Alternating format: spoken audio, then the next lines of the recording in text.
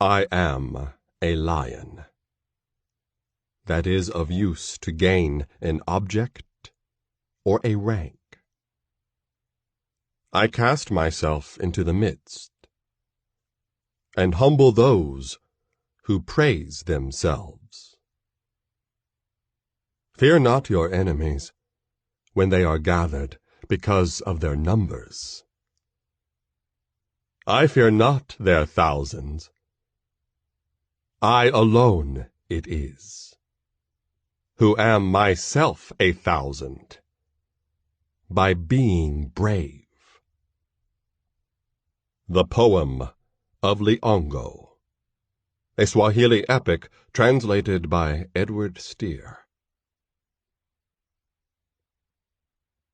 Chapter 1. Imji Yawuzimu. The forest lay green, brooding and quiescent under the heat of Jua, the sun. It was an isolated stretch of woodland, far from the glittering realms of the east coast kingdoms of Nyumbani, or the territories of the nomadic tribes of the borderlands, or even the haunts of the outlaws, who were known as Haramia. Few knew of the existence of this remote woodland, and its name had passed from memory. On this day, though, the tranquility of this long-forgotten forest had been shattered. Earlier, 2 humans had entered its confines. Those 2 had come fearfully, as though fleeing an unseen pursuer. The scent of that fear had assured the creatures of the forest that the intruders presented no danger. Now a new intruder had come, one who smelled not of fear, but of blood, steel, and hatred. It was the latter scent that sent flocks of brightly colored birds fleeing through the upper levels of leaves, and caused long-tailed monkeys to scamper from tree to tree, chattering and scolding in terror only vaguely comprehended. Even predators paused uncertainly in their stalking of prey, as the crashing noises the intruder made drew nearer. The trees in this forest did not grow densely, but the foliage high above was knit into a canopy that softened Jua's light into a golden-green haze. Numerous clearings dotted the woodland floor. Into one of those clearings strode the interloper, Imaro, formerly of the Ilyasai, and formerly the leader of the Haramia. The warrior was a fearsome sight. His umber-colored skin glistened sweat-slick through garments that hung in skimpy tatters from his massive frame. Crimson-crusted wounds scored his skin like glyphs inscribed by demons. Dried blood matted his woolly black hair. His face was hardened into an implacable mask of hatred. Unrequited vengeance burned like a torch in his eyes. Yet beneath the lamina of that emotion lay a core of grief so bitter it threatened to consume him entirely. Imaro did not like forests. Deep inside he longed for the vast golden sweep of the Tamborure, the flat grassland in which he grew to manhood among the Ilyasai people. But he knew he would never again see the savanna he had left behind. The woodcraft Imaro had learned during his subsequent wanderings was rudimentary, but still far superior to that of the ones he pursued. The trail was easy to follow. Imaro knew he was not far behind them. So intent was the Ilyasai on the signs of the passage of those he pursued that he remained oblivious to the death that lurked above him, using a leaf-shrouded limb to mask its silent approach. Only a sudden and belated stirring of his kufahuma, the tamburi-bred sense that warned him of impending danger, saved Imaro from the talons of the beast that sprang down from the trees. Despite the warrior's lightning-swift swerve to one side, the claws raked across one shoulder, adding to the scarlet wounds that already decorated his dark skin. Thrown off balance by the glancing blow, Imaro stumbled to the ground. Quickly he leaped to his feet and whirled to face his attacker. Then his eyes widened in surprise, for the beast that faced him was like none he had seen before, on the Tambourure or elsewhere. It was a great cat, leanly built, halfway between a leopard and a lion in size. Its fur was scarlet in hue, spotted like that of a leopard with rosettes of deeper blood-colored shade. Its claws were fearsome weapons, but more dangerous still were the dagger-like fangs that curved an inch below the cat's tufted chin. The beast's long tail lashed in frustration as it growled at Imaro. Not often did the red panther miss its prey when it attacked. "Chui, Nayakundu," Imaro said, giving the feline an Ilyasai name meaning red leopard.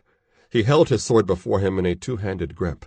If this feline behaved in a way similar to the ones he knew, it would spring again now. In a crimson blur, the cat hurtled through the air, mouth agape to drive its deadly fangs into Imaro's throat. Again the Ilyasai eluded the lethal talons and fangs.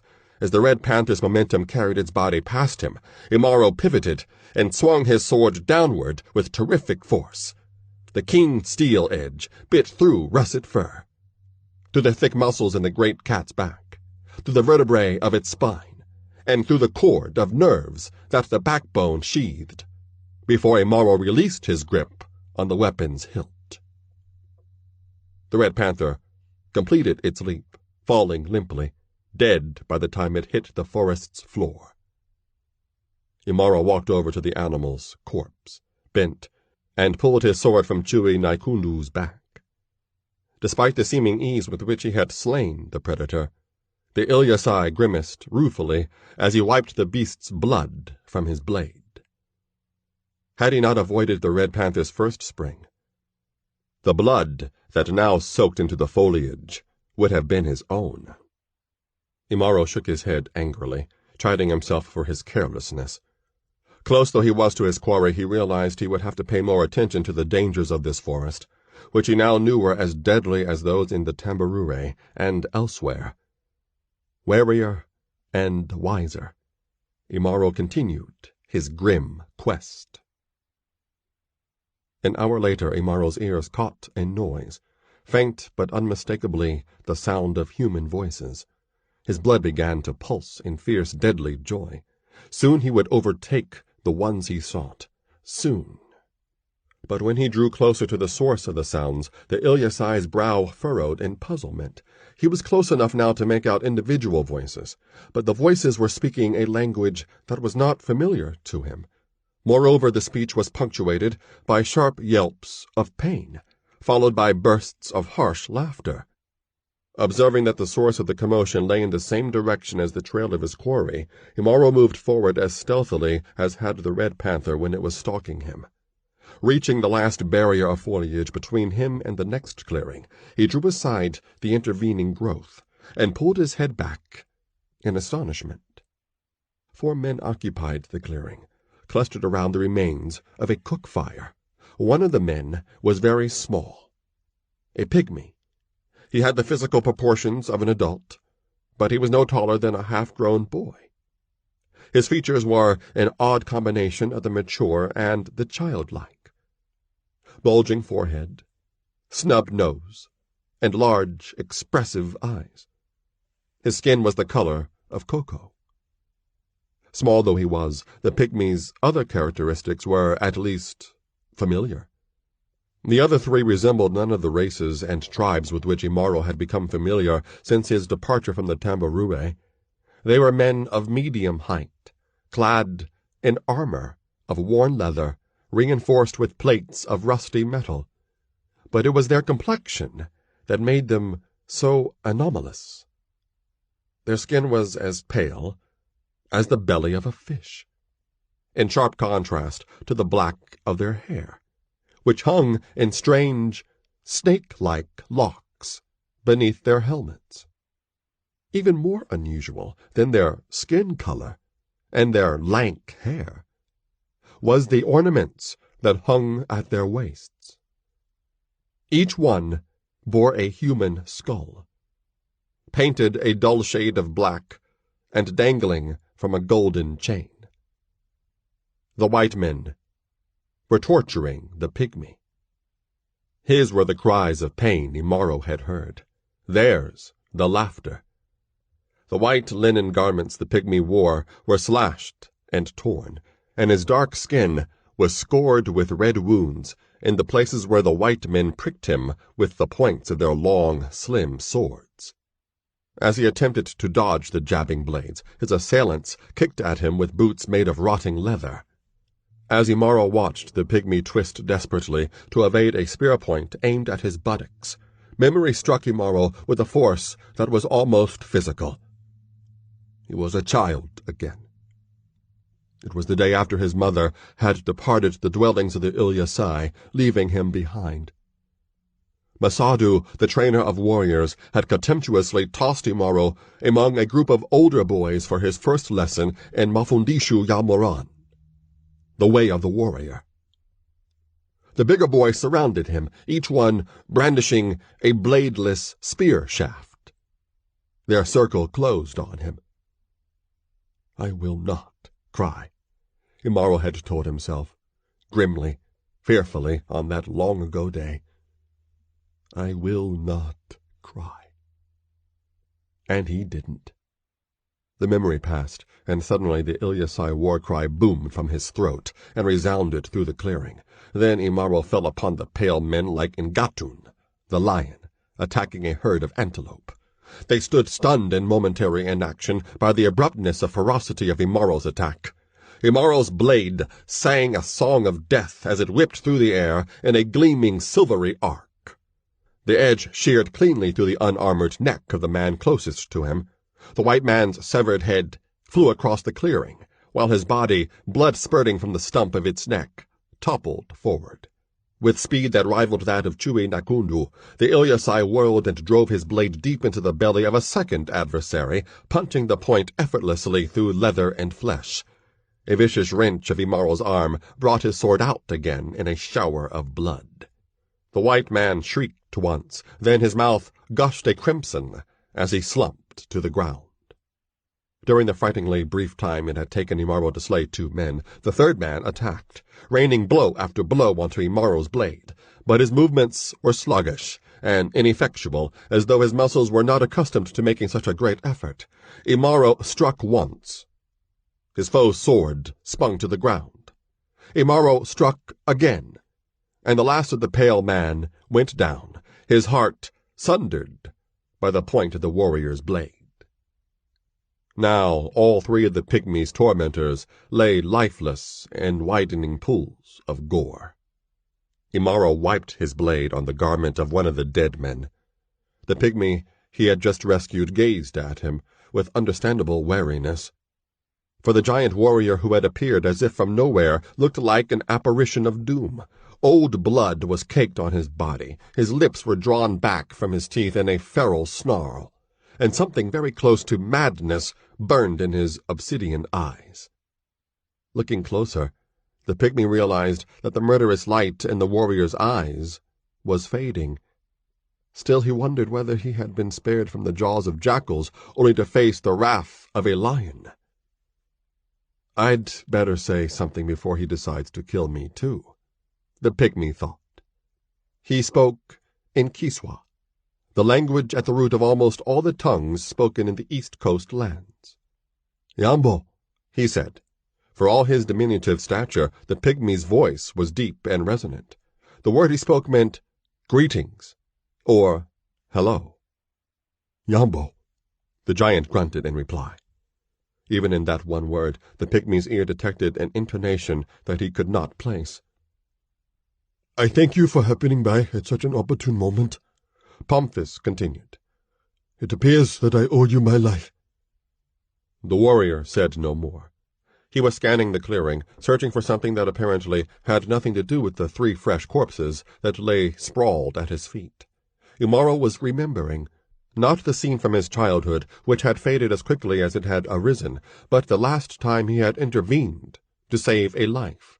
2 lives, those of Busa and Umsule of the Ntumwe tribe, when they were attacked by a crocodile in the Damba Balong River, far away from this place, and he remembered what had happened afterward. The pygmy's voice interrupted Imaro's musings. "My name is Pomphis," he said. "May I have the honor of knowing the name of the man who saved my life?" Imaro looked at Pomphis as though he were focusing on him for the first time since he had entered the clearing. Pomphis felt uneasy under that steady gaze. It was as though he were under the scrutiny of a lion. "My name is Imaro," the warrior said. He used his Ilyasai name, not the one by which he was known when he led the Haramia, into Injay, the outsider. Pomphis showed no sign of recognition. "Well, Imaro," the pygmy said, with what he hoped was a winning smile, "I was having a meal before being set upon, and I would be honored to share what remains of it with you." "I have no time for that," Imaro said. "The trail of the ones I seek leads into this clearing, and I can see that it leads out again. I know I'm close to them now, and I cannot delay. Would you, perhaps, be talking about the man and woman I saw who were captured by men similar to the ones you just killed?" Pomphis volunteered.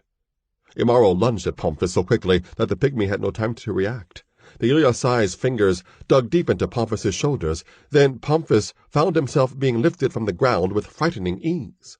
When he had raised Pomphis the full 2 feet that separated them in height, Imaro spoke, his voice like the growl of a leopard. "You've seen them," he demanded. "Where are they? Tell me." Looking much calmer than he felt, Pomphis made a slight, almost imperceptible wriggling move.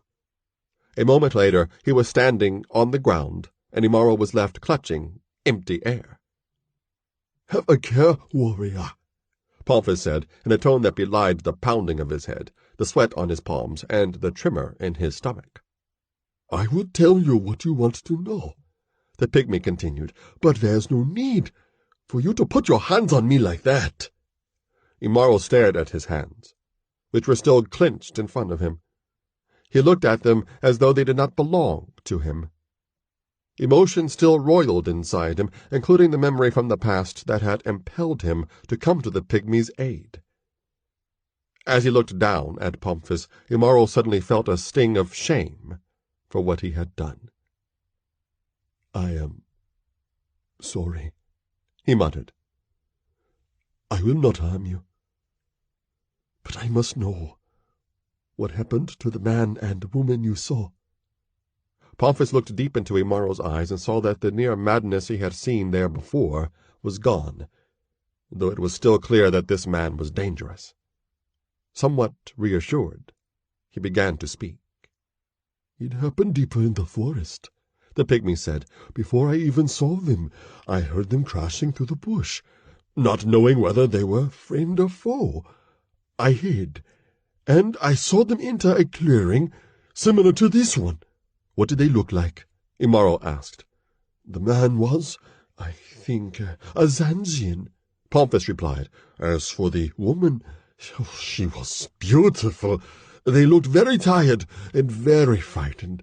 The woman looked as though she did not want to be with the man, but then her wrists were tied, so she obviously didn't have much of a choice in the matter." Unconsciously, Imaro clenched his fists. "They are the ones I seek," he said. Pomphis wondered uneasily what Imaro would do when he found them. Nonetheless, he continued.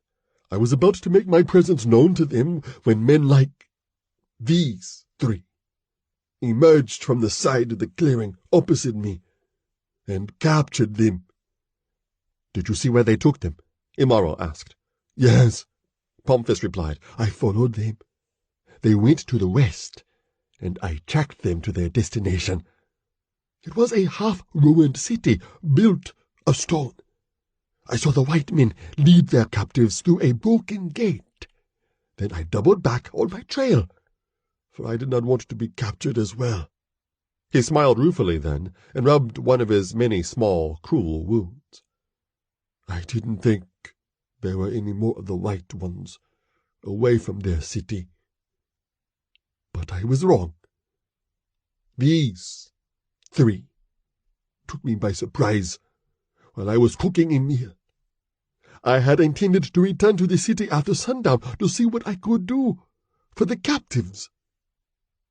Until you came along, it looked as though I would be going there, all right, as another captive, after they were through amusing themselves with me. Why risk your life by going back to the city? Imaro asked. To try to rescue the man and woman, of course. Is that not what you want to do? Imaro didn't answer. Do you not know who these white ones are? Pomphis asked. They are Mazungas. Mazungas, Imaro repeated. He shook his head, indicating his unfamiliarity with that word. Sit down, Imaro, sit down, Pomphis urged. We have a great deal more talking to do, it seems. Imaro made an impatient noise deep in his throat. He had no time to spend in conversation with this talkative small one. Then he realized that he, too, would be obliged to wait until nightfall to venture into the city in pursuit of the ones he sought. For his purposes, daylight was his enemy. The darkness, when it came, would be his ally. I will wait with you, Imaro agreed, but not in this clearing. Other paleskins could be coming out of their city in search of these dead ones. Nodding his assent, Pomphis proceeded to retrieve the half-cooked forest hare he had earlier brought down with a sling belted to his side. He also gathered up his other belongings, which included a beaded skull cap, which he quickly replaced on his head, and a leather bag secured by a drawstring. Then the giant and the Pygmay departed the clearing, leaving the 3 Mazungu corpses as mute witnesses to their passing. As he sat in the waning sunlight and chewed on a half-burnt haunch of hare, Imaro quickly learned that if his newfound companion could be described in a single word, that word would be loquacious. Even as he tore strips from his tattered garments to bind the wounds the Mazunga's swords had inflicted, Pomphis talked incessantly, his words swarming like bees from a hive.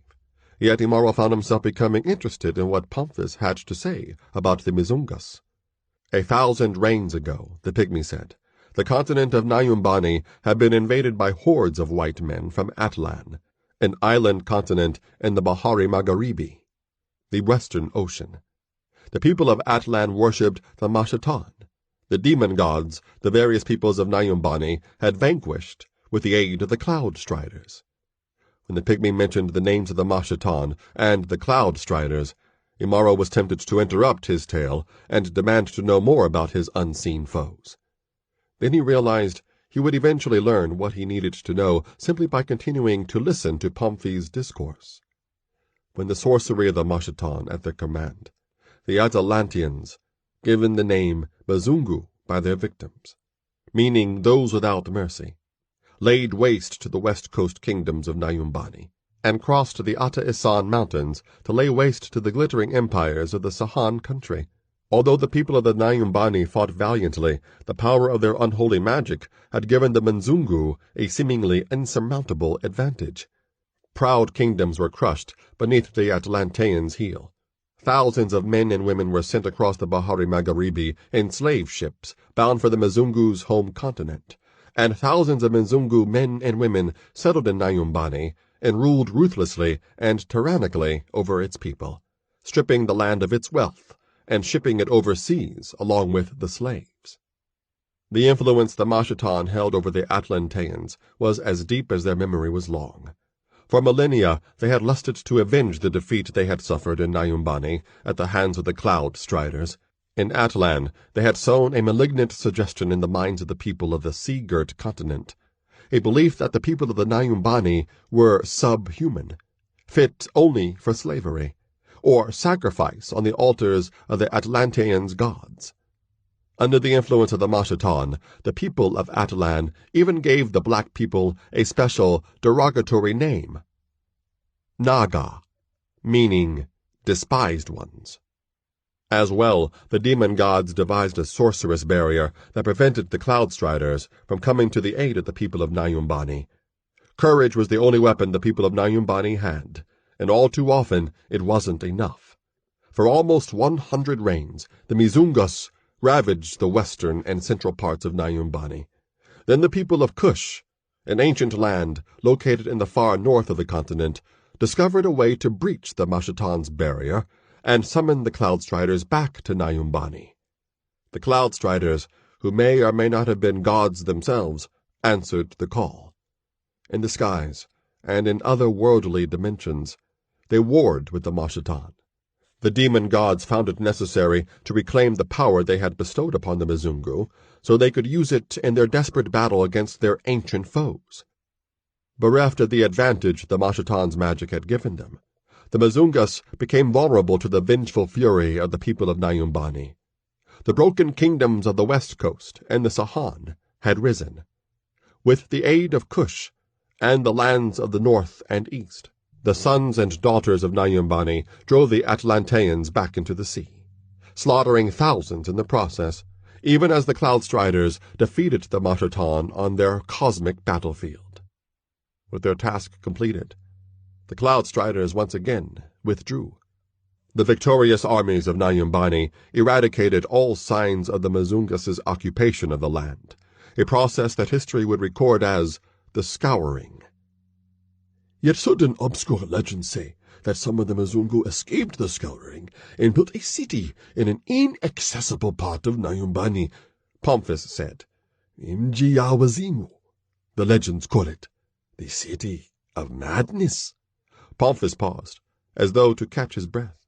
The sun had come close to setting while he talked, and red rays now illuminated the clearing. He furrowed his brows as though deep in thought. Then he continued. The Mizungu must likely have their own name for it, the Pygmy said. That isn't relevant, though. What's important is that the City of Madness really exists, and the two you seek are being held there. Imaro had listened intently to Pomphis's story. Anger rose within him when he heard of the atrocities the Mizungu had inflicted upon the people of Nyumbani, even though the misdeeds had been done many reigns in the past. He was glad he had slain the three in the clearing, and he looked forward to killing more of them after Jua's setting.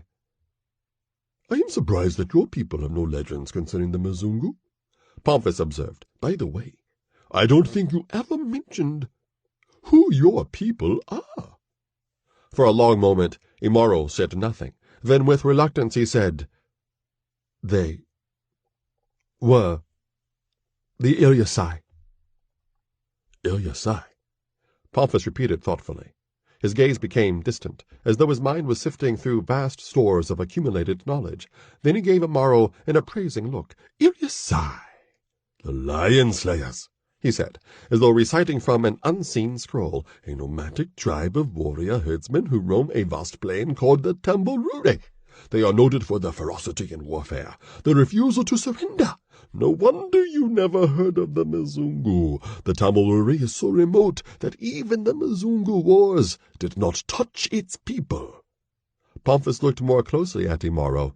You do not match the description of the typical Ilyasai, Imaro, Pomphis said.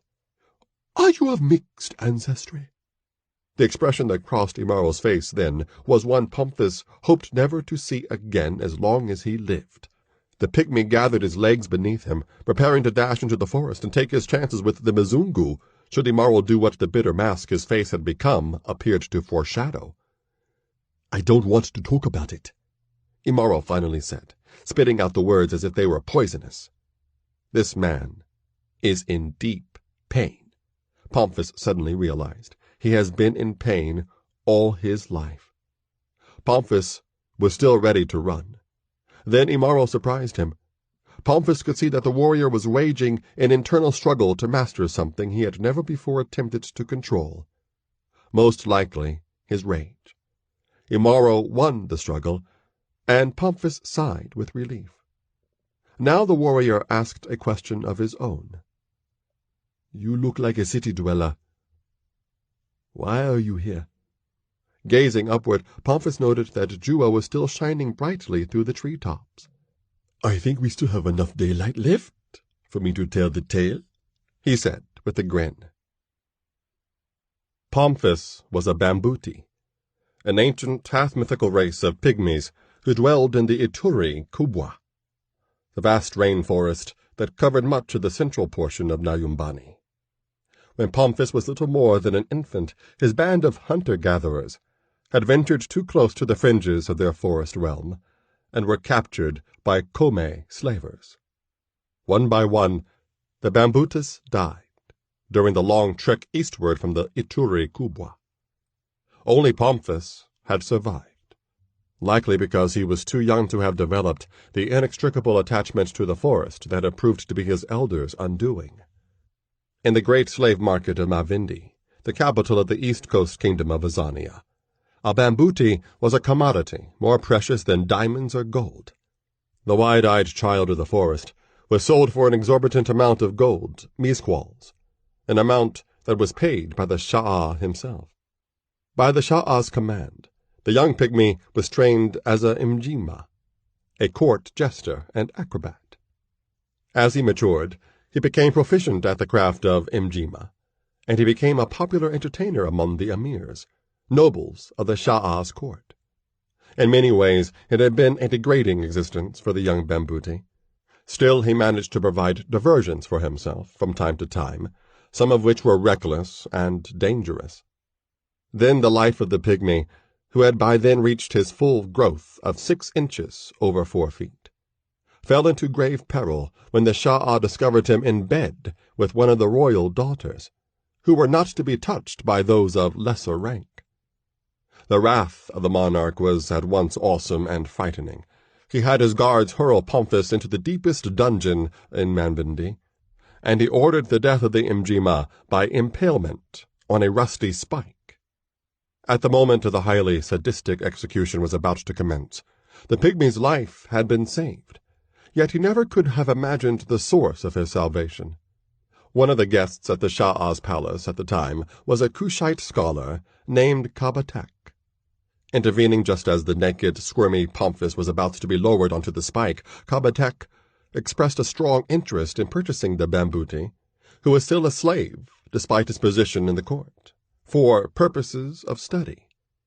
Grudgingly, the Shah had agreed. Consuming as his anger against Pomphis was, the monarch was reluctant to offend a visitor from Cush. Mighty as Azania was among the realms of the east coast, Cush was the most powerful nation in the whole of Nyumbani. Thus did Pomphis depart the spired city of Mavindi, which had been his involuntary home for almost a score of reigns. His last memory of the Shah was the image of the monarch grinding his teeth in frustration when the erstwhile mjima departed, with the comment that he hoped he had sired the beginning of a long dynasty of diminutive additions to the royal lineage. When Kabatek's splendid sea-craft began the long northward journey to Cush, the scholar was greatly disappointed to discover that Pomphis remembered nothing of his early existence in the Ituri Kubwa, for he had seen the passing of only 2 reigns when the Pygmay had captured his parents' band. He did not know the language he was just beginning to learn to speak, or even the name his long-dead parents had given him. Still, one bambuti legacy remained to him. As the pygmies possessed the ability to absorb and retain the location of every leaf and branch they encountered in the vastness of the great rainforest, Pomphis could recall the full text of anything he had ever read. Since the time the Shah's own royal tutor taught Pomphis to read, he had devoured the entire content of the Royal Azanian Library twice. This aptitude intrigued Kabatek, though he knew the griots of the Sahanic kingdoms had developed their own powers of recall to a similar, if not superior, degree. It was the pygmy's agile wit that impressed the scholar more, a wit honed by long years of entertaining the Shah and his emirs. By the time Kabatek's seacraft docked in the great harbor of Meroe, the chief city of the Kushite Empire, the scholar had adopted the bambuti as his assistant and protégé, and freed him from the status of slave. He also gave him the name Pomphis, which in the language of Cush meant know-all. Pomphis chose not to tell Imaro the name by which he was known in Azania. Pomphis's time in Cush was the happiest of his life. The wonders of the ancient land seemed endless. Cities almost as old as time that still looked new. Buildings that looked as though they had been constructed by giants. Domesticated lions, baboons, elephants, and other animals thought to be intractably wild. An entire city devoted to the smelting of iron and steel. Libraries and archives filled with more information than even he could absorb in a lifetime. The Cushites themselves were even more fascinating. Their night-black skin and bushy hair were not uncommon features in Nyumbani. It was their eyes that marked the Cushites as different. The irises were amber yellow, rather than the usual brown or black. Those eyes, the Cushites claimed, marked their ancient descent from the Cloud Striders, who were always depicted as titanic silhouettes with eyes that shone like the sun. For Pomphis, though, the Cushites were human enough, especially the women. Attracted by his unusual size, exotic origin, and keen wit, the women of Cush found him irresistible. "I may be a pygmy," Pomphis told Imaro with a grin, "but not everything on me is small." Life in Cush was indeed idyllic for the former Mjima, for Kabatek had taken Pomphis into his own household to instruct his young ward in the ways of the scholar. Pomphis proved an apt student, attracting the notice and approval of his mentor's fellow savants. Then the idyll ended. One day Kabatek was summoned to the palace of the Kandisa, the High Empress of Cush. The Kandisa had charged the scholar with a mission of major importance not only to Cush, but to the East Coast kingdoms as well. Of the nature of that mission Kabatek said little to Pomphis at first, but the young Bambuti was none the less eager to accompany his mentor on his journey. Reluctantly, Kabatek had agreed, and when he did, he told Pomphis all of what the Kandisa had said. It was during the pair's travels in the lands bordering Zanj and Azania that they had learned of the ravages of a Haramia leader named Intuinje, and the discomfiture his bandit horde had inflicted upon Pomphis's former master, the Shah, as well as the ruler of the neighboring kingdom of Zanj.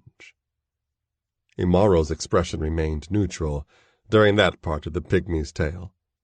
Shortly after the wayfarers heard about Intuinje, tragedy struck. In a remote section of Kundwa, a small kingdom just north of Azania, the two scholars were beset by attackers, not Haramia, but assassins of unknown origin. Although Kabatek knew sorcery as well as other disciplines, he was cut down before he could invoke any spells of self-defense. Pomphis had managed to evade the assassins, who could not cope with the acrobatic skills he had learned as an Mjima, the same skills demonstrated to Imaro when the warrior seized him. Grief-stricken, for he had come to regard the solemn Cushite as a father, Pomphis fled the assassins, eventually seeking shelter in the forest in which he and Imaro had encountered each other. By then he was satisfied that the assassins had lost his trail. He had assumed the forest was uninhabited, until he had seen a man and a woman hastening through the trees. Jua had set by the time Pomphis finished his narration, and dim twilight was the only illumination left in the clearing. While he talked, the Bambuti noticed that he was holding Imaro's attention. Still, something puzzled him. During all the other times he had regaled anyone who would listen with the story of his life, his audience invariably laughed until their sides ached. The Ilyasai, however, had not so much as smiled, not even once. Grim, Pomphis reflected uneasily. This is just about the grimmest human being I have ever encountered. Imaro had a question for Pomphis. "What is this mission for which your friend died?" "I cannot say," Pomphis replied. "It was between me, Kabatek, and the Kandisa. I cannot say what it is until it is accomplished." The Bambuti smiled with somewhat forced heartiness. "Hopefully, my friend, that will not prevent you from doing some talking of your own," he said. "What do you mean?" Imaro growled. The warrior was becoming impatient with his new acquaintance. He knew the Pygmy had not told him everything, and was hiding knowledge that might be of value to him. But Imaro was also attempting to absorb the import of what Pomphis had chosen to reveal. It was a glimpse of the world that existed outside the narrow confines of conflict and vengeance. Much of it he didn't understand, and there was so much more he wanted to know. Yet Pomphis was trying to get more information from him. "You are clearly of the Haramia," Pomphis said. "Yet you are here, alone, looking as if you've been through battles more demanding than the one those Mizungus put up. And you are pursuing a pair of people who look as though they are being chased by a pride of lions. I'm just wondering why. That's all." Imaro said nothing for a time. It was not his way to confide in others.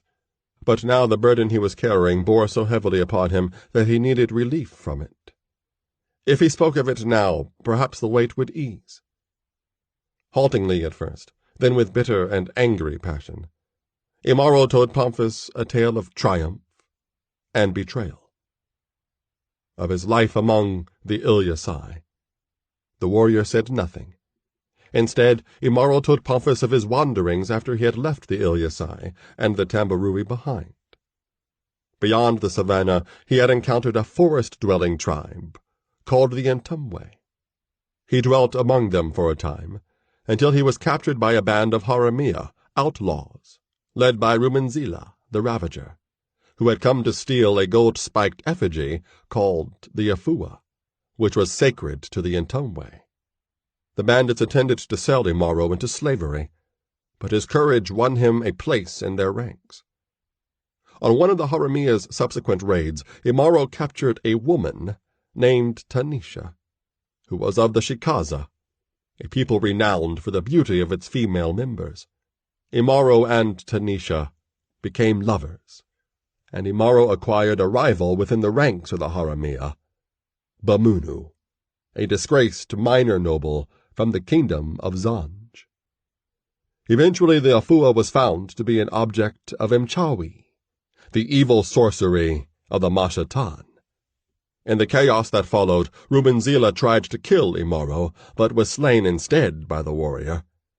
Imaro also destroyed the Afua. He then became leader of the Haramia, with Tanisha at his side. And Bamunu's envy festered. Under Imaro's leadership, the Haramia became a formidable force in the East Coast hinterlands, challenging the power of the rulers of Azania and Zanj, as well as the lesser kingdoms. All efforts to defeat the bandit army had failed. Pomphis interrupted him at that point. "Then you are into Inje, the outsider?" he asked. "Yes," Imaro replied. He stared hard at Pomphis, waiting to gauge the Bambuti's reaction to that revelation. Pomphis grinned. "Well, Imaro, or into Inje, anyone who pulls the tail of the Shah of Azania is a friend of mine," he said. "But why are you here alone? Where are the rest of the Haramia?" Imaro looked at him. Beneath the Bambuti's joviality, he saw something else, a sense of verification.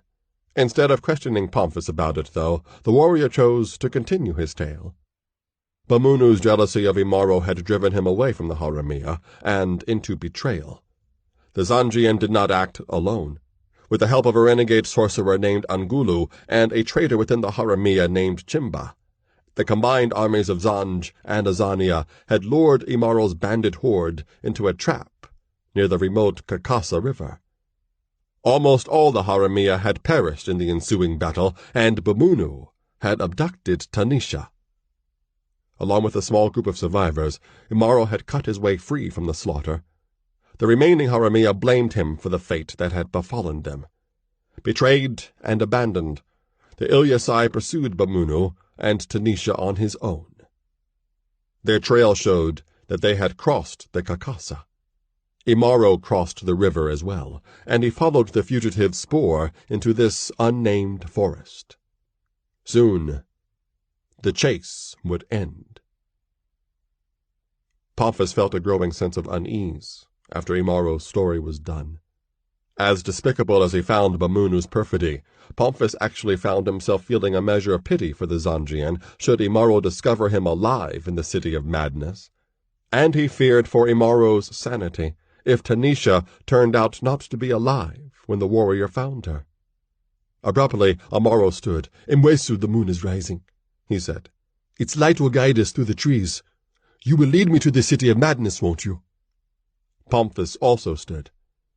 "I gave you my word, didn't I?" he said stiffly. Imaro nodded, the only apology he was willing to provide. "You will find that I'm not as useless as I look when it comes to a fight," Pomphis added.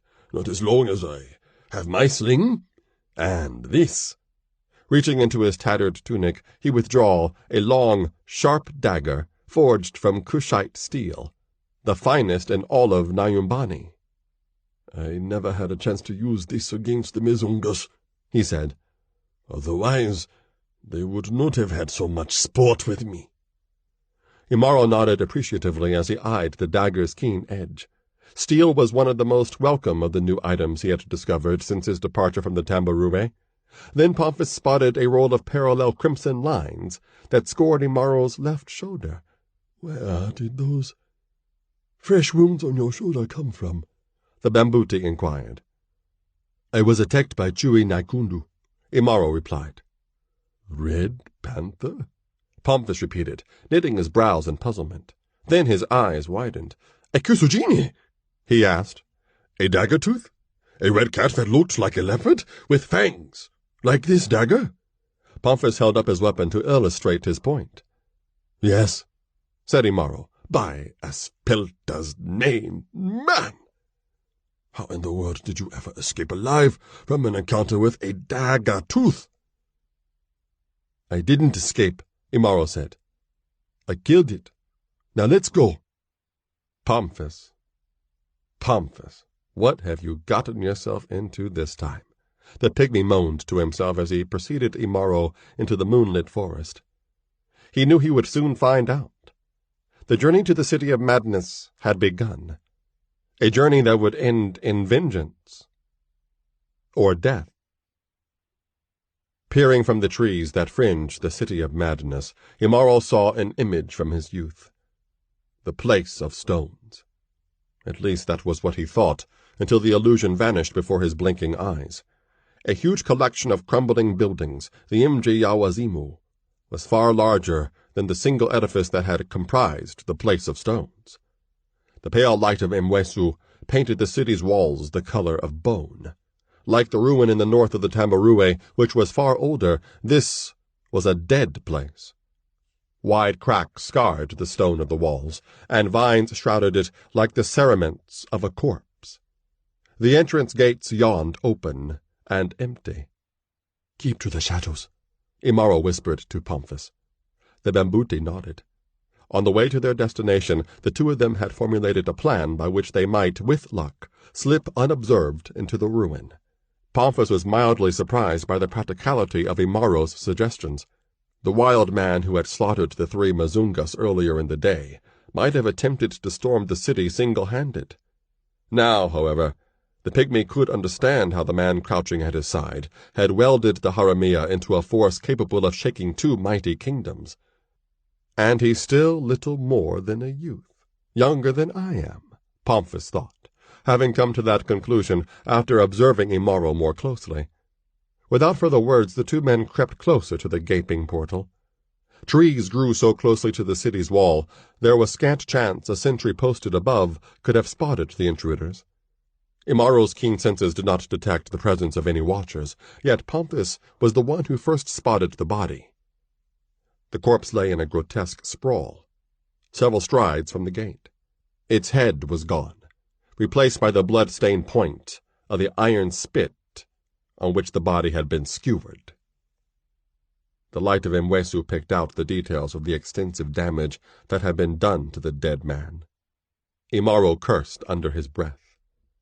By the tattered garments in which the corpse was clad, he knew he was looking upon all that was left of the traitor Bamunu. The vengeance he had so tenaciously sought had suddenly become little more than a hollow mockery, devoid of meaning. Now he could only save Tanisha, if she was still alive. He could not allow himself to think that she wasn't. Pomphis had assured him that the Mizungus conducted their ceremonies after dark, the time when the Mashatan were strongest. Turning to Pomphis, Imaro saw that the pygmy was trembling, as though he had contracted an illness. His eyes were glazed, and he seemed to be looking inward rather than outward. When he could speak again, the Bambuti's voice was half-strangled with fear and disgust. "Imaro," he said in a near whisper, "do you remember those skulls? The Mizungus wore at their waists? It all comes back to me now. The Kitabu Mizunga Mavita. The Book of the Mizunga War tells of how the Atlanteans imprisoned the souls of the people they killed inside their own skulls. The Naka, the soul force of their victims, prolonged the lives of the Mizungas. That is why these people took the head of your Zanjian here. That is why there are no farms here, or pens for cattle or goats. What these people did to Bomuno, they are going to do to Tanisha," Imaro said. He had no idea what Pomphis meant by the word book, but the conclusion to be drawn from the rest of the Bambuti's words was frightfully clear. A sound like the growl of Ingatun rose in the warrior's throat as he cursed the amount of time he had spent talking with Pomphis. He had learned much, but none of it would matter if he were already too late to save Tanisha. Ripping his sword from its scabbard, Imaro plunged through the dark portal that led into the city of madness. "Imaro, no!" Pomphis cried, horror-struck, not caring who heard him. "Our plan! Remember our plan!" He heard no response from Imaro. Gathering what remained of his courage, the pygmy, still trembling, followed the Ilyasai through the leering gate that appeared to swallow them whole. Inside the walls, broken remnants of buildings staggered along both sides of a paved boulevard. Wide cracks webbed the flat stones of the street, and weeds sprouted in rank profusion, not only in the cracks in the street, but on its sides as well. At the end of the ancient avenue, a huge structure loomed like a giant squatting on a granite throne. It was far better preserved than the other buildings, showing scant signs of decay. Although Mwesu's light bathed the scene in an eerie glow, there was no sign of life in either the streets or the silent buildings. Yet a sickish, sweet charnel odor hung heavily in the air. Rushing in a desperate attempt to catch up with Imaro, Pomphis let out a sigh of relief when he saw the warrior waiting for him, a dark shadow among the many others cast by the moon's light. "Thank Spelter you waited," Pomphis gasped gratefully. "You could have been killed, rushing in here like that." "There's nobody out here," Imaro said calmly. "All the Mizungas must be in the largest stone manyatta, as you thought they would." He indicated the huge building down the street, but he used the Ilyasai word for dwelling, even though the stone structures of the city were far removed from the portable leather huts in which the warrior herdsmen lived. "That's right," Pomphis said. "The accounts in the Katibu Mazunga Marita stated that they needed as much of the population as possible in the temple for the ceremony to be effective." "Listen," Imaro said, interrupting what was about to become a lengthy discourse. A low, droning hum wafted from the huge buildings Pomphis called a temple. Faint, clanging sounds interspersed the bizarre rhythm of the low-pitched drone. "We have to hurry," Pomphis urged. "There isn't much time." No longer concerned about the echoes their feet raised from the broken pavement, the Bambuti and the Ilyasai raced toward the Mizungus' temple. As they drew nearer, the details of the building became clearer in the stark moonlight. Cubic in shape, the temple was a windowless edifice of dark stone, almost untouched by the withering breath of time. Its entrance was cut in the form of a huge open mouth, with square stone protrusions as fangs. Frieze, sculpted in low relief, covered every inch of the surface. The carvings depicted scenes of unimaginable cruelty, with tall, noble, long-haired figures dominating stooped, apish creatures only vaguely identifiable as human. Though its brightness had faded with the passage of the rains, the pigments that colored the figures were still visible. The noble victorious ones were painted white, their cringing, subservient victims black. Imaro made a sound deep in his throat as his anger against the Mzungus grew. Those pictures on the stone, was that what these white ones thought of him and his kind? As jackals? Cowards to be trampled underfoot? Imaro vowed that no matter how many Mzungu he found in this temple, they would learn how a Ilyasai warrior could fight. For his part, Pomphis looked at the carvings and reflected sadly upon the fate of this remnant of the Mzungu invaders, still deluded by the false tenets inculcated by the Mashatan. Even now, they have not learned the Bambuti thought. The droning hum rose and fell like a tide of sound, flowing from the stone-fanged entrance to the temple. The noise seemed to both beckon and repel, daring the warrior and the scholar to enter the darkness and warning them of the doom that awaited them if they ventured inside. Imaro and Pomphis quickly realized that the entrance was not guarded. They looked at each other once, then stepped into the dense blackness of the temple's interior, both feeling a crawling sensation on the skin beneath their shoulders as they passed beneath the stone teeth hanging high above them. As they made their way further into the gloom, Imaro and Pomphis realized they were in a long, narrow corridor, cut from solid stone, like the gullet of an enormous beast. A square of lurid emerald light glimmered at the end of the corridor. Their objective clear, the two intruders made their way carefully down the shadowed reaches of the hallway, wary of traps or obstacles that might have been placed in their path. Yet, even the erudite Bambuti did not fully anticipate what they would find on the corridor's other side. The single inner chamber of the temple was a huge cavity hewn from the heart of the titanic block of granite from which the structure had been shaped. Its space easily accommodated the last of the Mzungus, fewer than 80 people in all. Most were men, some clad in decaying armor like that worn by the ones Imaro had slain in the forest. Others wore dark hooded robes of mildewed cloth. The few Mzungu women in the assemblage wore floor-length wraps made from a gauzy frayed fabric, and jeweled tiaras were half hidden in their long hair. From golden chains about the waists of all, black painted skulls swayed, their dull surface only dimly reflecting the emerald light cast by a glowing sphere suspended from the high vaulted ceiling. The Mzungus were chanting, intoning a low, droning cadence that reminded Imaro of the hum of a hive of bees.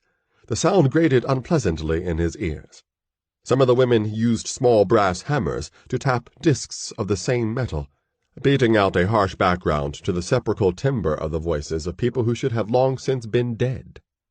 Leading the Atlanteans in their monotonous chant was a man obviously in authority over the rest, a king or priest or perhaps some combination of the two. He stood taller than the others, and 8 golden chains festooned his black robe. From each chain, a black painted skull dangled forlornly. In his hands, the Mzungu priest king cradled a 9th skull, to which no golden chain had yet been attached. Obscured by the deep shadows outside the chamber, Pomphis and Imaro stared in horror and fascination, not at the Mzungu priest king or his chanting votaries, but at the thing to which they were directing their homage, and at the altar that was positioned beneath it. A blocky, throne-like dais dominated the center of the chamber. Upon the dais hunched a bizarre effigy sculpted from pitted, gray-green stone. From the waist up, the creature the sculpture depicted resembled Ngagi, the gorilla, an animal of which Imaro had once caught glimpses in the Kajua forest, where the Mtumwe dwelled.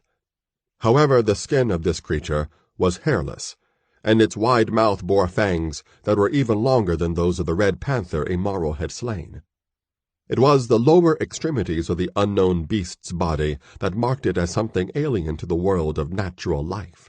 Its legs were like those of the hindquarters of Mboa, the buffalo.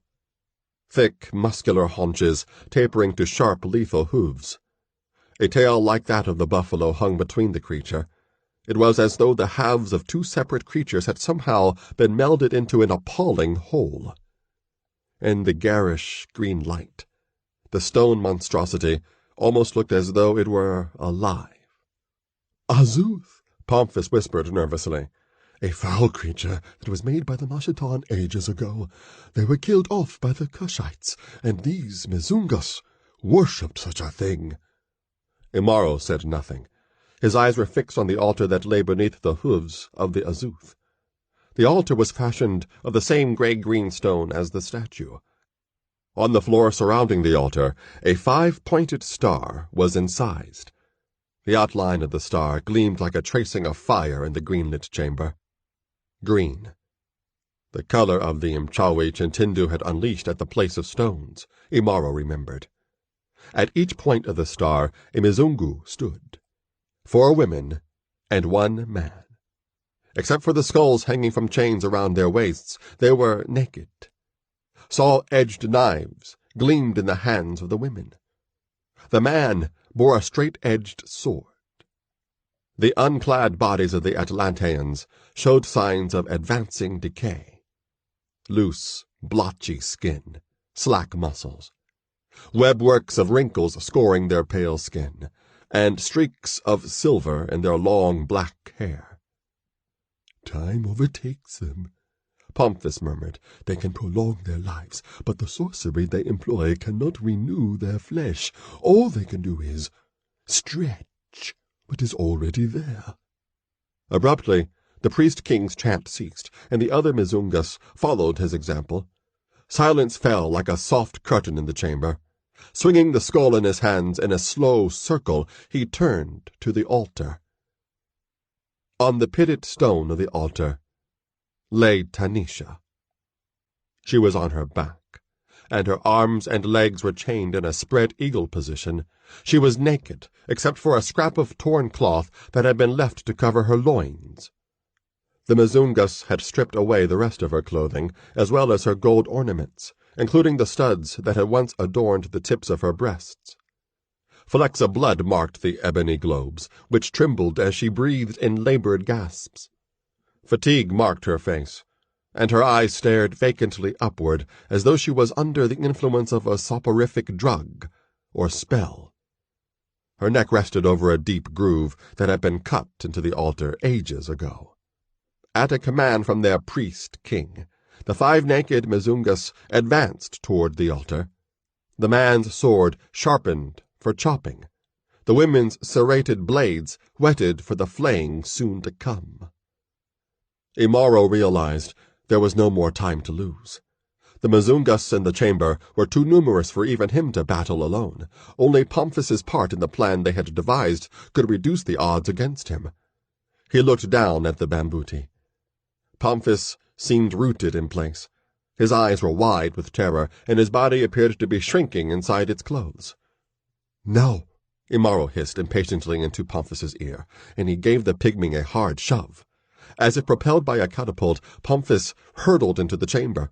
He stumbled and nearly fell, and for a moment stood irresolutely, glancing about in near panic. Then he straightened himself to his full height, cupped his hands around his mouth, and bellowed a series of words in a language that jarred against Imaro's ears, as though they could not accept the reality of what they were hearing. Nonetheless, the Bambuti's words had an instant effect. Almost at once, the Mizungus whirled and gaped at the entrance to the chamber, where Pomphis stood clearly outlined. A wicked grin replaced the previous terror-stricken expression on his face as he repeated the string of harsh, guttural syllables. The Mizungus burst into a paroxysm of hysterical frenzy. Roaring and shrieking as if they had suddenly surrendered to madness, they hurled themselves headlong toward the diminutive form of Pomphis, who turned on his heel and fled down the dark corridor through which he and Imaro had come. Despite the loud imprecations of their priest-king, the Mizungus pelted after the Pygmay, bypassing Imaro, who had flattened himself against a wall. The warrior was well hidden in the shadows. The entire mob of screaming Mizungus passed by without noticing his presence. Imaro waited until the last echoes of the Atlanteans' footsteps died. Then, sword in hand, he entered the chamber. Vorstos. Grand Hierophant of the undying city of Johannes, boiled with fury. The ceremony of translocation had reached its most critical point when that chittering chimpanzee of a pygmy had suddenly appeared, mouthing obscenities that Vorstos and his people had not heard for centuries. Now the rite was undone. Even he, empowered as he was by the sacred ones, could not complete it by himself. Only those who had been purified in the pentacle could remove the Naga woman's head from her body, strip it of skin and sinew, extract the brain, and prepare the receptacle of bone to imprison the raw essence of life force the Atlanteans needed to survive. So enraged was Vorstos that he could have driven his dagger straight into the belly of the woman lying supine on the altar, but his friend Bothos was dying. The prisoner's life force was indeed needed to preserve his existence. So, too, was the life force in the skull that rested in his hands. Already sealed by the black lacquer of circumscription, its life force would go to Girdis, who was high priestess of the sacred ones, and his lover of 10 centuries standing. Many of his people were dying now, for the supply of souls needed to continue the unnatural extension of their lives had dwindled to a point far below the Atlanteans' demand. Rarely, so rarely, did the Nagas venture into the forest that was encroaching upon Johannes. And the city itself was gradually falling into ruin, for the dwindling population lacked the energy necessary to maintain even a remnant of its splendor. He remembered Johannes as it was, spires gleaming under the hot sun of an alien continent, streets filled with the proud and haughty people of Atlan, fields hacked from the jungle teeming with Naga slaves, tending and harvesting the crops under the watchful eyes of Atlantean overseers, hordes of servants available to see to all of the city dwellers' needs, almost all of it now gone. Today, the soldiers had captured 2 Nagas, one of whom had already served his purpose. As for the foul-mouthed Pygmy, small though he was, his skull could still adorn the waist of an Atlantean, his puny soul fueling outworn vitality for another few decades. Soon his people would return with the Pygmy, hopefully alive, and not torn to pieces because of his blasphemy, and the 3 soldiers who had not yet returned to Johannes may well be delivering more black captives to the city. Vorstos shifted his gaze from the woman on the altar to the pale green sphere above him. A wave of melancholy washed through him, an occurrence of increasing frequency in recent years. Memories of a millennium's duration crowded into his mind like vultures settling on a fresh carcass. He recalled the early glories, some of which he knew only from history, and others in which he had directly participated. The Sacred One's call to conquest. The sea voyage eastward from far Atlan. The initial victories over the witless Nagas. The thousands upon thousands of shrieking captives dragged to the altars of Yug-Thukatoth and the other Sacred Ones. The thousands more shipped off to labor as slaves in Atlan, and their counterparts who were forced to become slaves in their own homeland. Vorstos's graying brows drew together in a frown as other memories washed in a bitter tide through his mind. In the pulsating depths of the green sphere, he could almost see again the sky-shaking conflict between the Sacred Ones and the demons the Nagas had conjured. This was the beginning of the end of the Atlantean domination of the Black's continent. In defeat, the Sacred Ones had fled the earthly plane, leaving the Atlanteans to fend for themselves against the hordes of vengeful Nagas inflamed by the triumph of their devil gods. The nations not yet subjugated by Atlan joined forces with the rebels in conquered lands to drive the Atlanteans inexorably westward to the sea, which eventually carried them home. But not all the Atlanteans were able to reach the ships waiting for them on the west coast. Vorstos and his people had been forced to flee to the east, for the way west was blocked by thousands of Black Sahani's horsemen bent on vengeance. Many more Atlanteans died before Vorstos found refuge in this remote jungle fastness. Here he and his people built Johannes, Here they would await rescue once sufficient forces from their homeland could be sent to crush the rebellious blacks. But no one came from Atlan. Months of anxious waiting lengthened into years, then decades, then centuries. Only 3 great magics remained to the followers of the Grand Hierophant, 3 of what had once been innumerable. The ceremony of translocation which prolonged the Atlanteans' lives after it was discovered that their women could no longer bear children. The sphere of sustenance which freed them from the need for food and drink. And the effigy of the Azuth, the ape bull, the secret of which was known only to Vorstos. As the centuries dragged on, the people weakened and grew apathetic, watching passively as more of their city fell into ruin. When their Naga slaves deserted en masse on a single moonless night, the people made only half-hearted efforts to recapture them. Soon, Vorstos knew, not even the soul essences in the lacquered skulls would be able to avert the relentless advance of decay any longer. And then the jungle would claim Johannes, and the Atlanteans' presence in the land they had conquered and ruled would be erased. "No!" Vorstos shouted loudly as he glowered at the woman on the altar. "As long as I live, Johannes will not die. Johannes will live until the Nagas are once again crushed beneath the heel of Atlan." Then Vorstos heard a footfall behind him. Whirling to face the entrance to the chamber, he cried out in dismay at the sight of a huge black warrior advancing toward him. Here was no Pygmay, nor was it a woman, defiant yet still easily overcome because she was bound.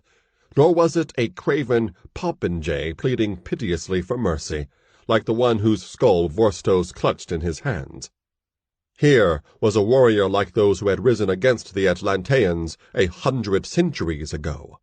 Vorstos read the hatred graven on the Naga's face. It matched his own more closely than he would have liked, and for the first time in many years the Grand Hierophant of Johannes knew fear. From the tensing of the thews in the warrior's chest and arms, Vorstos knew the blade in the black man's hand was about to swing in an arc that would end in death. The Hierophant knew he had only one chance, the Azuth. With a swiftness born of desperation, the Atlantean hurled the black-painted skull toward the gray-green statue of the ape bull. The moment the Mzungu threw his grisly missile at the monstrous statue, Imaro raised his sword and plunged forward, intending to cut the white man down where he stood. Then the black skull exploded as it hit the pitted stone, and Imaro stopped in his tracks. Bits of splintered bone flew in all directions, and Imaro lifted one arm to his eyes in a protective gesture. Slowly the Mzungu crept into the shadows. His thin lips curved in a leer of anticipation. Imaro lowered his arm from his eyes and gaped in disbelief at what he saw. A filmy, necrotic substance was billowing from the black blotch that marked the impact of the skull against the statue. Then the smoky substance coalesced into a form that was quasi-human in aspect, with lambent slits of crimson in place of eyes. For a moment, those burning eyes glared directly into Imaro's, radiating a hatred that was intensely personal. Then the phantom shape turned to the effigy of the Azuth, and the unstable substance of which it was made began to spread across the surface of the stone.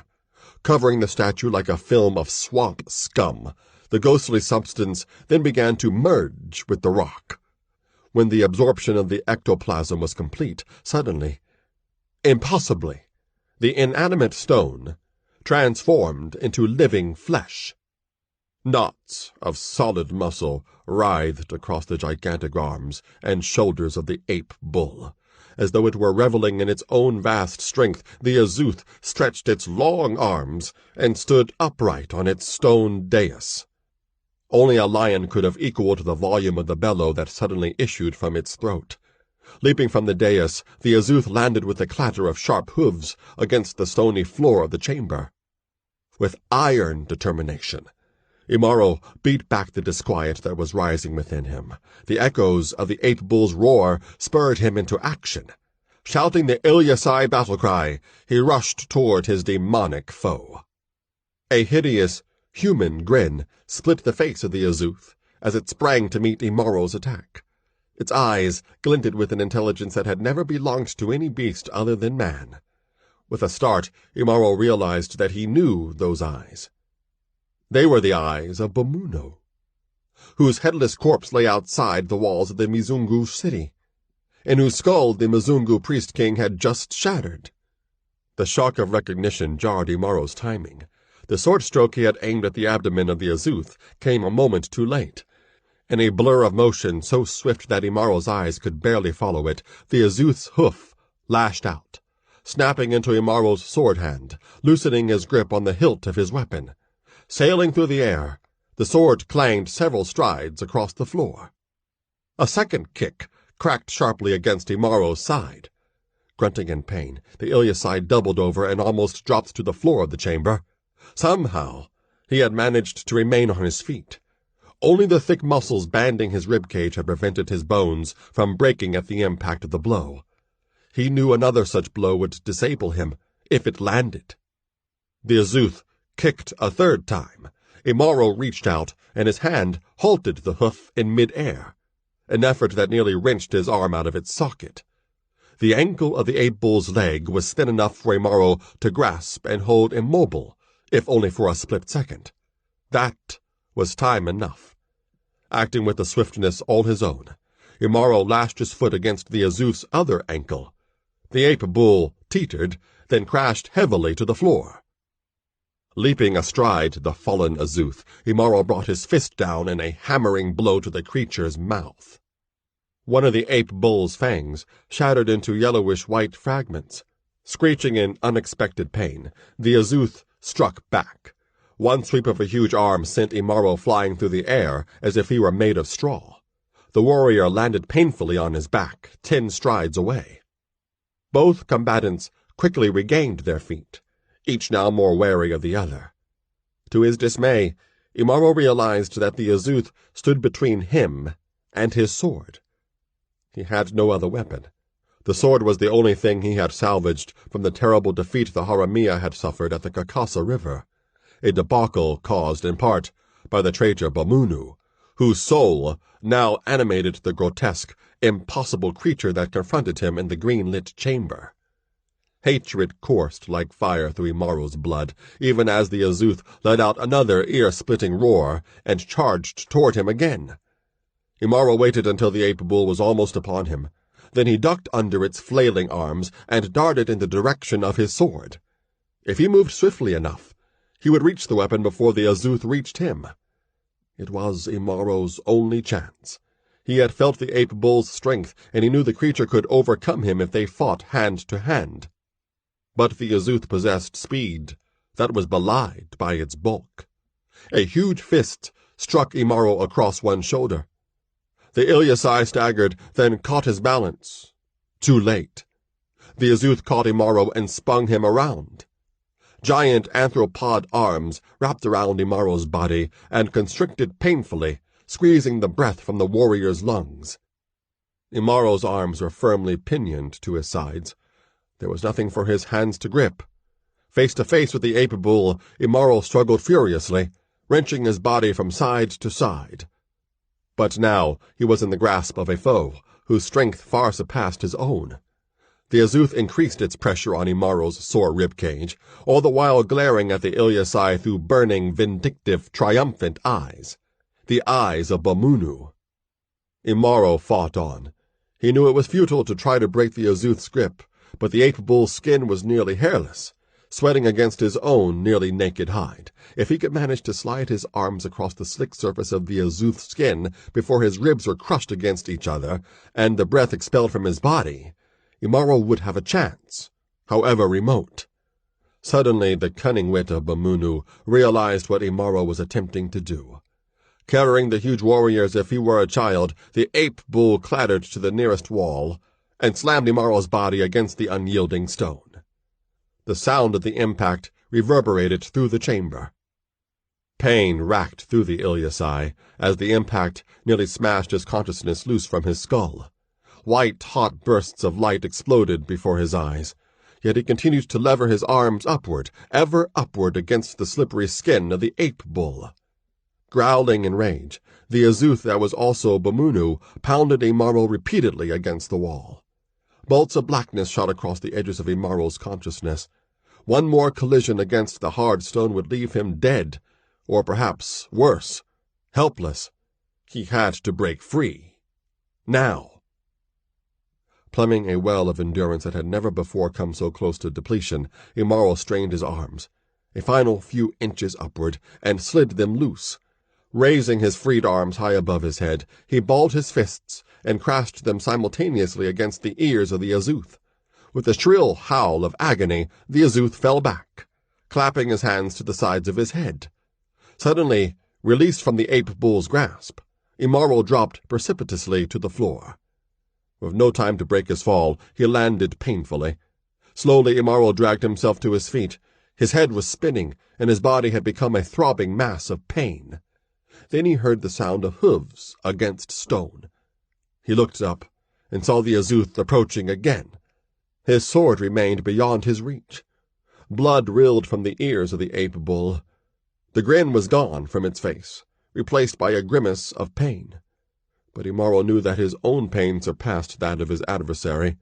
Another assault like the one he had just endured would shatter his body, if not his spirit.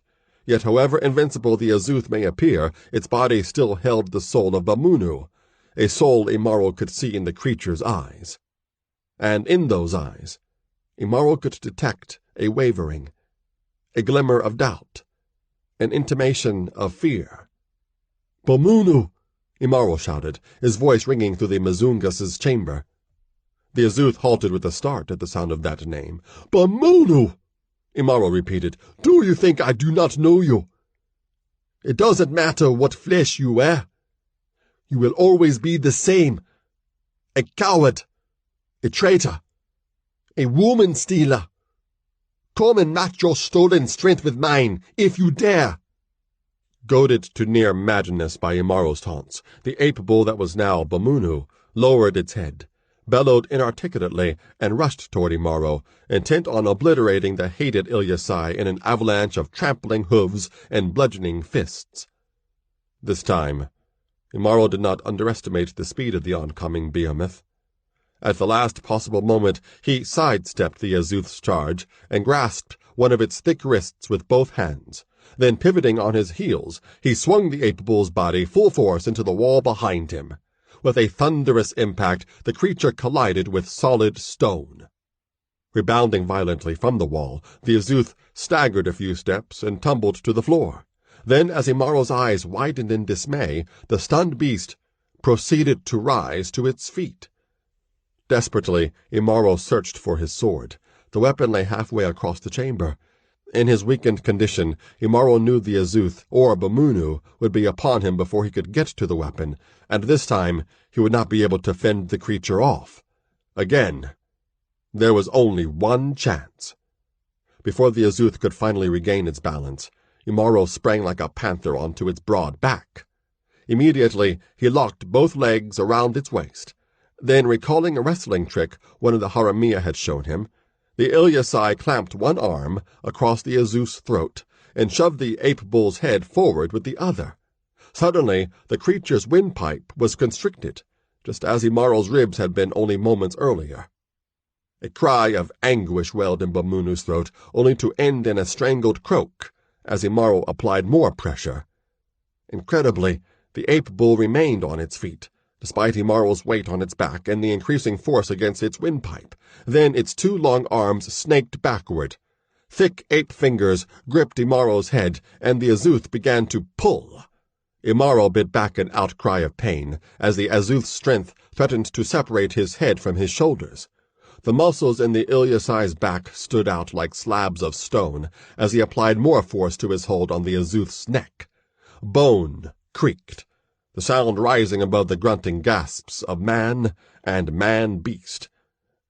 Then, at the moment it seemed the bones of Imaro's own neck would pop apart, a gurgling moan issued from deep inside the body of the Azuth. Its hands fell away from Imaro's head.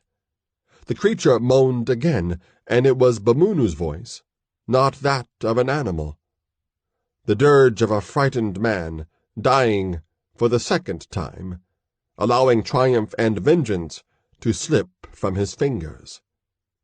With a final surge of preterhuman might, Imaro broke the neck of the Azuth.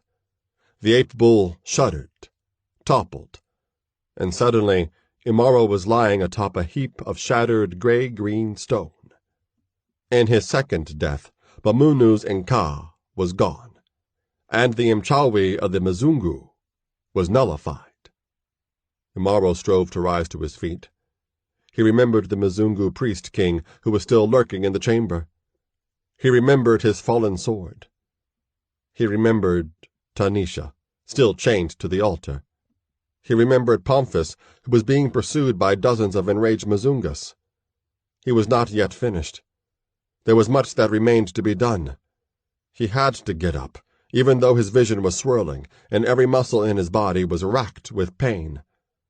But the long miles he had traveled in pursuit of Bamunu and Tanisha, after the Haramia had abandoned him, the slaying of the Kisujini, and the incredible battle he had just fought against the Azuth, all those exertions had combined to sap the strength from Imaro's thews.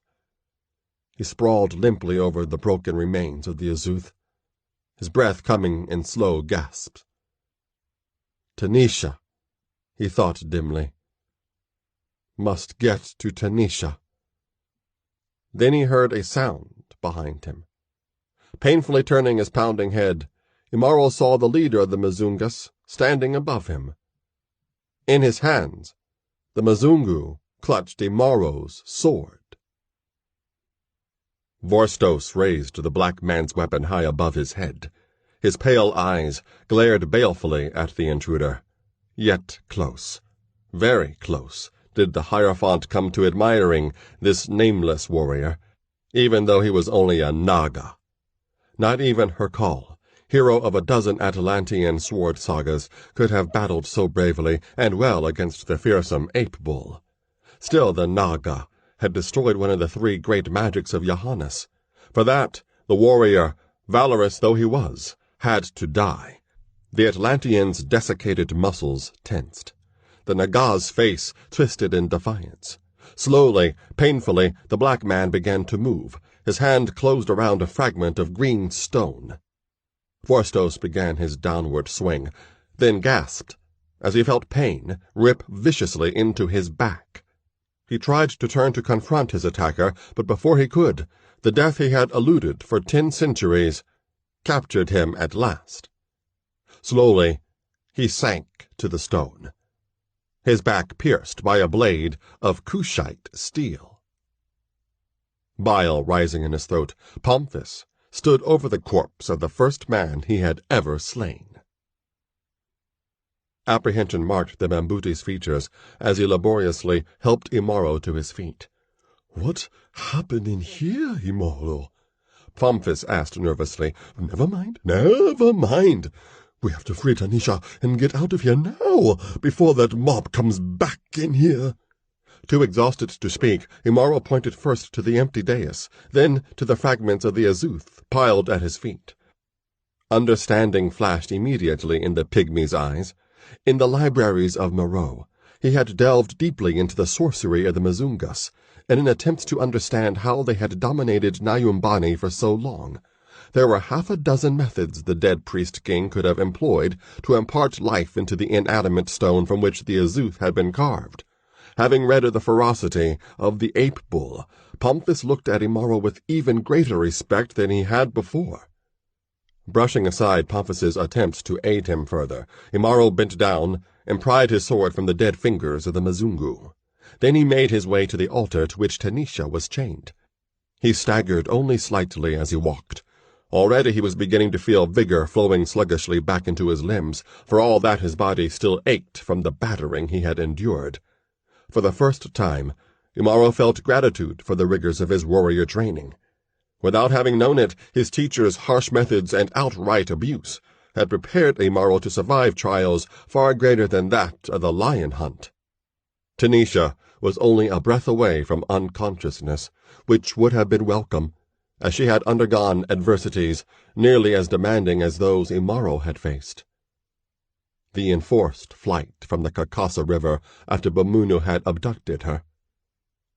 Her last sight of Imaro across the battlefield, fighting for his life against overwhelming odds. Her struggles to fight off the abuse the Zangian had attempted to inflict. The hoping that Imaro had survived the rout, and was coming soon to rescue her. Then the capture by the strange, white-skinned people. The awful sights and sounds of Bamunu's death, and the knowledge that the same fate awaited her. The noxious fumes they had forced her to inhale. The induced torpor that had stolen her will to resist and turned consciousness into a dream that was slowly fading away. The mild discomfort that would otherwise have been severe pain, as the white ones stripped away her golden ornaments, including the hoops in her ears and the studs in her nipples. The drone of their chanting voices, which would have been maddening had she been fully conscious. The sound of a voice that she had longed so desperately to hear. A struggle to regain full consciousness. A struggle she was slowly losing. She could no longer open her eyes. A loud clanging noise near her head jolted Tanisha out of her haze. Her eyelids flew open, just as another clang sounded, followed by a rattling noise. Turning her head in the direction of the sound, she saw Imaro, using his sword to cut through the links of the chains that bound her. Her warrior had come for her, just as she had hoped and prayed to her Shikaza gods that he would. But it was Imaro as she had never seen him before. Even in the dim light cast by the emerald sphere, she could see the darker smudges of bruises against his umber skin, and the dried blood from the old wounds, and fresh blood from new ones. He moved as though he was in a great deal of pain, and his face was drawn and grim. "Imaro," she whispered, not certain he could hear. She waited until the Ilyasai had severed all 4 of the chains that attached her to the Mizungus' altar before she sat up. When he turned to face her again, she embraced him fiercely. The loose chains that hung from her manacles rattled loudly. After a moment, Imaro returned her embrace with his free arm. He held her closely, her skin warm against his.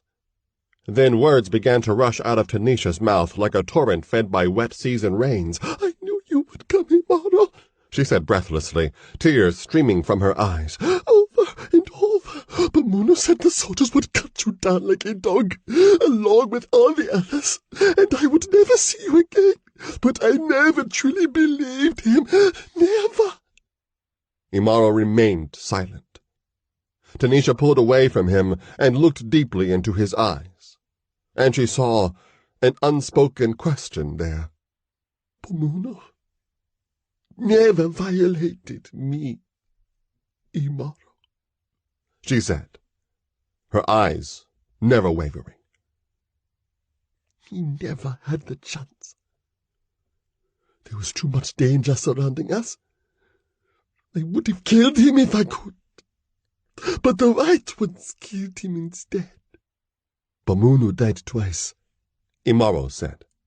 Before Tanisha could ask the warrior what he meant, she heard a slight cough, and thus became aware of the presence of Pomphis. When she saw him, her eyes widened in amazement. "Who is this?" she asked Imaro. The answer Imaro was about to give was interrupted by another sound. Many of them. The sounds of the Mizungus coming down the tunnel-like corridor, cutting off the only escape route from the temple. "We have run out of time," Pomphis murmured, resignation dulling the timbre of his voice. Still looking warily at Pomphis, Tanisha slid from the altar. Then she stood up, shakily at first, then more steadily. She gathered the top ends of the loose, hanging chains in her hands. A makeshift weapon, but deadly nonetheless. "His name is Pomphis," Imaro told Tanisha. "He is a friend." "I wish the friendship could have lasted longer," Pomphis said wryly. Before he could speak further, the first of the Mzungus emerged from the dark entrance to the chamber. The mad glare in their eyes flared to a new level of fury when they saw the still form of Vorstos and the heap of fragments that was all that remained of the Azuth. Voices hoarse with rage, they shouted dire imprecations at the black intruders, who had desecrated their sacred place. More Mzungus crowded into the chamber. They were preparing for a single, overwhelming charge. None of the beleaguered trio doubted the outcome of the imminent attack. Pomphis fingered the dagger he had plunged into the priest-king's body. He had killed once. He could do so again, in an attempt to take as many Mzungus as he could with him into death. Imaro crouched like a beast at bay, sword poised to deal death before he inevitably went down. If only there weren't so many Mzungus, he reflected bitterly. If only he were not so tired. Tanisha swung the chains in her hands, slowly. A pendulum-like motion. This was not the way most Shikasa women died. But at least she would die at the side of the man for whom she was meant, and was meant for her. Then, yelling a high-pitched battle-cry, the Mzungus stormed across the chamber. Imaro watched the black-painted skulls bobbing from their golden chains as the Atlanteans rushed forward. The skulls! With an almost palpable impact, the memory of what had happened when the Mzungu priest-king hurled Bamunu's skull at the statue of the Azuth filled Imaro's mind. To think was to act. With all the speed remaining to him, the Ilyasai wheeled and bounded toward the body of the priest-king. "What are you doing?" Pomphis cried out incredulously. Imaro's blade rose and fell. One of the skulls adorning the Mzungu's waist shattered in a burst of light and sound. Having seen before what happened when a skull burst, Imaro paid scant heed to the small explosion, but the Mzungus heeded it well. Halting their rush as though they had suddenly collided with a wall, the Mzungus' faces suddenly shed their maniacal fury. Their complexions paled to a chalky white as Imaro systematically smashed each of the skulls their hierophant wore. A moment after the last skull was broken, the corpse of Vorstos collapsed into a pile of dust, as the soul forces that had preserved it, even after his death, now departed. Now, 8 flame-eyed, filmy wraiths hovered over the shards of their black-painted prisons. These were the Inka, the enslaved souls, freed at last from their loathsome servitude. The vengeance of the Inkas was far more terrible than anything Imaro could have conceived. Like the Inka of Bamunu, the 8 wraiths turned their fiery gazes toward Imaro. Unlike Bamunu's, the eyes of these Inkas, of people who had lived long ago, showed no hatred of the warrior. Without the need for words, their message reached Imaro, and he knew what it was. Gratitude. Then the freed souls wafted across the chamber toward the cowering Mzungus, and like leaves shaken from a tree of ghosts, the Inkas fell upon their former masters. When their wispy substance touched the flesh of the Atlanteans, it was absorbed much more quickly than Bamunu's Inka had merged with the stone from which the Azuth was made. The moment an Inka fully penetrated the body of a Mzungu, a frantic, grotesque dance began, as if the whites were fighting a desperate battle within themselves. From their twisted mouths came shouts in the Atlanteans' language and replies in the native tongues of the stolen souls. At the end of the dance, the Mzungus, possessed by the Inkas, tore the skulls from their own waists and hurled them to the floor. Cranial bones smashed, and 8 more Inkas were released, and the newly freed Inkas immediately attached themselves to new hosts, even as the bodies of the Mzungus, bereft of their life-giving skulls, collapsed into powder, surrendering at last to centuries of deferred decay. And the Inkas that had served those bodies found freedom and the chance for retribution. As the number of freed, avenging Incas increased, the remaining Atlanteans crashed into each other in their frenzy to escape from the chamber. Their screams echoed against the walls, as did small explosions, as more and more painted skulls were shattered against the floor. Human-shaped piles of dust were kicked asunder by the feet of the fleeing Mzungus. The three blacks, all but forgotten, the Atlanteans, fled, shrieking in terror, down the dark corridor pursued by demons of their own creation. Realizing that the battle was no longer his to fight, Imaro skirted the chaotic confrontation between the Mzungus and the Incas, and made his way back to Pomphis and Tanisha. The Bambuti looked at the warrior with something akin to awe in his eyes.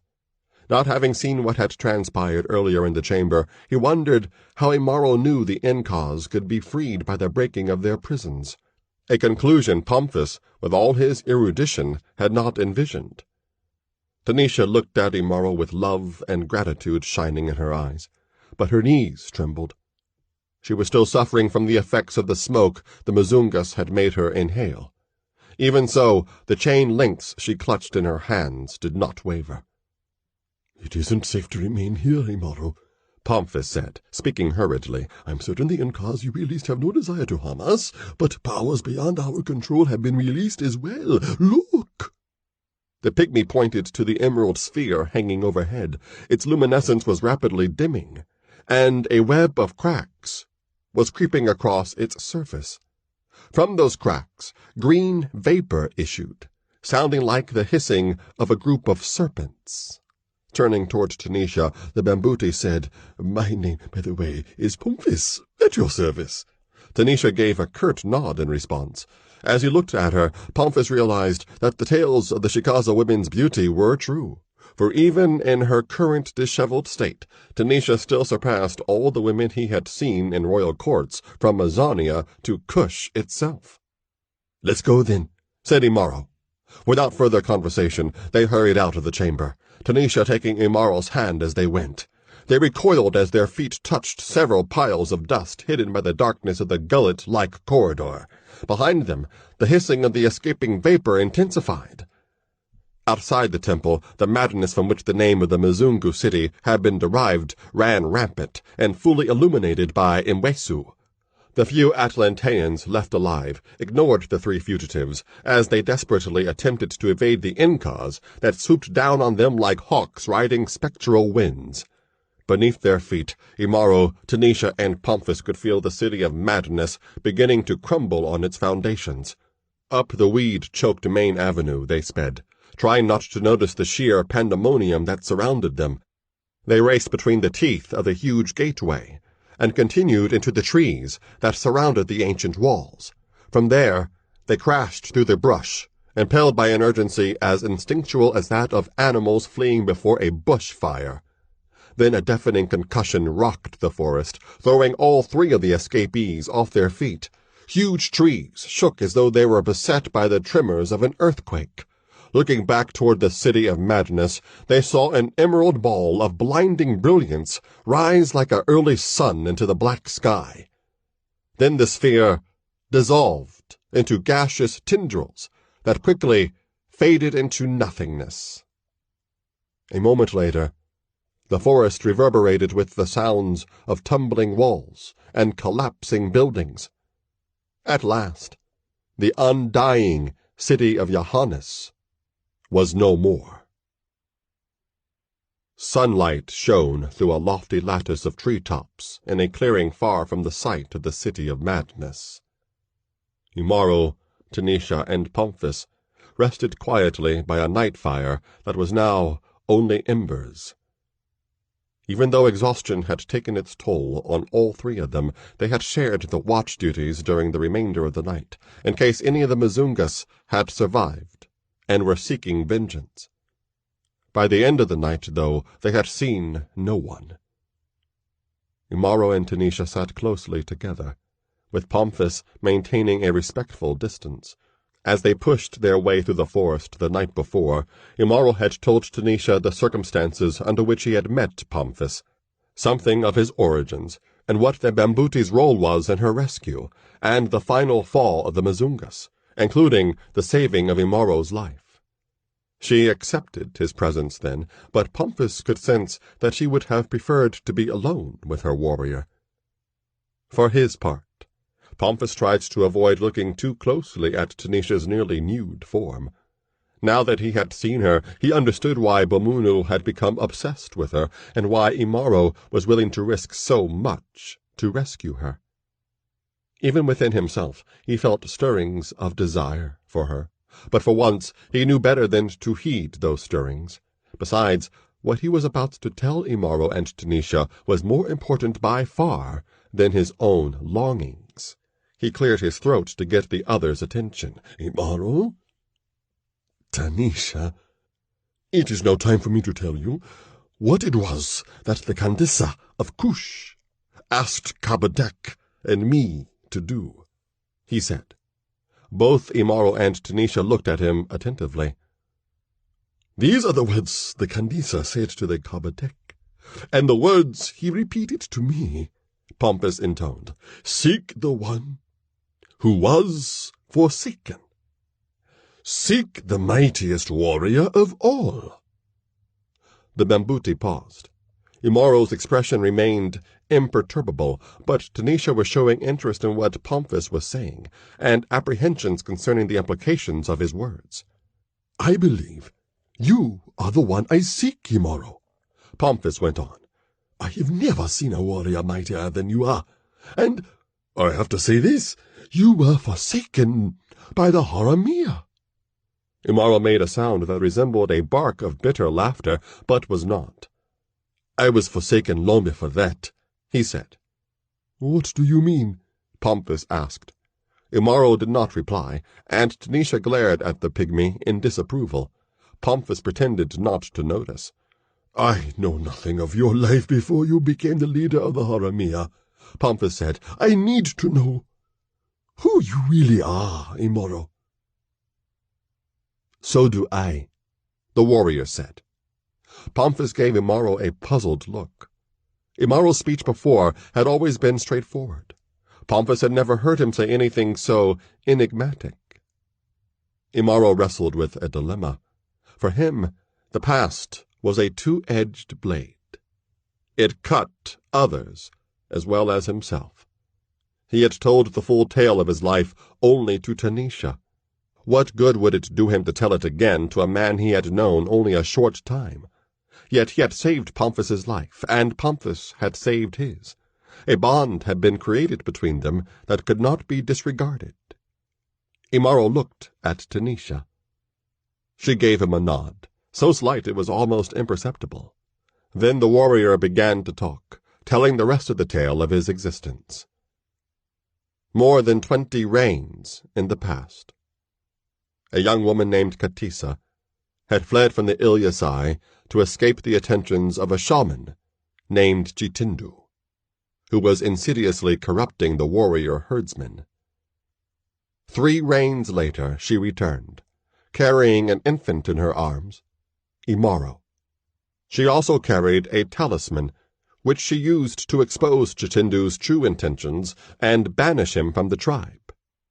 However, because she had a child by a man who was not of the Ilyasai, Katisa had broken a tribal taboo, and her fate was to be banished as well. She extracted a promise from her father, the chieftain of her clan, to allow her to remain until her son reached the age of 5 reigns, which marked the beginning of warrior training, and to give him the opportunity to complete the long process that made the Ilyasai the most feared fighters in the Tambarue. In Imaro's 5th reign, Katisa kept her promise and departed from the Ilyasai. Imaro endured many reigns of abuse from his mother's people, who despised him because of his origins. He survived, endured, and became strong, and he succeeded in the final test of warrior training, the single-handed slaying of a lion. Imaro's triumph was short-lived. He was betrayed by the clan's new shaman, a man named Muburi. Exiling himself from the Ilyasai, as had his mother before him, Imaro slew Muburi. He also found and killed Jitindu, who had been confined to a demon-haunted ruin called the Place of Stones.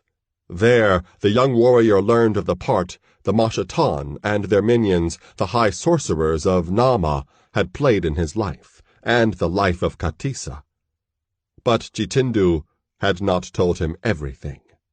So, I know who my enemies are, Imaro said in conclusion. but I do not know where they are, or how to fight them. Pomphis looked at him with great solemnity. There can be no doubt, he said, his tone for once subdued. You are the one of whom the Kandisa spoke. Imaro and Tanisha looked at each other again, then once again at the Bambuti. None of what has happened to you has been by chance, Imaro, Pomphis said. It is all part of a pattern of events that are unfolding even more quickly than the Kandisa had anticipated. What pattern? Imaro demanded. Know this, Imaro, and Tanisha, Pomphis replied. There is a new menace in Nyumbani. The greatest threat since the Mzungus invaded our shores 1,000 reigns in the past. Are the white ones coming back? Imaro asked. He remembered the carvings he had seen on the walls of the City of Madness, and his anger rose. No, Pomphis replied. The Mzungus' land is slowly sinking into the sea. They are no longer a danger to us. The Mashatan are seeking to corrupt Nyumbani from within. This time they are using the sorcerers of Nama, far to the south. Until I heard your story, Imaro, I could not believe, as the Kandisa and her advisers do, that the Namans could have extended their reach so far in such a short time. There could be other Jitindus, Imaro, many others. What then is my part in this? Imaro demanded. Even as he spoke, he could feel a tenseness in Tanisha, as though she was fearful of what the Bambuti would say next. I am not certain, Pomphis admitted. I can tell you this, though. The Cushites are well aware of what the Naumans are trying to do, and what they are doing must be stopped before the poison of the Mashatan spreads through all of Nyumbani. You saw what it almost did to your people. Imaro nodded, and his eyes hardened. Weapons are needed to counter the threat the Normans pose, Pomphis said. You, Imaro, are one of those weapons. When Kabatek and I first heard of your exploits with the Haramia as Intu-Nj, we thought that you might be the one the Kandisa sent us to find. I don't think that anymore. I know it. Imaro remained silent, reflecting on Pomphis's words. Then something more immediate crossed his mind. The ones who killed your companion. Were they from Nama? He asked Pomphis. No, the Bambuti replied. But I believe they were sent, or at least influenced by the Normans. Imaro's eyes were scanning the brush that surrounded the clearing, as though he expected attackers to emerge. Imaro, if Cush knows of your importance, then Nama knows it too, Pomphis said, with urgency now underlying his tone. Your life is in danger. That is why you must return with me to Cush. You have a role to play in the conflict that is to come. Only the Kandisa can tell you what that role will be. Imaro stood then, drawing Tanisha up with him. A stray beam of sunlight softened the grim set of his features and imparted an impression of determination and purpose. All his life he had battled to blot out in blood what the Ilyasai told him he was. The son of no father. A person to be despised and rejected. Now Pomphis's words offered him an alternative, a purpose beyond his gainless quest to whet the bloodlust of the two-edged blade in his soul. Then a cloud scudded across the face of the sun, and the moment passed. Even so, Imaro was not the same man he had been when the Haramia had disavowed him, and he never would be. I will go to this Cush, he said to Pomphis. He turned then to Tanisha, and spoke to her more softly than she had ever heard him speak before. We have been through much danger together, he said. Now, there will be more dangers, more enemies. Knowing that, will you come with me to Cush? Tanisha smiled up at him. As I have told you before, Imaro, I would rather die with you than live without you, she said. Their mouths met. Turning discreetly away, Pomphis muttered to himself, thinking aloud. We'll have to travel overland across the Kingdom of Cush, then set sail northward from the port of Mavindi. Such a long journey. May Espelta grant that time has not grown too short. Suddenly Imaro broke his embrace with Tanisha. Those 3 Mazungas I killed when I met you, he said. We have to find them. Why? Asked Pomphis and Tanisha almost simultaneously. The skulls they wore are unbroken, Imaro said. They must be smashed to free the souls they hold. Pomphis looked at the Ilyasai with a new level of respect. The mad-eyed warrior who had come charging out of the forest to save him from the Atlanteans would never have demonstrated such compassion. You are right, the Bambuti said. One more thing, Pomphis, Imaro said, raising his brows in curiosity. Those words you yelled at the Muzungus, the ones that drove them so mad with rage, what were they? Oh, that, Pomphis said with a shrug and a chuckle. As I told you, I read extensively about the Muzungu War. The Muzungas were fanatically devoted to the Mashatan, and the one that was highest among the demon gods was named Yug Thugatoth. So when the people of Nyumbani rose against the Muzungas, they used the god's name in a battle cry, shouted in the White One's own language, Yug Thugatoth eats giraffe shit. It worked as well now as it did 1,000 reigns ago. Pomphis chuckled again. Tanisha giggled, then snorted with amusement. Neither of them expected to hear the whooping burst of mirth that exploded from Imaro's mouth, followed by another, and then another still. Losing his hold on Tanisha, Imaro guffawed louder still, holding his sides and slowly sitting down. There was a look of baffled wonder in his eyes as he continued to send loud, raucous peals of laughter skyward. Tanisha and Pomphis exchanged a glance. By Espelta's claws, the Bambuti half whispered, I don't believe this man has ever laughed before. He was right.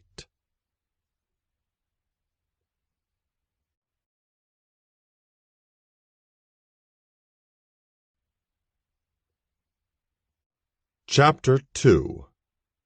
Imweni. Lions, carved from gigantic blocks of coral, guarded the gateway to the city known as Imweni. The sculptures reclined regally on pedestals that jutted from the high walls of the city. Huge cubic heads sat imperiously atop the lions' rectangular shoulders.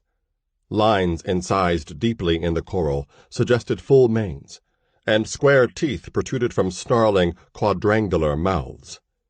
Bright gold inlaid in triangular eye sockets caught the rays of Jua in a glare that challenged all those who approached the high walls of Imweni. Yet the challenge was a false one. The gates of Imweni stretched wide and inviting, like the arms of a merchant displaying his wares, unmindful of the silent snarls of the coral lions. For Imweni was a port city, the jewel of the diadem of Kundwa, a commercial kingdom on the east coast of the continent of Nyumbani. Ships from the lands beyond the Bahari Mashariki, the eastern ocean, thronged the wharfs of Imweni. Traders from inland kingdoms and tribes streamed through the gate to the Lion.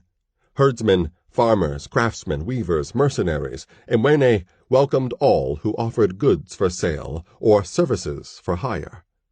Only during wartime, when the rulers of Zanj to the north and Azania to the south coveted the wealth of the smaller kingdom nestled between them, did the gate of the Lion swing shut. Imweni was at peace now. The gates lay open. The guards smiled and kept their hands well away from their weapons, and 3 wayfarers from afar entered the city.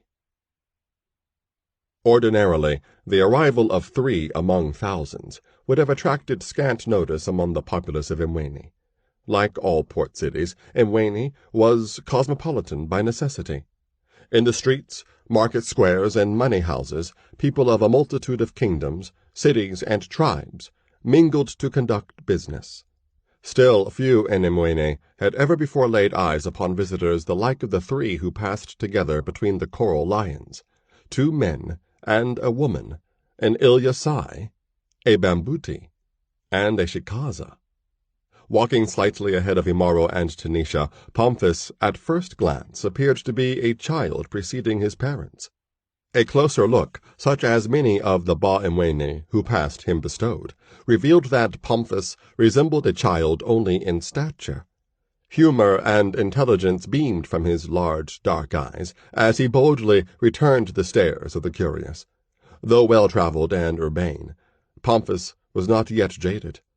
His gaze wandered appreciatively along multi-storied buildings that reared high above the crowns of the date palms that lined the streets. The buildings had facades of coral carved in elaborate geometric patterns. Arches in the walls led to shaded courtyards that offered respite from the midday heat of Jua. Although the Ba-Imweni architecture was pleasing to Pomphis's practiced eye, he preferred the megalithic style of Cush, his adopted homeland. From time to time, the Bambuti stole a glance at his companions. Neither Imaro nor Tanisha had ever before ventured into a city the size of Imweni. What are they thinking? He wondered. He sensed it was not quite time to ask. Imaro and Tanisha walked slowly, side by side. Her arm circled his waist. His framed her shoulders. If Pomphis attracted second glances, the couple behind him elicited long, appraising stares, followed by whispers of speculation. Singly, each would have been noteworthy. Together, they were spectacular. Tanisha tugged at the top of the sky-blue shuka that wrapped her body from breast to knee. The feel of the fabric was unfamiliar. Shikaza women wore either the all-enshrouding kuva or wisps of silk that left them otherwise naked, save for ornaments of gold. Before they had come to Imweni, Pomphis had told her what the Ba-Imweni considered to be proper attire for a woman, so she had donned the shuka, for all the discomfort it caused her. Now, as she walked alongside Imaro, she noticed that the women of Imweni, not to mention the men, were staring at her, assessing her in different ways. For she was unlike any other woman who had come through the gate of the lion. The skin left uncovered by her shuka was pure ebony, so dark that the sienna shade of most of the Ba-Imweni appeared almost pallid in comparison. Her broad features and woolly crown of hair provided an exuberant contrast to the narrow faces and close-cropped hair of the women she passed.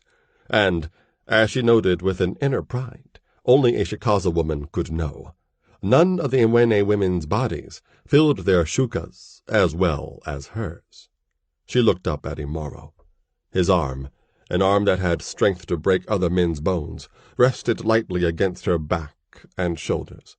Beneath her own arm she felt the easy ripple of muscle along his waist as he deliberately shortened his strides to match hers and Pomphis. She loved him, and she knew he loved her.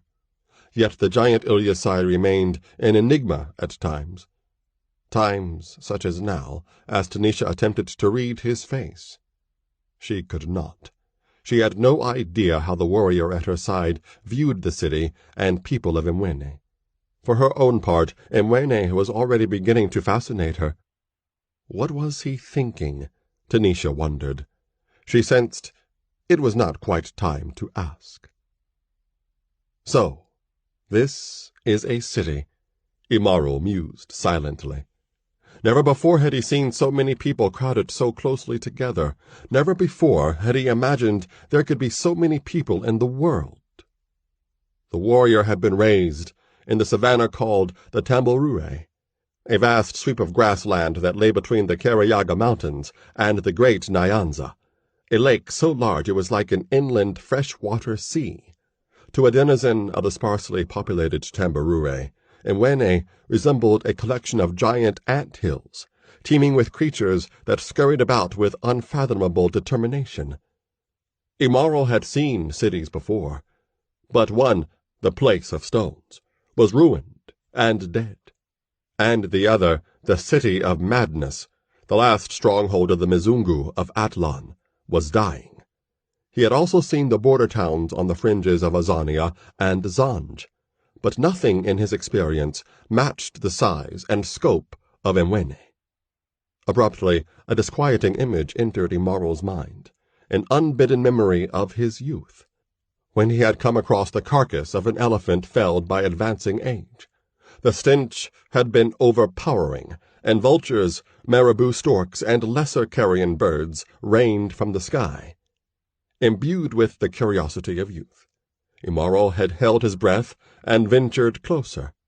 Squawking indignantly at the interruption of their feast, the birds fled skyward at the young warrior's approach.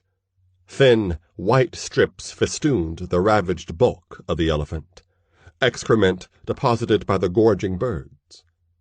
Flies, ants, and beetles crawled in a living carpet across the fallen behemoth. After Imaro finally turned away in disgust, the scavenger birds had returned to complete their work. Now, the multitude of people scurrying between masses of coral and stone reminded Imaro of that long-ago scene of decay and corruption. As the memory faded from his mind, a scowl crossed his face. To the Ba-Imweni, who saw it, that scowl was disquieting. Lowered brows and down-turned lips turned the Ilyasai's face into a mask of menace accentuated by the warrior's size. Even among the rangy folk of the East Coast, his stature was noteworthy. The lion-like thews of his body seemed ill-contained by the garments he wore. Suruali, or loose-fitting trousers, and a shati, an overshirt that reached almost to his knees. Like the turban wrapped around his head, Imaro's shati and suruali were made from white cotton that contrasted sharply against his umber skin. His features were broad and heavy, yet prepossessing in a rough-hewn way. His bearing was a blade edge of challenge, yet beneath the challenge, a hint of the seeker could be discerned. As he absorbed the sights, sounds, and smells of Imweni, Imaro kept his free hand close to the hilt of the sword belted to his waist. He glanced toward Pomphis, and his scowl faded. In the wilderness from which the wayfarers had come, Imaro had been the leader, the guardian. His near-superhuman strength and fighting prowess had protected him from the dangerous beasts and marauding nomads that roamed the wasteland beyond the borders of the coastal kingdoms. Neither Pomphis nor Tanisha knew the wildlands as well as Imaro did. At times he felt like a father carefully warding his children. Now, in the midst of this forest of buildings that blotted out the sky, where people swarmed in great crowds, and men forced their cattle to pull carts piled high with goods for trade, it was Imaro who had become the child, and Pomphis the guide. Although the Bambuti had taken great pains to instruct Imaro in the ways of the Ba-Imweni, the warrior would still have felt hopelessly disoriented without him, and even with Pomphis' presence, Imweni was becoming more constricted and confining with each passing moment. Imaro's arm tightened around Tanisha's bare shoulders. Sensing the warrior's unease, Tanisha looked up at him and smiled in reassurance. Returning her smile, Imaro eased the pressure of his grasp. During the time that marked their long journey to the east, Imaro had drunk the love of Tanisha and the esteem of Pomphis, as the parched grass absorbs the first rains of the wet season, for Imaro was twice an outcast. By his own choice, he had exiled himself from the Ilyasai. Betrayal ended his leadership of the Haramia, thus his second exile. Pomphis's tale of the coming conflict facing the whole of Nyumbani had altered Imaro's outlook and imbued him with a sense of meaning and purpose he had never known before. He and Tanisha agreed to join Pomphis on the long and hazardous journey north to Cush. From the tangled forest that surrounded the City of Madness, they had fared many marches northward to Kundwa, and its port Imweni. From Imweni they would voyage by sea to Cush. "And I seek more than just a ship here, Imaro," Pomphis had said while they walked through the pastures and fields of rural Kundwa. "It was here, in Kundwa, that Kabatek, my Kushite mentor, was murdered. And it is here that we might find something that could be of great value to the Kandisa, the heart of Shehaz." Such were the thoughts on Imaro's mind, when a flicker of motion caught his attention, and he saw a whip lashing against the body of a prostrate ox. Juma Kisana was an unhappy man of middle height and middle reins, a brewer of Pomphis, maize beer, who distilled his product in a village compound outside the city. Kisana had 3 wives and 8 children. He also had only a single ancient ox to pull the wagon that carried his Pygmay to the drinking house of Nyumbani Shamari. Of late, Shamari had ordered fewer and fewer jars of Pygmay from Juma Kisana. "It's Bahindya wine the customers want now, Juma," Shamari told Kisana when he complained. "Wine is cheaper, and it gets them drunk faster than Pygmay does. You brew excellent Pygmay, Juma, but I must sell my customers what they want. What else can I do?" In recent weeks, Kisana's wives had grown shriller, and his children thinner, and the wagon-loads of Pygmay he carried to the drinking house grew progressively lighter. And on this day, the ox he had owned for a dozen reigns, and could not afford to replace, had suddenly collapsed to its knees and refused to rise again. Shamari's drinking house was still several sheets away, much too far for Kisana to carry the jars himself, one at a time. As the ox failed to respond to his demands to get up, Kisana's temper snapped like a twig trodden underfoot. Leaping down from the seat of the wagon and cursing bitterly, he snatched his goading whip from its hook and proceeded to belabor the fallen animal. "Up, you damned worthless beast!" he raged between lashes. "Die later if you must, but the least you can do is live long enough to carry this Pygmay to Shamaris. I cannot afford to lose this order. Get up!" Despite the beating and the imprecations, the decrepit beast could only moan plaintively and close its eyes as Kisana's whip traced crimson stripes across its dun-colored hide. Juma Kisana was neither a cruel man nor a vindictive one. It was frustration that fueled this sudden spasm of brutality. Leather smacked repeatedly against the ox's flesh as Kisana's anger consumed him.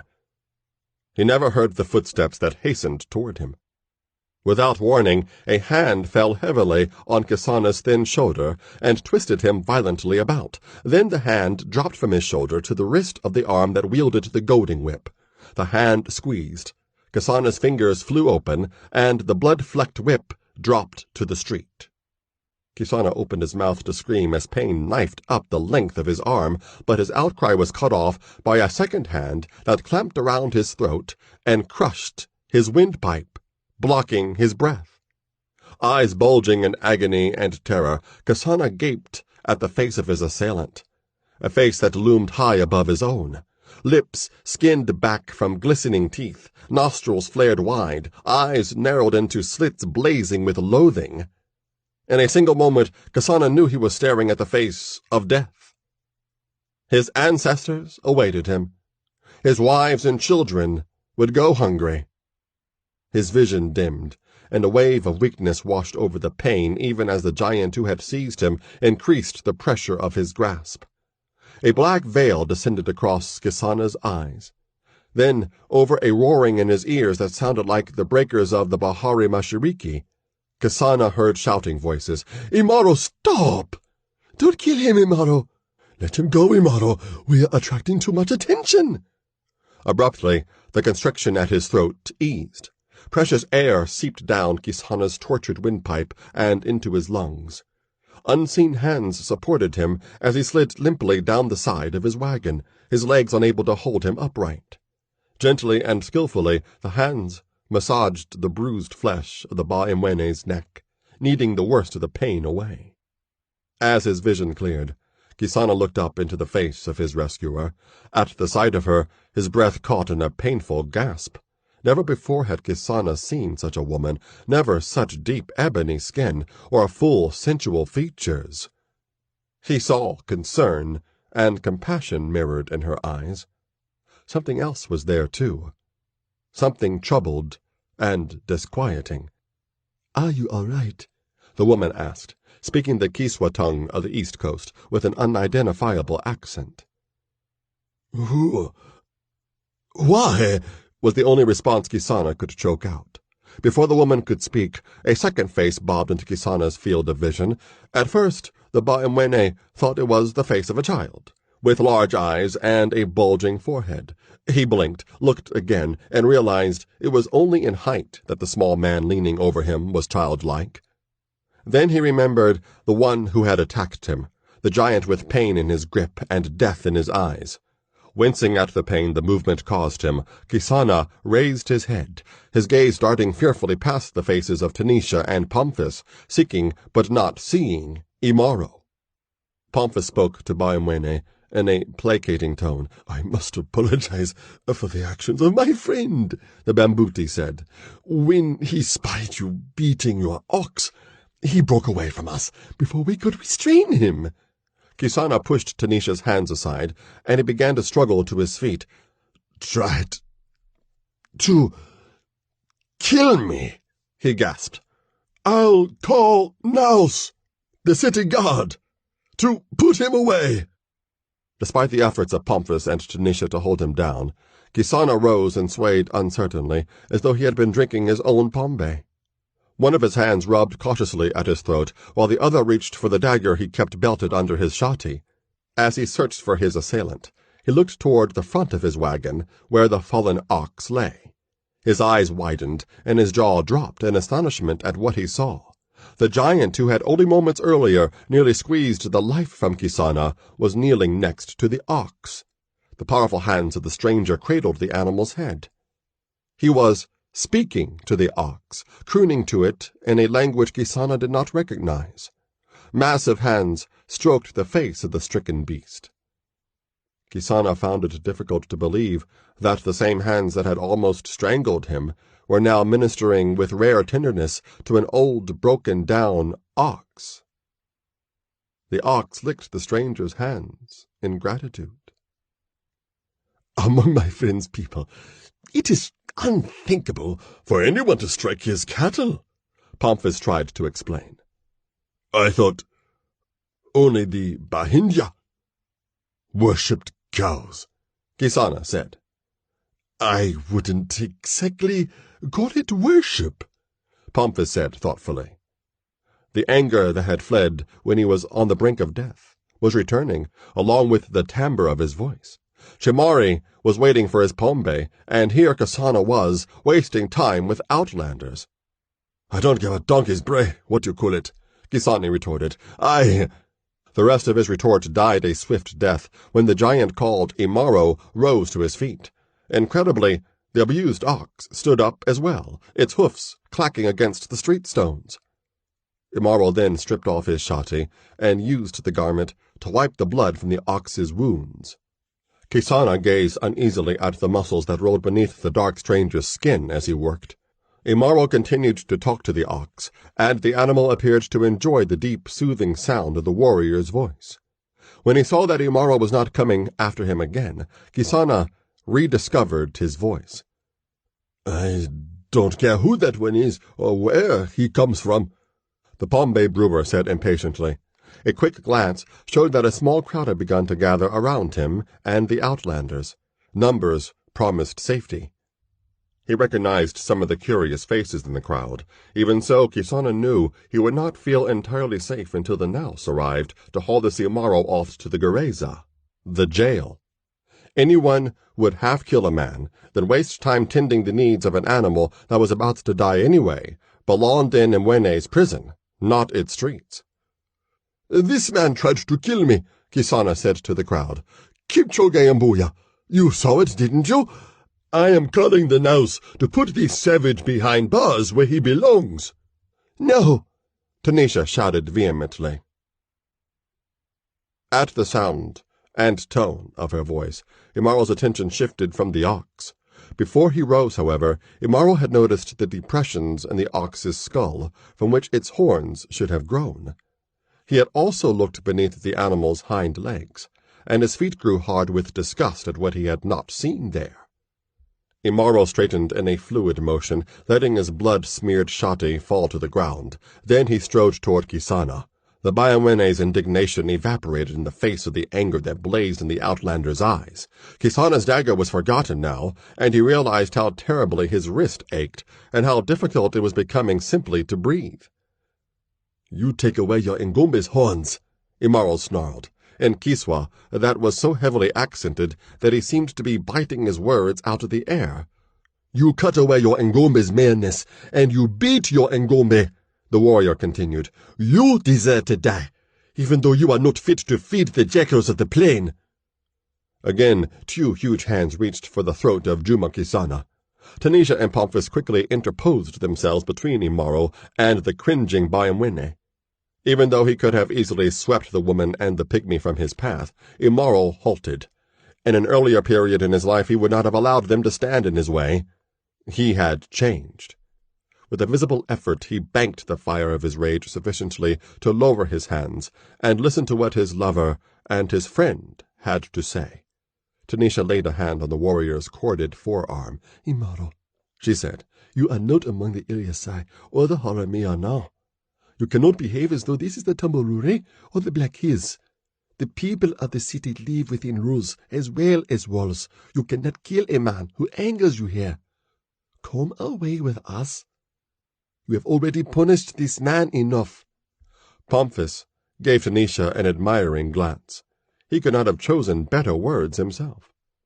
"But he struck his Ngombe," Imaro said, more in bewilderment now than anger. "Yes, he did," Pomphis said, "and in this place. He had every right to do so. Cattle are only animals here, Imaro, nothing more. The Byamwene do not love their cattle as you loved your Ngombes. These people have no more regard for them than the Ilyasai have for dogs. This one was cruel to take a whip to his ox, but it was his right. You did not have the right to interfere." Silently, Imaro regarded the Bambuti. To an extent, Pomphis could understand the conflict that had to be boiling inside his friend. He had seen the Ilyasai overcome all that had stood against him: warriors, beasts of prey, and Imchawi, the evil sorcery of the Mashatan. He still found it difficult to believe that Imaro had not yet seen the passing of more than 20 rains. Now, the Ilyasai confronted a foe against which his strength and skill were of little use: the laws of civilization. "Learn, Imaro," Pomphis pleaded silently as he watched the glitter of hatred begin to fade from the eyes of his huge friend. "Look beyond your anger, and remember our purpose." "You are right," Imaro said. Now the hatred was gone. "You are right," he repeated softly. The incident might have ended then, but at that moment a clink of harness and a harsh thud of flesh against stone signaled the final collapse of Juma Kisana's ox. Imaro rushed to the animal's side to minister to it again. He was too late. Age, overwork, and the final stress of Kisana's lashing had exacted a final toll. Never again would the ox haul Kisana's Pygmay to the drinking houses. Pomphis, Tanisha, Kisana, and the others who had gathered around the street drama looked on as Imaro attempted to revive the ox. His fingers prodded and stroked, and his voice coaxed and cajoled, to no avail. The ox was beyond saving. Still, Imaro had brought a measure of peace to the final moments of its wretched life. For Imaro, however, that was not enough. Acknowledging at last that his efforts were futile, the warrior rose abruptly, his anger rekindled.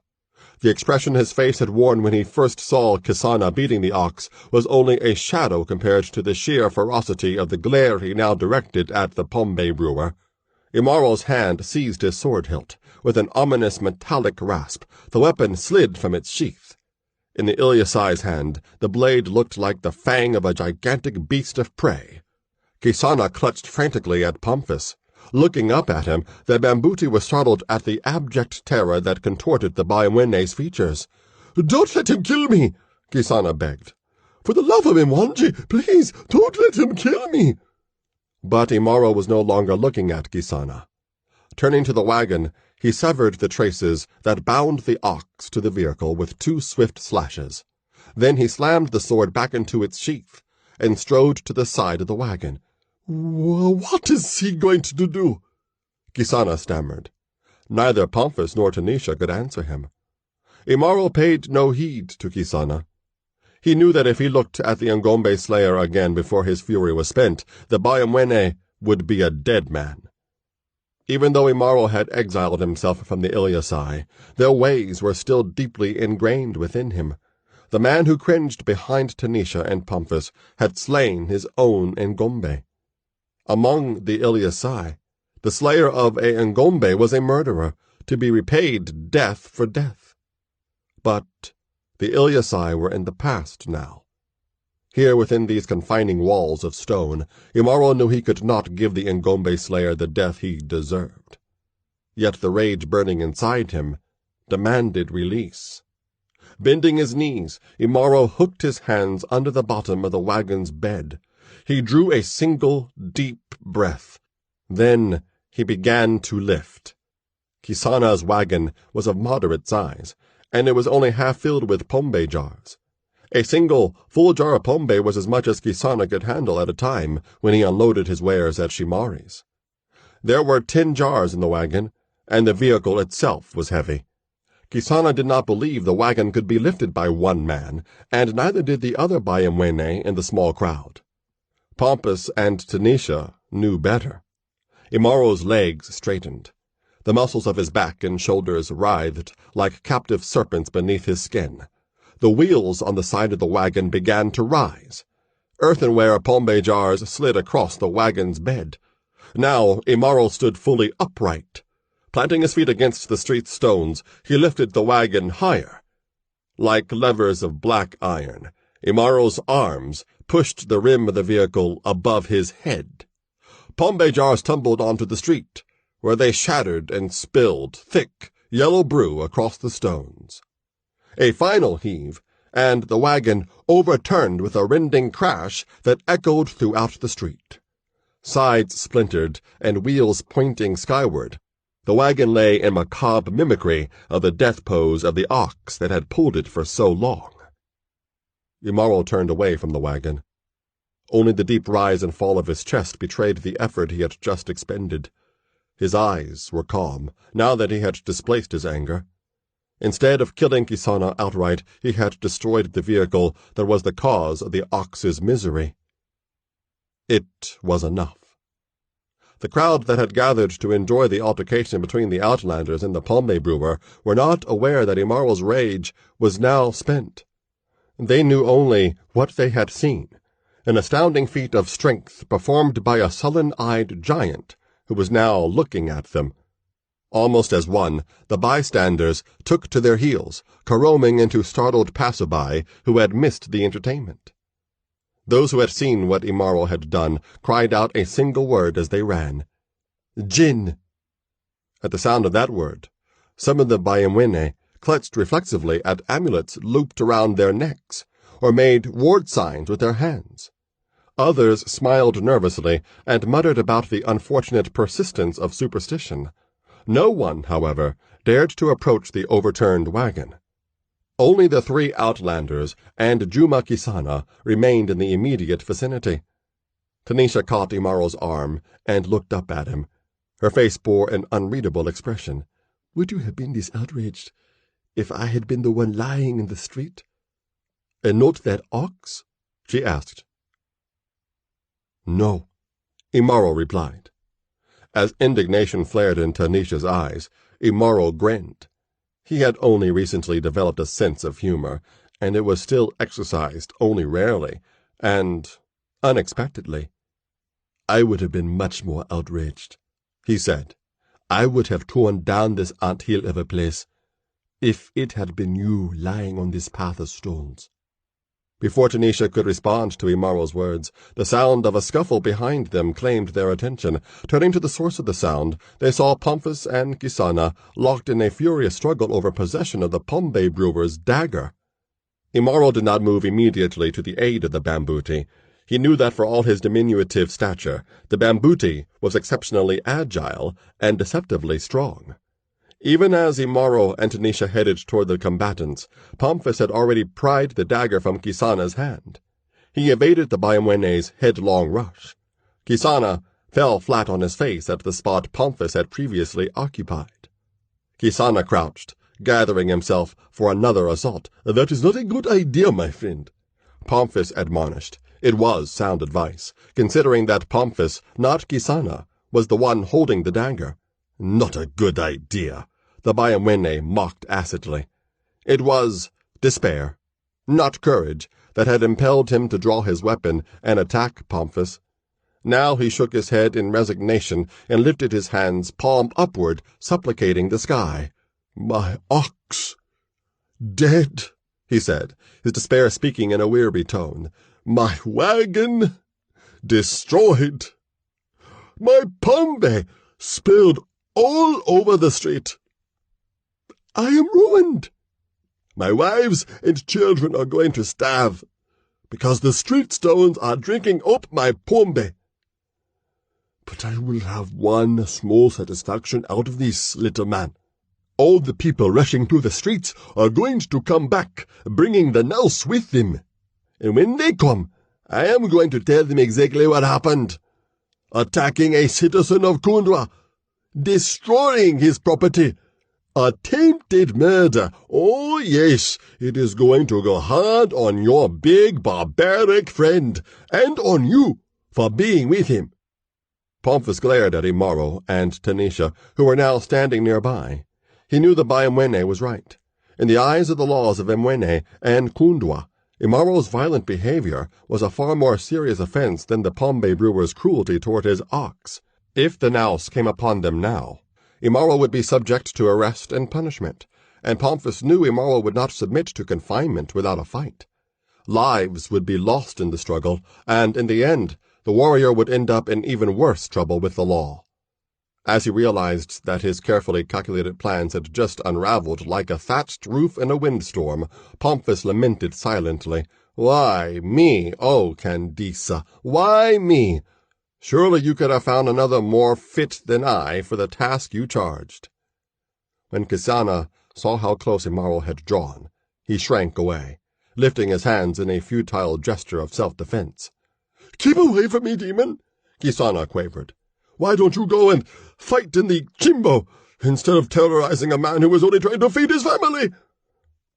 "And what way does beating your Ngombe to death help you feed your family?" Imaro asked. Kisana did not reply. The word Ngombe was foreign to him, though no more incomprehensible than the huge outlander's concern for the welfare of a worthless ox.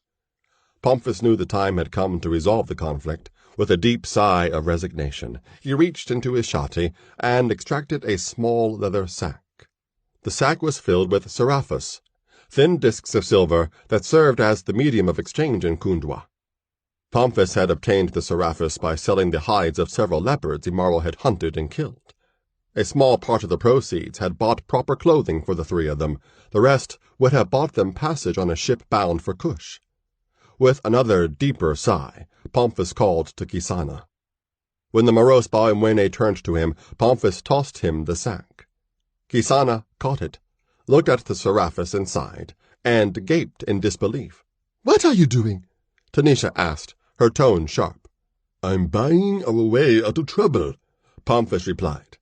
Turning to Kisana, the Bambuti said, "There are enough sorcerous in that sack to buy yourself a new ox, a new wagon, and plenty of food for your starving family.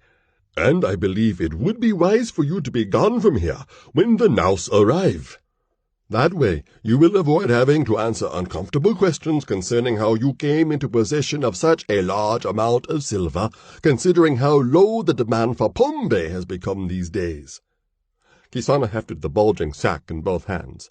It contained more sorcerous than he could have earned in a year of Pygmay brewing. It was enough to buy his way into the Mavindi wine business. It was even enough to buy his way out of all 3 of his marriages. "It's a deal," Kisana said, turning on his heel to depart before the Outlanders changed their minds. "Wait," said Imaro, command clear in his voice. Trembling visibly, Kisana faced the Ilyasai. The pulse of pain in his throat and wrist reminded him of how easily this demonic warrior could kill him. "This Chimbo you mentioned. What is it?" Imaro demanded. "It is a place where men fight each other for sorcerous," Kisana replied. "It is where you need to be." "Where is it?" "Toward the docks, within sight of the ships." "Imaro," Pomphis urged, "we had better go now. The Nous will be here at any moment." Imaro stepped back to allow Kisana to pass. After secreting the precious sack inside his own shoddy, the Pygmay brewer hurried off, half walking, half running. As the wayfarers moved into the shadow of an alley, Tanisha said, "Was it wise to give that one all of our sorcerous? What is to stop him from sending the Nous after us anyway?" "Greed," Pomphis replied. "The fewer questions he has to answer, the greater his chances of keeping everything that's in the sack." "Yes," said Imaro. "Only a greedy man would do what he did to his Ngombe." Pomphis suppressed a grin, for he knew that in this city Imaro would encounter more greed than he could ever have imagined. Now was not the time to enlighten him, however. Their departure from Nyumbani would be far more difficult to arrange now. He had to think, to plan. And there was still the matter of the heart of Shihaz. At the head of a throng of excited Nyumbani, a squadron of 5 Nous arrived at the sight of the overturned Pygmay wagon. Already present was a crowd of others whose primary interest lay in determining whether any of Juma Kisana's Pygmay could be salvaged.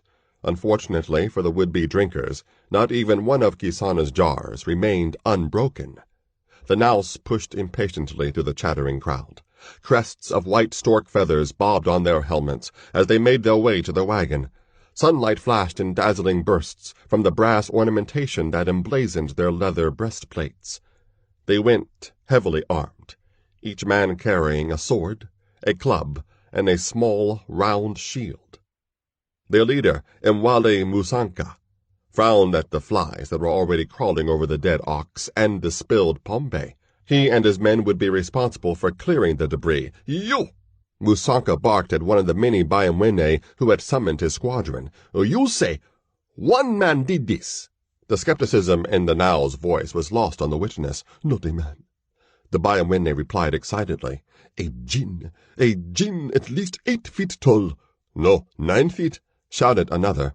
"There are no such things as jinn," snapped Musanka.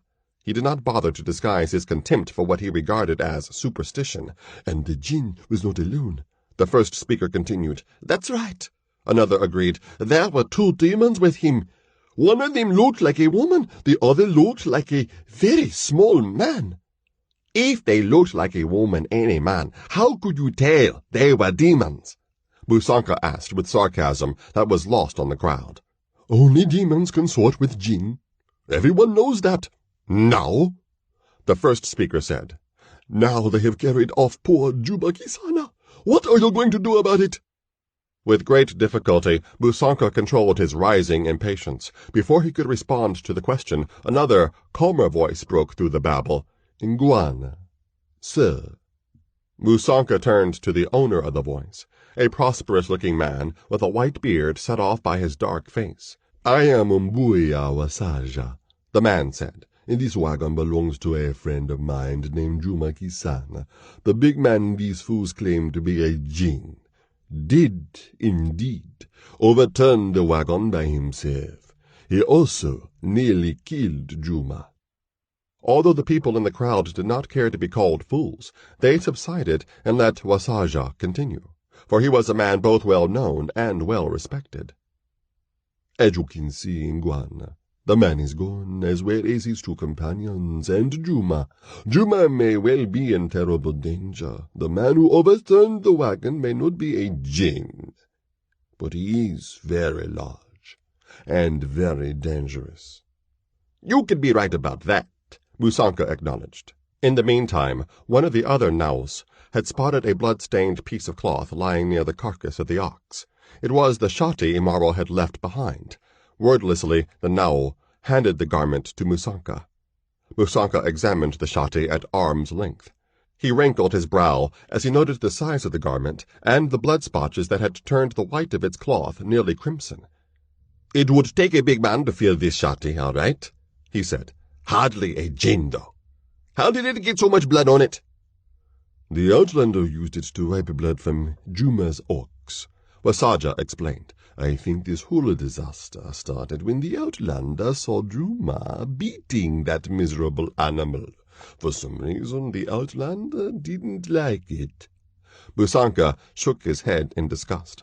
Wasaja's had been the most sensible words he had heard thus far, yet even his account smacked of madness. Still, the squadron leader could not discount the evidence of the overturned wagon.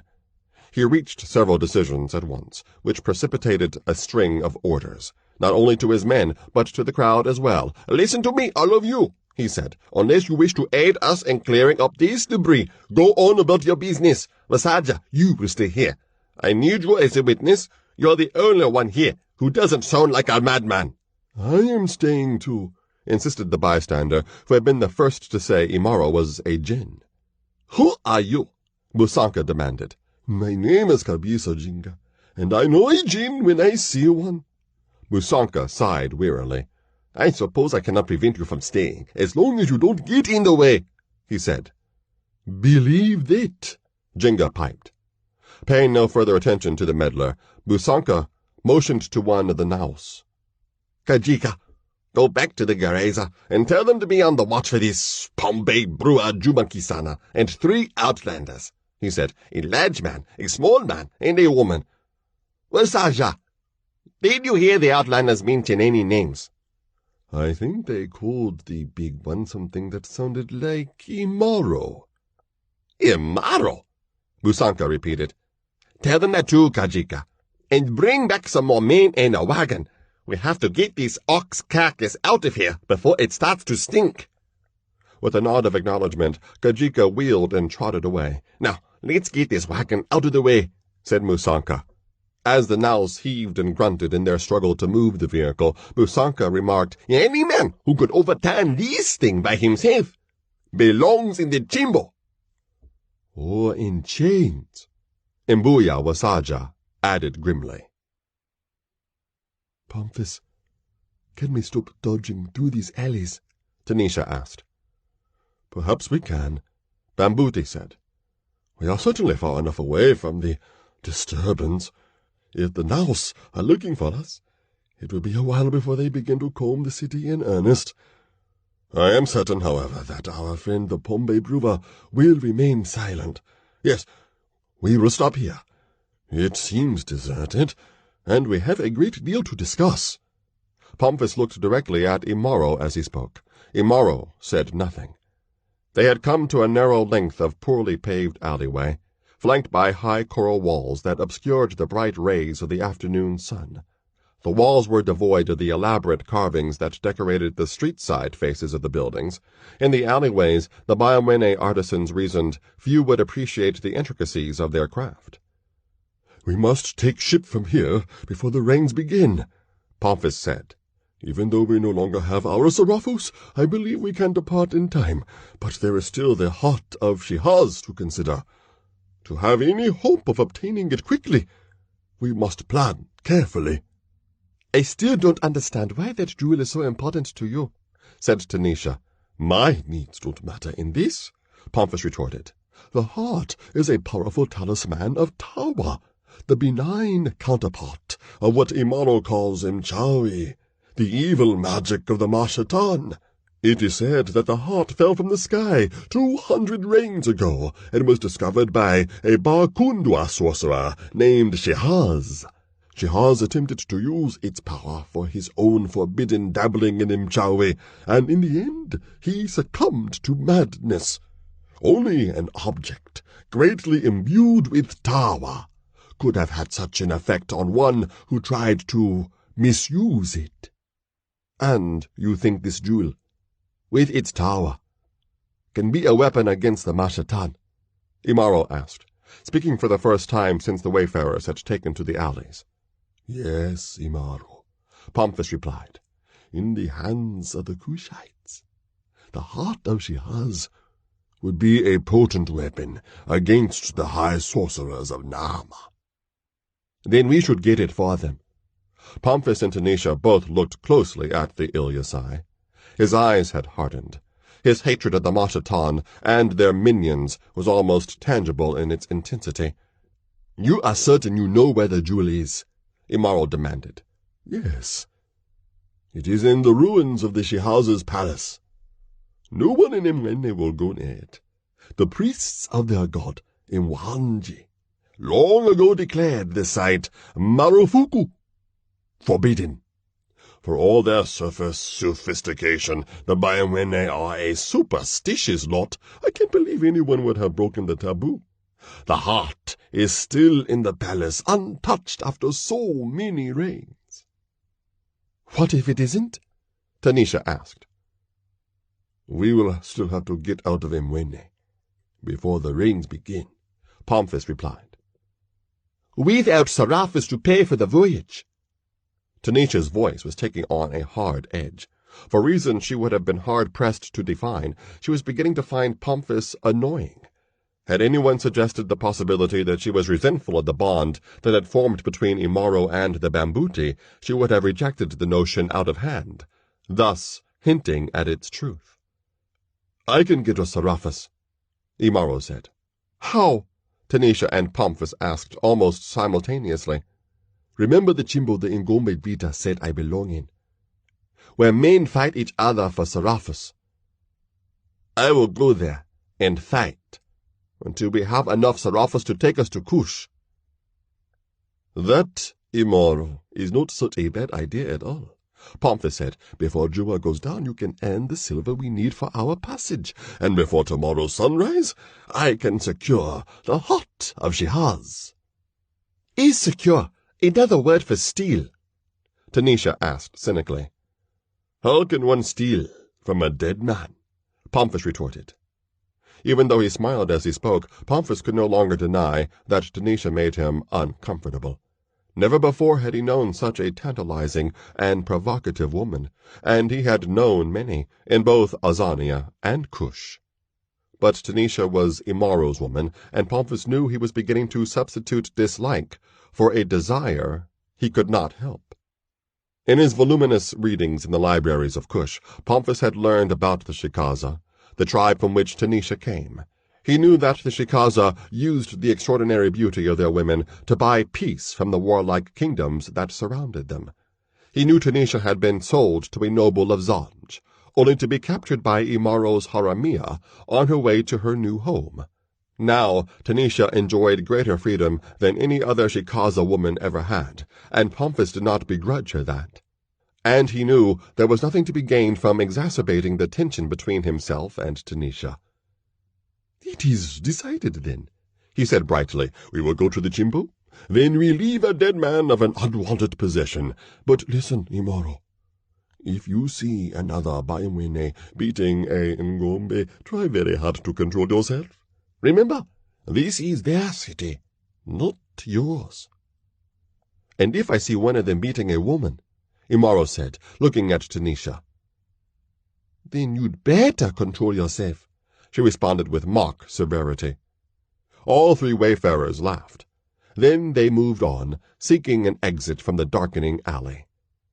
In the shadow cast by the blank face of one of the buildings, eyes followed them, and the watcher did not join in their laughter. Only when he and his companions had spent some time walking without incident along a crowded thoroughfare did Pomphis decide it was safe to ask directions to the Chimbo. In the central part of the city, fewer people paid much heed to the outlanders, for there were many others in the throng who were not of Pygmay origin. Most of the throng were headed in the same direction, toward the salt-tinged breeze that drifted from the harbor. The Pygmay whose attention Pomphis decided to seek was a whip-thin young man with a ready smile and a roguish gleam in his eyes.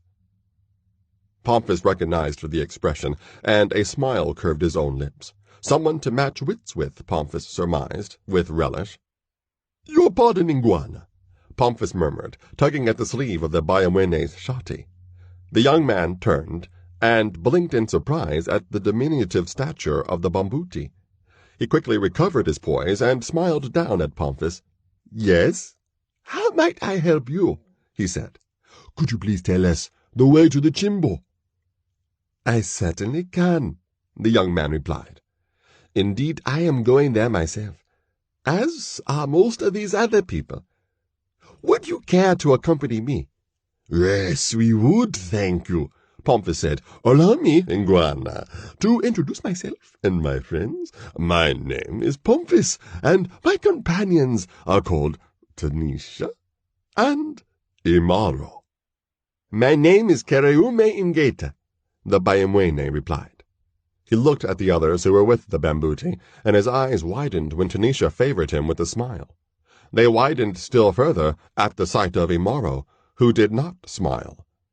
Taking in the broad chest and muscular arms of the Ilyasai, Kereume asked the obvious, "Are you a fighter, Iguana?" "Yes." A man of few words, Kereume thought, before he continued speaking. "Well, if you want to test your skill in the Chimbo today, you're going to have a hard time of it. Bugalo is in Imwene, and it is said that the Bahintia have brought in a challenger for him.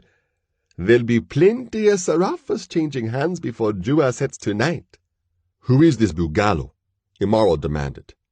Kereume looked at him askance. "You know by your names, accents, and appearance. I would have taken you for outlanders, but now I know who you are," the Pygmay said. Imaro scowled. "I meant no offense, Iguana," Kereume said hastily. "Bugalo is the Mashindavote, the champion of all Kundwa. For the past 3 reigns, he has fought in all the Chimbos of the land, and no one has ever defeated him. Knowing that, do you still want to take your chances?" "I'll match my sword against anyone's." Kereume struggled to suppress a chuckle, for these people were, after all, outlanders. "Weapons are not allowed in the Chimbo, Iguana," he said. "You fight with your hands, your feet, your head, your elbows, everything but your teeth, and you are likely to lose some of those in the battle." "I have fought barehanded before," Imaro said. "Ah, but you have never encountered the likes of Bugalo," Kereume countered. "You look strong, I'll grant you that. But Bugalo is the strongest man in Kundwa, if not all of Nyumbani." Tanisha burst into laughter at those words. Pomphis merely grinned. Imaro's face remained impassive, and Kereume began to wonder if falling in with these outlanders had been a mistake. Sensing the Pygmay's unease, Pomphis spoke smoothly, as he once had at the court of the Shah of Azania. "Friend Kereume, why don't we move along with the Chimbo?" the Bambuti suggested. "We can continue our discussion along the way." "Of course," said Kereume. As they joined the others headed toward the waterfront, Pomphis asked an innocent question. "How do the fighters in the Chimbo earn their silver?" Pomphis noted Kereume struggle to suppress an outward display of glee. "That's right," the Bambuti encouraged silently. "We are only ignorant outlanders. We are ripe for the plucking, or so you think." "What happens, my friend," Kereume explained, "is that when a fight is completed, the spectators throw Seraphos into the Chimbo. The better the fight, the more Seraphos are thrown. The winner keeps all the Seraphos, the loser gets nothing but his life, and sometimes not even that." "There are deaths in the chimbo, then?" Tanisha asked. Karaoume looked at her. Here is someone to die for, he thought. "There is no mercy in the fighting pit," he said. "I have seen Bugalo snap a man's spine across his knee more than once." "There is no mercy anywhere," Imaro muttered darkly. Karaoume gave the Ilyasai a surreptitious glance. There was something about the big outlander, something in his eyes, in the pantherish grace of his movements, in the lithe ripple of thews beneath his dark skin. If this man is what he appears to be, then Bugalo may be in trouble, he thought. "Do the Ba'imwene throw all their silver into the pit after the fight? Or is there wagering while the battle goes on, or even before it starts?" Pomphis asked. Karaoume considered the question. Then he smiled broadly. The chimbo was a wide, round pit with a floor of hardened dirt, surrounded by a low, stone wall. It lay within sight of the masts of the great ships that plied the sea trade of the Bahari Mashariki. By the time Karaoume and the outlanders arrived, a large crowd had already gathered, jostling for position on a ramp-like incline that led to the edge of the fighting pit. Imaro used his bulk to forge through the press of the crowd. His companions followed him gratefully. Interspersed amid the throng of Ba'imwene and folk from other East Coast lands, Imaro noticed a scattering of men unlike any others he had seen. Though their complexion was as dark as that of any Ba'imwene, their features were narrow, almost pinched. Heavy black beards covered the lower part of their faces. They wore close-fitting tunics that fastened up the front, and their sururale tightly encased their legs. Their turbans were intricately wound from many feet of muslin. "Who are those bearded ones?" Imaro asked Pomphis. "They are Bahindia, Imaro, from the lands beyond the Bahari. Kundwa trades with 2 Bahindia kingdoms, Zanj with 3 others. Most of these men are sailors on leave from their ships." "They look like dark Mzungas," Imaro commented. Karaoume's head turned sharply toward the Ilyasai. "Mzungas," he repeated, a scowl suddenly creasing his brows. "There are no Mzungas in Nyumbani. They were driven out 1,000 rings ago. Why do you speak of Mzungas?" "My friend was referring to some carvings of Mzungas he had once seen," Pomphis interjected hastily. Inwardly, he seethed at the warrior's uncharacteristic looseness of tongue. Until he and the others reached Cush, Pomphis wanted no one to know of their encounter with the Mzungas of the City of Madness. "At any rate," Pomphis continued, "the Bahindia had nothing in common with the Mzungu. Hard bargainers they may be, but they are not murderers." Karaoume opened his mouth to comment, but then a murmur rose from the crowd around them. "Bungalo! Bungalo is coming!" A pulse of drum beats became audible from the far end of the chimbo. As the crowd at that end parted, a singular procession descended the secondary ramp that led from the spectators' area to the center of the pit. 2 men clad in polished steel helmets and breastplates smacked their hands in unison against the tops of small drums. Behind them marched a tall, broad-shouldered soldier, resplendent in an ostrich-plumed helmet and silver-inlaid breastplate. 2 more soldiers, each armed with spear and shield, flanked the plumed dignitary. "Who is that?" Pomphis asked Karaoume. "That is Kalunga, the Amri, the supreme commander of Kundwa's army. Bugalo is one of his soldiers." The tempo of the drumming increased.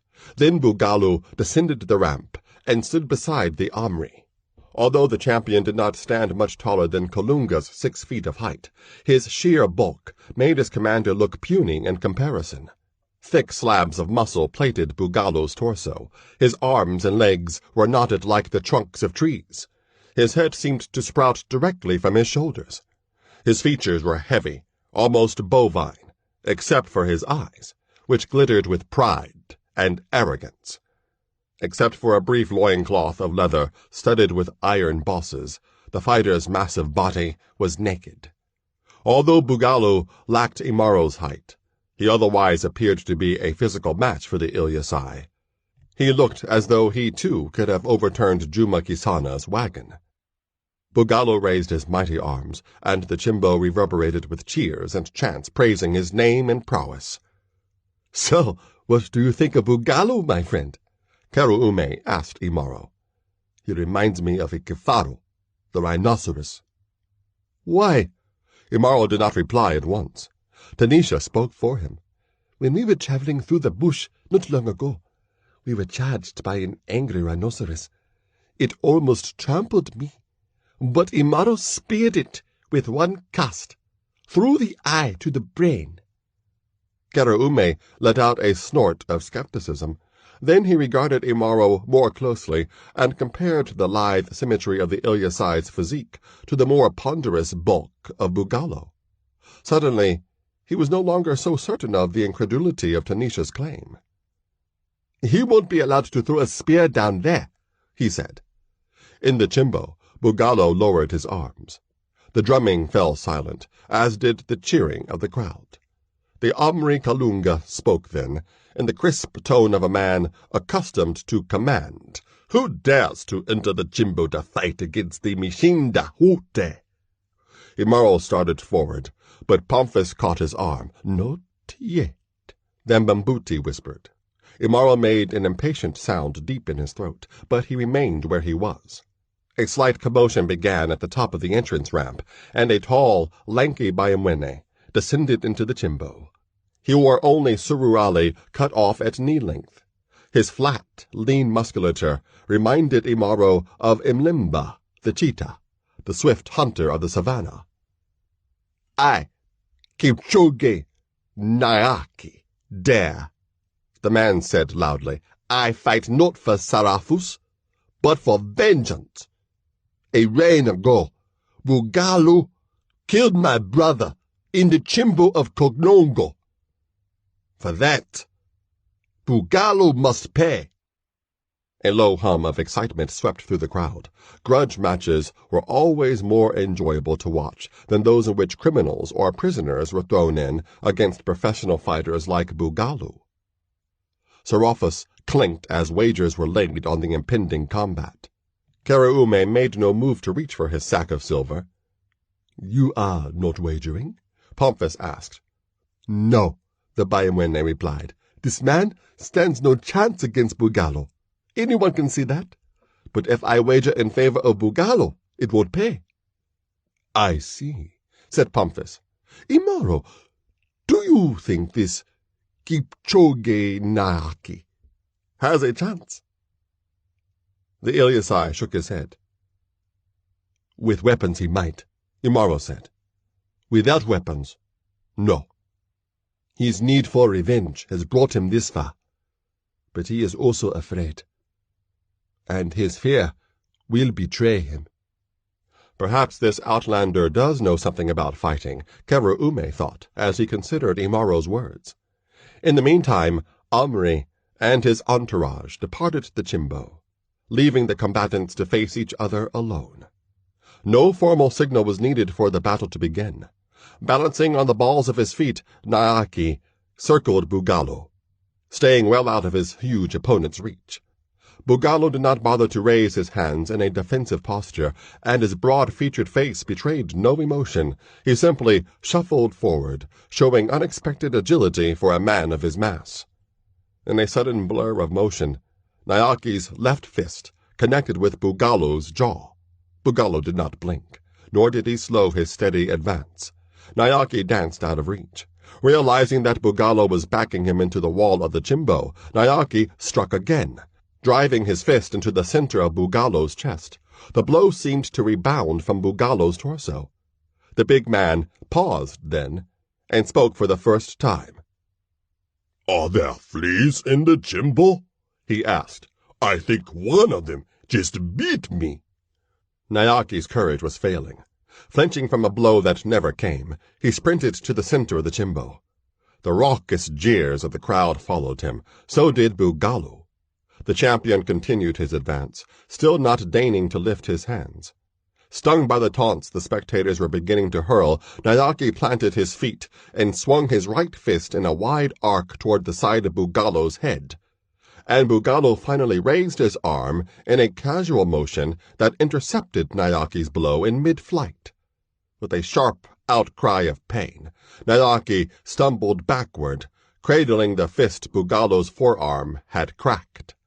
Now Bugalo lunged forward with the speed of the rhinoceros to which Imaro had compared him. He raised his right fist and brought it down like a mallet against his opponent's temple, with a crack that could be heard even over the noise of the crowd. Nyaki dropped in his tracks. As he lay on the dirt, his limbs twitched in an involuntary dance of nerves. A moment later, all motion stopped. Bugalo looked down at his fallen foe. Then he turned to the crowd and raised his arms in victory. The Bayamwene cheered their champion and chanted his name, and the drummers pounded out a triumphant rhythm. But only a few Seraphis fell onto the floor of the fighting pit. The fight had ended too abruptly. There had not been any real excitement to enjoy. Now, a hoarse voice shouted over the din. "Where is the Bahindya challenger? Let him show himself, if he is not afraid of Bugalo."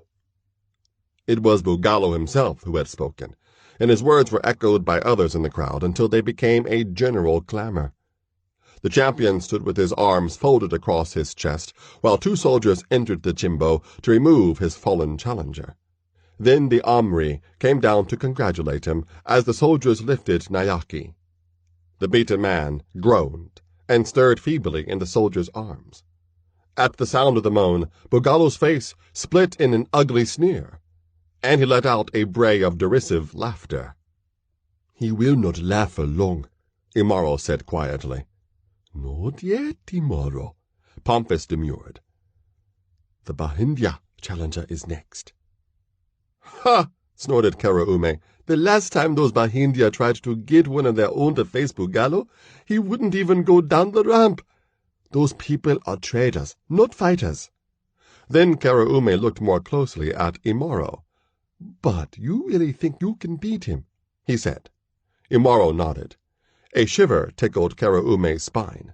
Once he had seen a man-eating lion brought to bay by a determined party of hunters and dogs. The feral glitter he saw in Imaro's eyes now reminded him of the blaze he saw in the lion's eyes just before it sprang at its tormentors. "Here come the Bahindya," Karamia said, hoping to calm the storm he could sense building in the man beside him. The foreigners were indeed descending the ramp. Their splendor surpassed even that of the Amri's retinue. There were 4 Bahindya in the group, each clad in tight-fitting garments of peach and aquamarine satin.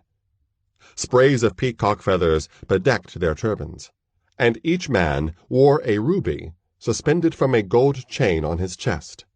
One carried a cloth pouch. The others went empty-handed.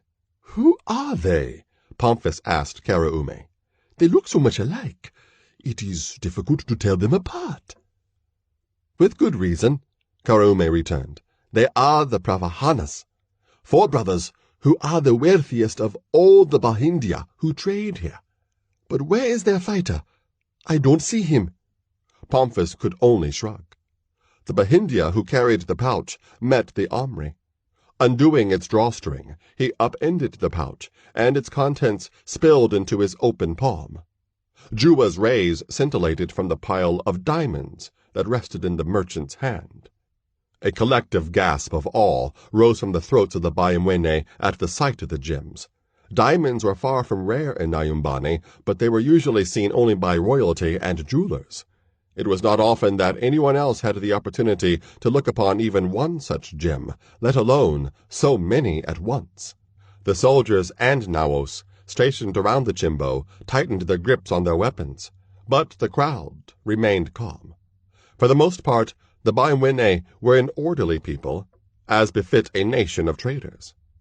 "Ingwana Emri, I wager this time diamonds against their equivalent in gold dust that our man can defeat your champion," the Bahindia declared, his high-pitched voice speaking Kiswa in a clipped accent.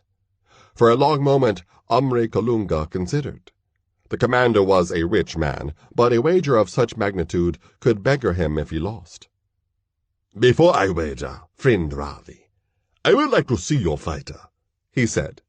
"Wise, very wise indeed, my dear friend," Ravi Pravahana said.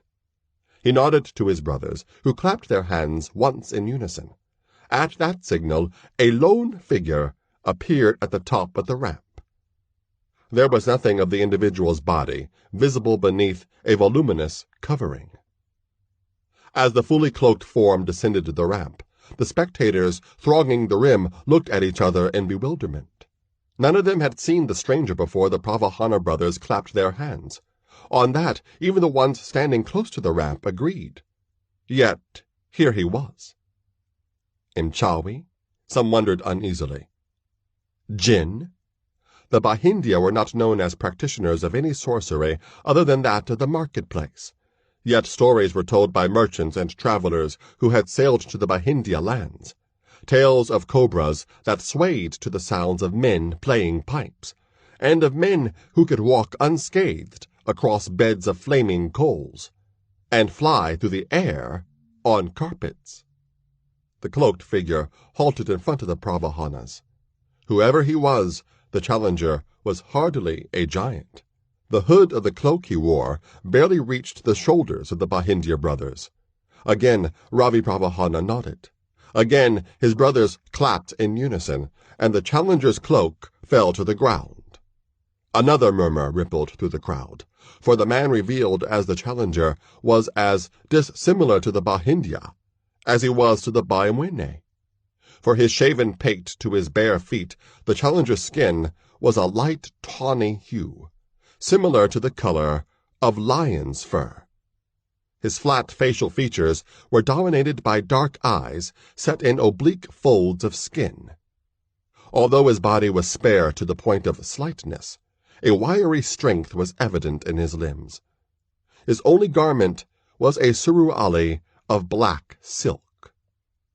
"This is our fighter, Chang Li," Ravi Pravahana said with a grand gesture. Chang Li bowed low, but said nothing. "This is a fighter?" bellowed Bugalo, who had completed his victory march around the pit. "Please, oh Amri, take the wager," Bugalo said. "I can break this one in two with a snap of my fingers." "No doubt," the Amri murmured. Now the crowd was buzzing like a huge hive of bees. In the midst of the excitement, Pomphis shook his head in disbelief. "Incredible," he said. "Absolutely incredible." "What are you talking about?" Karaume asked. "By Espelta's claws. Can't you see that man is a Singnu?" Pomphis returned. "You should know that the trade agreements signed long ago dictate. The Singnu nations, which are even farther east than the Bahindia lands, trade only with the kingdoms of the south of Nyumbani, and the Bahindia trade only with the kingdoms of the north. Kundwa is in Bahindia trade territory. The Singnu and the Bahindia have fought wars in their own land over trading rights in Nyumbani, and we are fortunate that they have not brought their disputes here with them. And now, here stands a Singnu in the employ of a Bahindia. Either that man is a renegade, or else the entire structure of international trade has been turned upside down." Karaume blinked, as did most who were subjected to a display of Pomphis's vast erudition. "Well, regardless of all that, this little man will never defeat Bugalo," the Pygmay said. "No sense wasting silver on this one. Look now, the Amri is replying to the challenge." They turned their attention back to the Chimbo. "Since you are so eager to part with your diamonds, friend Ravi, I shall accommodate you by accepting your wager. Kalunga said. An outcry of encouragement greeted the Omri's declaration. To the Bayawene, few things were more satisfying than outwitting a Bahindya. In this instance, it appeared that the Omri could not lose. Bugalo would swat the Singnu challenger aside, like the flea to which the champion had compared the unfortunate Kipchoge Nayaki. No other outcome was possible. The Omri and the Pravahana brothers clasped hands to formalize the wager. As they all departed the pit, leaving the dirt floor to the two fighters, Pomphis turned to Imaro. "Who do you think will win?" he asked, as if that isn't obvious. Imaro did not respond immediately. He intently observed the Singnu, who stood quietly while Bugalo postured for the crowd. "The yellow man will win," he finally said. "What?" Kari Ume cried, eyes wide in disbelief. "Is your turban tied too tightly?" Imaro gave Kari Ume a narrow-eyed glare, and the young Bayamwene backtracked. "No offense meant, Imaro," he said, "but what in Mwanji's name makes you think the Singnu has a chance?" "In the Tambarue. I once saw Mboa the buffalo walk beneath a tree in which Chewy the leopard waited in ambush," Imaro said. "Mboa did not suspect any danger. Chewy dropped onto Mboa's head, and quicker than it takes me to tell this, the leopard's claws stripped the buffalo's skull to the bone and tore out its throat. Mboa died quickly, and Chewy ate well that day. Bugalo is like Mboa. He does not think he is in any danger. The yellow man is like Chewy. He waits in ambush." Kari Ume carefully considered Imaro's words. "There is wisdom in what you say," he conceded, "but at least a leopard has teeth and claws. What does this Singnu have that would trouble Bugalo?" Before Imaro could reply, Pomphis cut in. "I trust Imaro's judgment," he said. "I am willing to make a wager on this Singnu." "What do you say, friend Kari Ume?" With a broad grin, Kari Ume reached into his shati and pulled out a sack that produced a muffled clinking sound as he hefted it. 50 seraphus, friend Pomphis, he said. "Can you match that?" "Unfortunately, my friend, we do not have any seraphus at the moment," Pomphis admitted. "No seraphus," Kari Ume said, his eyebrows raised. "What then do you have to wager?" "A night with me," Tanisha said softly. Kari Ume's eyes grew as wide as conch shells. He gaped at Tanisha, who smiled at him. Her shuka had slipped several inches downward, and she had not bothered to adjust it. Although Kari Ume had never experienced many problems in obtaining the favors of Baimwene women, the exotic appeal of Tanisha represented something he had only dreamed of in idle moments. Fulfillment of such a dream was out of the question. Until now. He could hardly believe his good fortune. With only minimal risk, Kari Ume could keep his seraphus and spend a glorious night with the ebony vision who stood smiling before him. But was the risk truly as negligible as it seemed? Kari Ume tore his gaze away from Tanisha and redirected it to Imaro. It was obvious that Tanisha was the warrior's woman. Kari Ume uneasily observed that Imaro's face was tight-lipped and narrow-eyed, and his hands were clenched into fists. "You don't mind?" Kari Ume asked cautiously. "She may do as she wishes," Imaro muttered. Kari Ume could not know the extent of the self-control the Ilyasaya exercised as he said those words. Both Pomphis and Tanisha had extended all their hard-won influence on him to induce him to accept this part of their ploy, to raise the seraphus they needed for their passage to Cush. To an Ilyasai, a woman was not to be casually offered to a stranger. He was still not certain he should have allowed them to convince him to go along with their plan. Now there was no turning back. Imaro unclenched his fists, and he willed his facial expression to relax. "I accept the wager," Kari Ume said. "Excellent," Pomphis enthused. "Look, the fight has begun." Looking up at Imaro, Tanisha spoke in a tone so low only he could hear her words. "You had better be right." "Remember Chewy," Imaro said. Believing his second contest of the day to be little more than child's play, Bugalo decided to entertain the crowd. Thrusting out his massive chest, he snorted and pawed at the ground with his foot, like the rhinoceros and buffalo to which Imaro had compared him.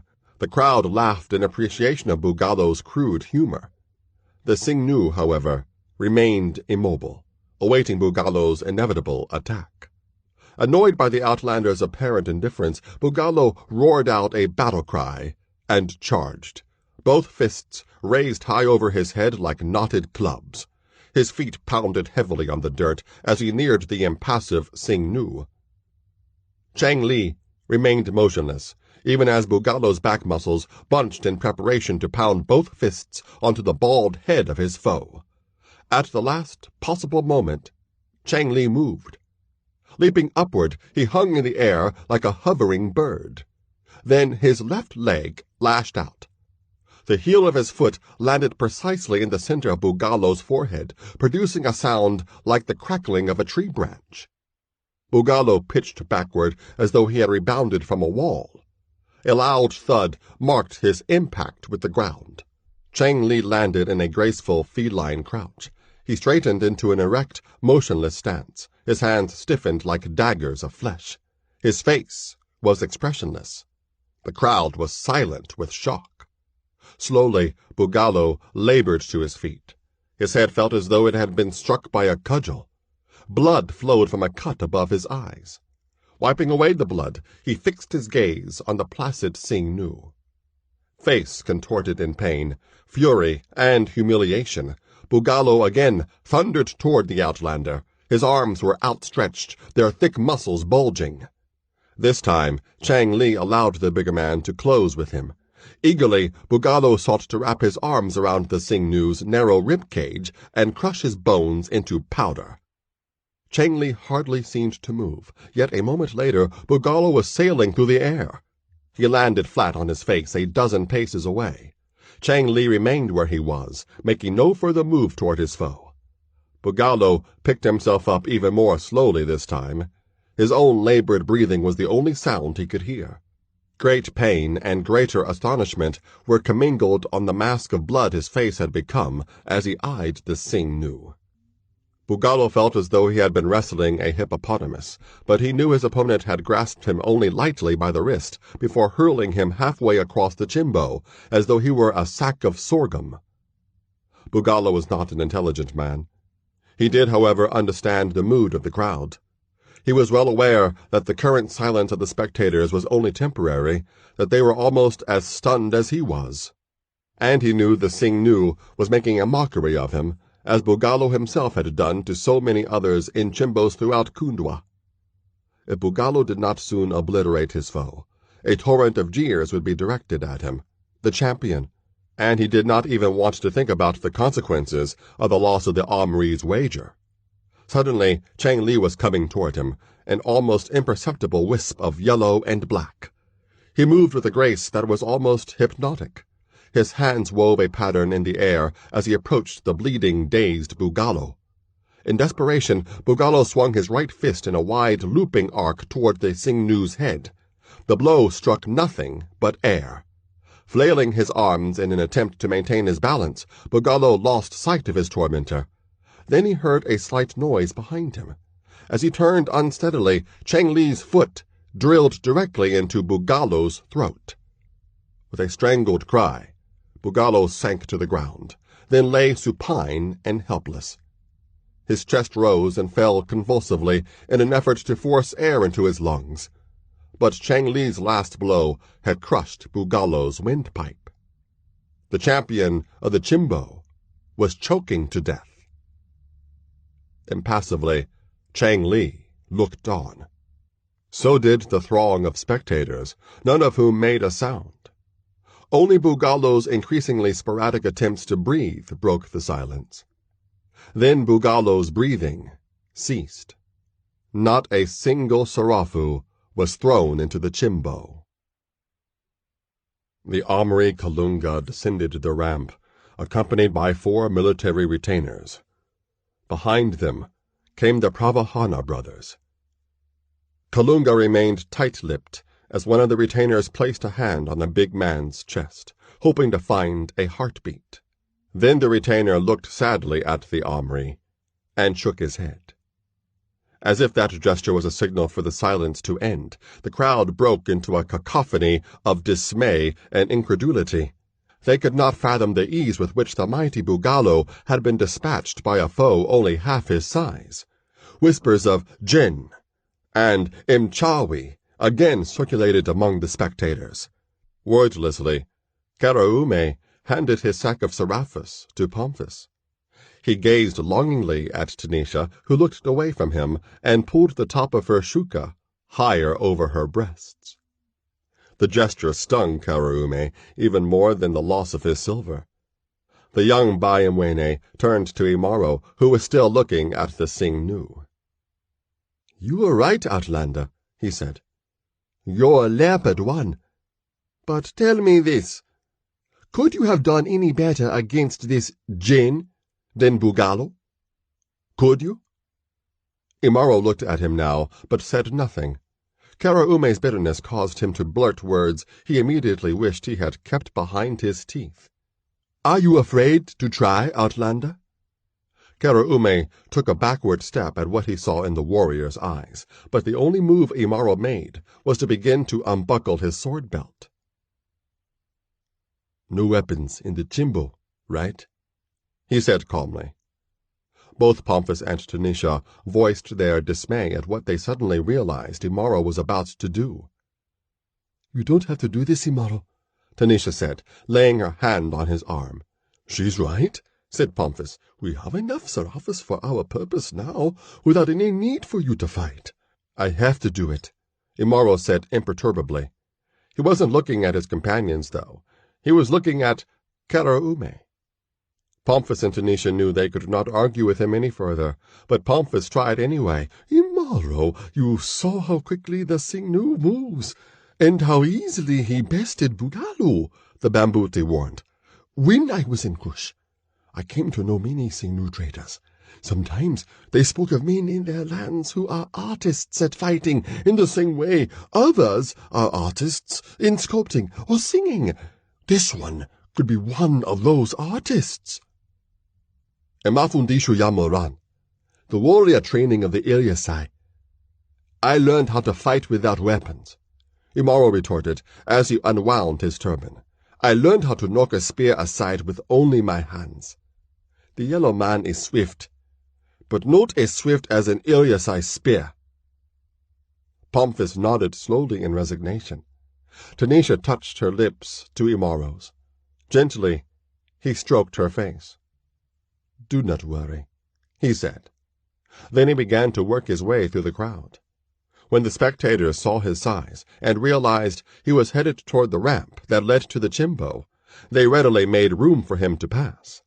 Word spread swiftly that a mysterious outlander was about to challenge the new champion of the fighting pit. In the chimbo, the Omri watched glumly as his retainers dragged Bugalo's lifeless body toward the ramp.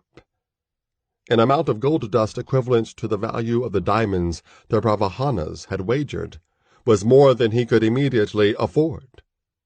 He would be forced to put himself in debt to the money traders to pay the wager he had lost. Kalunga glowered at the Bravahanas, who were engaged in profusely congratulating Chang Li on his victory. He noted that the brothers were careful not to lay their hands on the Sing-Nu, as they normally would have done. Chang Li paid no heed to the Bahindya's effusions. Soon enough, Ravi Pravahana turned his attention to the Omri, who was mentally calculating the length of time it would take him to repay the money traders. "So, Kalunga, it seems you owe us a fairly substantial amount of gold dust," the merchant said. "You'll get it," the Omri grated. "Indebtedness does not become you, my dear friend," Ravi chided. "Would you be so morose if the battle, such as it was, had gone the other way, causing me to be the one to part with my diamonds?" "I lost a good man," said Kalunga. "Ah, but he was not good enough to defeat Chang Li." Kalunga's scowl deepened. "Please forgive me, my dear friend, for neglecting to have informed you that Chang Li is, or was, a master of the Shaolin, a Xingnu sect whose philosophy I could not begin to articulate, let alone understand. I know only that to them fighting is the highest form of art. For reasons he declines to reveal, Chang Li departed the Shaolin and his homeland and came into our employ. Chang Li asks for little in return for his services, but as you have seen, he delivers much. It is easy to see how you overlooked such a minor detail, Kalunga said sarcastically. But even if you had given me the information you have now, I would still have doubted that a man of this Xingnu size could have prevailed against Bugalo. Can you wait a few days for the gold dust? Oh, friend Kalunga, it pains me that you would entertain the notion that I do not trust you to make good on our wager, Ravi said theatrically. By all means, take as much time as you need. Kalunga nodded wearily, but the Bahindya merchant was not through. Listen, my friend, he said, I shall offer you an opportunity to recoup your great loss. How? I am prepared to wager the entire amount of gold and diamonds now in my hands against their equivalent in ivory, that there is no one in all of Mwene who can take the measure of Chang Li. Well did Kalunga understand the motivation for Ravi Pravahana's new wager. The Bahindya coveted Nyumbani's ivory as much as they did the continent's other resources, for the tusks of Timbo were larger by far than those of its counterpart in the lands on the other side of the sea.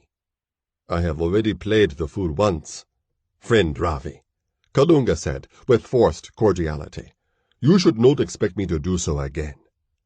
Before you commit yourself on that course, friend Kalunga, I would suggest you look behind you.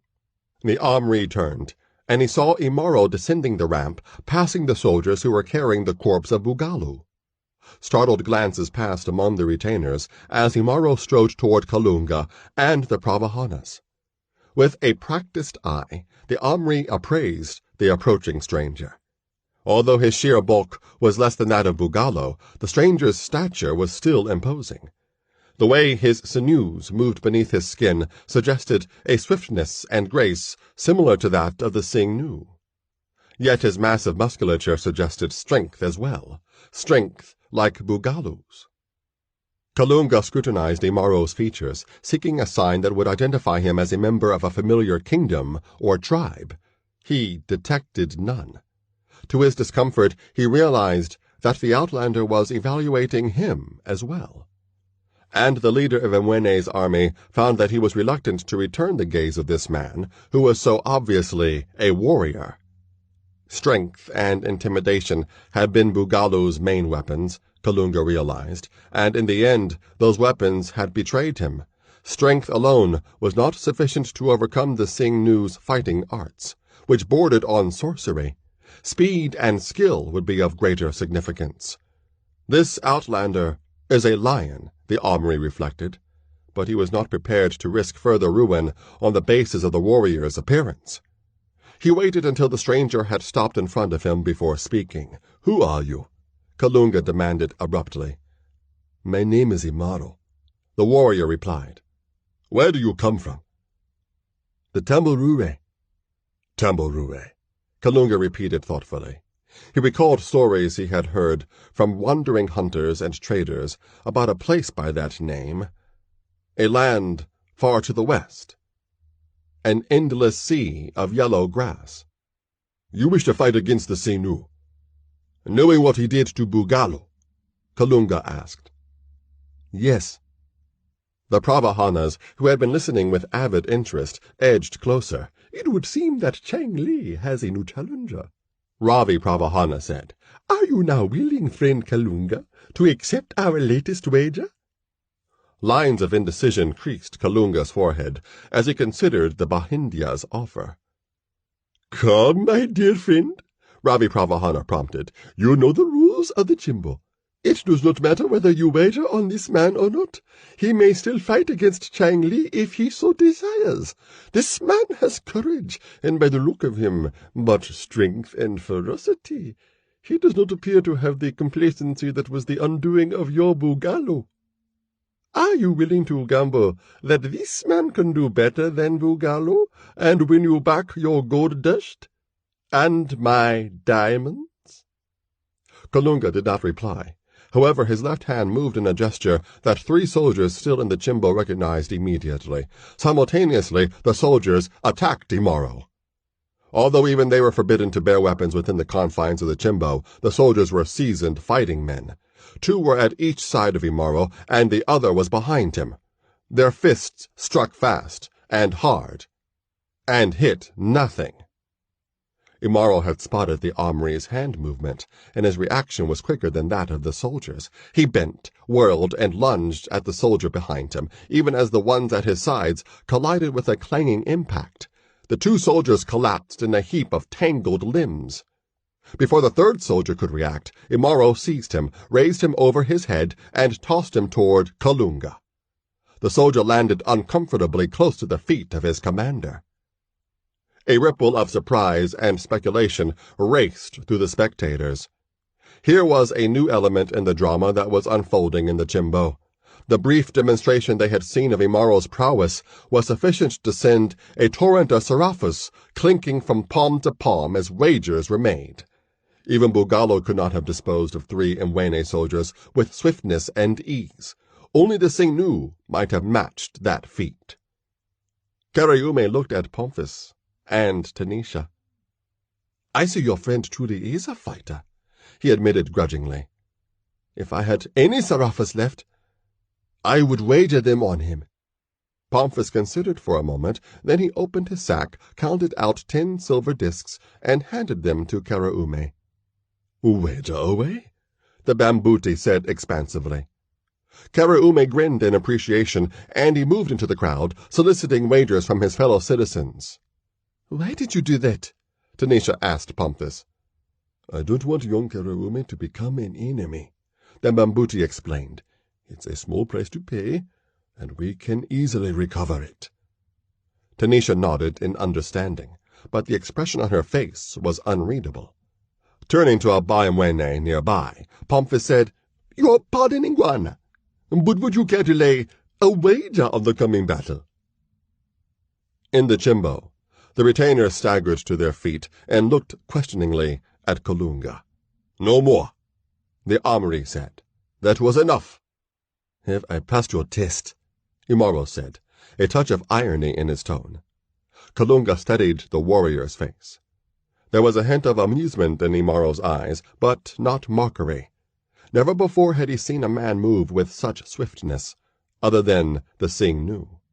And to toss a man wearing armor as though he were weightless, that was a feat even Bugalu would have been hard-pressed to match. Kalunga made his decision. "I accept your wager. Friend Ravi," he said. "My ivory against your diamonds and gold dust." "Ah, you are still bold, my dear friend," Ravi Pravahana said. "I enjoy boldness. It enriches us." Kalunga did not respond to the Bahindya's provocation. Curtly, he ordered his still-dazed retainers to accompany him out to the Chimbo. "My future rests on your shoulders, Outlander," the Omri said as he passed Imaro. "You had better win." Imaro did not acknowledge those words. His attention was focused solely on the Sing-Nu. Oblivious to the rising murmur of the crowd, Imaro faced Chang Li. The Sing-Nu bowed. Imaro, guessing that the gesture was an indication of respect, did the same. A spark of interest flickered in Chang Li's eyes. He sensed that the warrior who faced him now was nothing like Bugalo. There would be no blind, blundering charges from this one. He began to circle Imaro, feet gliding smoothly over the packed dirt of the Chimbo's floor, His hands moved in intricate patterns as he advanced. Hands held stiff as spear points, Imaro matched the Singnu's moves. Although his kufahuma, the all-encompassing sensory attunement he had learned during his childhood among the Ilyasai, was centered on the slight figure dancing before him, Imaro also recalled the words of Masadu, the scarred warrior who was in charge of warrior training. A warrior who can fight without weapons is never unarmed. Let your hands and feet be your sword and spear, and your quickness your shield. Without warning, Chang Li leaped, his foot snapping toward Imaro's face. With a slight shift of his stance, the warrior evaded the attack. Then his own foot snapped forward, landing in the center of Chang Li's abdomen.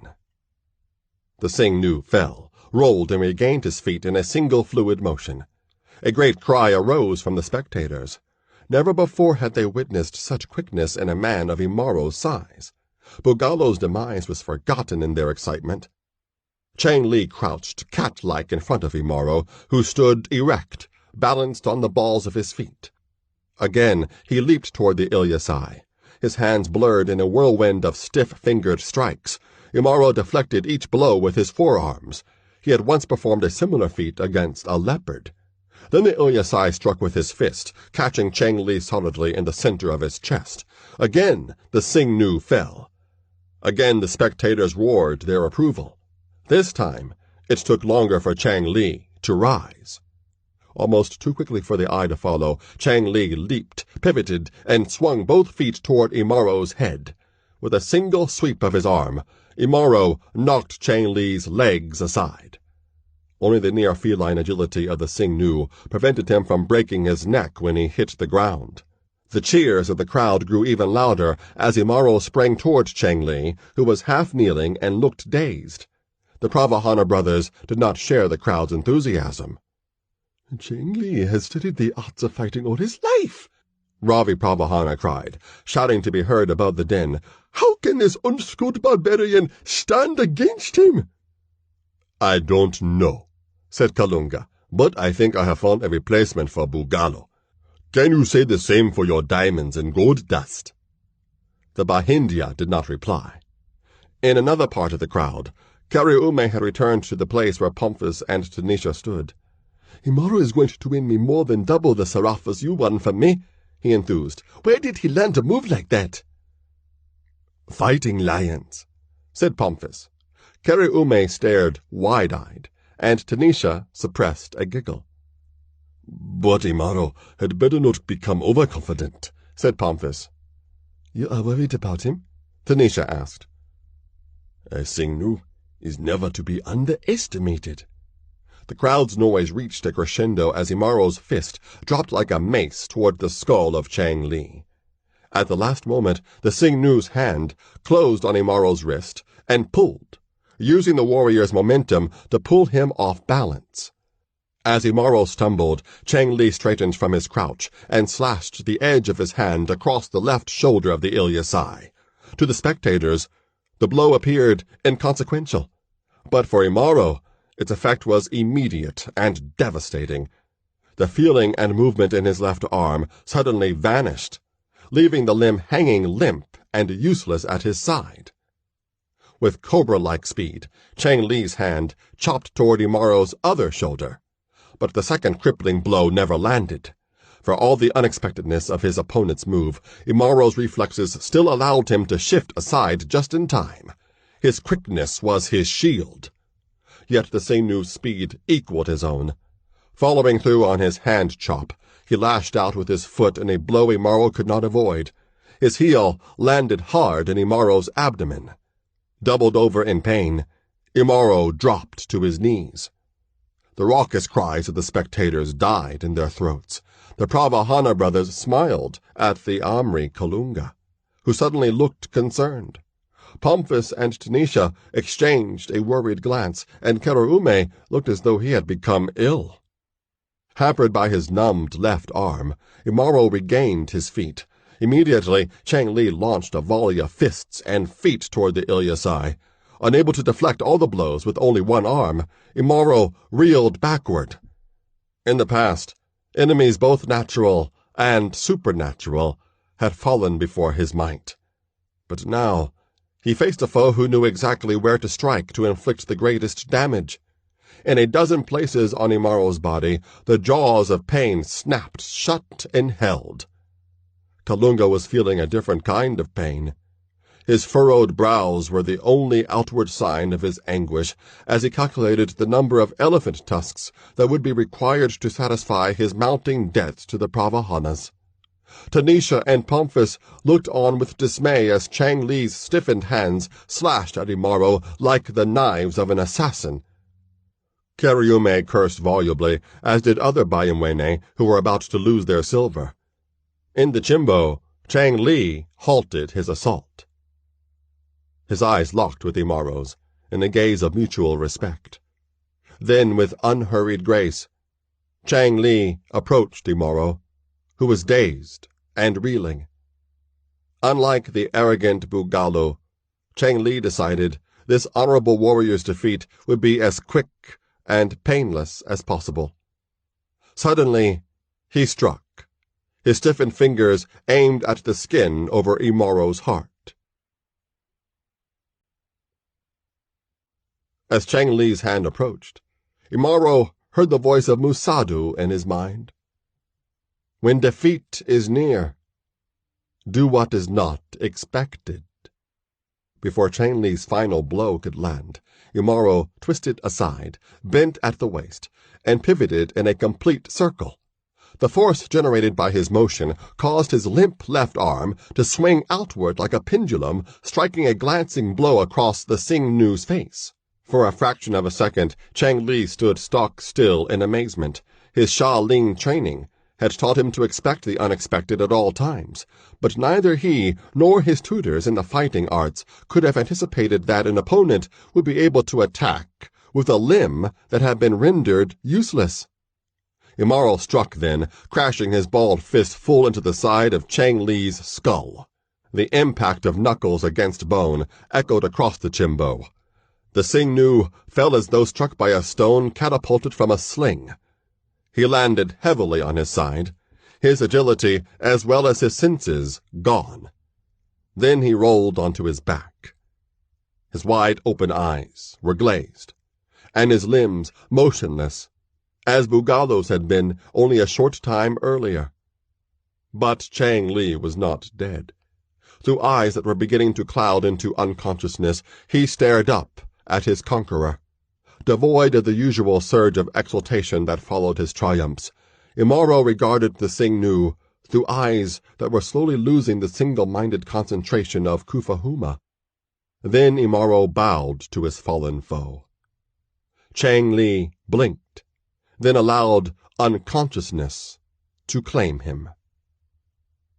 As if Imaro's gesture of respect was a signal, the spectators erupted in a surge of approbation. A single Serafu arced into the Chimbo. A second Serafu followed. Then a third. And then a shower of silver discs, flashing like daytime stars in the light of the sun. The Omri, Kalunga, and others were now hurrying down the ramp leading to the fighting pit. In the midst of the pandemonium, Imaro knelt at Chang Li's side. He reached down to help the smaller man to his feet. But the Xingnu's head moved almost imperceptibly side to side. Frowning in bewilderment, Imaro stood up. He was certain the Xingnu had lost consciousness, yet it was as though the foreigner had been able to see him through closed eyes, and the meaning of the headshake was clear. Don't. The Omri Kalunga and his retainers were the first to reach Imaro, with the gloomy-looking Pravahana brothers not far behind. You had me as frightened as I have ever been of the battlefield, Outlander, Kalunga said. I think that, with a change of look, the outcome of this match might have been different. You are right, Imaro said. Then the warrior looked past the Omri, his attention claimed by the sight of two people who had pushed their way through the crowd and were now rushing down the ramp, Tanisha and Pomphis. Are they friends of yours? Kalunga asked, following the direction of Imaro's gaze. Imaro nodded. Ignoring the commander and the Bahindya merchants, Tanisha hurled herself into Imaro's one-armed embrace. The small crowd that was gathering gazed in appreciation as she planted her lips on Imaro's mouth. Then she stepped back and looked deeply into his eyes. "For the first time since I have known you, I was afraid for you," she said.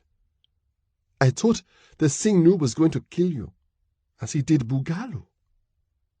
If he had—" She interrupted that thought as she realized that Imaro's left arm still dangled at his side. "Your arm," she said. "I don't feel any pain in it," Imaro said, "but I still cannot move it."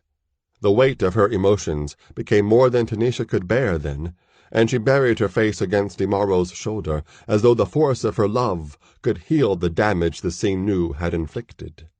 While attention remained focused on Imaro and Tanisha, Pomphis was industriously plucking sorcerous from the dirt floor. Imaro's discarded turban served as a makeshift coin sack. The clink of sorcerous accumulating in the turban alerted Kalunga, whose face contorted in anger when he saw what the pygmy was doing. "Stop that, you little thief!" he shouted. "This silver belongs to the one who is victorious in combat, not to spectators." "Pomphis is my friend," Imaro said quietly, but with a dangerous undertone. "The three of us are together. These pieces of silver are as much theirs as they are mine." "May I continue, Iguana?" Pomphis asked, an insouciant smile tugging at the corners of his mouth. Kalunga nodded dismissively. With a broadened smile, the Bambuti returned to his task. "You are loyal to your friends," Kalunga observed. "I like that." Tanisha spoke then. "You speak of loyalty and sorcerous," she said, "but what have you to say about Imaro's arm? He cannot move it." The Omri looked at her more closely, and he wondered what nation or tribe could have produced a woman of such singular comeliness. Before he could answer Tanisha's question, Chang Li claimed the attention of all those who were in the chimbo, for the Singnu was slowly rising to his feet. He tottered, barely able to maintain his balance. Blood trickled from his nose and mouth, and bruises discolored his tawny skin. Looking directly at Imaro, Chang Li bowed. Then he began to speak. The syllables he uttered were completely foreign, with an intonation that sounded like the twanging of a stringed instrument. "What is he saying?" Kalunga asked the Pravahanas. "We do not understand his tongue," Ravi Pravahana said. "When he speaks to us, which is not often, he uses our language." "I understand some of this Singnu speech," Pomphis said, even as Chang Li fell silent. "What did he say?" Kalunga asked. "His words were meant for Imaro," said Pomphis. "But I imagine he would not be offended if you heard them too." The Omri ground his teeth in frustration. If only this little nuisance were not associated with the warrior, I would teach him some manners, he thought grimly. "He said, the sensation and movement in your arm will return before long, Imaro," Pomphis said, looking up at the warrior. "He struck only to immobilize, temporarily." Tanisha breathed a long sigh of relief. "He also says you have done honor to your ancestors, and the Chi tells him that your path and his will cross again." "What is this Chi?" Imaro asked. "It is something like what you call Kufahuma, in awareness and understanding of the forces around you." "Can you speak his tongue?" Imaro asked. "Yes, but not very well." "Tell him that I say, he is a warrior, and if our paths cross again, I hope the crossing is peaceful. And tell him I have no ancestors to honor." Pomphis gave Imaro the bemused gaze that was his usual reaction whenever the warrior said or did something that belied the harsh, unyielding exterior he presented to the world. Then he translated Imaro's words for Chang Li, stumbling from time to time over the Sing-Nu syllables. At the end of Pomphis' translation, Chang Li bowed, turned, and walked stiffly toward the ramp.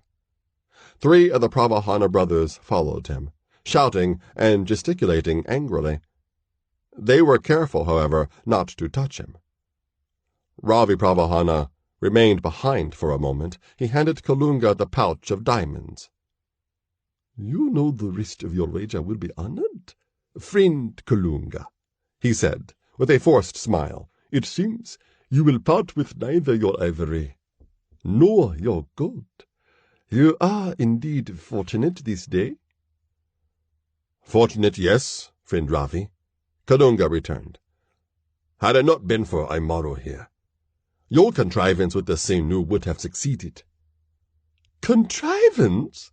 the Bahindya protested. "You wrong me, my dear friend.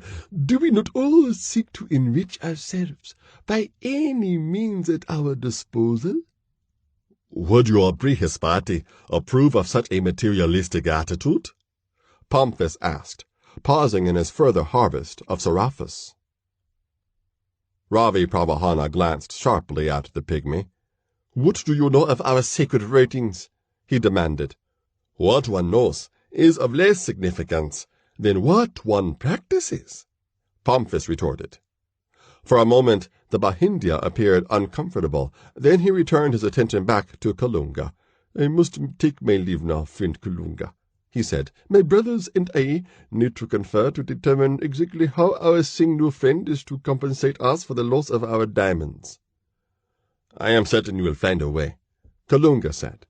Ravi Pravahana's smile remained fixed in place as he turned and hastened to catch up with his brothers and the Sing-Nu. "How is your arm?" Tanisha whispered to Imaro. "The feeling is returning." "Where are you from?" Kalunga asked Imaro. "Who are your people?" "I am from the Tamurure. My people were the Ilyasai." The Amri's brows rose quizzically. "Where?" he asked.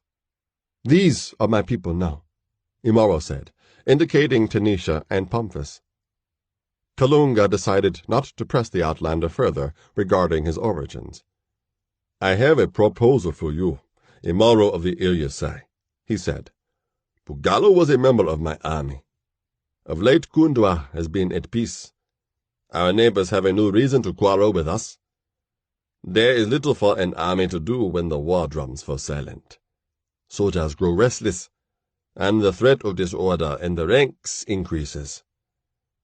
As champion of the Jimbo, Bugalo was a source of pride, a rallying point to divert his fellow soldiers' attention from their inactivity. He was a valuable man in peace as well as war, and now he is gone. In all Imweni, and in all Kundwa, for that matter, there is no one fit to stand in his place, no one, except you. Join my army, Imaro, and Bugalo's position will be yours. Your only duty in peacetime will be to fight in the Jimbo. In time of war, you will fight for Kundwa. All the seraphis the spectators throw into the Jimbo after your victories will be yours, along with what you will earn as a soldier. Not only that, I will also allow you to have a portion of whatever silver I may win by placing wagers on you. What do you say, warrior?" Imaro knew immediately what he would say. Kalunga's offer did not tempt him even slightly. His enemies were not the ones he faced in the fighting pit of Imwene. They were the Mashatan and the high sorcerers of Nama. His destination was Cush, not the army of Kundwa. But before Imaro could reply to Kalunga, a violent commotion broke out near the top of the entrance camp. Most of the spectators had already departed, for it was certain there would be no more bouts in the Jimbo this day. A few lingered to catch a last glimpse of the new champion, but now several men, shouting unintelligibly, were rushing down the ramp.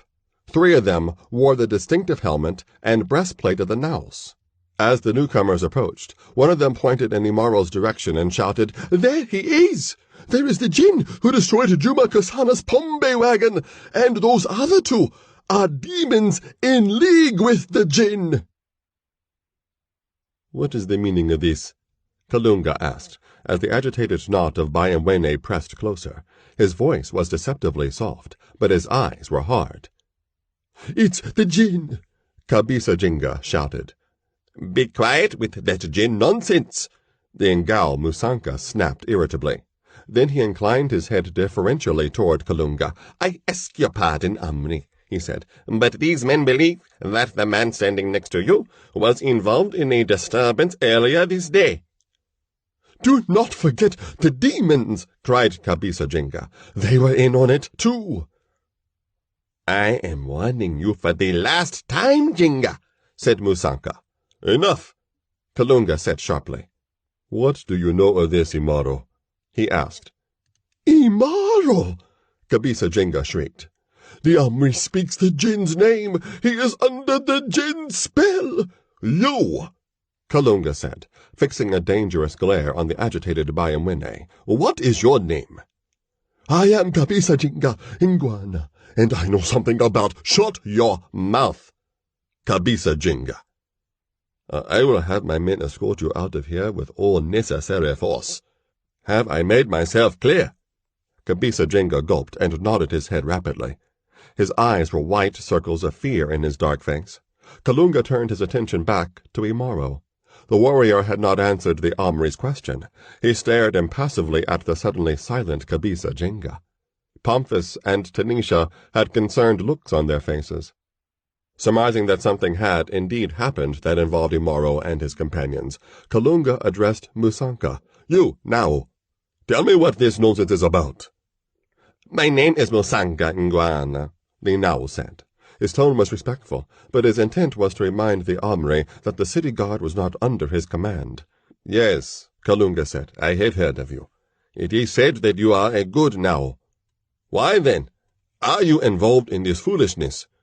"This one can explain it better than I, Ngwana," Musanka said, indicating Imbuya Wasaja. Wasaja then recounted Imaro's encounter with Juma Kisana, from the beating of the ox to the overturning of the wagon and the subsequent disappearance of the Pygmay brewer. During the retelling, Kalunga glanced repeatedly at Imaro, who remained impassive. "Is this true?" Kalunga asked Imaro after Wasaja's tale was done. "Did you destroy this Kisana's wagon?" "Yes." "What reason could you possibly have had to do such a thing?" "He beat his Ngombe." "His what?" "Perhaps I can be of assistance, Ngwana," Pomphis said. Kalunga looked down at the Bambuti, who was holding the seraphis he had collected in the bag he had improvised from Imaro's turban. The bag was bulging. "You will allow this one to speak for you?" Kalunga asked. Imaro exchanged a glance with Tanisha. They both knew Pomphis could talk his way out of, or into, anything. Imaro nodded his assent. As the onlookers listened intently, Pomphis expounded on the relationship between the Ilyasai and their Ngombes, stressing the esteem in which the herders regarded their cattle.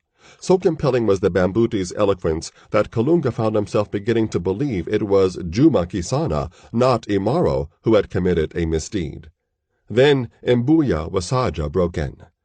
"The Outlander's consent for the ox is unusual," he allowed.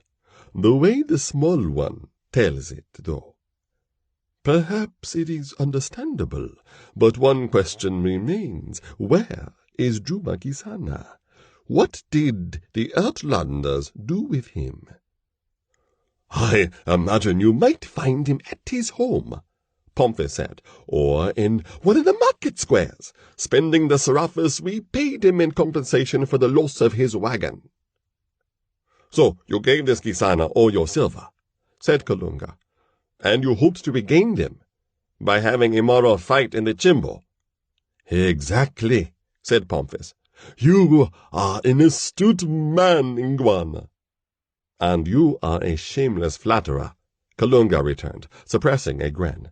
Despite his initial annoyance at Pomphis, he was beginning to like the loquacious little outlander. "Flattery aside, Omri, Jumekisana is still missing," said Wasaja. "We have only these foreigners' word that no harm has come to him." "What we have here, Ngwana," Busanka cut in impatiently, "is destruction of property, a physical attack on a citizen of Imwene, and a possible abduction of that citizen. There are no Ibewene witnesses to account for any compensation for Kasana's wagon, nor to attest to his safe whereabouts. Therefore, I have grounds to arrest this man and confine him in the gereza." "No one is confining me anywhere," Imaro said flatly. He was weaponless, and only one of his arms was functioning fully. Even so, the Bayamwene soldiers exchanged nervous glances. "Forget the gereza!" an agitated Kabisa Jinga cried, as though the very sound of Imaro's voice had triggered another outburst. "What? Gereza can hold a djinn! Only flames can destroy a djinn!" "Did I not tell you what would happen if you opened your mouth again?" Kalunga said. He signaled to his soldiers. Two of them stepped toward Kabisa Jinga. Before they could lay their hands on him, Jinga whirled and scurried toward the ramp as fast as his spindly legs could carry him. "Fools!" he cried as he fled. "Fools! The djinn has bewitched you all. Because you allowed the djinn and his demons to live, you will all die." "Let him go," Kalunga called to the pursuing soldiers. "He is not worth any more of our time." As the soldiers returned, the Omri considered the three unique outlanders. Pomphis and Tanisha had both drawn closer to Imaro, as though his very proximity was protective. Busanka, the Nao, looked at the wayfarers with a tinge of regret. The big one, Imaro, was obviously a worthy man in a fight. As he and the others had entered the Chimbo, Busanka heard snatches of conversation concerning the prowess of the new champion, and he had been duly impressed. But Busanka was a Nao, and his duty superseded his feelings. "As far as I can see, Outlander, your friends have done nothing that would call for them to be hurt," he said to Imaro. "But until it is clear that no harm has come to Kisana, and he has no complaint against you, you must remain in the gereza. You will have to come with me now. Please do not resist. I have no wish to use force, but I will if I must." Busanka laid his hand on the hilt of his sword. Kalunga spotted the gesture, and his eyes narrowed. "This is the Chimbo now, Busanka," Kalunga said quietly. "Yet here you stand, bearing a weapon." Busanka grimaced as though he had been struck. The ravings of Kabisa Jinga had distracted him so thoroughly that he had neglected to lay his weapons aside before descending into the fighting pit. Glancing toward the other Naos, he saw that they, too, had retained their weapons.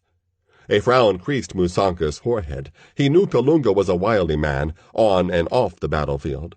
Clearly, the Omri was protecting this outlander, Imaro. But why?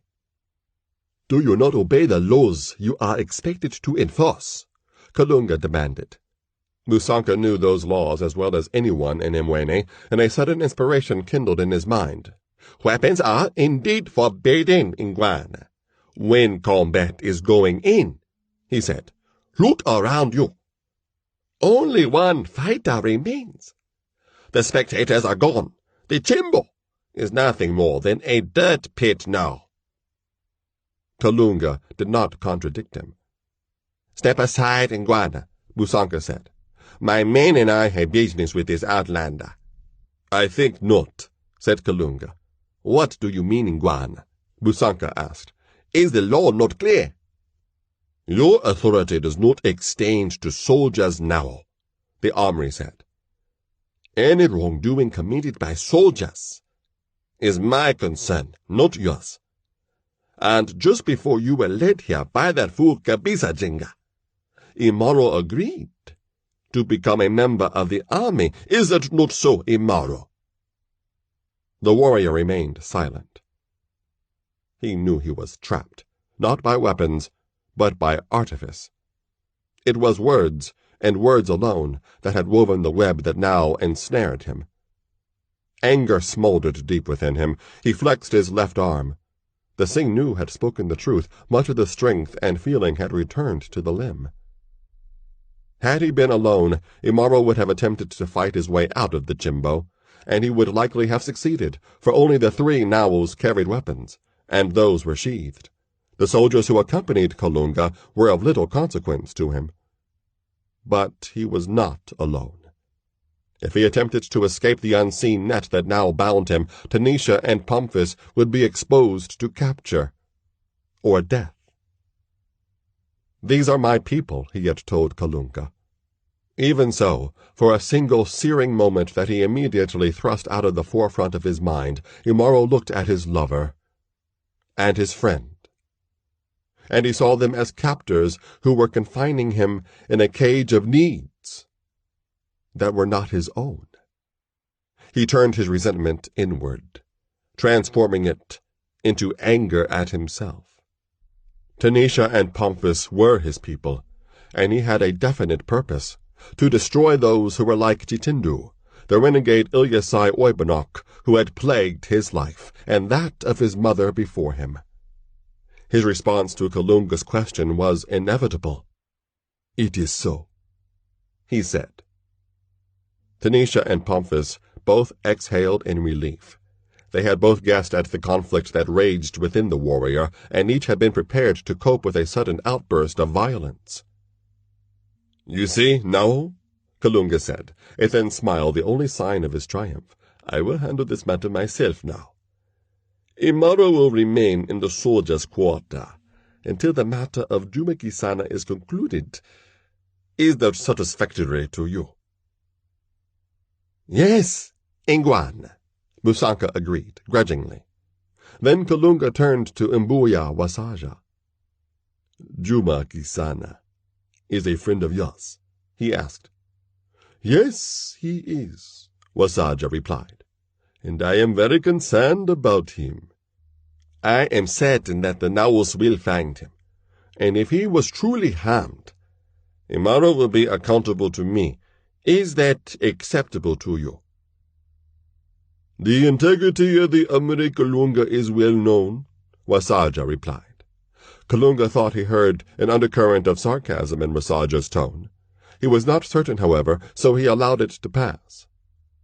"There is nothing else for us to do here, then," Musanka said. "Can you direct me to Kisana's compound in Guana, Wasaja?" "Yes, but he lives outside the city. By the time we get there, Jua will have long since set." "That doesn't matter," Musanka said. "It is important that we learn the truth of this matter as soon as possible. We'll need horses." With that, Musanka and the other Ingals departed, with Wasaja trailing behind them. Imara, Tanisha, and Pomphis were now alone in the chimbo, with Kalunga and his retainers. "Imaro, my men will show you to the soldiers' quarter," Kalunga instructed. "You will occupy the sleeping space that belonged to Bugalo. He is, after all, in no position to object." Imaro did not appreciate the Omri's grim jest. Among the Ilyasai, a fallen comrade was mourned, not mocked, unless he had displayed cowardice, which Bugalo had not done. Imaro's distaste for Kalunga's attitude was evident, and he made no attempt to conceal it. He turned to Tanisha and Pomphis. "We will go to the soldiers' quarter, then," he said. "You do not understand, Imaro," Kalunga said. "Your companions cannot join you in the soldiers' quarter. They will have to find their own accommodations. They can send a messenger to the soldiers' quarter to let you know where they are." Imaro was about to protest. Then he realized that would be futile, so he said nothing. The 3 wayfarers looked at each other. Pomphis's frustration showed clearly on his face. Although the need to reach Cush was urgent, their departure would now be delayed until he could think of a way to extricate themselves from the bonds of obligation Kalunga had placed upon them, especially upon Imaro. Tanisha wrapped her arms around Imaro and gave him a long embrace.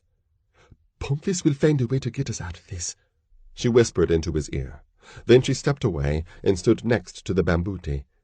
"Now that the matter is settled, we will depart," said Kalunga. He inclined his head, and 2 of his retainers cautiously flanked Imaro. They were the same 2 who had collided while attempting to test Imaro before his fight against the Sing Nu. Their nervousness was evident in their stance, for they were now within arm's reach of Imaro. "This is not necessary," Imaro growled. "I gave you my word. I will not run away." "I realize you are a man of your word, Imaro," Kalunga said, "but for the sake of the Naus, I must create the impression that you are under guard." Nodding in indication of his acceptance of Kalunga's explanation, Imaro strode toward the ramp. The others, even Kalunga, followed in his wake. As they ascended the incline, Pomphis noticed that only a few soldiers remained, keeping watch over the weapons of Kalunga and his retinue. It was while those men were reclaiming the weapons that Pomphis remembered Imaro's sword. "A spirit's claws," he cursed. "I left your sword with that scoundrel Kararume, and now he's gone with it." "Maybe he left it where we were standing," Imaro suggested. "I'll go see." "We will provide you with the weapons you need," Kalunga said, his patience approaching its end. But Pomphis had already trotted off toward the now deserted spot they had occupied with Kararume. For a few moments he searched along the incline. Then he kicked at the stone and returned to Imaro and Tanisha. "He took it," the Bambuti raged. "That ungrateful jackal took your sword." "I'm sorry, Imaro." "It doesn't matter," Imaro said.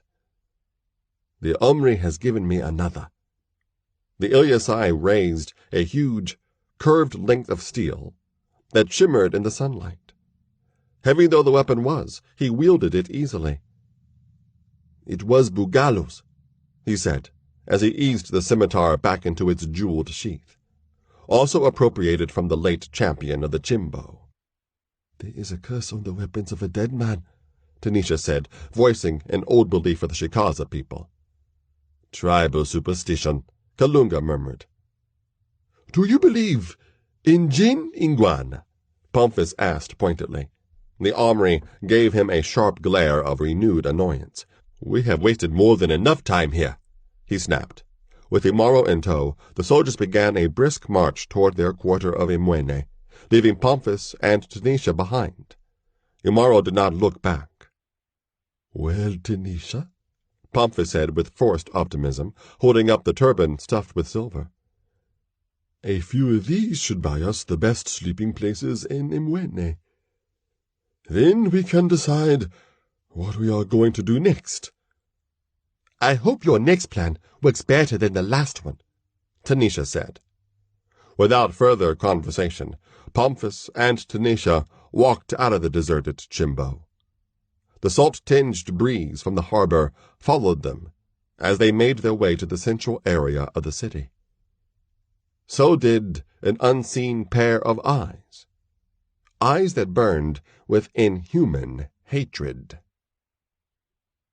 Night wrapped Imwene in an ebony cloak. Imwesu shed no light on the city. The stars did not appear. It was as though they feared to venture into an unnaturally dark sky. The sky itself seemed constricted, settling over Imwene like an opaque dome. Torches set in recesses in the walls of buildings provided meager opposition to the encroaching darkness. Save for the patrolling Naos and others whose livelihoods required them to be abroad at night, the streets that had teemed with activity in the daylight were now deserted. There was something oppressive and uncanny about the starless sky. Old people told each other tales of ancient times when Imtali, the sky god, had hovered close to the ground, blotting out the sun, moon, and stars until the hero Mwambu forced Imtali to retreat. One day, the elders whispered, the sky god would descend again, and the second descent would signal the end of the world. Karaume Ngeta cared nothing for the stories of elders. For him, the darkness was nothing more than an opportunity for concealment. With skill born of long practice, Karaume slipped from shadow to shadow, easily avoiding the attention of the few Naos he spotted. In his hands, Karaume carried a long, narrow object wrapped in a length of cloth. It was Imaro's sword. In the midst of the uproar in the chimbo, the young Pygmay had departed unnoticed with the weapon. Imaro's victory over Cheng Li had won Karaoume a fat sack of silver, but the ease with which the three outlanders had initially duped him continued to rankle. Karaoume was not an honest man. He lived by his wits. The number of seraphis he had earned honestly in his lifetime could be counted on the fingers of one hand. The nous had never apprehended him, even though he was a known gambler, swindler, and thief. Thus, the memory of Tanisha's false offer of her body, casually promised, casually withdrawn, had filled him with anger at himself.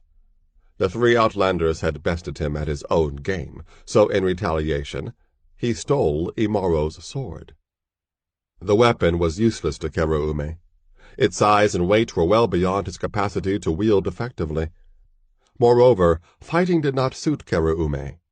He preferred stealth to sword-play. But he knew a man in Mwéné's underworld, a professional slayer who was neither a soldier or a nau, who would welcome such a weapon as Imaro's sword. Karaoume was now conveying the sword to the meeting place upon which he and his fellow rogue had earlier agreed. He would earn only a few more seraphis from the transaction, but the satisfaction that the outlanders had not totally outwitted him would do much to assuage his wounded vanity. Such were Karaoume's thoughts as he scurried past the dark mouth of an alley. He was not aware of the huge, hunched form that detached itself from the darkness and began to lope soundlessly behind him. The distance between them rapidly diminished. Then a powerful, misshapen hand fell heavily upon Karaoume's shoulder. Stopping short, Karaoume opened his mouth to cry out, but no sound left his throat, for the hand of his assailant moved quickly from his shoulder to his face, completely covering his mouth. Effortlessly, the assailant jerked Karaoume from his feet and carried him into another alley nearby. Once they were out of sight of the street, the hand fell away from Karaoume's face. An instant later, the Pygmay was hurled to the stone pavement of the alley. As pain racked his bruised limbs, Karaoume stared up at his assailant. In the wavering rectangle of torchlight from the alley's mouth, he made out a dim, huge shape that rivaled the size of Imaro and Bugalo. He could not discern any other features. Again, Karaoume opened his mouth to speak or cry out for help.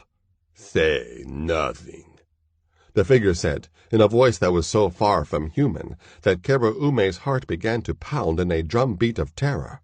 "Sword of warrior give now," the assailant said, his words sounding like the grating of stones against one another.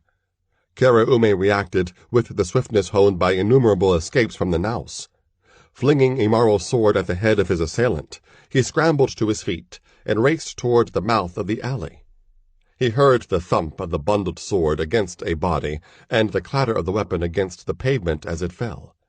Then he heard no more, for a massive, impossibly hard object crashed against the back of his head, splintering his skull and killing him instantly. Hands cradling the sword after picking it up, the assailant stepped over Karaoume's corpse and melted into the black well of the alley's shadows. Oblivious to the darkness that shrouded Mwéné, Juma Kisana sat in the main room of his compound. By the light of a small fire, burning in a pit at the center of the clay-walled chamber, Kisana counted the seraphis from the sack Pomphis had thrust upon him. Firelight winked from the silver discs. Kisana allowed a smile of contentment to slide across his pinched features. A day that had begun in disaster had ended in exceptional good fortune. Almost reverently, he poured the seraphis back into their sack, enjoying the clinking chorus they made as they dropped into its confines. Upon his return to his compound, Kisana had successfully concealed his acquisition from the curiosity of his three wives by shouting them into their part of the compound after they asked him questions concerning the missing ox and wagon. He had offered no explanation. All three wives believed he had been suddenly stricken with madness. So much the better, Kisana mused. So much the better. For he had decided what he intended to do with his windfall. 1/4 of the seraphis equaled the combined bride price he had paid for his wives. By repaying their bride prices to their families, he would ensure that each wife and her respective children would not suffer from want in his absence. Kisana doubted that anyone in his family would miss him.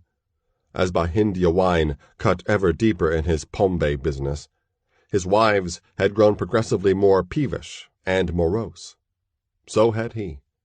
With the remainder of the seraphis, Kisana planned to take the next ship north, to the kingdom of Ingaraku, where he would resume his brewing.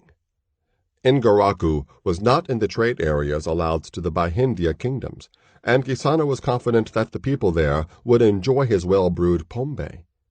Freed from the obligations he had accumulated over the rains in Imweni, Kisana believed that between the silver in the sack and his skill as a brewer, he would soon become a wealthy man in Ingaraku. Kisana inadvertently rubbed at his throat, where a remnant of the pain Imaro's grip had caused lingered. He knew he had the giant outlander to thank for the bag of seraphis in his hands, however indirect that indebtedness might be. The thought of being beholden, even indirectly, to the man who had nearly killed him galled Kisana, and he frowned in discontent. Then the prospect of the wealth and freedom that would soon be his brought a smile to his face. A vagrant drift of air caused the fire to waver. Kisana muttered a curse. Someone was standing near his doorway. He assumed it was Nima, his senior wife, come to spy upon him despite his command that all wives stay in their quarters until sunrise, at which time he planned to be gone. Shoving the sack under a floor mat hidden in the shadows, Kisana rose and opened his mouth to shout at Nima, who had always been the most difficult of his spouses. His colorful curses were stillborn when he realized that the shape that filled his doorway bore no resemblance at all to Nima. Only a small part of Kisana's shriek of terror escaped his throat before an object as hard as stone collided with his forehead, nearly decapitating him. Shards of skull drove deep into Kisana's brain, and he fell lifeless to the floor. Eyes already glazing in death stared sightlessly as a hulking figure moved unerringly toward the floor mat, lifted its end, and retrieved Kisana's sack of seraphis. Without a backward glance, the slayer passed silently out of Kisana's compound and into the enveloping folds of darkness. Busanka and 2 other Ngaus, along with Mbuya Wasaja, rode cautiously through the darkness toward Kisana's compound. Trailing them was Kabisa Jinga, who had talked his way into joining them. Anticipating that their journey would last well into the night, Busanka had ordered that a quantity of torches be brought to provide light after the sunset. But the torches provided only feeble illumination. Fire was almost powerless against the unnatural darkness. The horses were becoming skittish. The riders could only pick their way slowly along a road that was not as familiar as it had been in daylight, or even the lesser light of the stars and moon, now obscured. And the unwelcome presence of Kabisa Jinga did little to ease the tension among the Bayamwene. He had been waiting for them when they emerged from the chimbo, and had insisted upon accompanying Busanka and the others to the compound of his friend Juma Kisana. At the time, Busanka had been too hard-pressed to resist Jinga's persistence. Now, to the tune of Jinga's incessant complaints, Busanka wished he possessed the Amri Kalunga's easy grasp of authority. "This is the errand of a fool now," Jinga declared, for what must have been the 100th time. "If there is any place the jinn would have disposed of poor Juma, that place would hardly be Juma's own compound." "You have said that before, and I'm tired of hearing it," Busanka said wearily. "Tired of hearing it," Jinga mocked. "Well, just wait until you find out Juma is not with his wives. Your commander will surely have something to say to you when I tell him how you've had us chasing uselessly in the night for no reason other than your own stubbornness." Busanka's patience reached its end. "Listen, you miserable piece of Nyumbani, we are almost there." One of the other Naus interrupted diplomatically. "I can see the outlines of Kisana's compound. even in this cursed gloom. Do you see anyone moving about? Musanka asked. No. In this darkness, everyone is probably sensibly asleep, Musanka said. Now, which of the dwellings is Kisana's? The one closest to us, said Mbuya Wasaja. The one we won't find him in, Jinga muttered. The smell of Pygmay permeated the air around the compound, but the odor wasn't what caused the horses to balk, refusing to pass through the gate in the compound's wall. Uneasily, the men dismounted and tied their horses' reins to the trunks of nearby trees. Musanka said nothing further as he led the others toward a thatch-roofed, clay-walled dwelling near the gate. The light of a single, low fire in the yard vied impotently against the darkness. As the visitors made their way to Kisana's house, Musanka cautioned the others to remain silent. Then Kabisa Jinga tripped over an empty Pygmay pot. The resulting racket brought all three of Kisana's wives rushing from their compounds. When they saw the Naus looming like shadow creatures in the yard, the women screamed Kisana's name and searched for objects to hurl at the intruders, and Kisana's crying children scurried to their mothers. "Stop this nonsense at once!" Musanka bellowed, his voice tight with anger. "We are Naus, and we have come to see Juma Kisana. Is he here?" Immediately, Kisana's family calmed down. One of the women stepped forward, shouldering the others aside. She was middle-aged, with graying hair and pendulous breasts that spilled from the top of the shuka she had hastily wrapped around her ample figure. "I am Nima, the senior wife of Juma Kisana," she said.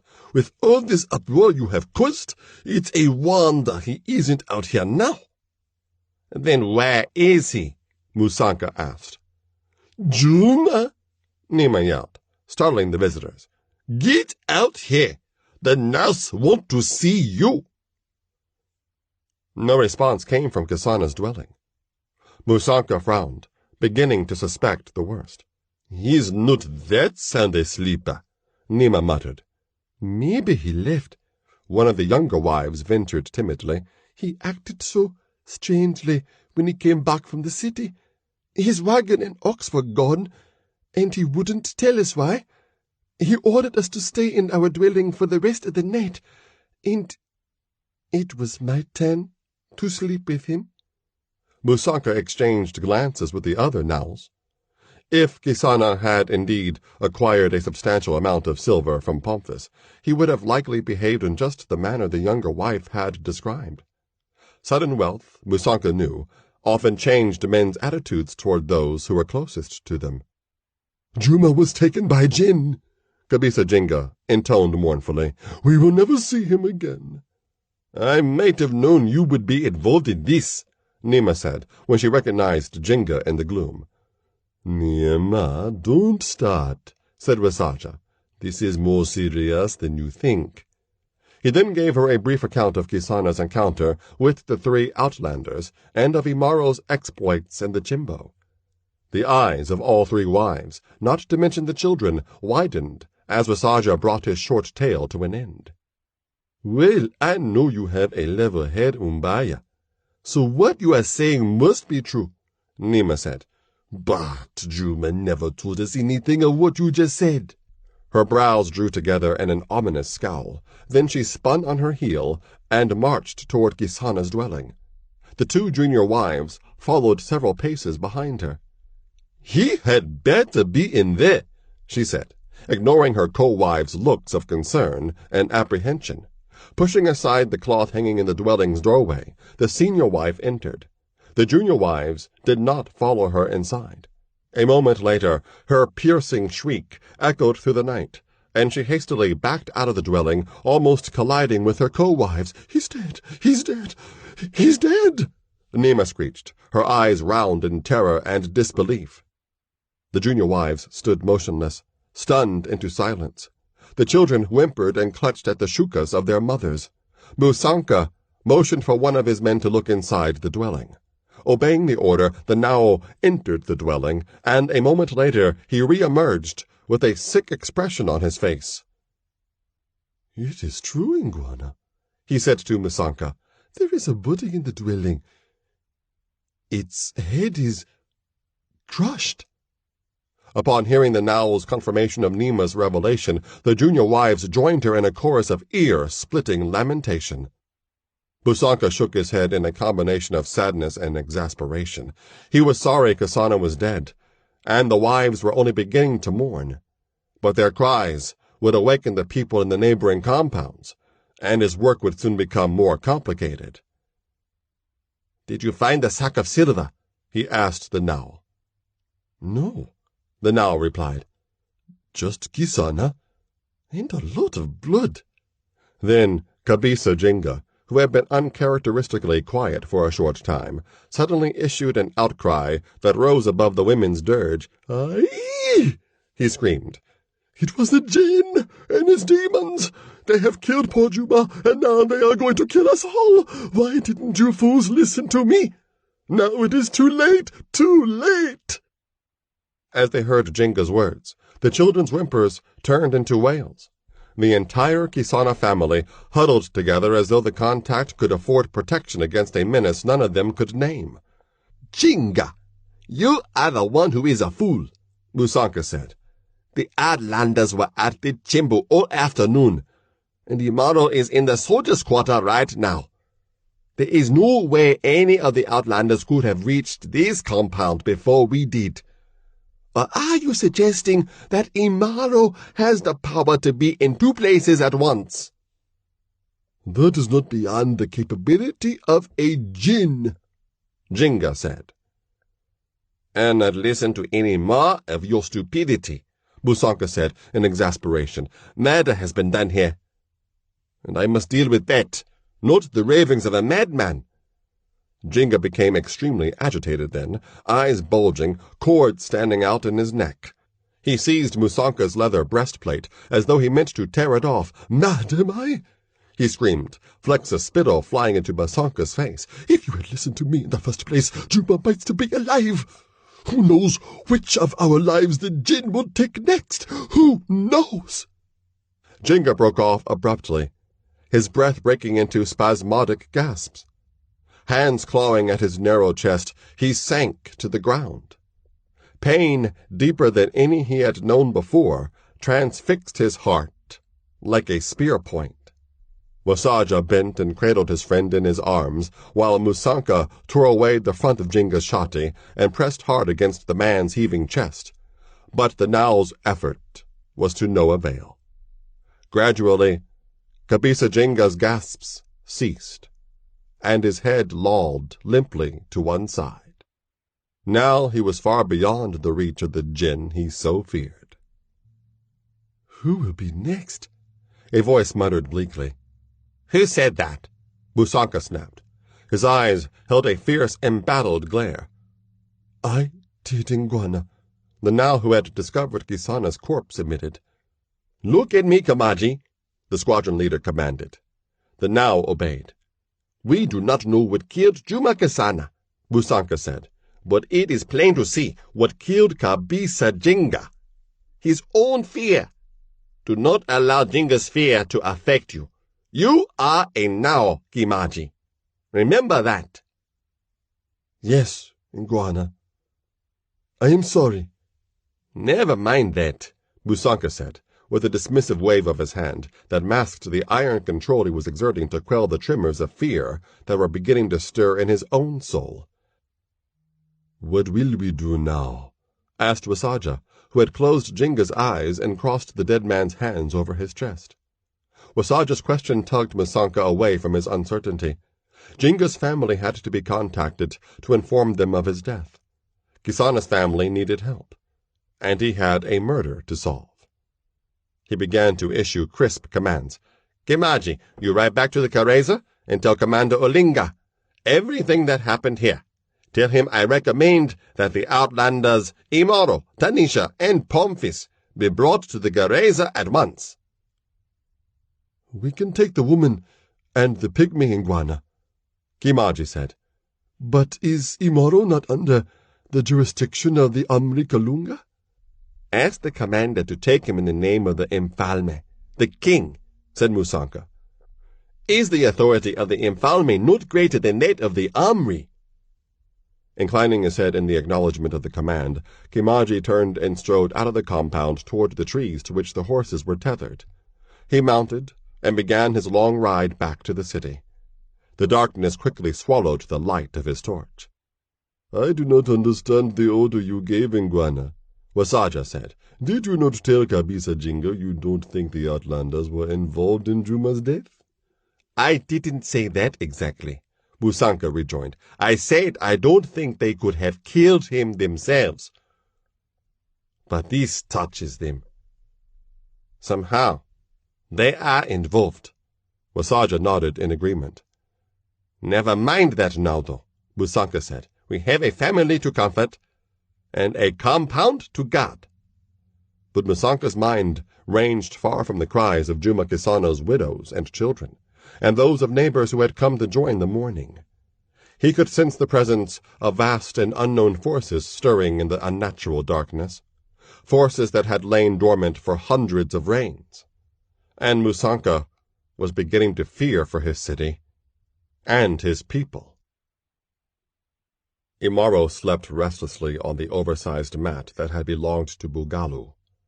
In his dreams, he was back in the Tamburue, the country of his boyhood.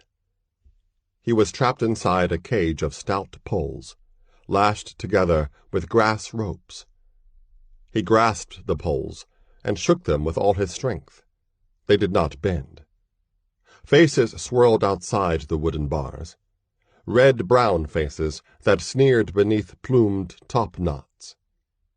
They were the faces of the Turkana, age-old rivals and enemies of the Ilyasai people. In the swirling mass of faces, one remained stationary, eyes piercing deeply into Imaro's. Patches of pale skin seemed to glow against the darkness of his countenance. Imaro remembered. This was the face of Intu-Imwa, a Turkana sorcerer who had captured and nearly slain him reigns ago. But Intu-Imwa had not imprisoned him in a cage. It was Ngatun, the lion, whose claws had struck vainly against the wooden bars. Ngatun, not Imaro. A mottled hand snaked between two of the bars. The hand clutched the curved fang of a dagger. With the slowness of dreams, the weapon inched toward Imaro's flesh, seeking his heart. Beyond the bars of the cage, only Intu-Imwa's face remained. Those of the rest of the Turkana had vanished. The sorcerer's features were twisted into a mask of hatred and madness. The tip of the blade kissed Imaro's skin. He heard Intu-Imwa's chant inside his head. Heart of Ngatun, heart of Ngombe, heart of a warrior. Imaro's hand clamped around Intu-Imwa's wrist. The warrior pushed hard against the Turkana's arm, yet for all its leanness, the limb did not budge. The point of the blade broke Imaro's skin. At the edge of consciousness, Imaro could hear the frantic lowing of Kulu, the first Ngombe to have been entrusted to his care by the Ilyasai. Kulu, slain by Intu-Imwa. Hatred, familiar, sustaining hatred, kindled in Imaro's soul. His hand wrenched upward, snapping the bones of Intu-Imwa's arm. Intu-Imwa shrieked in agony, and Imaro awakened. He saw that his hand was clutching at empty air. Lowering his clenched fist, the warrior shook his head in disappointment. He had thought himself free of the dreams that had haunted him since the day he turned his back on the Ilyasai and departed the Tamburue. He had not experienced such a nightmare since he, Tanisha, and Pomphis departed the city of madness. Imaro shook himself like a lion shedding water after a rainfall. Even at their worst, his dreams had seldom been so vivid as this one. He imagined he could still hear the insidious murmurings of Intu-Imwa. No, the sounds he heard now were not remnants from his dream. Fully alert now, the Ilyasai heard voices muffled by the door of Bugalo's sleeping room. He knew the armory had placed a guard on the other side of the door. For the sake of appearance, Kalunga had told him, as they had dined earlier in the night. The warrior was supposed to be under confinement, but so far, Kalunga had treated him more as a guest than a prisoner. Imaro recalled the meal, and the sumptuous ambiance of the armory's private quarters. Silent servants had plied him with platters of mangrove crabs and ocean fish, while the armory outlined Imaro's duties as a soldier, to fight and win in chimbos throughout Kundwa, as Bugalo had done. Together, Imaro, we can earn enough sarafus to buy half of this city, Kalunga said, while a servant poured Bahindia wine into a golden cup. Imaro responded only minimally to his host's enthusiasm. He had been held captive before, by the Turkana, and by the Haramia bandits before becoming their leader. Neither chain nor rope bound him to Kalunga, yet Imaro knew he was, nonetheless, confined. He felt trapped in Imwene, closed in by stone walls and rigid rules, and Pomphis had told him that Cush, their destination, had cities next to which Imwene was a mere village. If Imwene constricted him, would the even larger cities of Cush not smother him? After the mostly one-sided conversation with Kalunga was done, a soldier had escorted Imaro to Bugalo's sleeping room. The soldier's quarter was a warren of one-room dwellings that reminded Imaro of flattened beehives.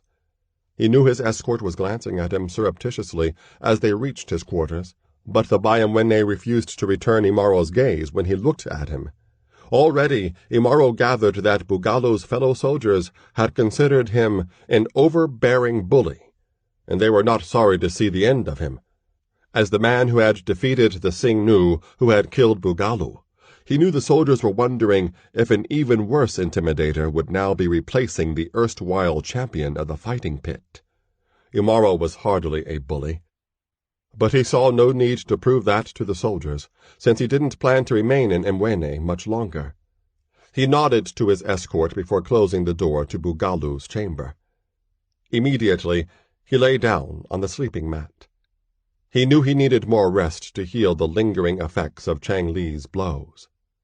As the Singnu had promised, Imaro's left arm had regained nearly all its strength and dexterity. By morning it would be whole again. After laying Bugalo's scimitar aside, Imaro had quickly fallen into a sleep that was deep, but hardly dreamless.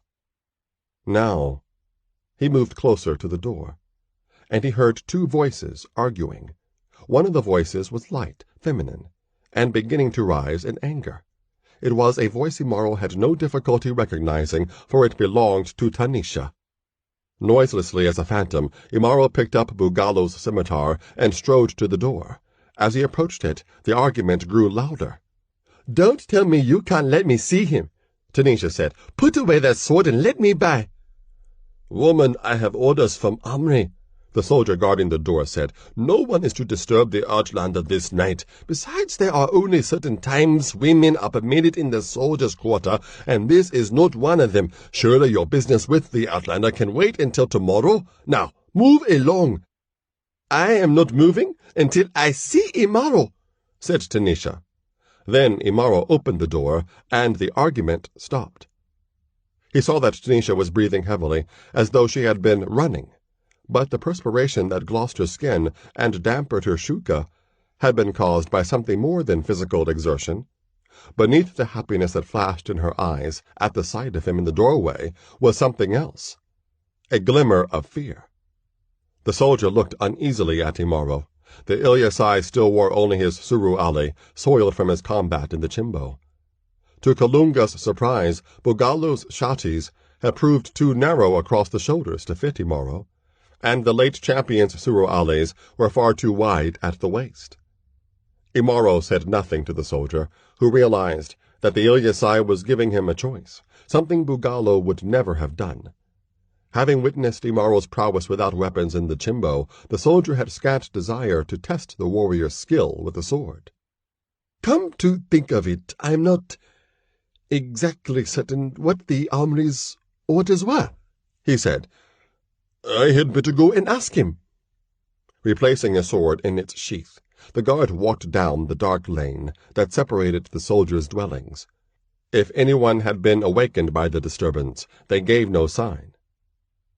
Go slowly, Imaro called after his guard. The guard did not look back. Ignoring the scimitar that was still in Imaro's hand, Tanisha leaned against him and wrapped her arms around his waist. He felt it trembling within her, too deep to be readily visible. When she looked up at him, her eyes mirrored concern, and the fear he had noticed before. Imaro, Pomphis has been taken, she said. Taken? Imaro repeated. Who took him? I don't know who it is, Tanisha replied. I was asleep when it happened. I knew nothing until the man who owns the sleeping place we stayed in awakened me and told me what happened. Imaro drew Tanisha into his chamber and closed the door behind them. Together they sat down on the sleeping mat. Tell me what happened. From the beginning, Imaro said. After you went away with the soldiers, I wanted to find a sleeping place right away and stay there, Tanisha began. But Pomphis said there was still enough daylight left to seek out the old palace where the heart of Shehaz is located. He really wants that jewel, Imaro said. Tanisha gave a snort of impatience. It's all that's on his mind, she said. We did find the palace. We saw it from a distance. It is near the place where the Pygmay keep their dead. A slight shudder shook her before she continued. After he located the palace, Pomphis was ready to find a sleeping place. He paid for 2 rooms. I decided to go to sleep right away. Pomphis said he wanted to spend some time in the drinking room. When I asked him why, he said he might find a woman there. He did not look at me when he said that. Imaro did not comment, but now he realized the source of the slight tension he had noticed between Tanisha and Pomphis, and why neither of them had spoken of it to him. For the entirety of their long journey from the City of Madness to Imwene, the Bambuti had been deprived of female companionship. Although Imaro had attempted to be discreet in his love-making with Tanisha, the sight of them together must have constantly reminded the Bambuti of what he was missing. I went to sleep, and the next thing I knew, the owner of the sleeping place was pounding on my door and shouting. Tanisha continued. I just had time to pull on my shuka before he broke the door down. At first I thought he was going to attack me, but he told me that 2 intruders had come into the drinking room and taken Pomphis. I went into the drinking room with the owner, and it was terrible. Tables were broken, and stools scattered everywhere. 3 men were dead. Their skulls were smashed. Everyone else in the drinking room ran away. The owner thought the intruders had taken me, the way they took Pomphis. That's why he broke down my door. He said they went straight for Pomphis as though they knew him. On the way, they crushed those poor men's skulls with just their hands. Who were these intruders? Imaro asked. The owner said he didn't know, Tanisha replied. He said they were big like you, and wrapped in cloaks as dark as the night. They were silent, except when they left the drinking room. One of them warned that no one should follow them, for they were taking Pomphis to the palace of Shehaz. Which is where he wanted to go anyway, Imaro said. The owner said the intruders were taking Pomphis to his death. He said no one who has ever gone there comes back alive, Tanisha said. Imaro made a rumbling sound deep in his throat. I asked the owner how to get here, Tanisha said. It was difficult, even with his directions. The dark is terrible. You can hardly see beyond the torches. When I got here, I talked one of the soldiers into showing me where you were sleeping. The one guarding your door was not too easy to get past. Can you remember the way to the palace of Shehaz? Imaro asked abruptly. In this dark, it would be difficult. But I should be able to remember. We must go there, Imaro said. I don't think that the ones who took Pomphis killed him. I am the one they want. And we will go to them, Tanisha said. Imaro looked at her. You want to come with me? He asked. It will be dangerous. Do you not remember what I said to you after you became the leader of the Haramia? She returned. I remember, he said. Tanisha put her hands on his shoulders and looked into his eyes so deeply that it was as though she were gazing into his soul. I told you that a Shikaza woman may be bought by many men, but she belongs only to one, she said.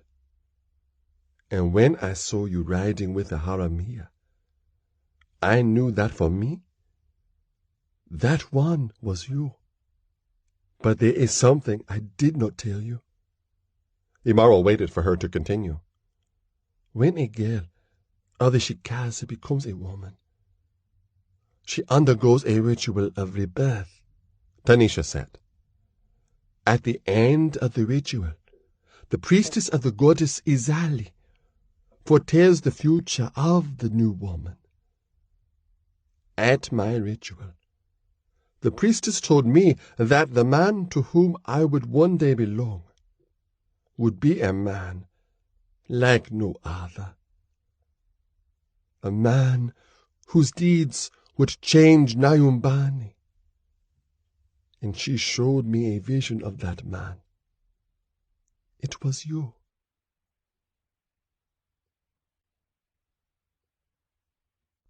When the Haramia raided the caravan, and I saw you among them, I saw the truth of the priestess's words. Why did you not tell me this then? Imaro asked. Would you have believed me then? Tanisha counted. I would not have believed the part about my deeds changing Nyumbani.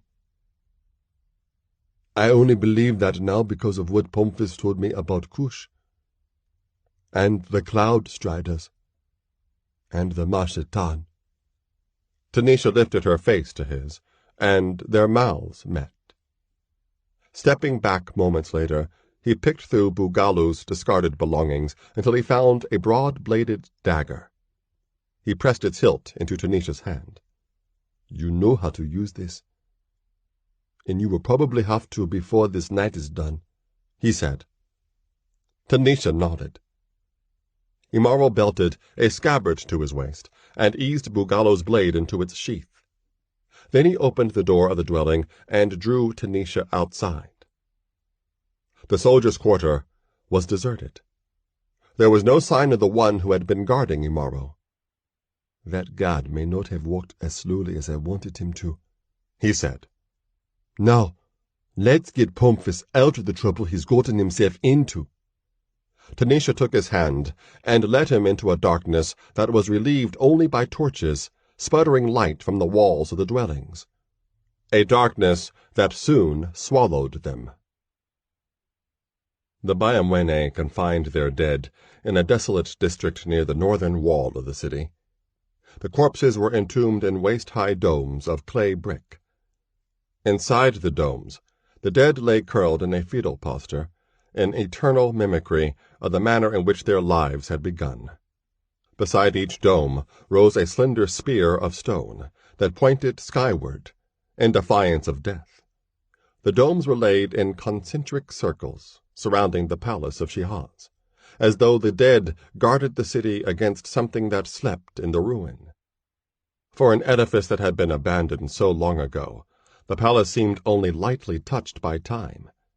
It presented an illusion of space rather than substance. Rows of high, narrow arches defined its architecture. Its walls were plain, unlike the decorated faces of buildings elsewhere in the city.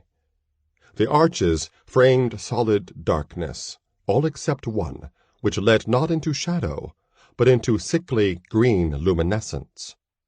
The lighted arch shone like the eye of a cyclopean beast reflecting the glare of an unearthly fire. Green, the color of the Mchowe of the Mashetan, Imaro muttered, as he and Tanisha picked their way through the cemetery of domes.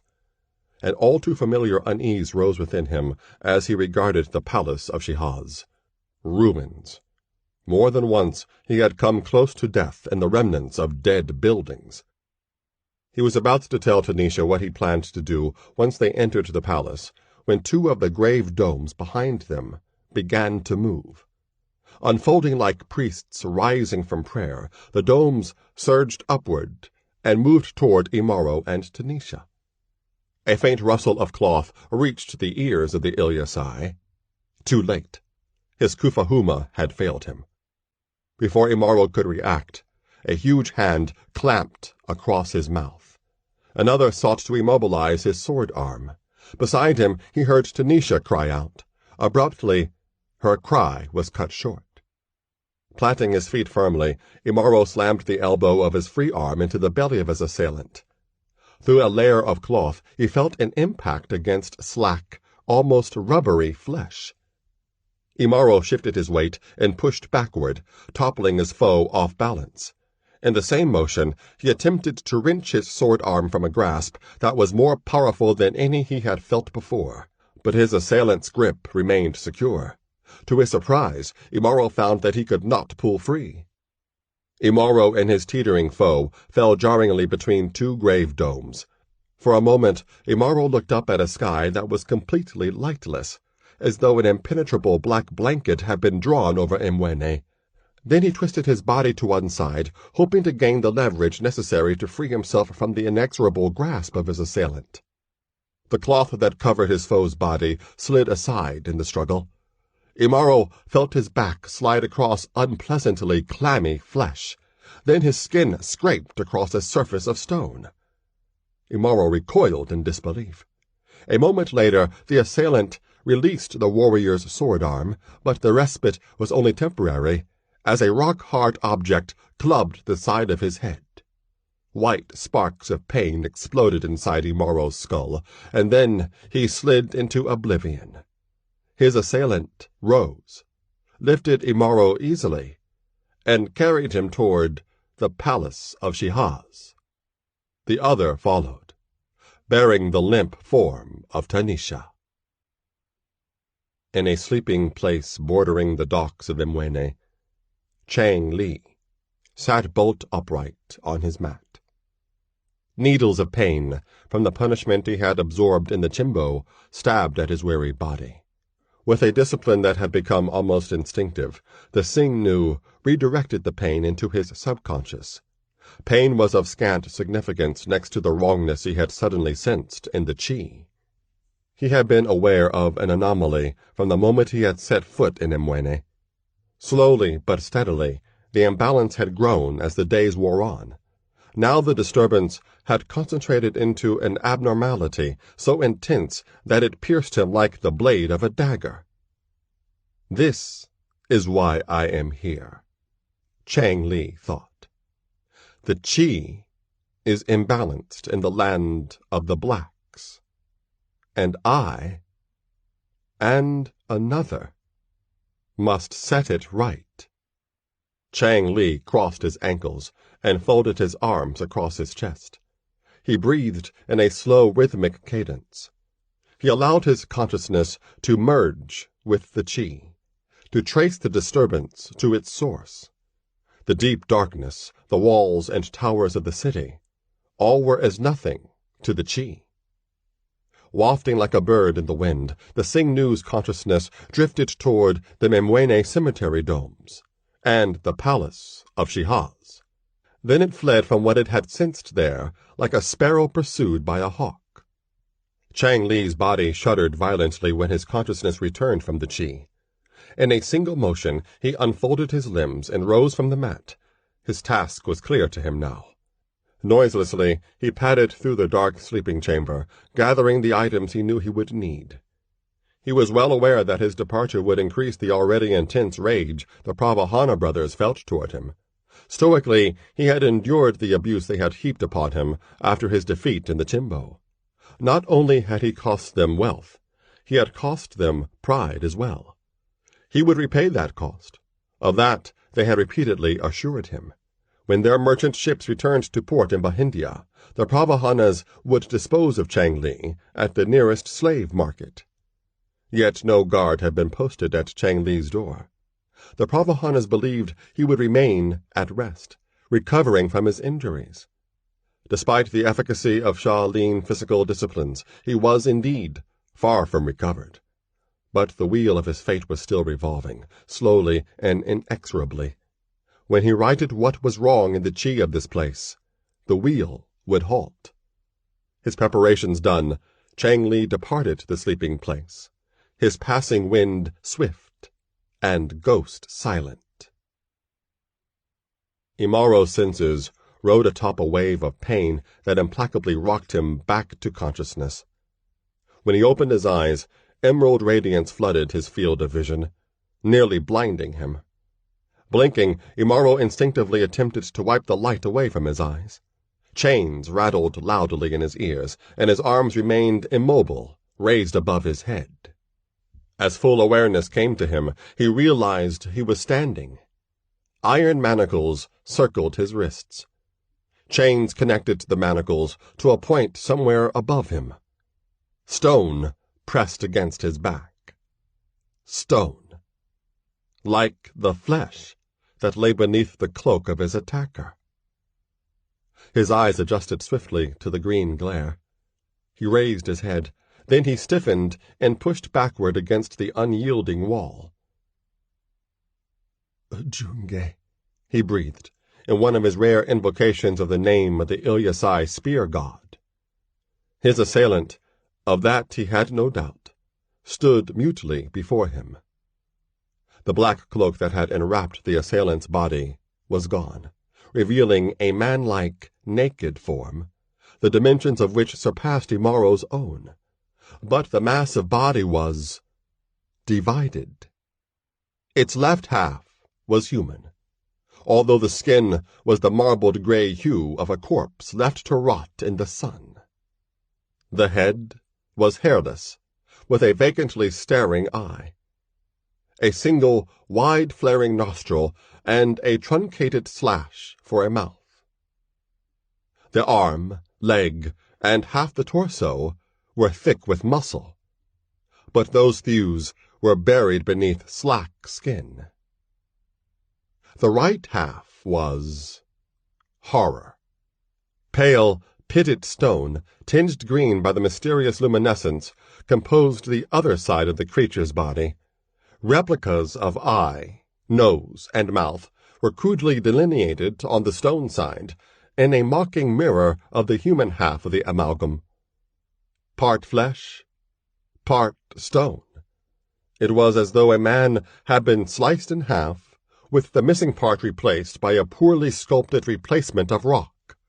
Only Mchawi, the unimaginably evil sorcery of the Mashatan, could have created this composite monstrosity. For the first time since his confrontation with Chitindu at the Place of Stones, Imaro was in the hands of the Mashatan's minions. The half-man was not alone. Behind him stood 4 others, inert objects of nightmare, visions of the impossible. Then the laughter came. Jagged, merciless cachinnations, devoid of any trace of humor or humanity. Imaro tensed, for he had heard a similar sound before, in the Place of Stones. Chitindu had laughed like this. Chitindu, the Ilyasai who had cast his lot with the Mashatan and paid a dreadful price for his choosing. Chitindu, the one who had from afar twisted the minds of the Ilyasai and subverted Imaro's Omayo, the ritual lion hunt that would have accorded Imaro full status as a man and a warrior among a people who despised him because of his origins. In the Place of Stones, Imaro had slain Chitindu. Or had he? The laughter increased in volume, masking all other sounds. Baring his teeth in anger, the Ilyasai bent his head to one side, so he could see beyond the motionless bodies of the half-men. He did not immediately see the source of the laughter. He did, however, see Tanisha and Pomphis. Like Imaro, they were bound in an upright position, their arms raised above their heads. Their wrists were secured with coils of rope that looped through the iron rings stapled into the stone walls of the palace of Shihaz. Ropes for them. Chains for me, Imaro reflected. This laugher knows me well. The heads of both Pomphis and Tanisha lolled slackly. They were not dead. Their chests rose and fell in deep, even breaths, as though they were asleep. Pomphis's only visible injury was a swelling on his forehead. Tanisha was unmarked, but the top of her shuka had been torn away, leaving her naked to the waist. The laughter continued. Imaro leaned as far as the slack in his chains would allow, for he had noticed something different about the part of the wall beyond the place where his companions were bound. There, the emerald glow halted abruptly, as if it had been cut off by a scythe of darkness. The area was so black, it seemed that even the rays of Jua could never penetrate its depths, and the rise of Jua was still many hours away. Imaro lifted his gaze toward the ceiling. Then, blinking, he immediately lowered his eyes, lest they be blinded by the dazzle of the emerald disk that hovered like a small alien sun in an ebony sky. He had seen a disk like that before, in the Mazungas city of madness. More Imchawi, Imaro thought angrily. Abruptly, the laughter ceased. "Move aside," a deep voice, from a source Imaro could not see, commanded. The half-men shuffled away from Imaro. As they obeyed the command, Imaro saw that the eyes on the human sides of their heads glimmered momentarily with a flash of intelligence and anguish as they looked at him. The impression vanished the moment the creatures came to a halt. Now Imaro had an unobstructed view of his surroundings. Several paces across the floor, a low stone table rested. Behind the table stood a towering figure, enveloped in a voluminous hooded robe made from an iridescent fiber that reflected the emerald illumination in 1,000 pinpoints of light. The shadow cast by the hood obscured the face of its wearer. The folds of the robe moved slightly, as though shifted by a vagrant breeze, yet in the palace of Shihaz no breeze blew. Imaro suppressed a shudder of true fear. Had he not crushed Chitindu's skull beneath a block of stone more than 3 reigns ago? Was Chitindu not dead? Yet if the renegade sorcerer was indeed dead, then who, or what, was it that now stood swathed in his robe? Then Imaro's attention shifted to the objects that had been placed on the table. He saw his sword, which had been stolen by Keriume Imgeta. He saw the pouch of Seraphus that Pomphis had carried. And he saw the strip of sky-blue cloth torn from Tanisha's shuka. All of the objects were sprinkled with blood. Rage overcame Imaro's fear. "Chitindu!" the warrior roared, his voice ringing through the green-lit palace. "Show yourself!" The cloaked figure reached up and drew the hood away from its head. Imaro's eyes widened, and he drew in breath with an audible hiss, for the face that was now revealed did not belong to Chitindu. The visage that leered at Imaro was unlike any he had yet encountered. Beneath knotted tufts of hair scattered across his skull, the man's face was like an inverted triangle, with a wide forehead tapering to a narrow chin. His wrinkled skin was the yellow-brown color of a groundnut. His eyes were slits set at an angle almost as oblique as those of the Xingnu Chang Li. His head was small in proportion to the body that bulked beneath it. "No, ill-side dog. I am not Chitindu," the man said, contempt clear in his tone. "Not even the power of the Mashetan could restore him from the death you dealt. Chitindu was only an acolyte, although a promising one, until his great failure. I, Chikanda, am the master of Chitindu and of you, for I am an Eritan, a high sorcerer of Nama, and a true servitor of the Mashatan.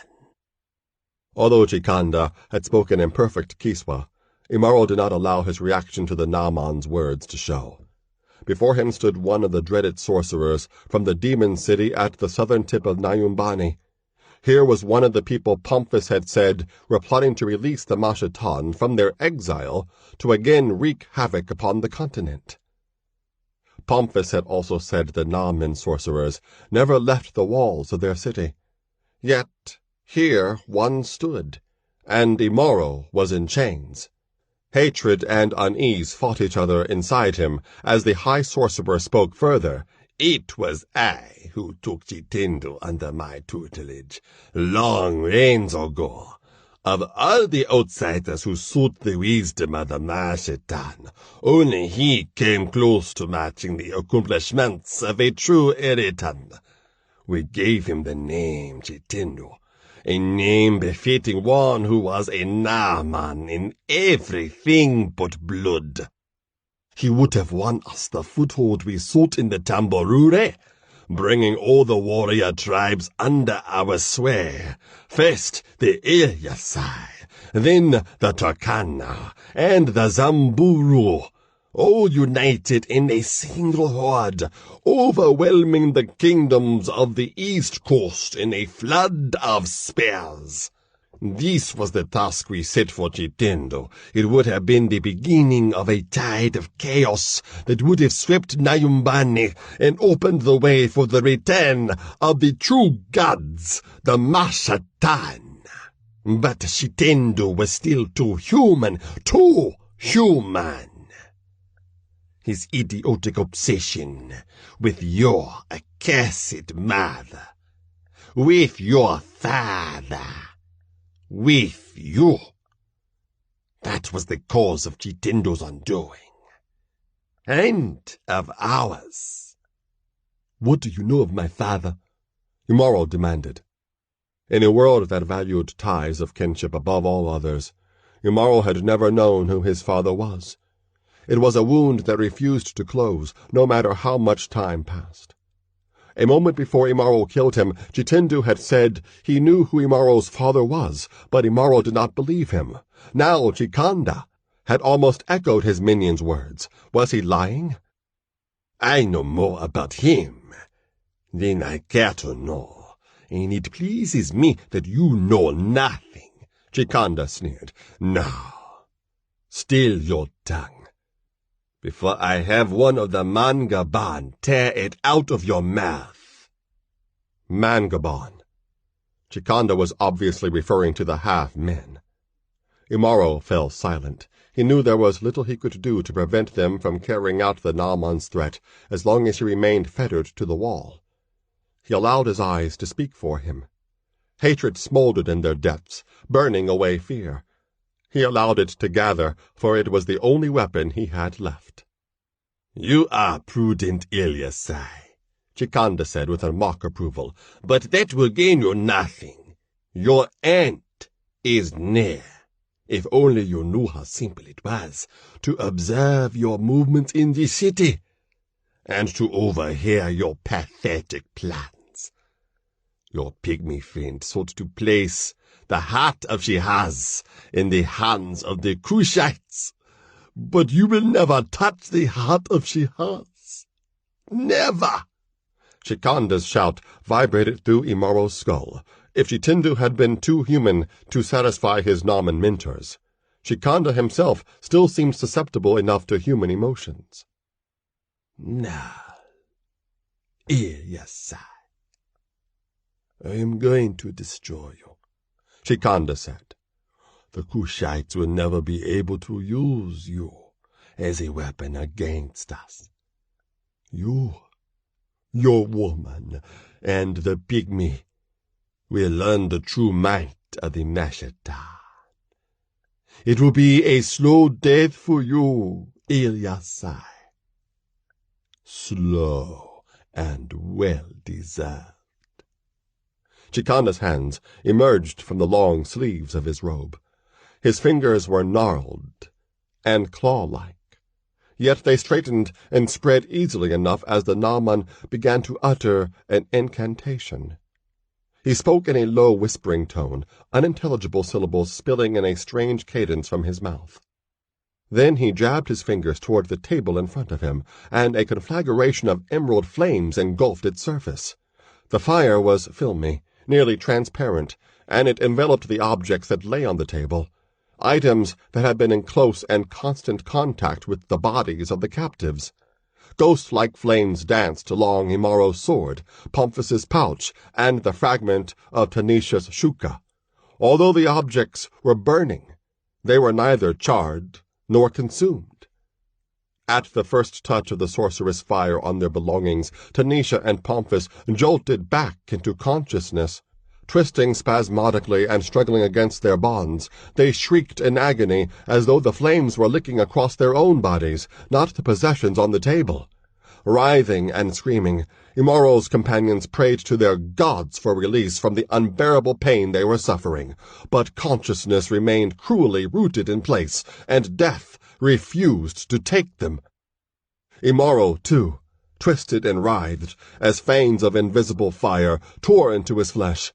His chains rattled loudly, and his body thumped repeatedly against the stone wall. Not even Mafudishu Yamaran had prepared him for pain like this. It was as though he were burning to death from within. Like a subterranean animal burrowing insistently to the surface, a cry of anguish battered against Imaro's clenched teeth. The terrible screams of Tanisha and Pomphis lacerated his soul. Their pain belonged to him, for he was their protector, and he was failing them, as he had failed others before them. Imaro released the outcry that clamored to escape his throat. It thundered across the chamber like the roar of a wounded lion, and Imaro pitted the giant strength of his thews against the chains that held him. His actions were more than just an unthinking response to pain. He knew he could not snap the chain's links. They were far too thick and heavy to break. But the staples that held the ring above his head to the wall. Surely the passage of 200 rains had weakened those moorings. Imaro flung himself away from the wall, his arms straining downward while his legs pushed forward. Bands of muscle rippled across his huge frame. His eyes reflected green illumination as he converted the pain that racked him into fuel for his hatred, fuel for his strength. Metal snapped. Stone crumbled, and the ring tore free of its mooring. Broken staples pinged against the stone floor. The chain, now a single loop with the ring sliding loosely along its length, whipped over Imaro's head and hit the floor with a resounding clang. Imaro's momentum hurled him off balance, but he immediately regained his footing. The pain from Chikanda's Mchawi-generated fire continued to assail him, and he glared murderously at its source. The Naaman, in turn, stared incredulously at the Ilyasai. The pain was beginning to abate, for the sound of the chains ripping free from the wall had broken Chikanda's concentration on his Mchawi. Cursing in annoyance, the Naaman once again focused his will, and the intensity of Imaro's pain redoubled. For a moment, Imaro crouched helplessly, arms clutched convulsively to his body, teeth bared in a rictus of agony, an outcry strangling in his throat. His pain-blurred vision focused momentarily on the inert form of one of the Mangaban. The sight of the half-man gave Imaro a sudden idea. Forcing his tortured body into motion, he lifted the loop of his chain from the floor and headed toward the Mangaban. Although the conflagration within him turned normally fluid strides into a lurching stagger, he was able to reach the Mangaban before Chikanda had time to realize what he intended to do. The continuing cries of his companions echoed in Imaro's ears as he seized the Mangaban and lifted it from the floor. Pain savaging his muscles, he raised the heavy bulk of the half-man high over his head. Then, with a tremendous uncoiling of the thews in his arms, back, and legs, he heaved the Mangaban toward Chikanda. Like a boulder hurled from a catapult, the Mangaban flew toward the startled sorcerer. Chikanda leaped backward just as the Mangaban crashed into the stone table. The table, but not the Mangaban, shattered, and the sword, the pouch, and the scrap of blue cloth fell to the floor as the green fire winked out of existence. Immediately, the conflagration inside Imaro ended, leaving behind only an echo of the agony he had suffered. Behind him, Imaro heard the cries of his companions subside into groans that reflected relief rather than pain. For a long moment, Imaro and Chikanda stared at each other, eyes locked in silent conflict. "I have defeated your kind before, Naaman," he snarled. "I will kill you, or die in the attempt." "You can throw a dormant manga barn in your side," Chikanda retorted, "but that is hardly a fit test for your prowess. What will you be able to do against them when they are mobile?" Inside, Chikanda was not so contemptuous. He is more than he thinks or knows he is, the Naaman reflected. My knowledge will overcome his ignorance. Chikanda lapsed into spell speech. The mangabon that sprawled across the broken table stirred. Its stone half had survived the collision with the table. Its flesh half was unmarked. The half-man's single functional eye lost its glaze of vacuity and focused on Imaro. Then the mangabon lurched to its feet. The stone and flesh halves were well coordinated. There were no further signs of clumsiness as it advanced toward Imaro. The others also moved forward. Within moments, the half-men would have the warrior surrounded. "After the mangabon subdue you, Iyasai, they will tear your companions to pieces before your eyes," Chikanda said. "Then you will beg for death to come for you, but it will not until I am ready to allow it to take you." Chikanda laughed as the mangabon closed in on Imaro. Gripping the heavy loop of chain in both hands, Imaro began to whirl it over his head like a giant bola. The chain and the ring clinked loudly as the warrior's improvised weapon hummed through the dank air of the palace. The battle cry of the Ilyasai boomed from Imaro's throat as he forced his aching limbs into action and sprang toward the first of his attackers. With a vicious impact, the weighted end of the loop smashed against the stone side of the half-man's head. The mangabon staggered as chips of rock flew from the spot Imaro had struck. Although the composite creature staggered, it did not fall. Instead, it spoke, even as it resumed its approach. "Kill you," it said in a rasping, inhuman voice. "Kill you," the others echoed. As they moved closer to Imaro, they spread their arms wide to prevent him from fleeing, but flight was the last thing on the warrior's mind. Hatred burned hot within him, feeding on the remnants of the pain Chikanda's flame spell had caused. Another mangabon reached for him. Shortening the slack of his chain, Imaro swung the weapon overhand, catching the half-man full in the face. The flesh of the human side was torn by the blow, but no blood leaked from the wound. Before any of the half-men's hands could grasp him, Imaro stepped backward, spun, and lashed the chain against the human leg of his nearest foe. The leg buckled, and the mangabon fell heavily.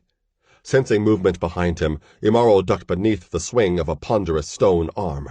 Then he whirled away from another half-man's attack and struck a devastating blow in return. He moved as though he knew in advance what the mangabon were going to do. Outside the palace, the mangabon had caught him by surprise. Now he knew what the half-men were, and he was aware of their capabilities. They and Chikanda were about to become aware of his.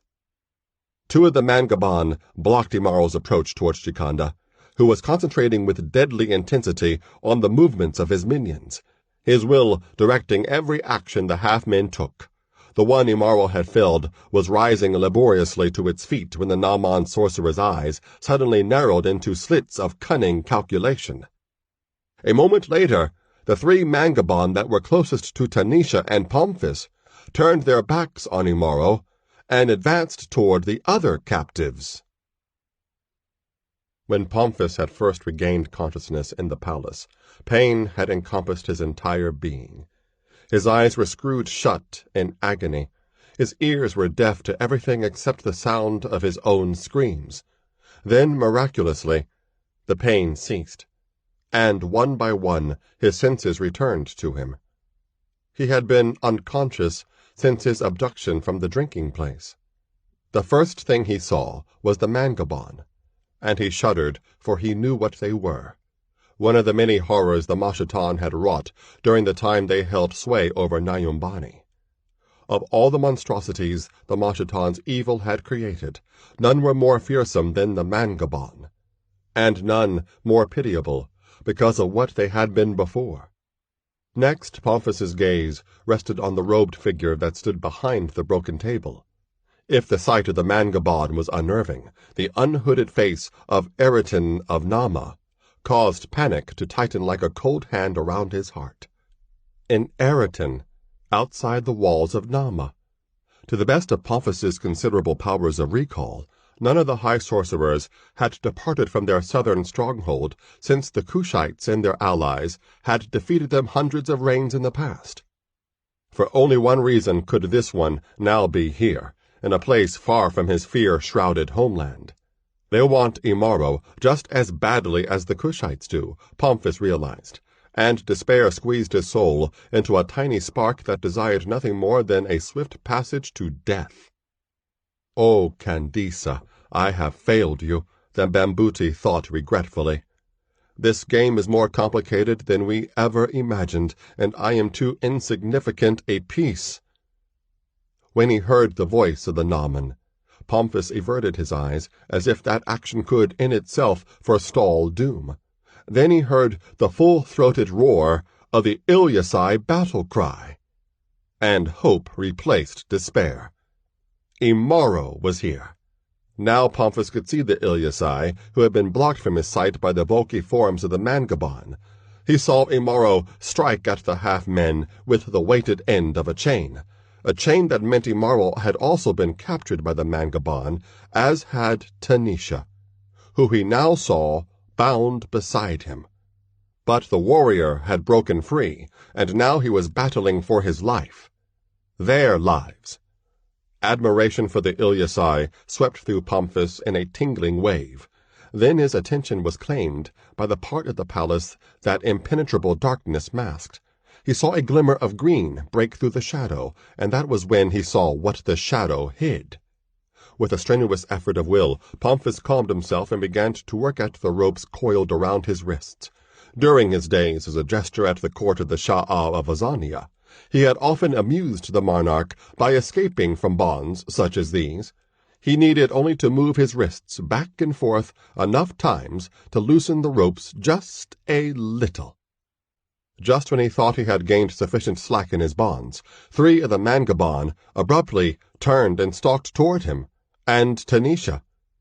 Pomphis looked at her, and saw that she, too, had been trying to work her way free from her bonds. He could see the fear on her face as she struggled against the ropes. "Imaro!" she cried, her voice shrill. Suddenly, the Mangabon in the middle of the trio pitched forward, landing on its face against the palace floor. Behind the Mangabon crouched Imaro, the looped chain dangling from his hands. His blow had crushed the human side of the half-man's skull, yet the creature still struggled to rise even as Imaro hurtled over it and turned to face the other 2. Gauging his distance, Imaro unfurled the chain to its full length. Then, as the 2 Mangabon came forward, Imaro wielded the heavy chain as though it were a whip, striking again and again at his inhuman foes. He easily avoided the half-men's attempts to grapple with him. Even as Pomphis struggled frantically against his bonds, he could not help but marvel at the speed and ferocity of Imaro's attack, for the Ilyasai was actually managing to force the Mangabon to retreat. The weighted end of the chain clanged rhythmically against the stone and flesh halves of the creatures. Shards of rock flew through the air, and bloodless wounds opened like mouths in the corpse-gray flesh of the half-men. For all their apparent imperviousness to pain, the Mangabon's advance had been halted, and for the moment, Tanisha and Pomphis were as safe as they could be, given the circumstances. It was then that the remaining two Mangabon, which had previously lingered on the periphery of the fight, lumbered past Imaro and his two antagonists. In a moment, they would converge on the other captives, and it would be too late for Imaro to stop them. Too late, Imaro realized he had been deceived. The Mangabon he had been fighting had retreated purposely, to distract his attention from the others. With a sinking sense of self-castigation, he knew he would not be able to reach Tanisha and Pomphis in time. At that moment, Imaro's seemingly unstoppable momentum ceased, and the stone hand of one of the half-men seized the end of the warrior's chain. With a cry of concern from Tanisha assaulting his ears, Imaro was yanked from his feet by the Mangabon. As he sprawled on the floor, the other Mangabon's huge fist of stone descended toward his head. Only Imaro's battle-honed reflexes saved him then. As he rolled aside, the half-man's fist grazed the top of his skull, then crunched against the floor, leaving a small crater in the stone. The touch of the stone hand had only been glancing, yet it sent a spear of pain into Imaro's head, and his vision blurred. He had not fully recovered from that blow he had received outside the palace, and once again consciousness threatened to flee. Hatred had fueled Imaro's initial onslaught. Now hatred gave way to regret for his failure to rescue his companions, yet he continued to fight on. Another stone fist looped toward Imaro's head. He wrenched savagely at the chain the Mangabon's hand held. Forced off balance, the half-man stumbled into the path of its companion's fist before the blow could strike Imaro. Rock struck rock, and both Mangabon fell. The impact dislodged Imaro's chain, freeing him to spring to his feet. Knowing it was too late to aid Tanisha and Pomphis, Imaro whirled toward the area in which they were bound, wondering why he had not already heard their death cries. Then he saw and heard the answer to his unspoken question. For a new actor had entered the grim drama unfolding in the palace of Shihaz. The Mangabon that had outflanked him had never reached his companions. Chang Li, the Xing-Nu Imaro had defeated in the Chimbo, was holding the half-men at bay. The Xing-Nu moved like a deadly wraith as his hands and feet traced deadly patterns in the fetid air of the palace. He still wore only his black suruali, and the skin of his torso was smudged with bruises Imaro's hands had left earlier that day. Yet he showed no sign of discomfort as he danced with death. Chang Li was no longer weaponless. Thick bands of steel circled his wrists. Attached to each band was a sharp blade that curved in a scythe-like arc. With those blades, the Xing-Nu slashed at the Mangabon. Stone and flesh halves alike were damaged by his attack. Chips of rock fell to the floor, and ghastly, bloodless wounds opened in unfeeling flesh. Unable to advance on Pomphis and Tanisha, the Mangabon focused their attention on the Xing-Nu. Moving in and out of the reach of the Mangabon's long arms, Chang Li drew the creatures away from the captives, who continued their efforts to wriggle free from their bonds. Imaro was quick to seize this unexpected opportunity. Chain whirling above him, he faced the remaining Mangabon. Again, the half-men converged on him, but Imaro saw that their movements had become slower and less coordinated. Beyond the Mangabon, Imaro saw Chikanda, and his hatred flared into full incandescence.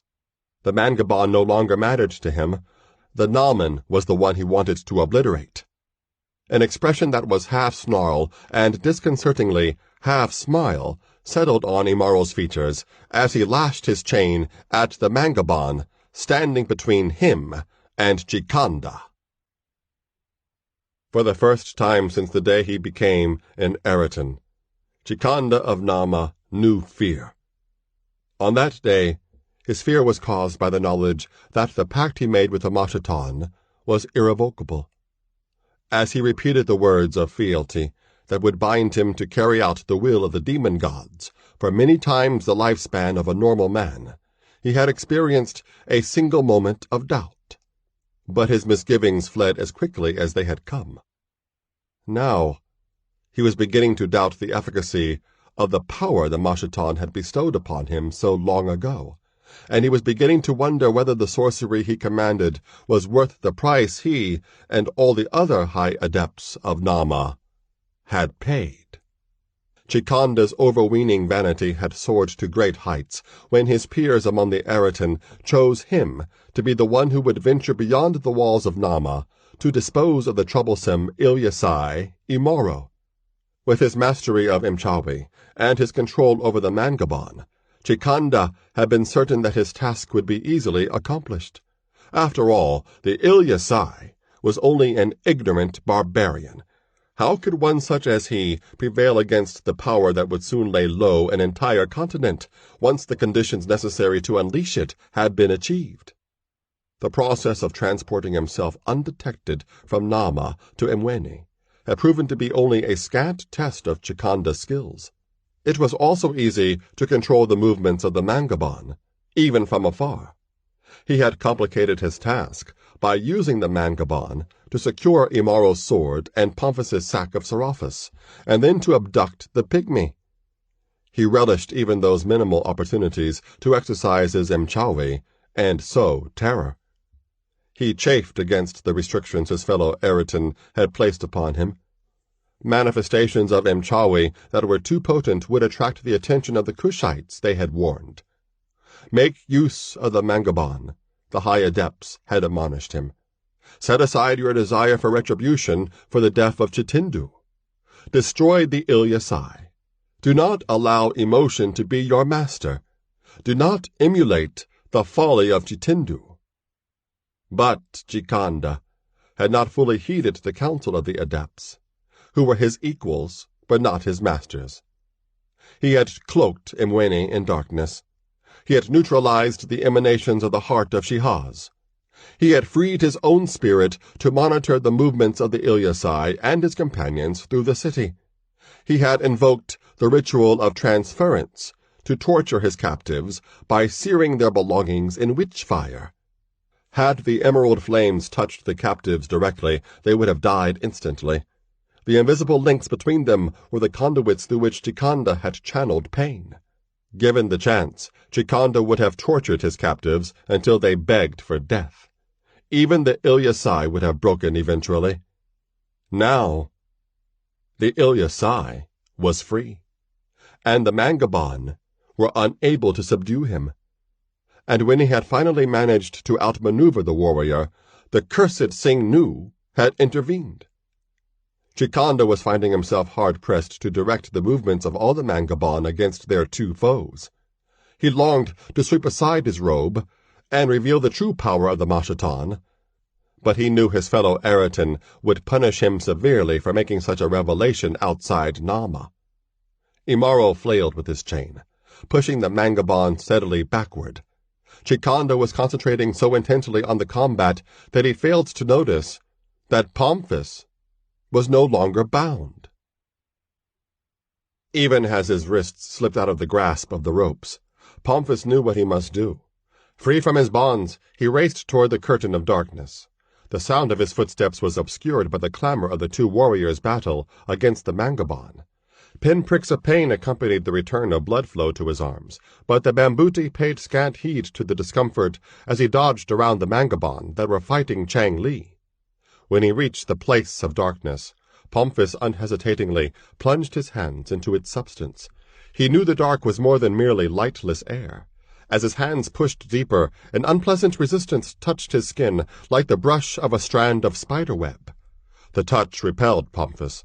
His flesh crawled with disgust, and he desired nothing more than to disengage his hands and flee the palace and its horrors. Instead, he gathered the darkness in his hands, as though it were a curtain, and he began to draw it away from the thing it concealed.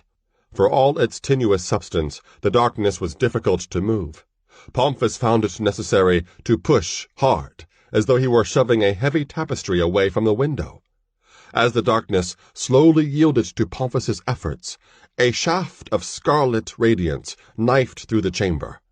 The farther Pomphis pushed the stubborn darkness, the brighter the crimson light became.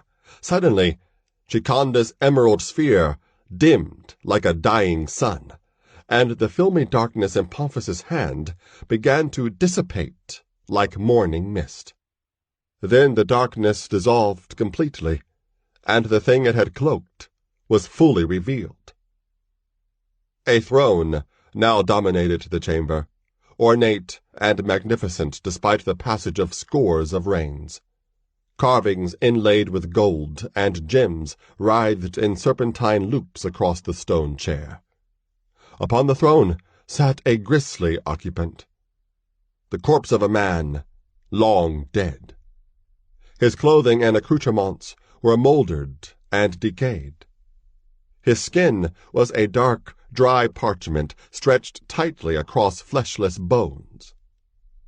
His eyes were huge, hollow sockets, staring blindly at the brilliance cupped in his bony hands. The heart of Shihaz. The gem was huge, large as the head of a newborn infant. Its color was a deeper red than any ruby or bloodstone. Beneath its multifaceted surface, an inner radiance pulsed like the beat of a heart.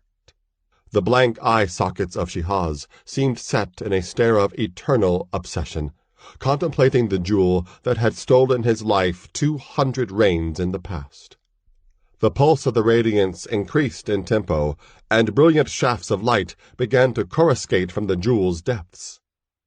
As crimson luminescence supplanted the green glow of Mchawi, Chikanda flinched as though he had been struck by a physical blow.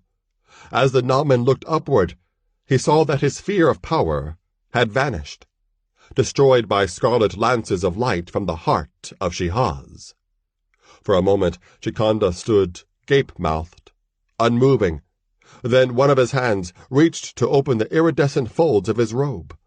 The serpentine movement beneath the fabric increased. Imaro and Pomphis both knew what the cloth concealed. Imaro through experience, Pomphis through his readings in the libraries of Cush. "His head, Imaro! Hit his head!" Thembambuti cried, as he struggled to prevent the darkness from re-enveloping Shihaz and the jewel. Imaro needed no encouragement to act. Gathering the chain, he leaped past the Mangaban, which had reverted to their previous immobility once Chikanda's concentration faltered. The Naman's eyes widened in fear as he beheld Imaro charging toward him. Chikanda's fingers fumbled, then the fastenings of his robe fell loose, and glowing tentacles began to spill like intestines from the opening. Then the tentacles stiffened, aiming themselves at Imaro. Planting his feet firmly, the warrior swung his weighted chain in a deadly circle, its ring humming a death tune on its way to Chikanda's head. Iron collided violently against flesh and bone. The impact sent a shower of blood, bone, and brain spattering through the air.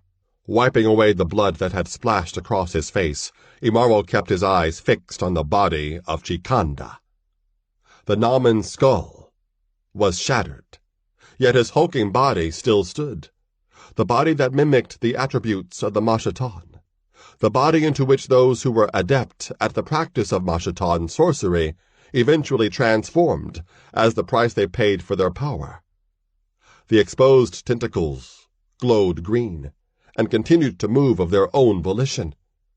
Imaro tensed, muscles poised to swing the chain again before the tentacles could release their sorcerous fire, as had Chitindu's at the Place of Stones. Instead, the tentacles' glow dimmed, and Chikanda's body collapsed, striking the floor with a soft, sickening smack. Only then did he turn away from the Naman. He saw the Mangaban, which were little more than motionless husks of flesh and stone, without Chikanda's will to guide their movements. He saw Pomphis, who had collapsed near the throne of Shihaz. He was conscious, but his efforts had exhausted him. The darkness that had shrouded the throne and its occupant had dissipated with the death of Chikanda, and with the green globe shattered, the only light in the chamber now came from the jewel in Shihaz's dead hands. He saw Tanisha, and he realized he did not have to free her from her bonds, for she had extricated herself. Not as quickly as Pomphis had managed, but she had her own ways of wriggling out of confinement. She was kneeling at the side of the Sing-Nu, and when Imaro saw him, sorrow replaced whatever pride he might have felt in his triumph over Shikanda. Chang Li lay prostrate, stretched between two of the Mangaban. Because of the nature of the weapons he used, the Sing-Nu had been forced to battle the Mangaban at closer quarters than had Imaro. Dangerously closer. The blades attached to his wrists had inflicted frightful damage upon the half-men, but only moments before Pomphis had unveiled the heart of Shihaz, a stone fist had connected with lethal force against Chang Li's ribcage. Sharp splinters of bone had pierced the Sing-Nu's heart and lungs. He was dying even as Tanisha had gone to him and gently turned him onto his back. Yet he clung tenaciously to the scant moments of life that remained to him. His eyes, questing across the chamber, met Imaro's. Though Chang Li's face remained calm as always, revealing nothing of the lancing pain that prodded him along the road to death, there was a pleading urgency evident in his oblique eyes. "He will not live," Tanisha said when Imaro reached her and Chang Li. "Yet because of him, we will," said Imaro. Pomphis, who had dragged himself to his feet and come to stand at Imaro's side, spoke then. "No healer could help him now," the Mambuti said. "But I have the feeling that he would not accept healing, even if we were to offer it. Ask him this, Pomphis," Imaro requested. "Ask him why he gave his life for the one who defeated him in the Chimbo." Pomphis leaned down and spoke to Chang Li, his voice rising and falling in the cadences of the Sing-Nu tongue. When Pomphis was finished, Chang Li replied. His answer was brief, the words slurred by the steady leakage of blood from his mouth. When he was done, Chang Li closed his eyes and folded his hands across his chest. Then his belabored breathing ceased, as though he had willingly allowed death to take him. "He is gone," Pomphis said. "What did he say?" Imaro asked. "He said, 'To restore the chi,'" Pomphis replied. "What does that mean? Remember what I told you of the Sing-Nu concept of balance? I would guess that Chang Li believed your life and his death were necessary to preserve that balance. That is only a supposition, though.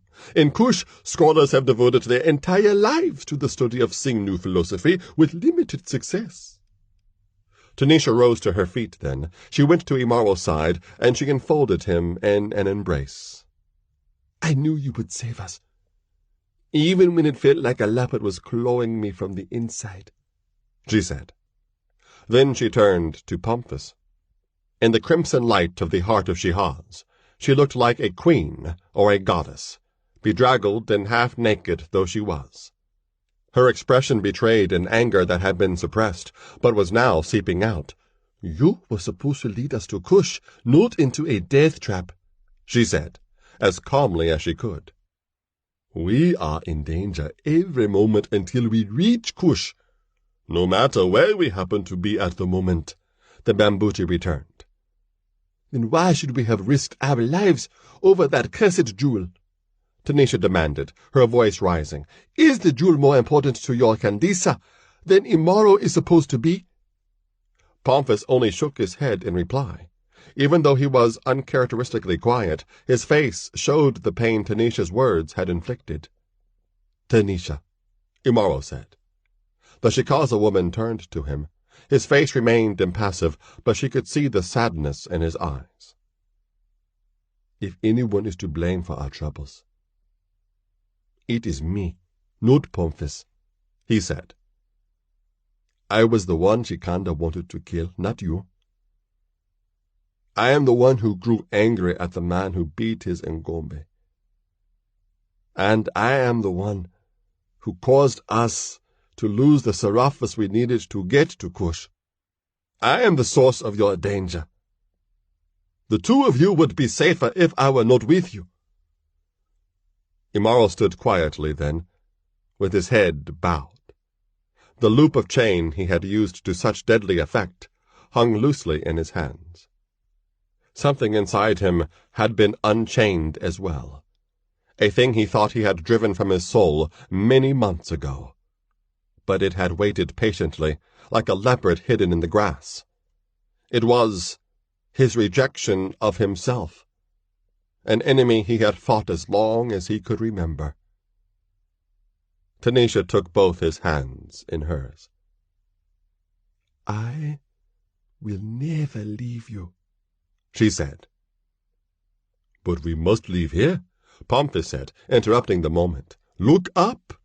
Both Imaro and Tanisha gazed toward the ceiling of the palace, and they saw a clear night sky through openings that the Mshalwe-induced darkness had obscured.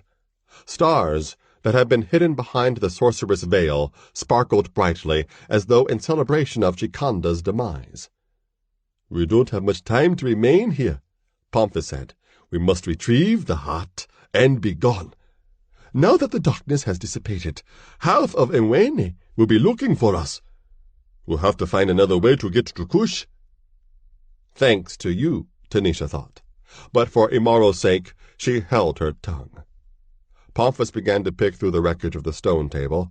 Pushing aside some fragments of rock, he retrieved the piece of cloth that had been torn from Tanisha's shuka. This will do to wrap the heart, he said, as though he were thinking aloud. Can you get these chains off Imaro? Tanisha asked. Yes, Pomphis replied, as soon as I secure the heart. Then we can be gone from this espelta forsaken place. As Pomphis turned toward the glowing jewel, a voice that could never have issued from a human throat uttered a single word. Wait. At the compound of Juma Kisana, Musanka watched incredulously as the cloak of darkness slowly disappeared from the sky. In Wesu was a slender bow of silver, and the stars spread in their familiar configurations. Musanka realized then that he had been breathing shallowly, reluctant to inhale the darkness that seemed to have invaded the city and its surroundings. Looking to the other Nao and Mbuya Wasaja, he noted that they, too, showed clear signs of relief at the lifting of the oppressive darkness. You feel it, don't you, Makidi? Musanka said to the Nao. It's as though something evil has somehow vanished. Yes, Ingwana, Makidi agreed. I feel as though something that had its hands around my heart is gone now. Musanka nodded thoughtfully, but he did not speculate further. His mind was focused on the task at hand. I think we are not needed here anymore, he said. We'll have to stay anyway, though. I can only hope that Kimaji made it to the Gereza in the dark. Even though the danger may be over, I still want those Outlanders confined. Ingwana, someone is coming, cried Wasaja, who had momentarily left the huddled mourning family of Kisana.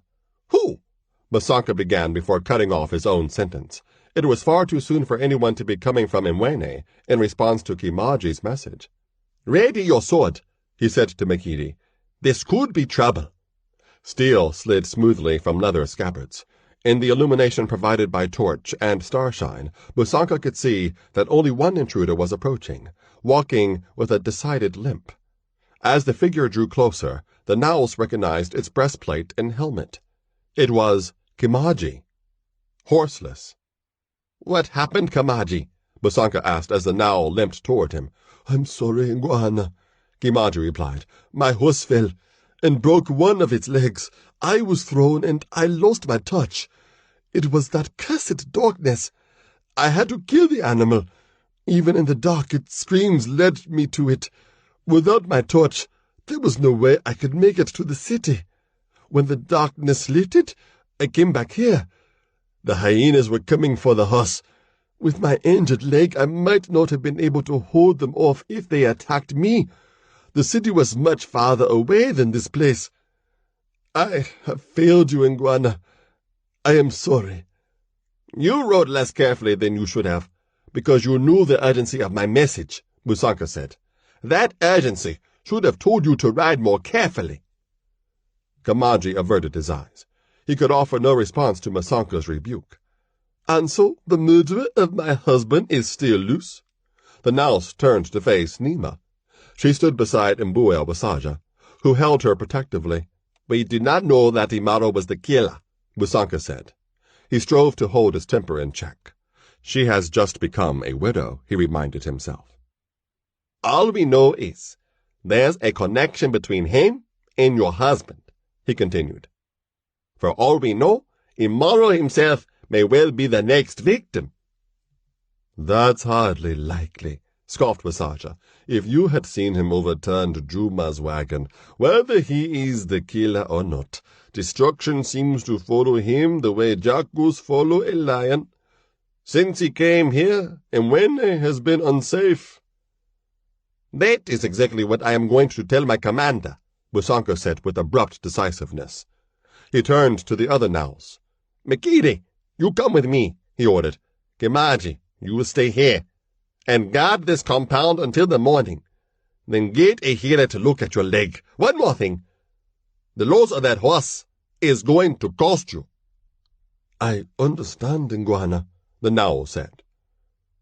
I think the worst is over, Musanka said to Nima and Wasaja. You should both get some rest. You will have much to do when Jua rises. Wasaja nodded in somber agreement. In Imwene, funerary rites were lengthy, elaborate, and expensive, and he had 2 friends to inter in grave domes. Musanka and Makidi hurried to their mounts. Now that the mysterious darkness was gone, they would be able to proceed to the city at a quicker pace than Kamaji had attempted. They would be able to reach Imwene before dawn. Even so, an intuition honed by long reigns of experience told Musanka that his arrival at the Gereza would come far too late. Imaro, Tanisha, and Pomphis stared in disbelief at the Mangabon. The composite bodies of the half-men remained motionless. The damage Imaro and Changli had inflicted had rendered the creature's appearance even more hideous, for bloodless wounds gaped slackly along the sides that were flesh, while the stone halves were chipped and gouged. Yet the Mangabon retained a residue of life that had survived the death of Chikanda. The single eyes on the human halves of their faces glinted with intelligence that had been absent when the half-men were under the sway of the Naman. Intelligence, yes, but also a deep well of sadness and shame. The voice that had stopped Pomphis from taking the heart of Shihaz spoke again. The mouths of the Mangabon writhed, but their speech was no longer the broken, gravelly Kiswa of before.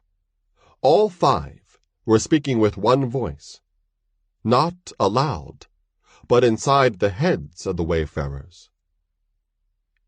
Children of the Watu wa Kwanzaa, we need your aid, the combined voice said. The Naman's sorcery no longer binds us, yet we remain trapped in these loathsome shells, fettered to memories of the evil deeds the Eretan have forced us to commit. We were not always as you see us now.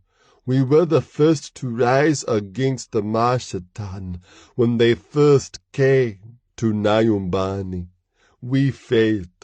Their power was far too strong for us. The Mashatan captured us, and they chained us, imprisoning us in these bodies that cannot die. Anyone who wields the sorcery of the Mashatan can control us, and we can do nothing to stop it.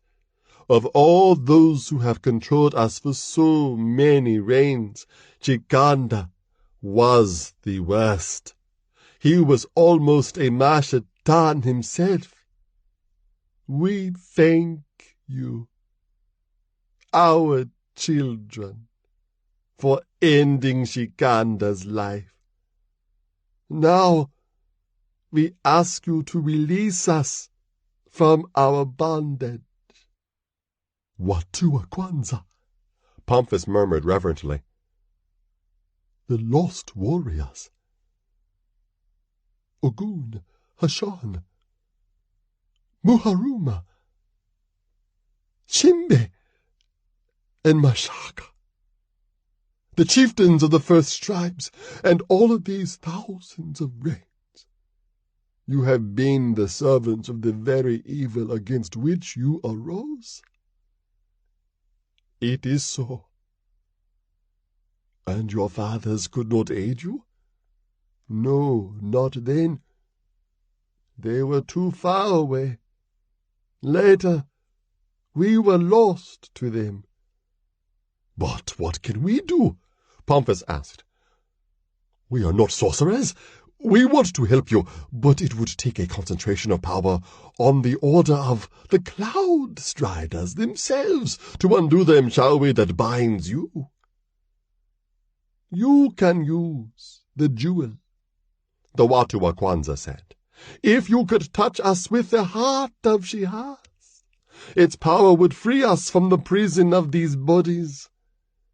The death that has been denied to us for so long would come then, and we would welcome it. But we cannot go to the heart. You must bring it to us. The heart must touch all of you at once? Pomphis asked. It is so. Can you move sufficiently to form a circle so we can place the heart at its center? No. To speak with you takes all the effort we can summon. Then we will have to move you. But how? Your stone halves are so heavy. I can do that, said Imaro, speaking for the first time since the Mangaban had revealed their true identity. The warrior was battered, bruised, and close to exhaustion. Still he strode purposefully toward one of the half-men, lifted its grotesque body, and carried it close to one of the others. Then he went to another Mangaban and did the same. Only the perspiration that poured down his massive frame betrayed the toll Imaro's exertions were beginning to exact. Arrange them in a close circle, Imaro, Pomphis called as the Ilyasai lifted yet another Mangaban. Imaro did not say anything. His face wore an intense expression, as though he was determined to accomplish something that would offset what he imagined to be his shortcomings. He wanted to give the Mangaban, which he had only a short time before fought to the death, the help they needed. They were the victims of an age-old wrong. He identified with them. Pomphis became aware that Tanisha was standing next to him. The look she gave him was enigmatic. He felt compelled to speak as she remained silent. I am no sorcerer, but I suspect that after we put the heart to use in aiding the lost warriors, the magic it contains will be thoroughly depleted, he said. In that state, it will be useless to the Cushites. I think they will be pleased with the use to which you put it, Tanisha said. Then she turned and went to Imaro. A tremor of apprehension caused Pomphis's hands to shake as he took the heart of Shihaz from the skeletal hands of the lich on the throne. Images of the dead sorcerer rising to strike him down flashed with disturbing clarity in his mind as he backed away from the throne.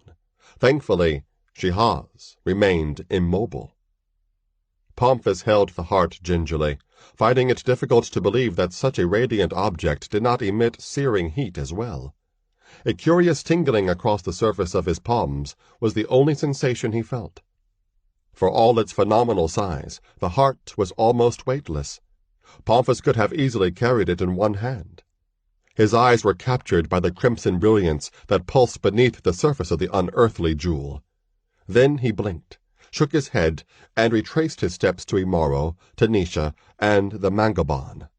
During the short interval it had taken for Pomphis to pry the heart out of Shihaz's hands, Imaro had completed the task of arranging the half-men's bodies in a tight circle. The Bambuti cast a concerned glance at his warrior friend. The demands Imaro had made on his endurance on this night were beginning to claim their due. Sweat and blood mingled on his dark skin, and his eyes reflected a fatigue that was even more difficult to forestall. Tanisha had clasped both her hands around Imaro's waist, and as he drew closer, Pomphis realized that she was helping the Ilyasai to remain upright. Although her face showed the strain of bearing his weight, she did not complain. When he reached the Mangabon, Pomphis said to them, "Here is the heart. Shall I place it at your feet?" "Yes," they replied, cradling the heart in his arms. The Bambuti crept between the legs of one of the half-men. One flesh, one stone. He suppressed a shudder as he maneuvered into the midst of the Mangabon. Imaro had set them so closely together that Pomphis was able to place the heart in a position to touch the feet of each of the half-men.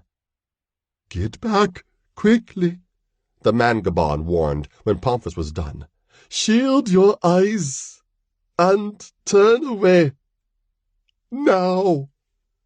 Pomphis scrambled backward and rolled onto his stomach. Covering his eyes with his hands, he pressed his face flat against the stone floor. With equal quickness, Imaro and Tanisha wheeled away from the half-men and clapped their hands against their eyes. They did not see the interior of Shihaz's palace flare with an intense crimson incandescence, like the explosion of a vermilion sun. But they felt an immense supernatural force flow like a tide across their backs, and they heard a low, hissing noise. It was as though they were listening to them shedding countless rains of sorrow. The lost warriors were free at last. "Turn," a voice said, a voice that was deep, resonant, and human. For the briefest of moments, the wayfarers hesitated. What would they see? Suppose the Mangabon had spoken an untruth that had survived the demise of Shikanda? Then, as one, they turned. The heart of Shihaz still glowed brightly, but its luminescence was fading like the glow of a dying coal. In that diminishing light, the forms of 5 men were visible. Their unclad, heavily muscled bodies exuded the strength and vitality that had enabled the Watu Wakwanza to dominate primeval Nyumbani before the coming of the Mashatan. Their skins ranged from ebony to mahogany in hue, and their faces held the beginning of the characteristics that marked the races that had descended from the Watu Wakwanza's loins. Stars of joy shone in the eyes of the lost warriors. "Sons of the Cloud Striders," Pomphis murmured. "Fathers of us all." Glancing at Imaro, Pomphis abruptly realized that the Ilyasai would not be out of place in the company of the lost warriors. Imaro seemed to sense such a kinship as well, for he was staring at the warriors with a deep longing that was almost painful to watch. The images of the warriors remained sharp and clear for a moment. Then they began to fade, for they were not the warriors themselves, but their long imprisoned souls, liberated now that the magic of the heart of Shihaz had obliterated the Mangabon bodies that had confined them. One of the warriors stepped forward. Although his image was becoming more insubstantial by the moment, his voice rang clearly inside the heads of the wayfarers. "Children, we thank you," he said simply. Then he looked directly at Imaro.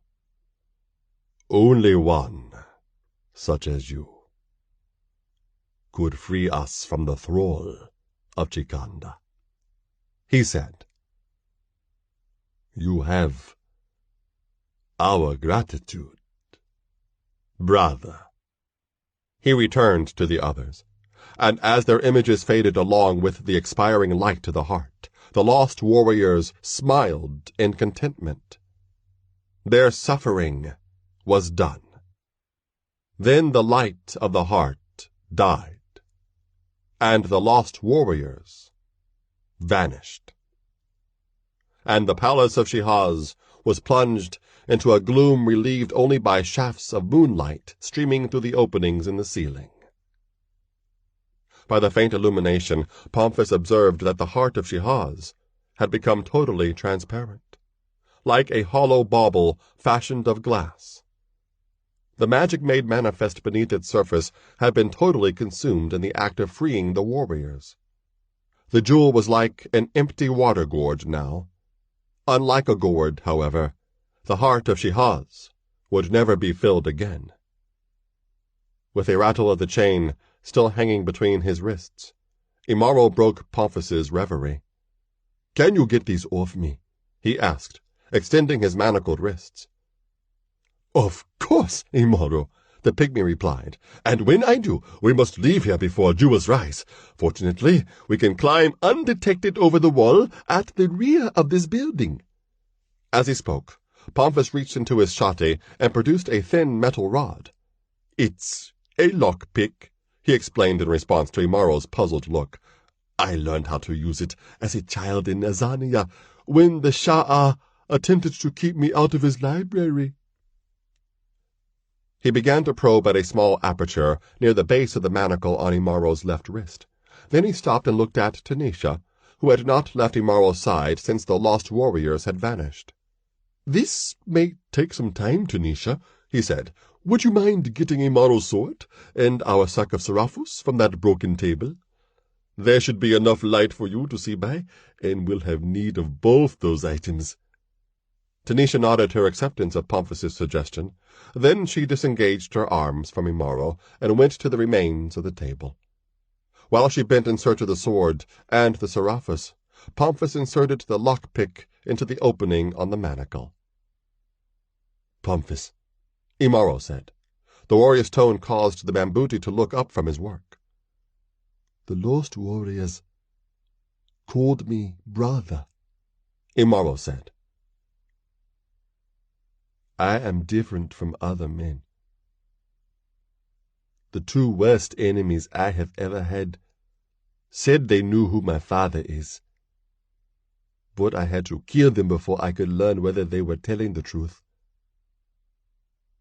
You say the Kingdom of Cush seeks me because I am important in the fight against the Mashatan. And Jikenda was waiting for us here because the Mashatan want me dead. Who am I, Pomphis? What am I?" Those last words were spoken with such anguish that Pomphis was reminded yet again that the giant standing before him had not yet seen the passing of more than 20 reigns. He chose his next words with the same care that marked his manipulation of the lockpick. "You are a warrior, Imaro, and the most courageous one I've ever known," the Mavindi said. "You are a man to depend on in times of need. You are a deadly enemy and a loyal friend. That is what you are to me and to Tanisha. As for the rest, your parentage, why you are so important to the Cushites and Narmans alike, I cannot tell you more than you already know about those matters. Perhaps the Kandisa will be able to help you find the answers to those questions. As for the lost warriors, I suspect they recognized in you a kindred spirit, someone who might have stood beside them when they battled against the Mashatan so many reigns ago." Silently, Imaro contemplated the Mavindi's words. "I know that isn't enough," my friend, Pomphis thought. I hope, for your sake, that the Candisa does indeed have the answers you seek. Tanisha came back then, holding Imaro's sword in one hand and the sack of seraphis in the other. She had also found the cloth that had been torn from her shuka, which she had tied around her breasts. Just as she reached Imaro and Pomphis, the manacle on Imaro's left wrist sprang open with a loud click. She buckled Imaro's sword belt around his waist, while Pomphis worked on the other manacle. Few words passed among the wayfarers. Pomphis mastered the second manacle more quickly than he had the first, and a moment later the chain clattered to the floor. "Now we can leave this place," Tanisha said. "Not yet," said Imaro. "We must still do two things." "I can guess one of them," said Pomphis. "We must burn the corpse of Shikanda. What lies beneath his robes must be turned to ashes." "Yes," Imaro agreed, "and Chang Li must be buried. There is no time to dig a grave, but I can pile stones over him and offer my respect to his ancestors." Tanisha and Pomphis nodded agreement. Had any of the wayfarers met death, each would have expected the survivors to ease the passage to the country of the ancestors. While Pomphis searched for tinder to make a pyre for the dead Naaman, Imaro went to Chang Li. He lifted him in his arms and bore him out of the palace, for it was not a fit place for the Sing-Nu to rest. In death, Chang Li's face was placid, peaceful. For a moment, Imaro envied him, but only for a moment.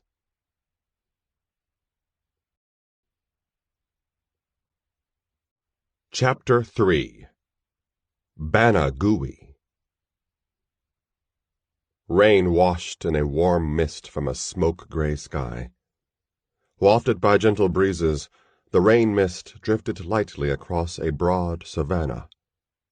Grass grew thick, lush, and green, and herds of zebra, gnu, and countless other varieties of antelope grazed despite the rainfall. Among the thickets of trees that grew like green-clad clusters of giants, bands of elephants and giraffe shared forage. To Imaro, the savannah was very much like the tambourine that had once been his home. But it isn't home, he reminded himself as he led Tanisha and Pomphis through grass that grew as high as his knees. The grass of the tambourine is yellow, not green. There are too many trees, too many elephants. Besides, I could not stay here even if I wanted to. Although he adjusted his pace so that his companions could keep up with him, Imaro knew they wished they could move more swiftly. The three wayfarers were in an unpeopled area, nominally claimed by the Kingdom of Zanj, and they were headed for the port city of Mushambi. From there, if they reached the port soon enough, they would embark for Cush. But they were racing against time, and the onset of the wet season, with its torrential storms that rendered sea voyages impossible until Jua burned through the clouds to signal the start of the dry season. "We cannot wait out the season in Mushambi," Pomphis had counseled once the three had hastily departed the city of Mwene and left the kingdom of Kundwa behind. "It is certain the Naumans will be aware of the death of Chikanda," the Bambuti said. "They will seek vengeance. In their seeking, they may well overreach themselves and reveal the truth behind the turmoil they are stirring in Nyumbani. But that would not help us if we are caught in Mushambi. Only in Cush will we be safe. The Normans would not dare to follow us there. We must get to a port before the wet season strikes. We are sought by the Naus in Kundwa, and we cannot go to Azania because the Shah has a score to settle with me. Mushambi in Zanj is the only other port close enough. Though Imaro's Haramia were active there, he was known by another name when he led the bandit hordes into Inje, the outsider. So there is a good chance that his true identity can remain hidden long enough for us to find a ship that will take us to Cush. If we march north and east as swiftly as we can, we can reach Mushambi before the wet season storms confine all the ships to the harbor." "I do not like this," Imaro had objected. "Zangians are not to be trusted, and I do not like to run." "What makes you think Zangians can't be trusted?" Pomphis had asked. "Bomuno was from Zanj," Imaro replied. The Bambuti had fallen silent for a moment. "Imaro, you cannot judge an entire kingdom by the actions of just one of its people," said Pomphis. "Suppose I were to judge the Ilyasai on the basis of your enemy Chitindu, or on the basis of their treatment of you." "Things were simpler in the Tamburure," Imaro had replied. "The Turkana and Zamburo were cattle thieves. The Kikuyu were wonders of the earth, slayers of the grass. Everyone knew what everyone else was." "And the Ilyasai?" Pomphis had pressed. Imaro did not reply. On separate occasions he had told Pomphis and Tanisha of his early years among the people he had ultimately spurned. He did not wish to speak of them again. A growl of thunder returned Imaro's thoughts to the present. He chided himself for having allowed his kufahuma, his attunement to the patterns of life and death in the wilderness, to lapse. Now that they were far from the walls of Imwene, Imaro was once again the leader, the protector, the decision-maker. Thus far, he had done well at keeping his companions in food and out of danger. Still, the pace of their march through the empty land was beginning to wear on Tanisha and Pomphis. The subtle tension between them was heightened by the rigors of survival on the savannah. Sharp quarrels and protracted silences had punctuated the long trek northward. Imaro could do little to ease the conflict. He needed both Tanisha's love and Pomphis's friendship. These were all that stood between him and a return to the barren emotional solitude of his past. Pomphis and Tanisha cared for him, but not for each other, and Imaro did not know what to say to either of them. Thunder crashed again. "The drums of Shango," Pomphis muttered. "The god of the storm is overtaking us. We must move faster." "You are the one who thought we could outrun the weather," snapped Tanisha. "What do you have in mind to do when the storms catch up with us?" Pomphis did not reply. For Imaro's sake, he was doing his best to refrain from aggravating the bad feelings that had grown, for reasons unknown to him, since their departure from the palace of Shihaz. To distract his attention from the anger that was simmering inside, the Bambuti tried to concentrate on the rivulets of rain that trickled down Imaro's broad back. And he forced himself to keep his eyes off the nearly nude contours of Tanisha's body. She had long since discarded the top of the shuka that had been torn by the mangabon, and she was clad only in the remnant of its bottom, which covered her only from waist to mid-thigh. His own garments and Imaro's suruali were ragged as well, as they had spent many days walking through the wilderness. Then the rainfall began to relent, and Shango's drums quieted. The clouds began to dissipate, and Juba appeared, a golden orb hanging close to the western horizon. Turning to Tanisha, Pomphis said, "You see, Juba is on our side." The Shikaza woman did not reply. Quickening her pace, she caught up with Imaro, and she pressed her hand against his back. "Imaro, how much faster can we travel than we are now?" she asked. "It is all we can do to keep up with you as it is." "We go as fast as we must," the Ilyasai said. "If this plain is anything like the Tamburure, the first thunders are only a warning. If we move quickly enough, we still have time to reach the coast before the worst of the storms." "But not much time," Pomphis said. "We need to march longer and rest less often." Tanisha snorted impatiently. Wordlessly, Imaro forged ahead, concentrating on his kufahuma and wishing there was a way to preserve peace between his companions. The growing discord between them created a dilemma he could not grapple in hand-to-hand combat. An unfamiliar sense of helplessness was becoming an unwelcome intrusion. Even as it sank in the sky, the sun sent shimmering waves of heat across the savannah. Grazing beasts shook rainbow showers of droplets from their hides as they huddled together to face the oncoming night. Predators stretched and sniffed and growled in anticipation of their nocturnal hunt. Birds and monkeys quarreled in the treetops, renewing their ancient competition for the bounty of fruit and nuts that grew there. And Imaro spotted several thin columns of smoke rising from beyond a distant swell in the plain. He halted and pointed out the smoke to his companions. "A village," he said, "and a small one, judging by the number of fires making that smoke." "Yes," Pomphis agreed, but his brow was furrowed in puzzlement. "What are you thinking?" Imaro asked. "There shouldn't be a village this far from the coast," Pomphis said. "The rule of the East Coast kingdoms does not extend far beyond their pastures and fields, though they always lay claim to huge marches of territory in the interior.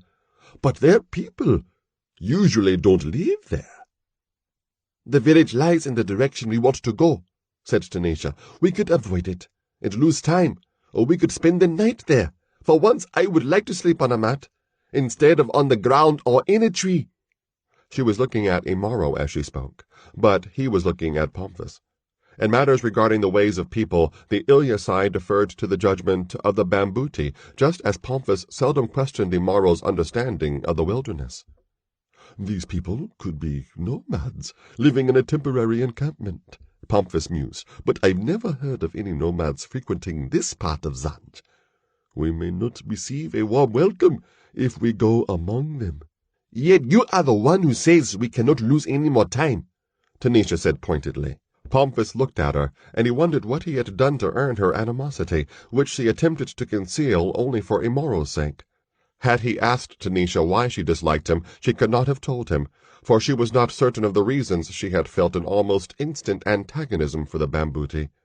It was true that his eyes wandered toward her more often than they should, but she was accustomed to that. She was, after all, a Shikaza, and such attention was only to be expected. The source of her discomfort lay more with what Pomphis represented than who he was. From the moment she had betrothed herself to Imaro, during the time when she was a captive of the Haramia, she knew she was entering a life unlike anything other Shikaza women would ever know. Instead of languishing in the luxury of an emir's seraglio, her days would be filled with danger and uncertainty, and her life would have a purpose beyond providing pleasure, the arts of which Shikaza women learned from birth. She wanted her life with Imaro to last as long as possible. Pomphis's propensity for danger threatened to shorten all their lives. At the same time, however, she understood the significance of the Bambuti's mission and of Imaro's role in it. But she could tell Pomphis none of this. So she turned her attention to the Ilyasai. "What do you think, Imaro?" she asked. "If these ones are like the people of the Tamburure, they will not welcome strangers," the warrior said. "Well, Imaro, this is not the Tamburure," said Pomphis. "Although we are far from the centers of Zanjian society, we are still in the kingdom's territory. Zanj is at war, with no one at present. I see no reason why we shouldn't seek a night's accommodation in this outpost." Tanisha blinked in surprise. Was Pomphis actually agreeing with her? She could not know that the Bambuti had decided to go against his better judgment in an attempt to close the rift between them. "We can at least look at the village, to see if it appears dangerous," Imaro decided. "If it looks safe, we'll stay the night there, if they allow it." "Who could deny you anything, Imaro?" Tanisha said with a smile. "Or you," thought Pomphis. Without further words, the wayfarers pushed onward through the thick grass toward the wispy plumes of smoke. By the time they reached the village, Jua was slipping beneath the horizon. The swell in the plain sloped gently to a vast depression in the flat surface of the savannah, as though a giant had once pressed the ground with the bottom of an impossibly huge calabash, leaving behind an impression thousands of rainfalls had not significantly eroded. The people whose cook fires burned in the sunset shadows were not nomadic. Their dwellings were kibandas, round, sturdy houses made from wooden poles, lashed together with strong vines, with roofs of inlaid layers of straw. To the west of the village lay a pasture teeming with speckled goats, tended by stick-wielding children. Opposite the pasture were shambas, gardens, fenced with hedges and thorn-bush. Between the pasture and the shambas stretched a large stand of trees, unlike the flat-topped acacias of the savannah. These trees were ill-shaped, topped by disproportionately thick crowns of foliage. Nor were the villagers warlike. No palisade surrounded the kibandas. No sentries were posted to warn of the coming of intruders. It was the lack of preparation for the possibility of attack that convinced the wayfarers there was scant reason to be wary of the unknown village. If anything, Pomphis chuckled as they approached the kibandas, they probably have more reason to be cautious of us. The wayfarers indeed presented an appearance that was far from reassuring. Imaro and Tanisha were both more than half naked, their clothing having suffered much attrition during the course of the long march from Imwene. Pomphis had maintained his shati, suruale, and skullcap as best as he could, but the garments were tattered and far from clean. Imaro's hand gripped his sword hilt, and Pomphis touched the sack of seraphus hidden under his shati. He believed the contents of the sack might prove more useful than Imaro's sword. Dogs were the first to greet the newcomers, 5 of them racing silently from their master's kibandas. They were basinji, small animals with pointed ears, chestnut-colored coats, and forward-curling tails. Basinji never barked, but these ones bared their teeth as they came closer to the strangers. When Imaro drew his sword, the dogs backed off to a discreet distance, still showing their teeth. Then the people of the village caught sight of the wayfarers. In 2s and 3s, the villagers dropped their tasks and came out to meet the strangers. Children hid shyly behind their elders. The faces of the villagers registered curiosity, not alarm, at the foreign appearance of the newcomers, but it was a respectful interest. They did not point at the strangers or exchange whispered speculations about them. A few paces from the villagers, Imaro halted, as did Tanisha and Pomphis. One of the men spoke sharply to the dogs. The animals snarled and bristled, then they padded back to the kibandas. However, Imaro kept his sword in his hand. At close range, the people of the village were like most dwellers of the East Coast hinterlands, tall and lanky, with dark brown skin, and teeth that protruded from their mouths when they smiled. The men wore knee-length garments that draped over one shoulder, leaving the other bare. Although some carried hoes and other implements of the shamba, none bore weapons. Imaro found the lack of arms incomprehensible. Had this village been located in the Tambarue, it would not have lasted a season. The women of the village were clad in ankle-length skirts of brown bark cloth. Above the waist, they wore collars of intricate beadwork that hung from shoulder to breast. Their hair was cut into short, dark whorls interspersed with patterns of bare scalp. It was with ill-concealed dismay that the women stared at the woolly cloud of hair on Tanisha's head. There were only a few children in sight, and most of them had seen the passing of fewer than 10 rains. They stared wide-eyed at Pomphis, who had the face and proportions of a grown man, but was shorter than some of the older children. Pomphis spoke first, using the Zangian dialect of the Kiswa language. "May we speak with your headman?" he inquired. The man who had shooed away the Basinji came forward, though he walked with a slight stoop. The others made way for him in obvious deference. "I am Kemau," he said. "We are the Rindele. How can we help you?" Pomphis cocked his head quizzically, for the words Kemau spoke were a mixture of Kiswa and another language that was unfamiliar, even though he was acquainted with most of Nyumbani's languages. Still, there was enough Kiswa in the Rendile headman's speech to allow Pomphis to decipher its meaning. "My friends and I are on our way to Mashambi, your capital," the Bambuti said. "We seek shelter here until Jua rises in the morning. We are willing to pay for the use of a kibanda." Kemau stared blankly at Pomphis. "Mashambi?" He repeated uncertainly. Capital? Yes, Mushanbe, the capital of your country, Zanj, Pomphis said impatiently. Why is he feigning ignorance? The Bambuti wondered silently. Or does he really not know? Zanj, the headman said thoughtfully. Yes, we have heard of Zanj. It is very far from here. Are you telling me no one comes here to collect tribute for the king? Pomphis demanded incredulously. No traders stop here? Your young men don't journey to the cities to seek their fortunes or fight in Zanj's wars? Kimao's face continued to reflect bewilderment. We have few visitors to our land, he said. We have never paid tribute to any king.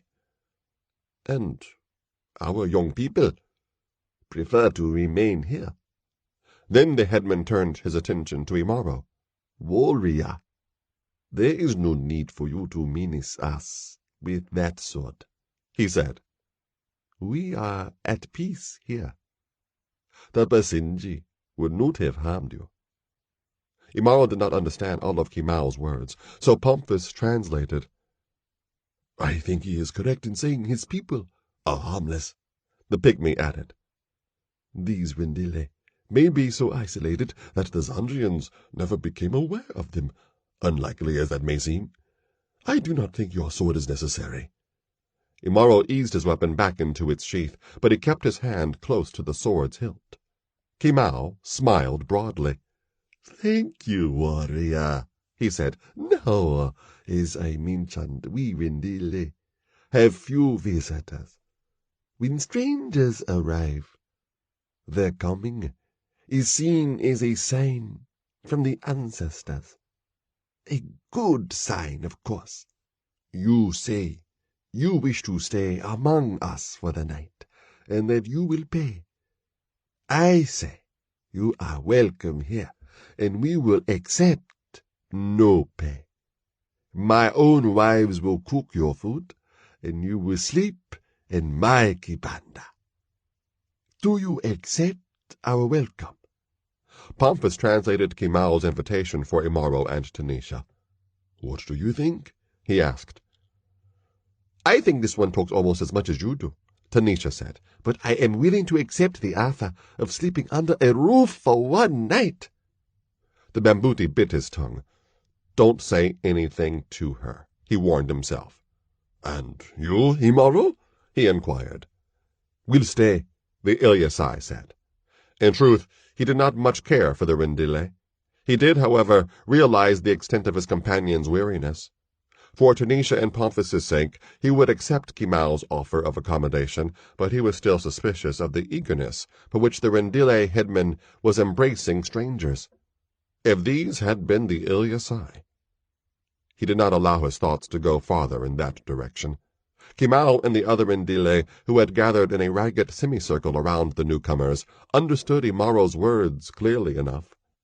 The villagers smiled, and for a moment those smiles reminded Imaro of the Danganifa, a tamboururi plant that grew berries that were pleasing to the eye, but were none the less deadly poisonous if tasted. By the way, Pomphis said as Kimao ushered the wayfarers through the small crowd of villagers, we have not told you our names. I am Pomphis, and my friends are called Imaro and Tanisha. Pomphis, Imaro, Tanisha, the headman repeated, his tongue lingering on the syllables of the strangers' names. Kimao smiled. Long after nightfall, the Rendile village throbbed with the sounds of celebration. The orange glow of the night fires outshone the pale oval of Mwesu the moon, as well as the stars scattered through the obsidian sky.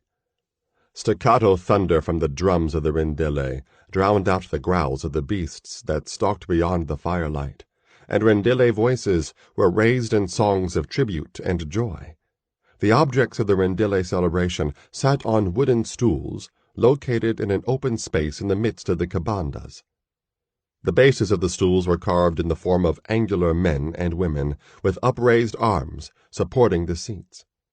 Of the Rendile, only Pygmay and his family, who surrounded the wayfarers, were also accorded the privilege of stools. The other villagers sat cross-legged on the ground.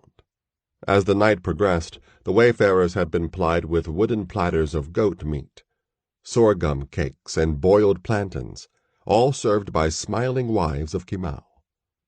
Gourds of potent Pygmay washed down the repast. Throughout the feast, Pygmay engaged his guests in conversation, most of which was returned only by Pomphis. Tanisha and Imaro spoke mostly to each other, when they spoke at all.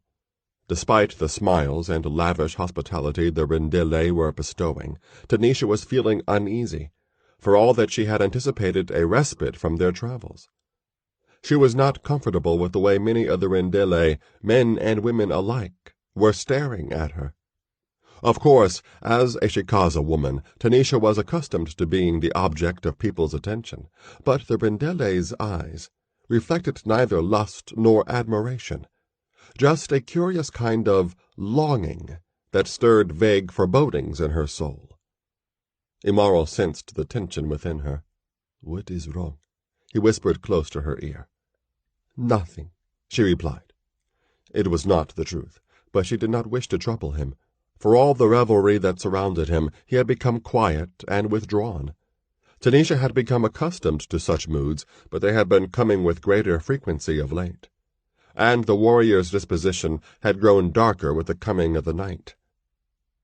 Although the Rendile village was nowhere near the size of Imweni, he was still experiencing a sense of enclosement, not by physical barriers, for there were none here, but by the Rendile's obsequious outpouring of hospitality, which to him seemed too good to be true. Despite his contempt for the Rendile's apparent lack of warlike spirit, Imaro was becoming uncomfortable in their presence. But he would never admit that to anyone. Looking toward Pomphis, Tanisha saw that the Pygmy was engaged in earnest conversation with one of Pygmay's daughters. Though the stools they sat on were of equal height, Pomphis's eyes were on a direct line with the young woman's breasts. Despite her less than cordial feelings toward him, Tanisha could not stop herself from smiling at this latest demonstration of the Bambuti's boldness. The tempo of the drumming quickened. At the signal of the change in beat, the young Rendile men rose to their feet and began to dance. Moments later, the young women joined them, forming a line facing the rank of men. Short bird-like steps brought the two lines of dancers close together. But just before they touched, the dancers retreated. Though their bodies swayed in time with the rapid rhythm of the drums, their faces remained incongruously devoid of expression. Tanisha watched the dance only a short time before her lips curved in a smile of mischief. She turned to Imaro and whispered in his ear, "Want to show them how to dance?"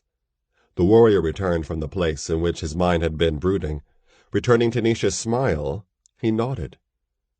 Rising from her stool, Tanisha joined the line of women. Flowing smoothly into the dance, the Shikaza woman melded her entire body to the drumbeat. Arms, legs, hips, shoulders, each part of her reflected a different nuance of the drummer's rhythm.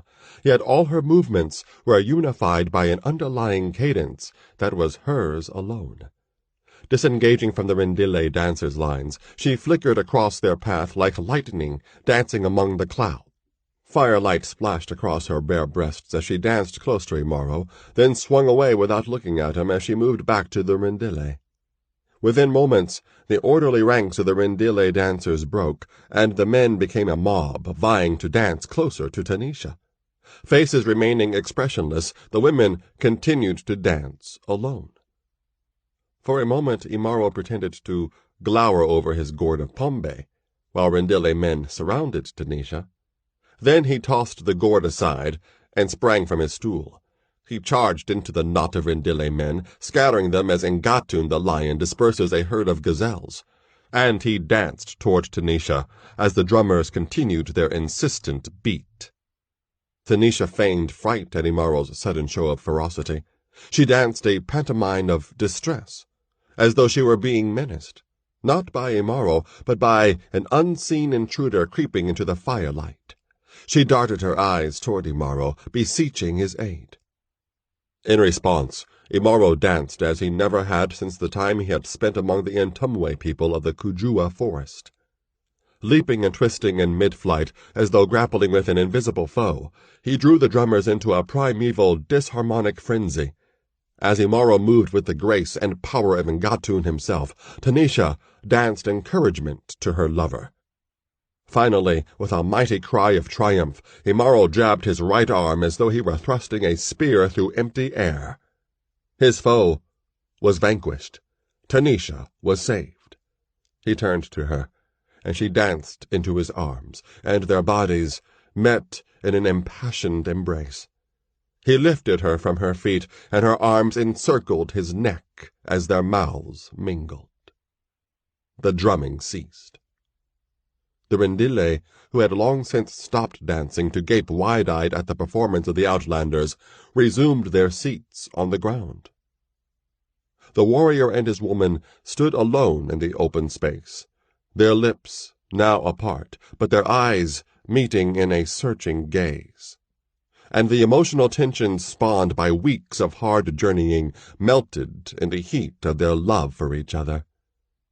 Neither Imaro nor Tanisha noticed the gradual fading of the festive mood of their hosts. Kimao's voice broke a lengthening silence. "That, my friends, was a dance more than worthy of your ancestors," he said. "Please honor us by sharing one more gourd of Pygmay before you retire." As Imaro and Tanisha returned to their stools, Pomphis, who was still engrossed by Kimao's daughter, held out his gourd for the young woman's mother to refill. The young woman, whose name was Yembi, seemed receptive to his advances, and Kimao had shown no signs of objecting to the Bambuti's interest in her. She had not joined the other young women in the dance. Resuming their seats, Tanisha and Imaro accepted brimming gourds of Pygmay from two more of Kimao's wives. All three wayfarers drank deeply of the thick golden brew. The liquid slid down their throats, and they immediately realized there was something different about this Pygmay. Their mouths were filled with a cloying taste that was absent from the gourds they had previously consumed. Pomphis was the first to fall, toppling face first from his stool. He lay motionless on the ground in front of Kimao's daughter. Imaro lurched to his feet. His hand groped for the hilt of his sword, but the ground was rocking beneath his feet, and his strength was draining like blood from an open wound. Slumping to the ground, the warrior lay senseless. Mouth open, eyes staring blankly, Tanisha dropped backward into the waiting arms of one of Kimao's wives. Although she had not swallowed as much of the tainted Pygmay as Imaro or Pomphis, she found that she could not move, and that even thinking was an act of great difficulty. At a word from Kimao, two of the headman's sons took Tanisha from the hands of his wife and carried her away. "Father, this is wrong," said Yembi. "The warrior danced so wonderfully, and he is so brave, and the small one knows so much about the lands beyond our own. Must they die?" "Be quiet, girl," the headman reprimanded. "You should be thankful that a woman was among these outlanders. Otherwise it might be you who would be going to Banagui this night." Shuddering in fear at the name, Banagui, Yembi averted her eyes from the fierce glare of her father. "You know what to do," Kimao said to the other Rendille who had gathered around their unconscious guests. "The woman goes to Banagui. The men to the place beyond the chambers with Visidahina prows," one of the men intoned, as though he was reciting words from a ritual. "If only we could kill them ourselves," Kimao said, a frown creasing his forehead. "But we cannot. May their ancestors ensure that they remain asleep when Fisi tears out their throats. Now, go."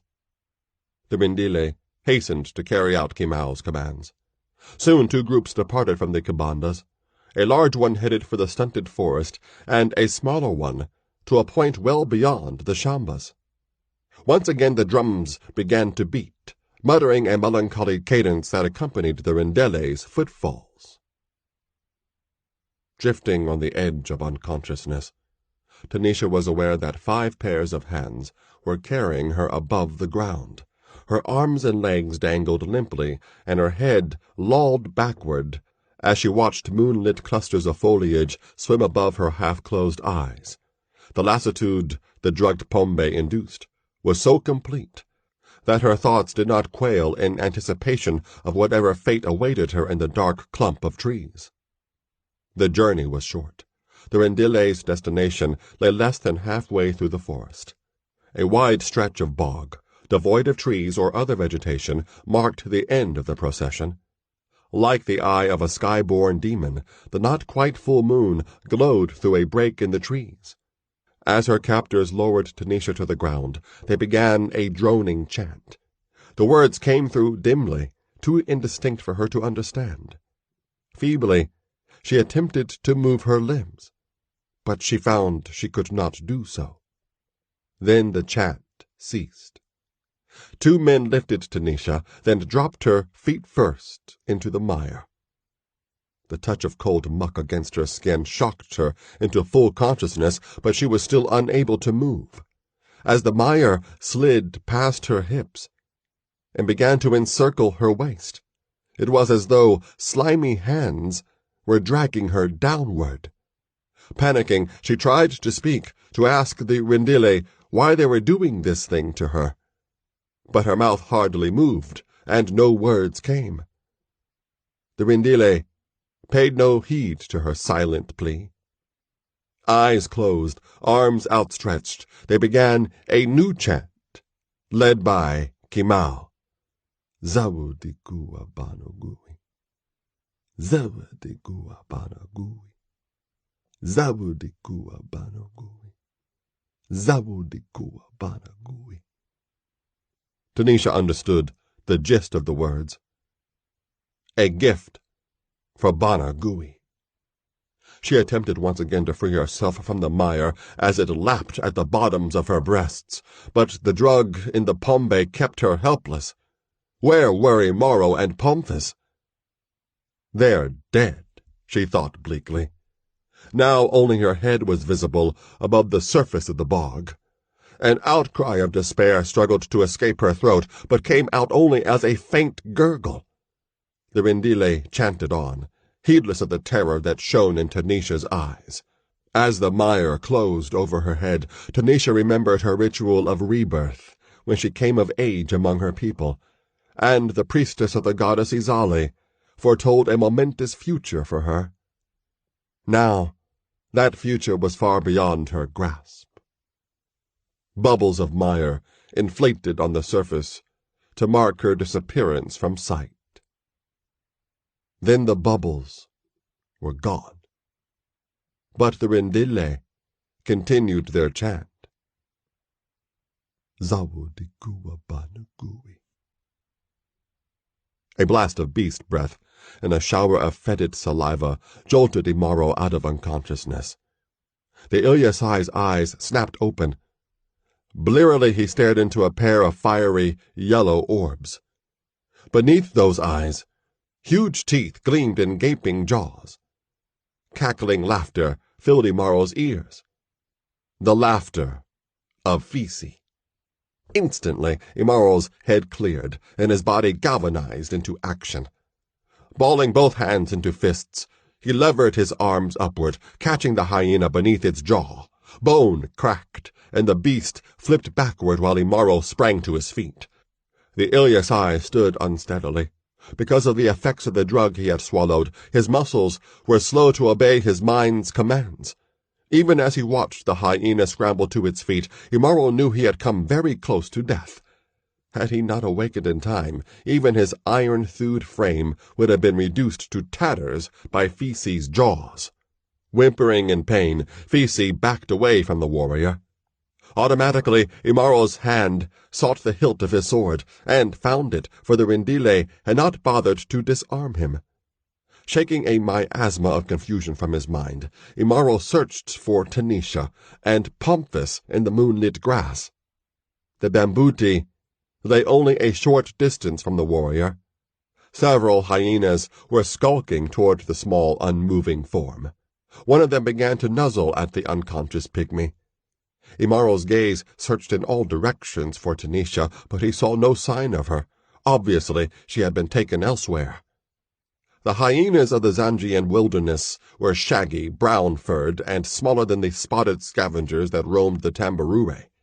Still, whatever guise he wore, Fisi was Fisi. Though the carrion eaters could be dangerous, Imaro knew Fisi feared two things above all others: the strength of Ngatum the lion, and the steel of a warrior's weapons. Drawing his sword, Imaro let out a roar that was remarkably similar to the challenge of an angry lion.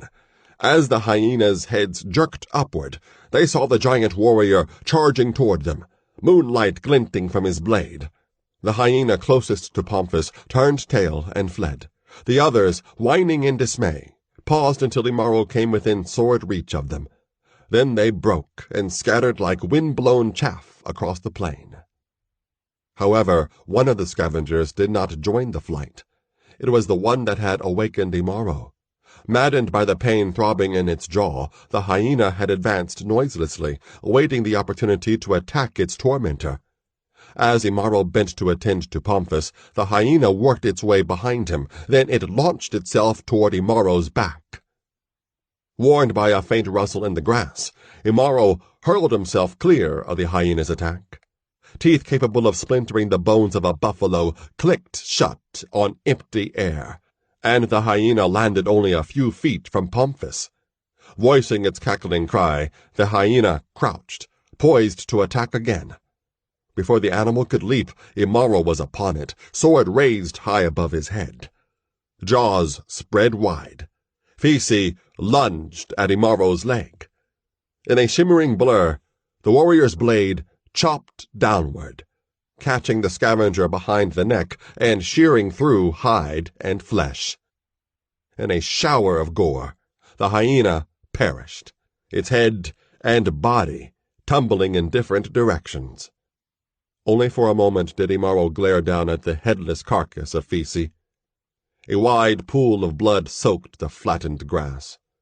Soon Imaro knew other scavengers would scent the blood, and there would be nothing left of the hyena but scattered bones by the time Juba rose. For the second time, Imaro bent to the side of Pomphis. The bambooti was beginning to awaken, his limbs twitched, and groans issued from his slack mouth. Imaro gave Pomphis a rough shake, and the bambooti's eyes blinked open. "Where?" he mumbled, rubbing his hands against his eyes. "Drinking. Drugged. Those cursed Wendile drugged the Pombe. Where are we, Imaro? Where is Tanisha?" Even as he spoke, Pomphis was reaching into his shotty to make certain his sack of sarafus was still there. It was. "By Esperta's mane, they did not even rob us," Pomphis expostulated. "Where are we?" He was sitting up now and staring wildly around him. "We are outside the village," said Imaro. "They left us as food for Fisi. Tanisha is not here." "Then she must still be in the village. We've got to go after her." Pomphis's voice was rising in anxiety, for it seemed that Imaro was not paying attention to him. The warrior's gaze was focused elsewhere. "What's wrong, Imaro?" Pomphis asked. "I don't think Tanisha is in the village," he said. "Look there." Struggling to his feet, Pomphis followed the direction of Imaro's pointing finger. Even across the shadowed distance that separated him and Imaro from the forest, the bambooti's eyes made out a multitude of shapes emerging from the trees. Torches bobbed like fireflies in the darkness. "It looks as though the whole village is coming out of there," Pomphis said incredulously. "It must be some sort of ceremony." "Let's go," said Imaro. Like a great cat pursuing its prey, Imaro loped noiselessly across the plain. Out of consideration for the shortness of Pomphis's legs, he did not move as quickly as he could have, or wanted to. Oblivious of the outlander's approach, the Rendile continued to walk out of the forest. Relief was inflicted in their demeanor, and for some of them, guilt. "You were right, Pomphis," Imaro muttered as they drew closer to the villagers. "The Narmans have not given up the hunt." "This does not appear to be the work of Narmans, Imaro," Pomphis whispered. "It is you the Narmans want, not Tanisha. I think the Rendile wanted her for a ceremony of some sort, and it looks as though the ceremony is over. They are returning from the forest, not going into it." "Remember what happened in Nyumbani," Imaro returned. "Chikanda used you as bait, and I was the one they wanted." His voice hardened. "If we are too late and Tanisha is dead, my path will not lead northward to Cush," he said. It will lead southward to Narma." Pomphis choked in consternation. "Imaro, no," he exclaimed. "Even the Cushites do not possess sufficient power to confront the Narmans on their home ground. How can you hope to overcome them by yourself?" Imaro did not reply. Instead, he signaled Pomphis to silence. They had come close to the forest and the Rendile. Crouching in the grass, the wayfarers crept closer under the cover of darkness provided by the long shadows of the trees. The last of the villagers were leaving the forest now. Clusters of stragglers conversed in low tones as they made their way back to the kibandas. One man trailed behind even the stragglers. One man who preferred to be alone with his thoughts. Kimau. "Stay here," Imaro whispered to Pomphis. Before the Bambuti could respond, Imaro was already moving through the shadows toward the headman. No blade of grass rustled, no dry twig snapped to mark his approach. "Quickly, Imaro, quickly," Pomphis pleaded silently. "There may be others behind this one." An iron hand clamped hard against Kimau's mouth, cutting off any outcry. An arm reached around the headman's waist, lifting him from the ground. Effortlessly, Imaro carried Kimau to a place behind the thick bole of a tree. Kimau began a belated struggle. "Stop moving, or die," Imaro said in a low voice. The Rendile obeyed instantly. Imaro waited until he could be certain no more stragglers would emerge from the forest. Then he stepped away from the tree and removed his hand from the headman's mouth. "Do not cry out," Imaro warned. Kimau obeyed. Imaro signaled to Pomphis, who skittered rapidly across the grass. Suddenly, the pygmy cried out and hopped away from a small dark shape that leaped and bit at his legs. At first, Imaro thought one of the hyenas had returned. But the creature that was silently attacking Pomphis was too small to be Fisi. Then he realized it was one of the Rendile's Basinji. "Call it off," Imaro ordered Kimau. "Gwendi, Gwendi, go, go," Kimau called without hesitation. Immediately, the Basinji ceased its attack on Pomphis and raced off toward the Kibandas. "Do you think the dog will bring help?" Imaro asked as Pomphis approached. Pomphis shrugged. He was panting, and his eyes were wide with dismay. You are supposed to be dead," Kimau stammered. "Fisi is feeding its own kind. Now, tell us what you did with Tanisha, or Fisi will feed on another carcass this night." Trembling, the headman looked to Pomphis, for he had not understood all of Imaro's words. As Pomphis translated, Kimau shifted uneasily in Imaro's grasp. He knew what the outlanders would do to him if he showed them the bog. Yet if he said nothing, he would be dead before the Basinji could bring help. "I will take you to her," he said slowly. "Do not try to trick us," Imaro said. Pomphis did not have to translate this time. "I understand," said Kimau. Without further delay, Kimau led Imaro and Pomphis into the tangled forest. "Did that dog bite you?" Imaro asked Pomphis. The Ilyasai kept one hand clamped on Kimau's arm as they walked. "Of course not," Pomphis replied. "You should know by now that it takes more than one little dog to phase a Bambuti." Pomphis forced a grin at his own jest. Imaro did not reciprocate. At the edge of the bog, Kimau pointed a quivering finger downward. "There," he said. "She is there, with the Before Kymao could complete his sentence, Imaro's hands locked in a steel vice around the Rendile's throat. Kymao strove frantically to pry Imaro's fingers from his flesh.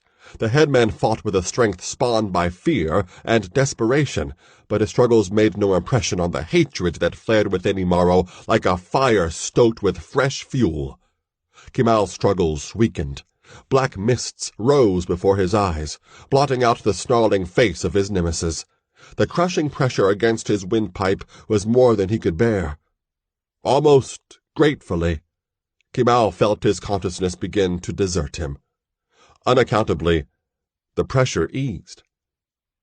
Kymao crumpled to the ground. Gratefully, he gulped air into his lungs, even though each breath cut through his throat like a dagger. Dimly, he heard Pomphis saying, "Not yet, Imaro. I think he was trying to tell us something else." "What else is there to tell?" Imaro snarled.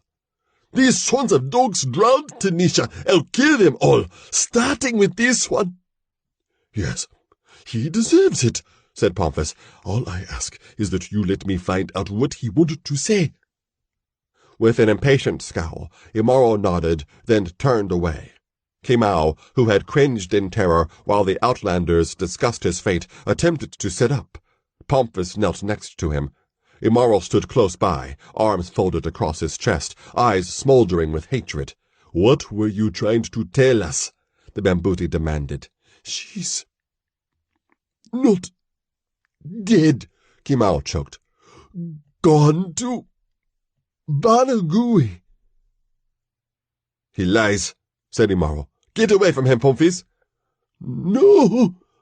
Kymao cried, grimacing at the pain his shout cost him. "Banagui. Live below. Take women from us." "How can anyone live under a bog?" Imaro scoffed. "This is the lie of a dog desperate to save his hide. Stand aside, Pomphis. He will be the first to redeem the life I collect in payment for Tanisha's." "Wait," Pomphis said as Imaro stepped forward. "That name, Banagui. I remember it. It was in an ancient text I saw in a Kushite library, and I cannot recall exactly what it said. It will come to me if I think long enough." "How does that help us?" Imaro demanded. He was beginning to lose patience with the Bambuti. "It doesn't yet," Pomphis said with outward calm. "But there is a way to test the truth of this man's claim, and if he is indeed telling the truth, then Tanisha may still be alive, and if she's alive, we still have a chance to rescue her." "What is the way?" Imaro asked. "A very simple one, really.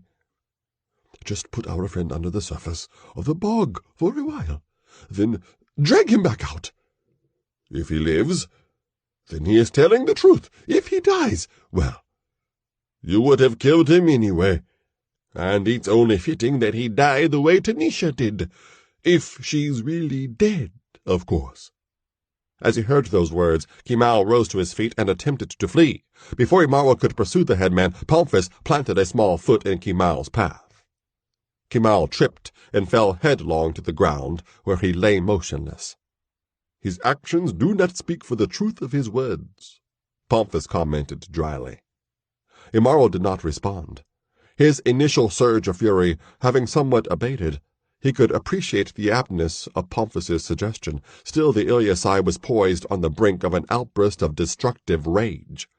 Grim-faced, he lifted Kymao as though the unconscious headman weighed nothing. Then he strode to the edge of the bog and deposited Kymao feet first into the mire, making certain to maintain a firm grip on the Rendele's garment. Kymao sank quietly into the muck. As he descended, Imaro bent, then knelt, then stretched full length across the shore of the bog, all the while grasping a handful of bark cloth. When the mire reached the level of Kymao's nostrils and began to ooze inside, the headman's eyes flew open. As had Tanisha before him, Kymao strained to raise his head above the muck, and he let out a strangled shriek. With a curse of disgust, Imaro shoved the Rendile's head under the surface and held it there. The mire clung like a cold, sticky glove to Imaro's arm as he held on to Kimao's garment. For a long moment the Ilyasai remained grimly silent, while Pomphis watched anxiously and searched his voluminous memory for a clue to the meaning of the term Banagui. Suddenly, Imaro's eyes widened, and he shouted in surprise, "Pomphis! Something is pushing the bug away from my arm!" "What?" the Bambuti cried. "Well, what are you waiting for, man? Pull him up!" Imaro rose to his feet, in the process yanking the hapless Rendile headman out of the mire. As Imaro lowered Kimao to the ground, both he and Pomphis stared in disbelief at what they saw. For there was no trace at all of the bog on the skin and clothing of the headman. Likewise, the arm Imaro had thrust into the bog showed only a thin, wet ring of mire from the surface. It was as though some unseen force had inserted itself between Kimao and the mire, pushing the bog's material aside and providing a bubble of air. Kimao was in a stuporous state, eyes closed, limbs twitching feebly, lips drawn back from his teeth in a grimace of fear. Although Imaro had not held Kimao under the surface long enough to drown him, he was satisfied the Rendile had told the truth about Tanisha's fate. He turned to Pomphis. "You were right," he said. "Tanisha may still be alive. I am going into the book to find her. Will you come with me?" "You know I will," Pomphis replied. Inside, he was not so self-assured. The name Banagui was locked in his memory. He was certain of that. Yet he could not bring that memory to awareness. Was he deliberately failing to recall whatever he had learned of Banagui during his studies in Cush? He did not know, but his failure to remember filled him with apprehension, for he knew that only bad memories are deliberately forgotten. Already, Imaro was wading into the bog. Despite his mounting fear, Pomphis followed. Soon, both men vanished beneath the viscid surface, leaving only bubbles behind to mark their passage. And Kimao lay prostrate in the pale light of Imwesu. Unerringly, the Basenji led a dozen Rendile to the bog. The agitation the dog had shown when it reached the Kabandas could not be misinterpreted. When the man who was to make certain Imaro and Pomphis were dead returned with a wild tale of slaughtered hyenas, and no sign of the outlanders, the Rendile became uneasy. And when they discovered Kimao was missing, their unease became panic. With hoes, clubs, and other makeshift weapons in their hands, the bravest of the Rendile followed the Basenji into the forest. At the bog, they found their headman just beginning to recover his senses. "The outlanders, did they do this to you?" one of the villagers asked Kimao. A weak nod served as Kimao's reply. "Where did they go?" "To Banagui, for the woman." To a man, the Rendile dropped their improvised weapons and fell to their knees. Trembling in fright, they stared at the bog like a flock of birds transfixed by the stare of a gigantic serpent. "Kimao, what can we do?" more than one of the villagers asked. "We go back to our kibandas," the headman said tonelessly, "and we wait for the next time of taking. And we hope, as we always do, that more strangers come, bringing women with them." Kimao lay back and rubbed his throat, which still bore the pain of Imaro's near-fatal grasp. With fatalistic resignation, the Rendile lifted their headman to his feet and helped him along the path back to the village. Tanisha opened her eyes slowly, as though she were reluctant to believe she had not perished in the bog. She remembered the horrible choking sensation she had experienced when the mire closed over her head, and death was imminent. And then something else occurred.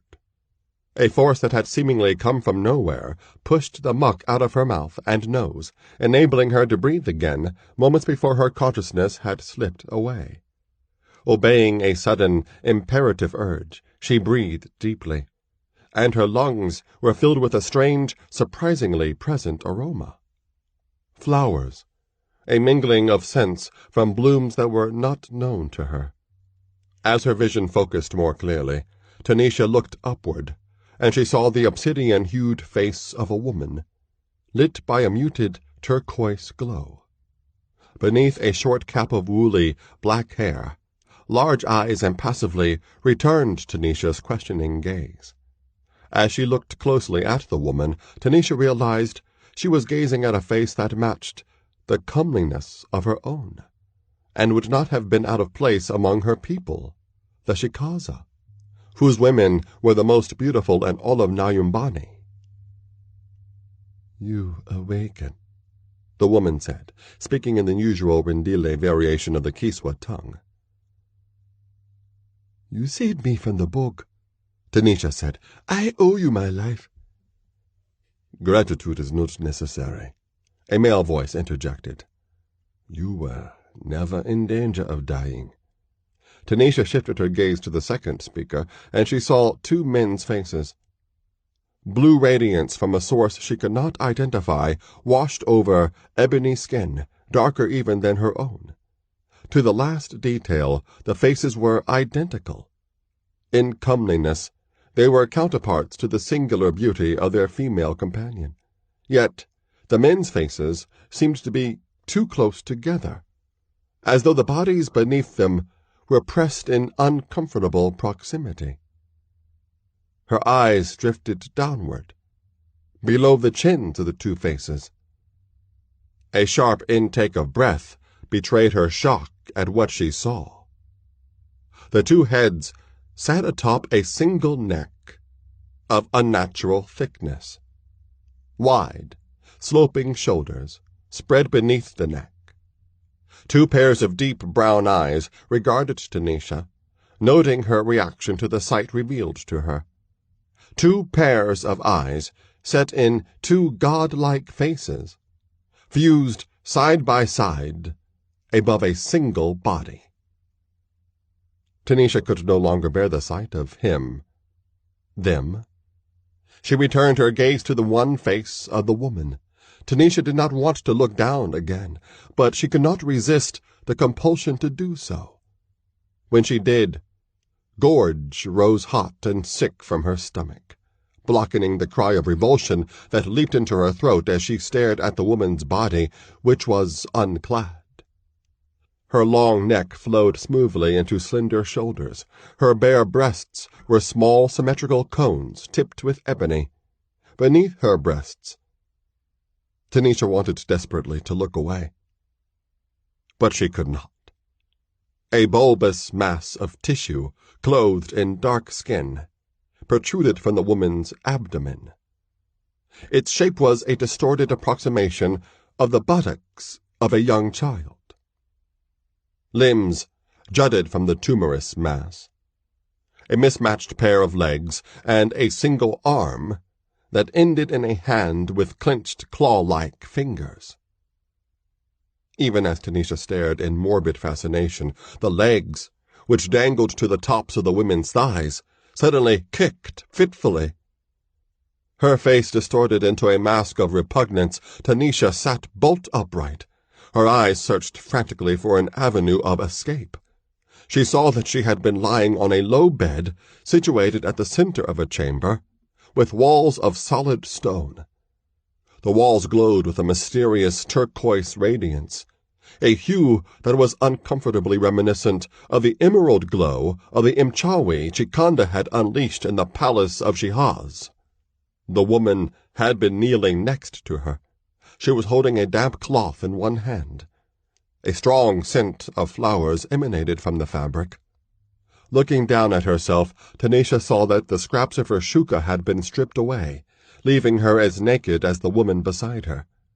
A sheen of scented moisture coated her skin, reflecting the azure illumination. The woman had been rubbing her with the cloth. An arched entrance led into the stone chamber. The two-headed man stood between the entrance and the bed, blocking any escape attempt on Tanisha's part. She was weaponless, but Imaro had taught her ways to fight without weapons.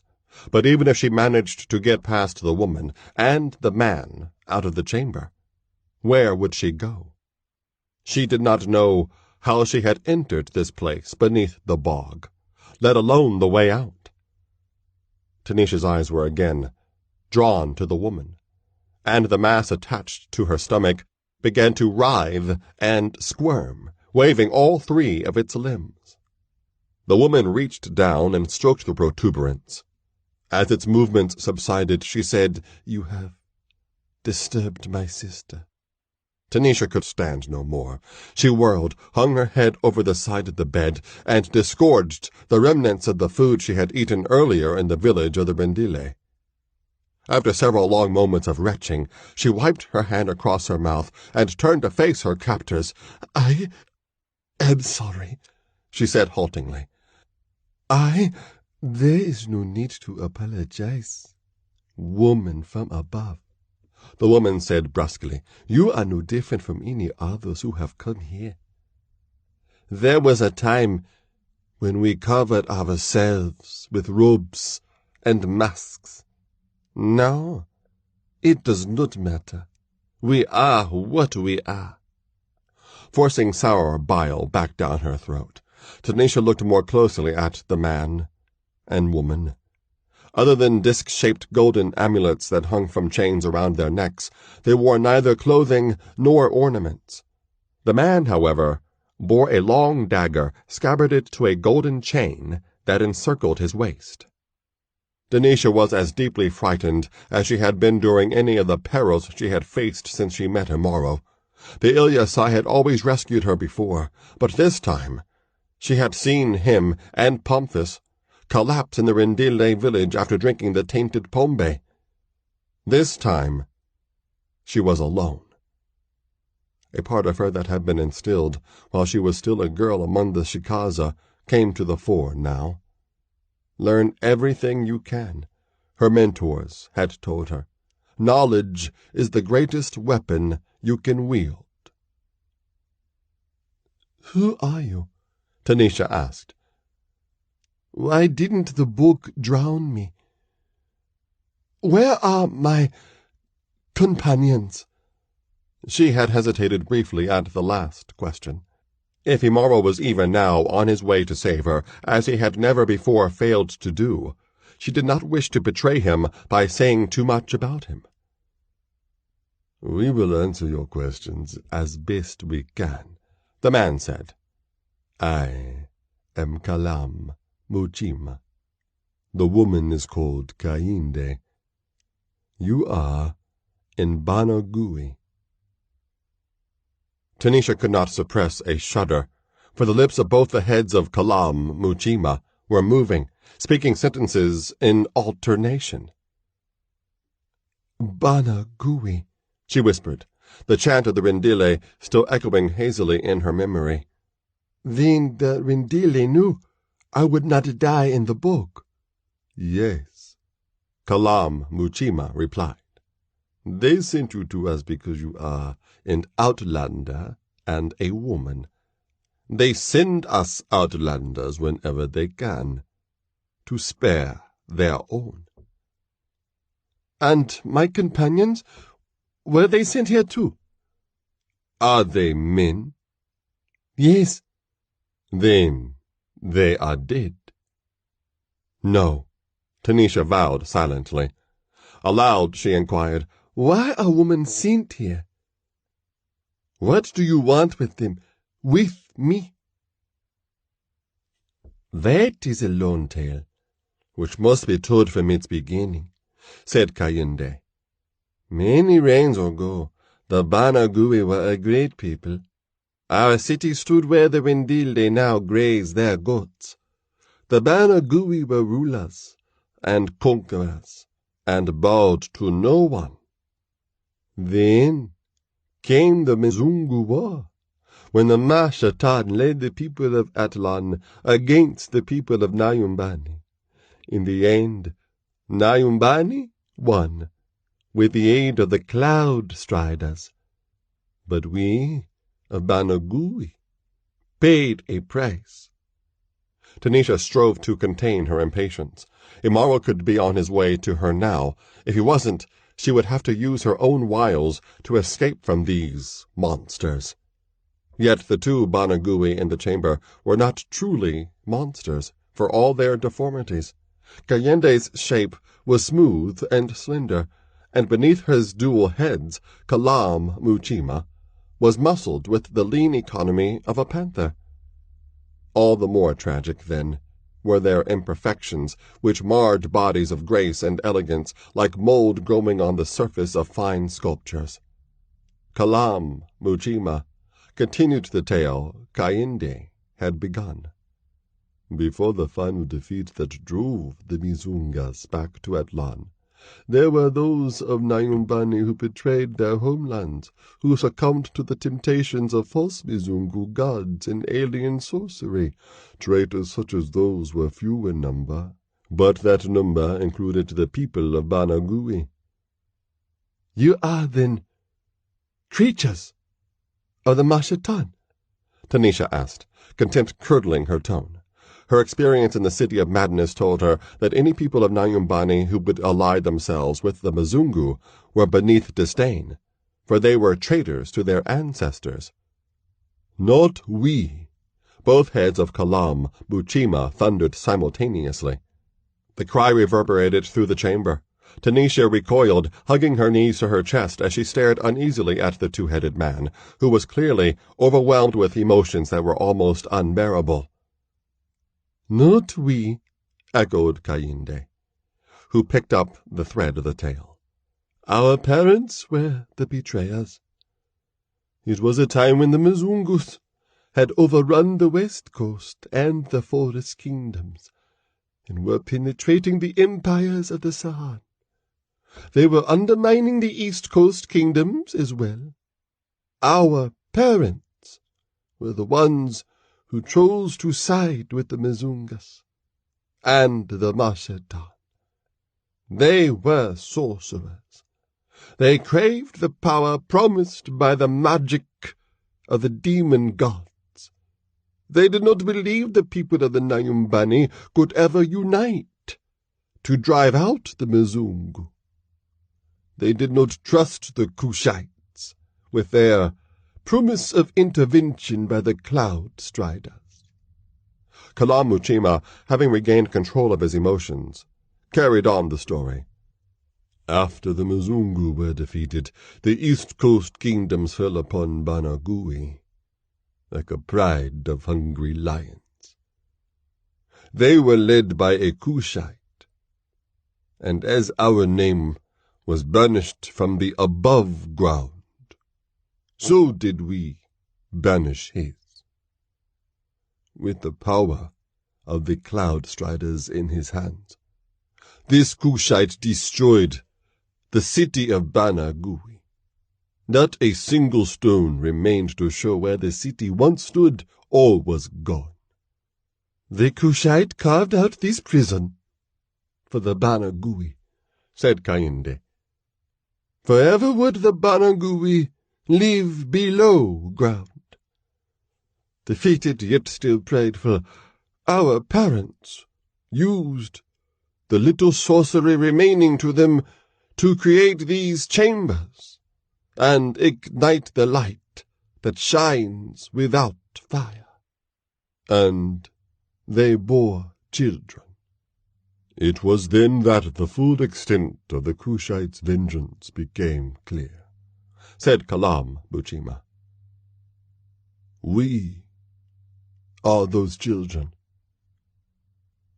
All the women of Banagui birthed children, the like of which appear but once in many lifetimes among the people of the above ground. Our parents tried to kill us, but they could not. The Kushite sorcery prevented their wills from doing what their souls desired. When they realized that every child of Banagui would be as we are, our parents became maddened. Some took their own lives. Others could not be anything other than parents, even though they loathed us. Those few that still lived raised us, and taught us the sorcery we would need to live in the below ground. Still they hated us. We had done nothing other than to be born as we are. Yet our parents died hating us. As we hated ourselves, said Kayinde. Do you think Kalam, Muchima, and I are hideous to your eyes, woman from above ground? You have not looked upon the armless ones, the legless ones, the ones with no faces, the ones with the skins of crocodiles, and the ones covered with hair like dogs. We fought each other like wild beasts when the last of our parents died, said Kalam Muchima. Many of us were slain. Then we learned there were others in the below ground, others whose domains had been disturbed by the sorceries of the Cushite and our parents. These others were far more monstrous than we. They were the Dubwana Yajiwe, the demons that dwell in the rocks. Many more of us were devoured by the demons before we put aside our quarrels and became as one against them. We drove them away from the chambers our parents had built, but the Dubwana Yajiwe remain in the rocks, waiting.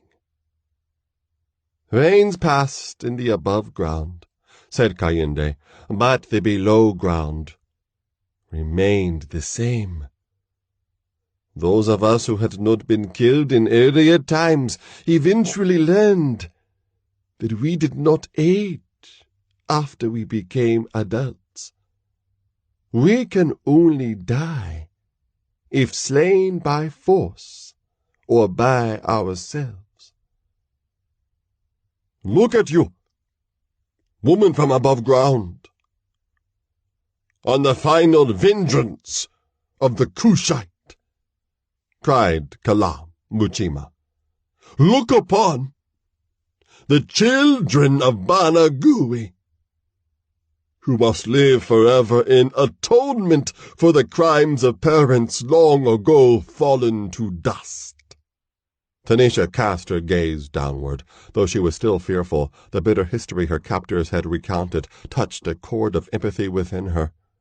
To have lived 1,000 reigns, trapped in bodies rendered loathsome by a long-dead sorcerer's curse. To be born innocent, yet live forever damned. She came suddenly to pity the Banagui. She understood the anguish that twisted and clawed deep in their souls. She had seen it before, in Imaro. Imaro before he had changed. Her love had eased his torment. So, too, had the friendship of Pomphis. Yes, she finally admitted. Pomphis.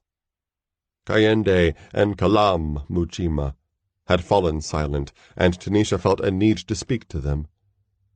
If a sorcerer's magic keeps you here, she said, could another sorcerer not free you? A weary smile crossed the faces of Kalam Muchima and Kayinde. That is what we asked our parents before they died, said Kalam Muchima. There is an opening that leads to the above ground. We thought we could leave this place through that opening. But the Cushite cast a Kutabana, the most powerful spell at his disposal, to conceal the opening from the people above ground. and to prevent us from leaving." "How does it prevent you?" Tanisha asked.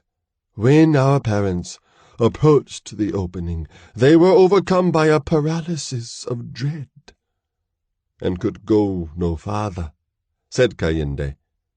"The same thing happens to us. As well, the Dubwana Yajiwe lurk there, for the fear the Kutabana causes in us makes us easy prey for them." "This is our world, woman from above ground," said Kalam Muchima. "We have done what we can for ourselves here. The gold discs we wear are Himaya, protection against the Dubwana Yajiwe. They fear gold, for it is like Jua, which is deadly to them. Our parents told us what Jua is. We have never seen it.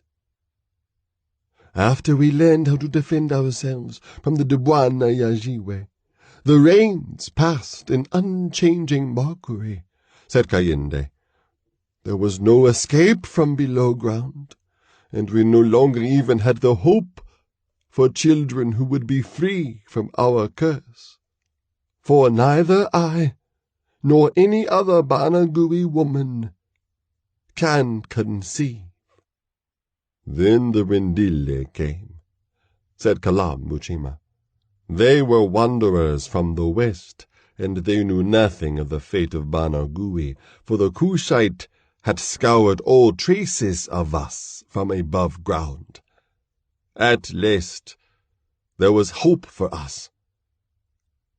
Nyumbani, our king, believed that we could mate with the Rendile and have children who would be free from the Cushite's curse. All of us joined our powers, and we created a Kutabana of our own, which rose up from the below ground and entered the minds of the Rendile, and bound the goat herders to us. Then we created the ritual of the bog, and provided magic that prevented the sacrifices from choking in the mire on their way to the below ground. "Banagui men mated with Rendile women," said Kayinde, "and the Rendile women conceived and gave birth to children who were exactly like their fathers. The women died in childbirth. We left their children for the Dubwane Yajiwe. Our hope was gone." Both Banagui fell silent for a moment. Then Kayinde continued the tale. "Now most of us here in Banagui remain in their chambers, dreaming of death, yet unable to relinquish life," she said. "But there are still some who continue to hope. Come, Nyumbani, Kalam Muchima, myself. We continue to bind the Rendile to us, and they continue to send us women, their own or whatever wanderers are luckless enough to fall into their hands. And each woman we receive gives birth to a child like its father. Yet there must be one woman who can bear a child free of our curse, a child who will not bear the burden that should have fallen upon our parents, not us. We must find that woman." Tanisha's emotions had completed a full circle, from fear to pity, then back to fear again. Well did she realize what the Banagui wanted of her. The knowledge stirred a shudder in her soul.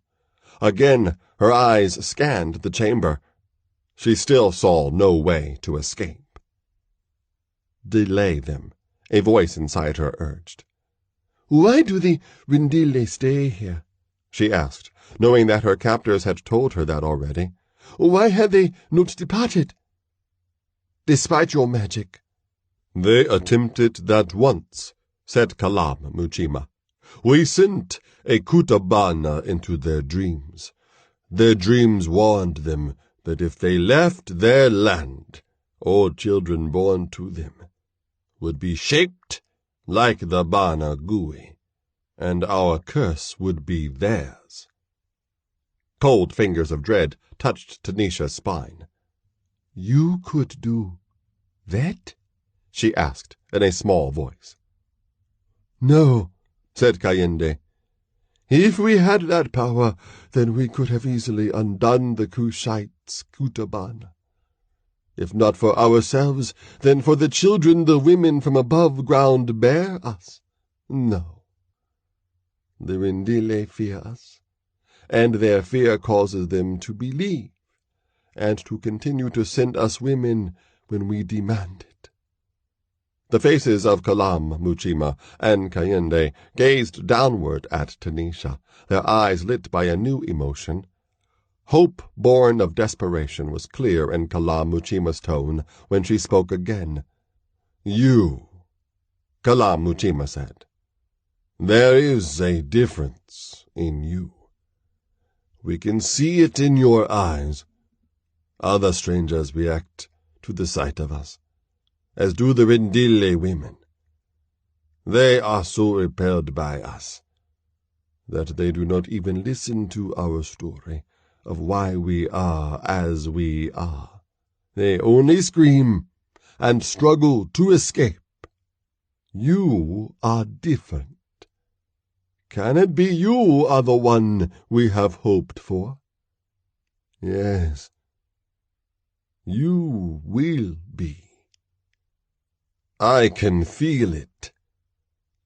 Tanisha turned her head to avoid the naked pleading on the two faces of Kalam Muchima and the single face of Kayende. Her sympathy for the cruel fate the Banagui had suffered was far outweighed by the horror that accompanied the thought of Kalam Muchima touching her, his body lying atop hers, his two faces pressed against her breasts.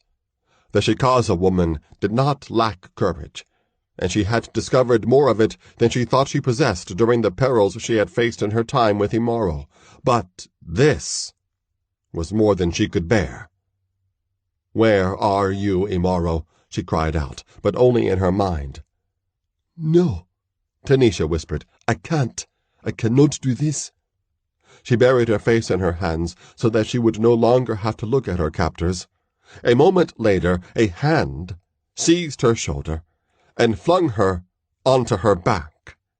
Tanisha involuntarily cried out at the touch. Then she clamped her hand across her mouth to stifle the bile that once again crept into her throat. Kayende stood over her, eyes brimming with bitterness. Her half-born sister was squirming, and Tanisha looked away. "You do not wish to make love with a man who has two heads?" Kayende asked sardonically. "Do not be concerned about that, woman from above ground. After you drink what is in this vial, you will no longer be conscious of what happens to you." In one hand, the Banagui woman raised a glass vessel filled with amber-colored liquid. She had obtained it while Kala Muchima was finishing the tale. "And the seed will not be planted by us," Kala Muchima said now. "That is for Kam Nyumbani to do."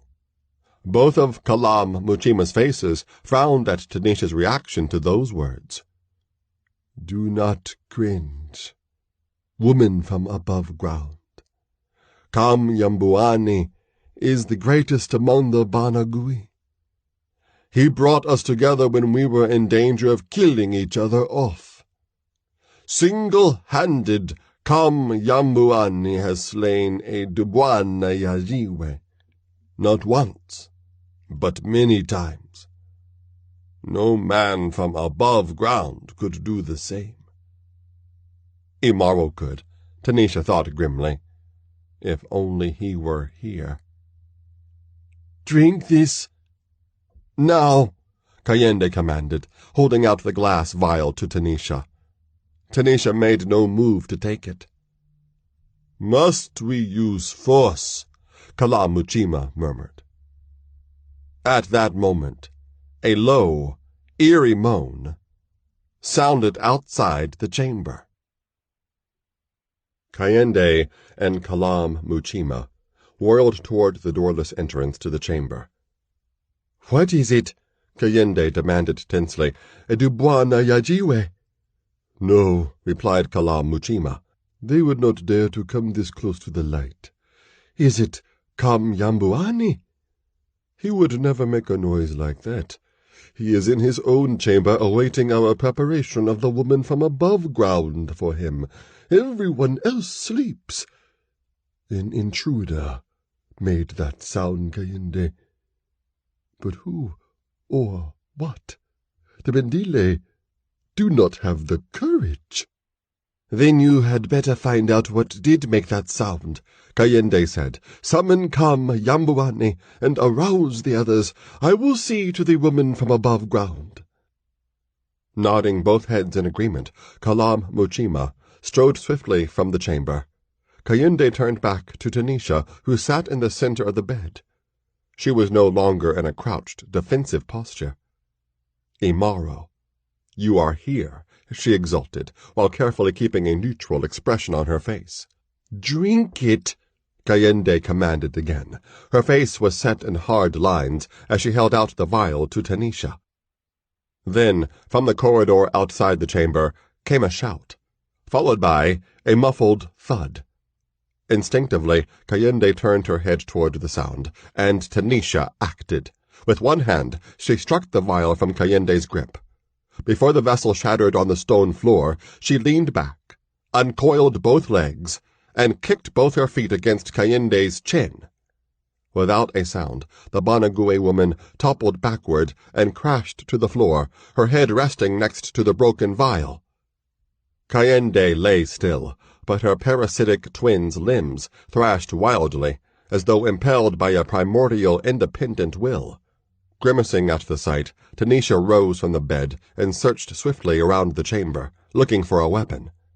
Tanisha had taught Imaro how to love. He, in turn, had taught her how to fight. He would have approved of the move she had executed against Kayende. Now if she could just find something with which she could defend herself. Her eyes were drawn to the golden disk that hung around Kayende's neck. Himaya, the Banague woman had called it. A talisman for protection against the Dubois na Yajiwe. Impulsively, Tanisha bent and pulled the Himaya from Kayende's neck. As she looped the chain over her own head, Tanisha saw that the movements of Kayende's sister were reaching a new level of frenzy, as though the parasitic twin was attempting to detach itself from Kayende's body and attack the Shikaza woman. Gagging in revulsion, Tanisha turned and fled from the chamber. Stepping into a wide, blue-lit corridor, she looked left, then right, expecting to see Imaro. Instead, she spotted a small figure crouching over a prone one. She felt a swift stab of disappointment, for it was not Imaro she saw. "Pomphis!" she cried. "How did you get here? Where is Imaro?" "We came the same way you did," the Bambuti replied calmly, "through the bog." In his hands, Pomphis held a heavy rock. Kalam Muchima lay motionless at Pomphis's feet. "I had to hit this one in both heads to make sure he doesn't get up any time soon." Putting the rock down, the Bambuti removed Kalam Muchima's dagger from its sheath. Then he turned to Tanisha, careful not to look too closely at her unclad body. "Their danger is more deadly than I thought," he said. "Now that I've seen one of the inhabitants of this place, I know who they are. No wonder my memory rebelled against recalling it." "Forget that," Tanisha said loudly. "Where is Imaro?" "He is in another corridor," the Pygmay replied. "There are two of them leading from the place where the bog ends. Imaro and I split up. The one who found you first was supposed to lead you back to the entrance and await the other. Looks like I'm the lucky one. Why couldn't Imaro have been the one who found me? Tanisha thought. Yet Pomphis put himself in danger for my sake. Let's go, then, she said. You lead the way. I know nothing about this place, other than the room I woke up in. As you wish, said Pomphis. They both departed the chamber, and began to walk along the strangely lit corridor. Pomphis in the lead, Tanisha a step behind. Tanisha looked away from the prone form of Kalam, Muchima, as they passed. The corridor seemed to stretch endlessly, deep beneath the earth.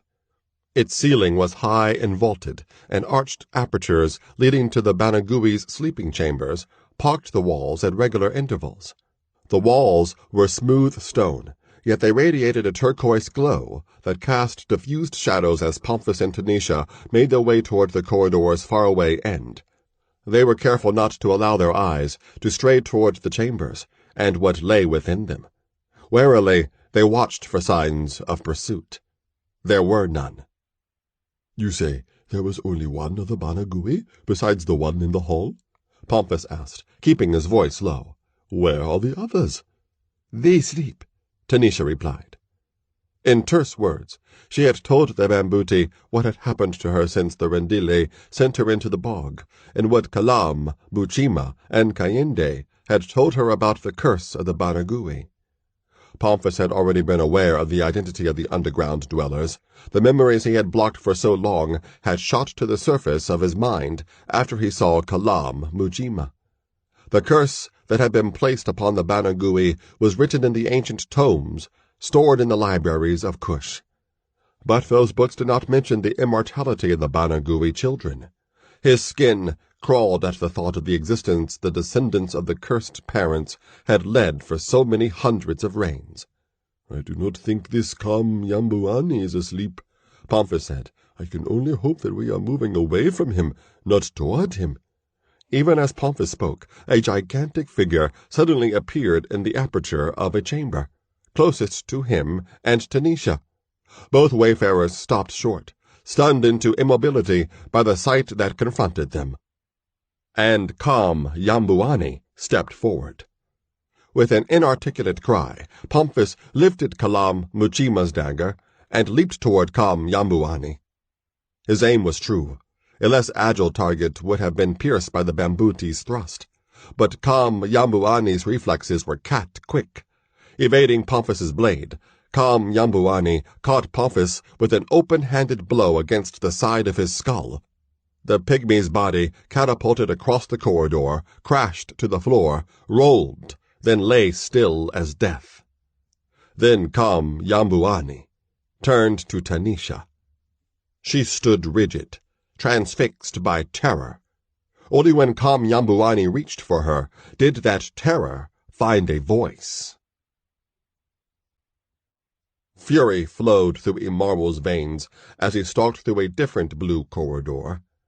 He made no attempt to curb his rage. It was his shield against the claustrophobic discomfort he had experienced since the moment the mire had closed over his head.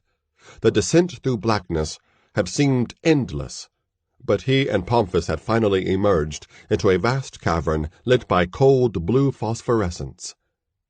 The bottom of the bog loomed only a few feet overhead, a giant inverted dome of muck.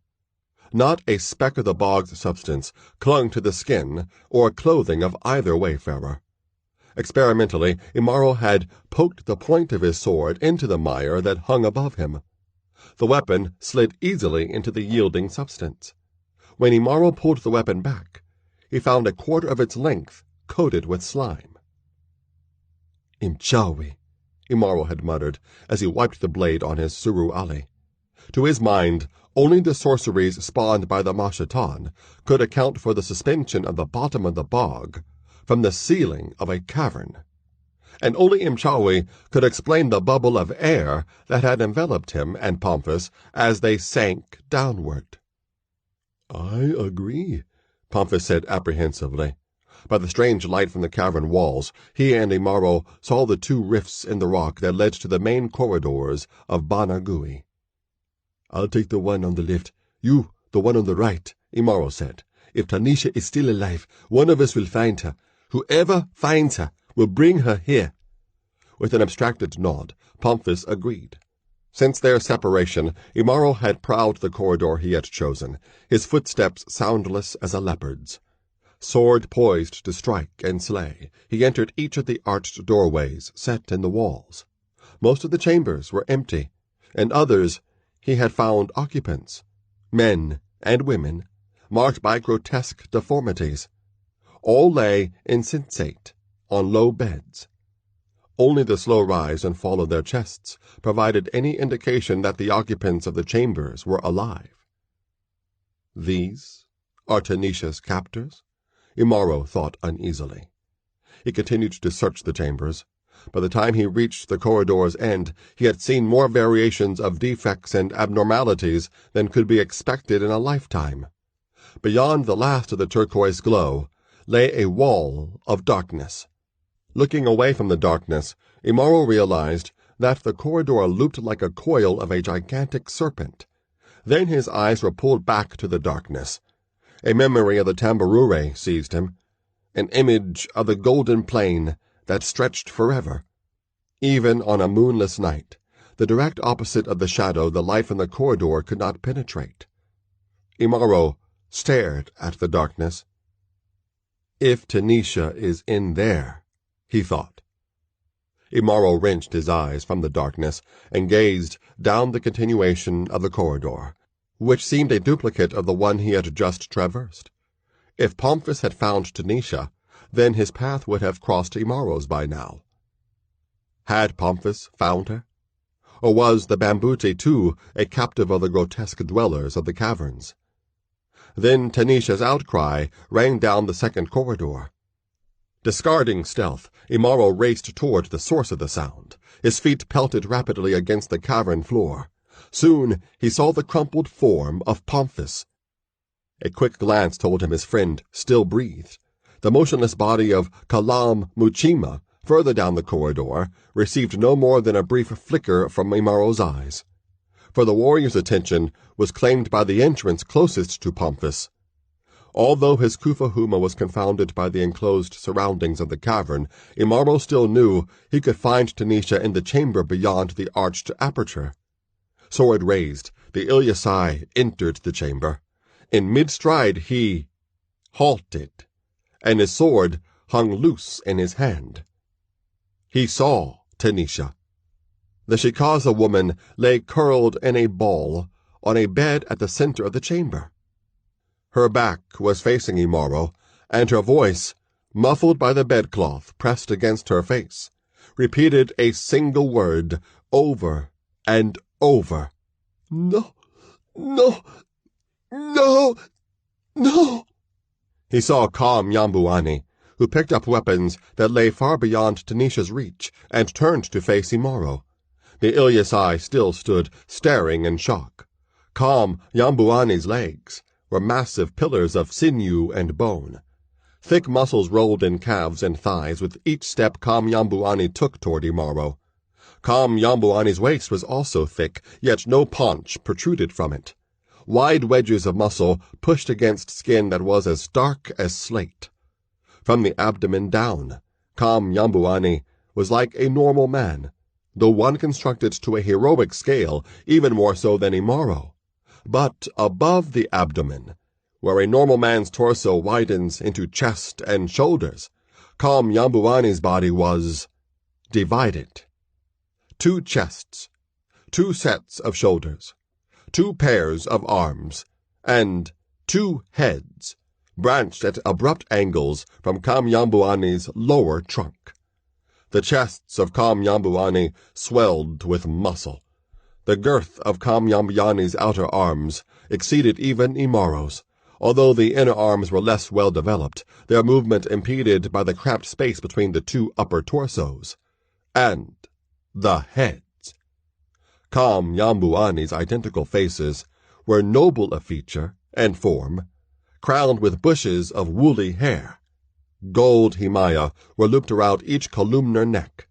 Despite the angle at which the upper bodies jutted from the lower, common one, the heads of Calm Nyumbani towered over Imaro's. Nyumbani's height was well over 7 feet. Each of Nyumbani's hands held a weapon. One of the outer hands carried a long, straight sword, and the other a thin blade with its tip bent like that of a fishhook. The inner hands were clenched around the shaft of an iron-headed mace. 2 brains guided the 6 appendages of Nyumbani, yet the giant Banagui's movements were smoothly coordinated as Nyumbani approached Imaro. It was only when Nyumbani advanced within striking distance that Tanisha sensed Imaro's presence. She turned, sat up on the bed, and saw that Imaro was, indeed, alive, and had come for her. "Imaro!" she breathed in joy and relief. Then Nyumbani attacked.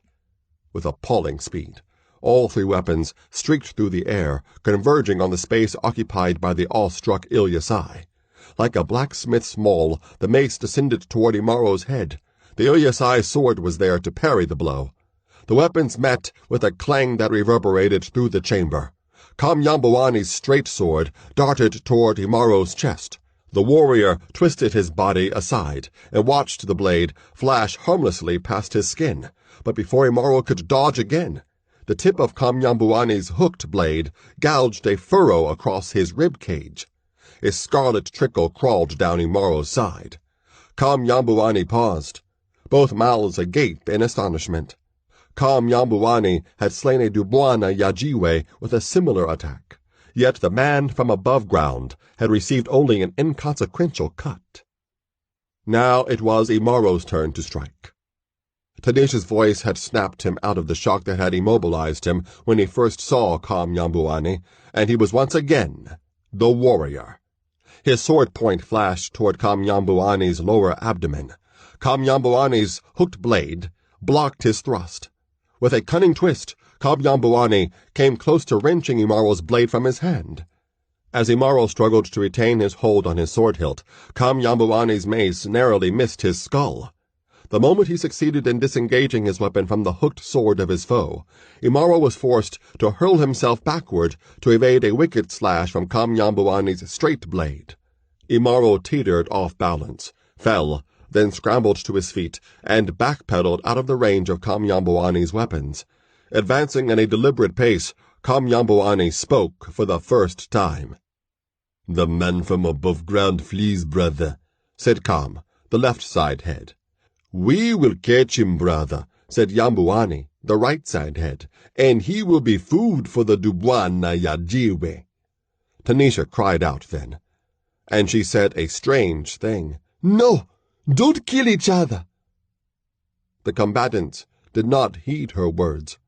Nyumbani pressed forward relentlessly, moving with a speed and grace unbelievable for a being with 2 torsos atop a single pair of legs. Slashes and blows from all 3 weapons came at Imaro in a deadly rain, each thrust delivered with speed, skill, and power. Smiles reflecting a growing bloodlust curled the lips of Nyumbani as the Ilyasai gave ground. But Imaro was doing more than merely retreating. He danced, ducked, parried, and countered the storm of steel that enveloped him. Like a needle, his sword point threaded its way through Nyumbani's net of death, drawing blood from the gigantic Banagui. The fire of battle lust burned bright in his eyes as he met the assault of a foe unlike any for which his Ilyasai combat training had prepared him. The dismay that had nearly undone him at the first sight of Nyumbani was gone. He fought on, his full battle fury unleashed for the first time since the struggle against the Mangaban in the palace of Shihaz. Then the duel subsided, as if by mutual consent. The antagonists stared at each other, weapons ready, but unmoving. Blood and perspiration dripped from the bodies of both antagonists. The heads of Nyumbani exchanged a glance. In the long reigns of the Banagui's existence, below ground, Nyumbani had striven against Dubwana Yajiwe, and fellow Banagui alike, and had never felt the sting of defeat. In the below ground, Nyumbani was feared, even by the demons of the rocks. Yet the man from above ground did not fear Nyumbani. Two-armed, single-weaponed, the warrior had not fallen before Nyumbani's overwhelming attack. For the first time in hundreds of reigns, doubt flickered in the eyes of Nyumbani. As if to banish that doubt, Nyumbani sprang without warning toward Imaro. The Ilyasai seemed to falter before the sudden assault of his foe. He retreated, fighting only defensively, as Nyumbani drove him toward a wall. Then Nyumbani's mace came crushing downward. Again, Imaro's blade deflected the blow, but this time, the impact of the mace drove the Ilyasai to his knees. Desperately, Imaro rolled away from the two blades that slashed viciously at his legs. With a triumphant, two-voiced cry, Nyumbani raised the mace high, disregarding both bladed weapons for the moment. The iron ball descended swiftly toward Imaro's unprotected skull. At the last moment, Imaro ripped his sword upward in a deadly semicircle, and the blade sheared completely through the wrists of the inner hands that held Nyumbani's mace. Twin spouts of blood cascaded to the floor of the chamber. Nyumbani stared in shock at the sight of the crimson stumps at the ends of the inner arms.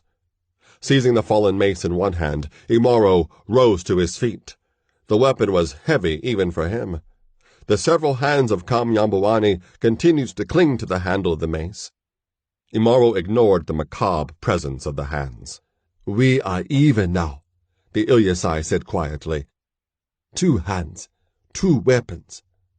Nyumbani's face's changed expression. Agony was replaced by a hatred that transcended pain. "Your head will repay us for our hands," promised.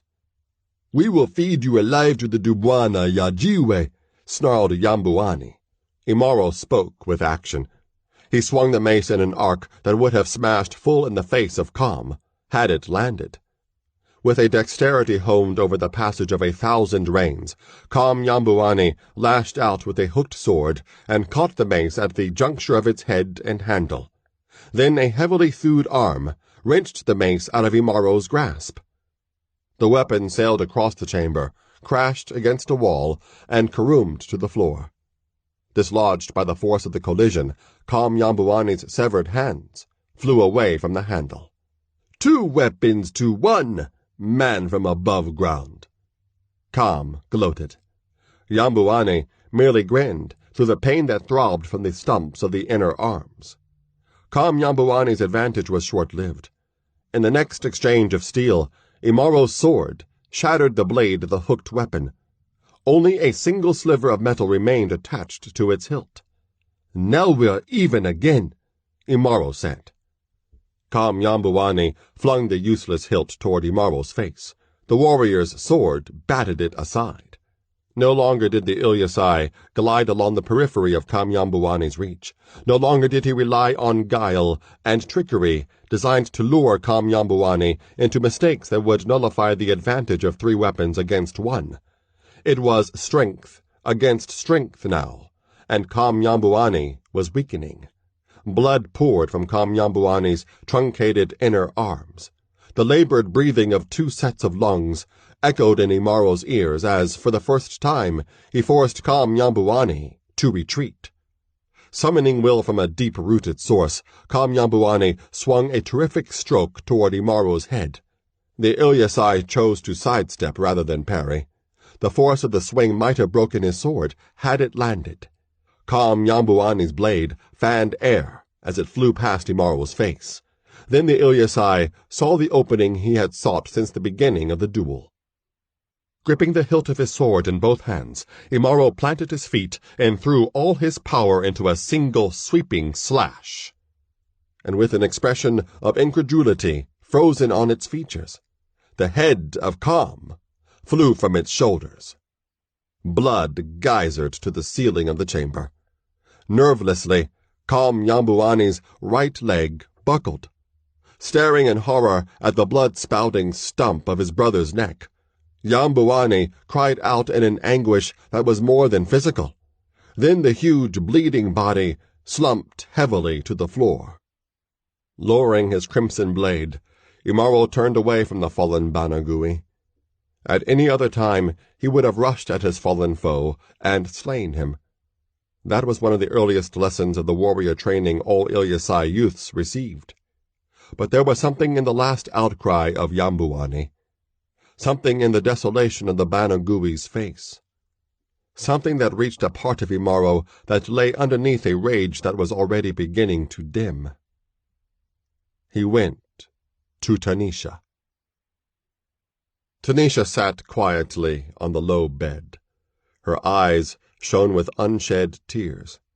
Pomphis stood near her. He held a large dagger in his hand, but he paid scant heed to either the weapon or Tanisha. He was staring past Imaro, toward the entrance of the chamber. Then Tanisha was in Imaro's arms, clinging close to his massive frame, despite the blood that smeared his skin. Gently, he disengaged her grasp and cupped her chin in one hand. "Did that thing harm you?" he asked. "No," Tanisha replied. "He only wanted my help, but I could not do the thing he wanted. I could not, and would not." Suddenly, looking in the same direction as Pomphis, her eyes widened, and she stifled a gasp. And Imaro became aware of soft, shuffling footsteps behind him. Slowly he turned, holding Tanisha in one arm and his blood-dripping sword in his free hand. He had already seen more than a few Banagui when he had passed their sleeping chambers, and his battle with Nyumbani had to an extent inured him to the shock of their appearance. Still, Imaro was forced to swallow his gorge at the sight of all the remaining children of Banagui crowding into the chamber. There were fewer than 200 of them, fewer than 200 who had survived the reigns of internecine strife and the subsequent war against the Dubwana Yajiwe.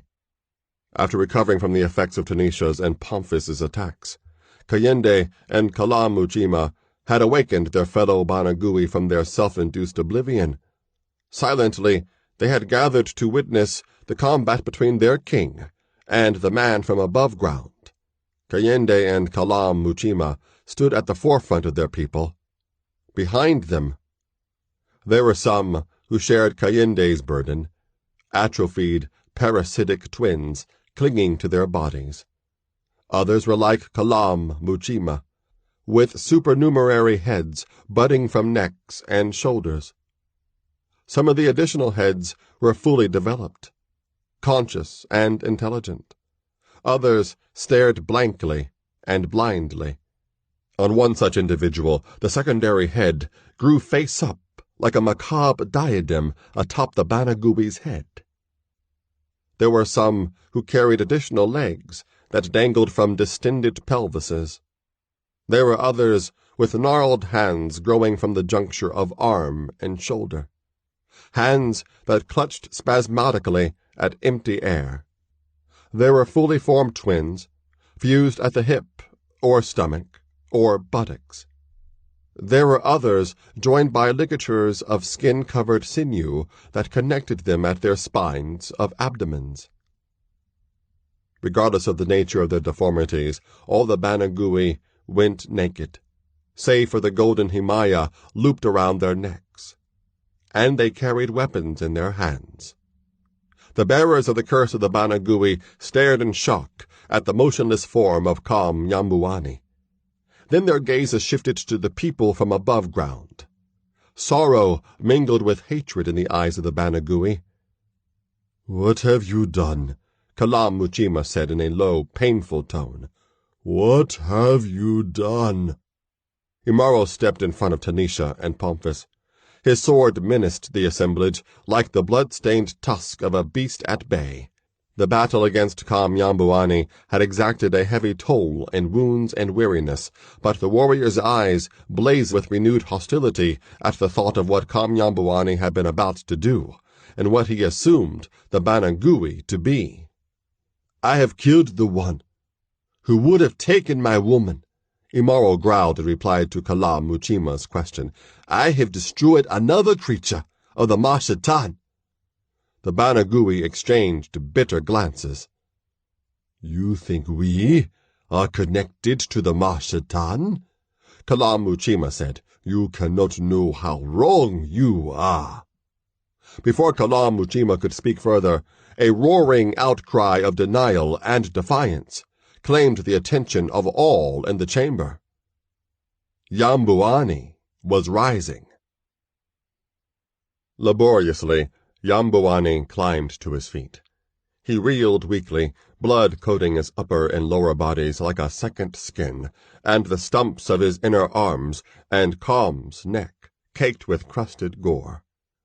The headless torso of Kam slumped limply, and it took all of Nyumbani's ebbing strength to maintain an upright posture. One head, 2 arms. The Banagui king had become a tragic counterpart to his conqueror. Nyumbani locked eyes with Imaro. Despite his single-minded antipathy for all things that involved the Mashatan, Imaro could not suppress a feeling of respect for Nyumbani's incredible display of courage and resilience. 2 of the Banagui rushed to Nyumbani's side and attempted to support his sagging frame, but he thrust them aside. We are no creatures of the Mashatan, man from above ground, Nyumbani said hoarsely. We hate the Mashatan as much as you do. The Mashatan made you as you are? Imaro asked, his tone softening in sudden insight. No, Nyumbani said. It was a Cushite who cursed us. You lie, Imaro snarled, angry again.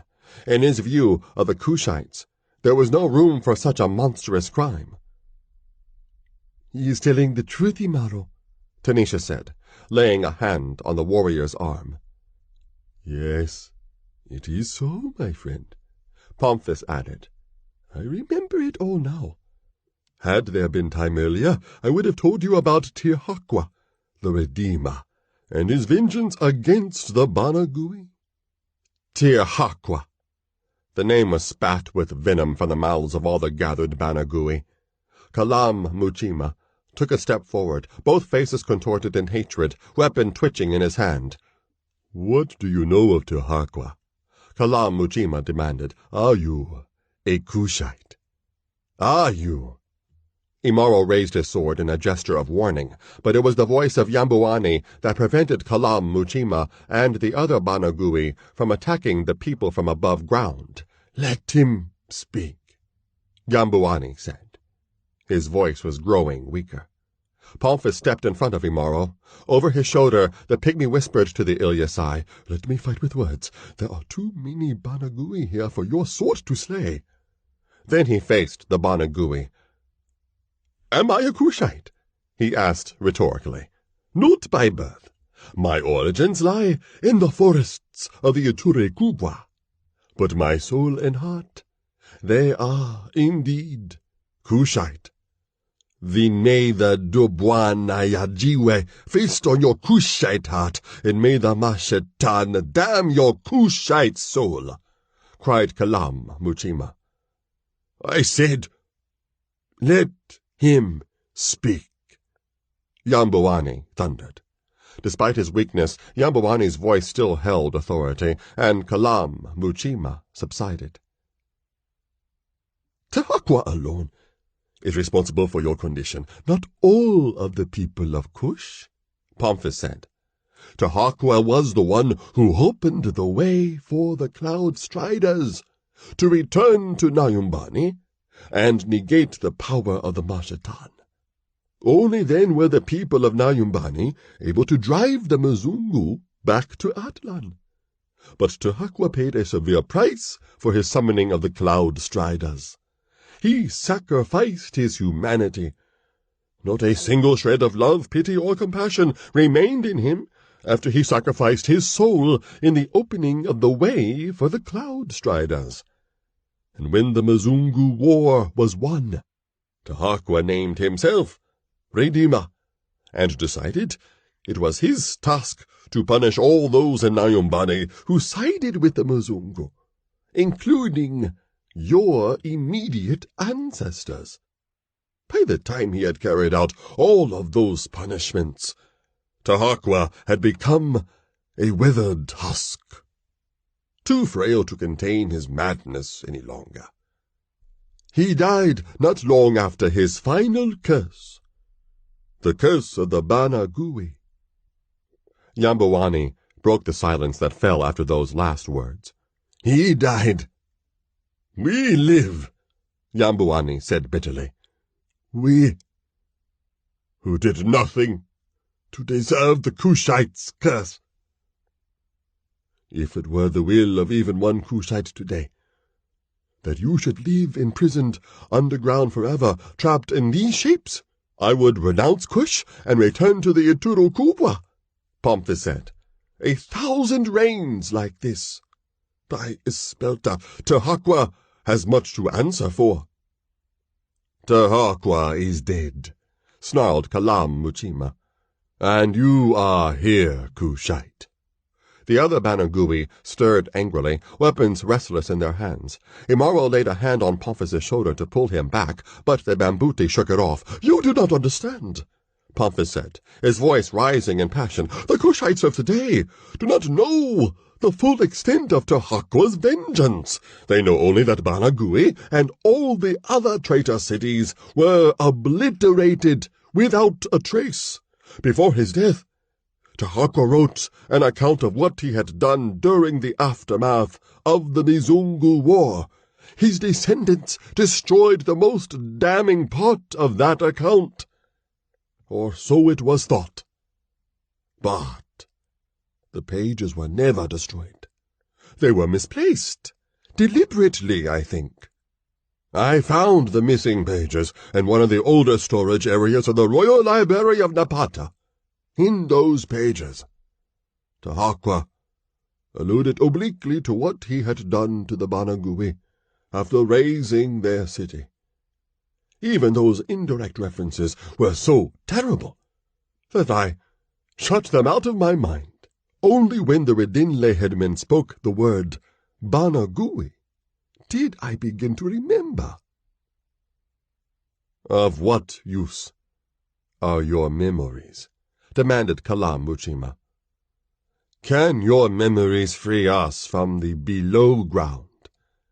Can they change these bodies in which we are trapped? Can they? No, Pomphis replied. If I could free you from Tahakwa's curse, I would, as would any Kushite, were it in his or her power to do so. But that cannot be. No one can free you. No one other than yourselves. Free ourselves? Kayende asked, speaking for the first time. You mock us, Kushite, Kalam Muchima said, lips curled in scorn. For that, the death that is to come to you will be slow and painful. You are a fool, Pomphis retorted calmly. Kalam Muchima started as though stung by a whip. Pomphis spoke quickly, desperate to drive home his argument before anger closed the Banagui's ears to reason. In 1,000 reigns passing, you have failed to understand that Tahakwa's curse is neither your imprisonment nor your outward forms. The curse is within you, and you perpetuate it yourselves. Resentful murmurs rose from the throats of many of the Banagui as Pomphis pressed his point. You lament your suffering for the wrongs your parents did. The Bambuti continued. What about the wrongs you yourselves have done? Tanisha told me the reason the Rendile drugged our Pombe and sent her down to you, as they have so many others before her. She told me how you have enslaved an innocent people to serve a purpose you know is doomed to failure. In what way are you different from those that spawned you? Your curse is not in what you look like. It is within you. You have never accepted yourselves as you are. That is the true curse. And Takakwa needed no sorcery to continue it.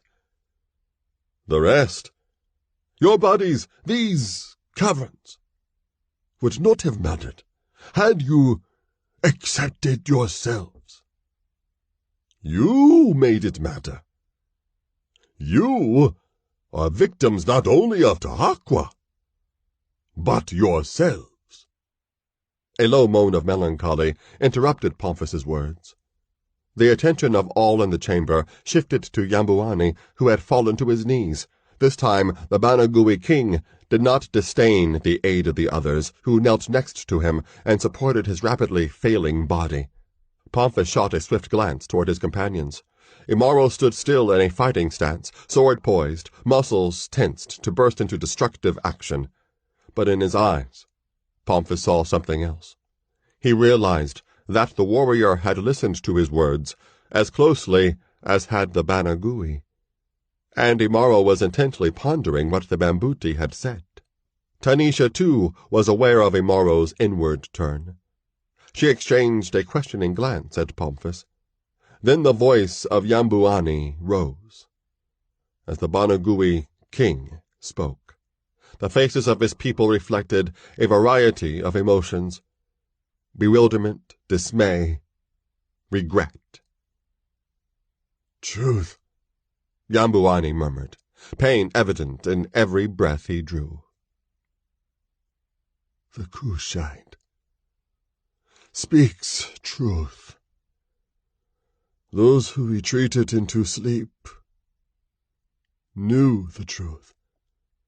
We who continued to demand women from the Rendile, even after they bore children who were like us, tried to hide from the truth.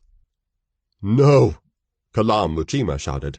There is always hope that we can restore Banagui, that we can raise ourselves above ground once again.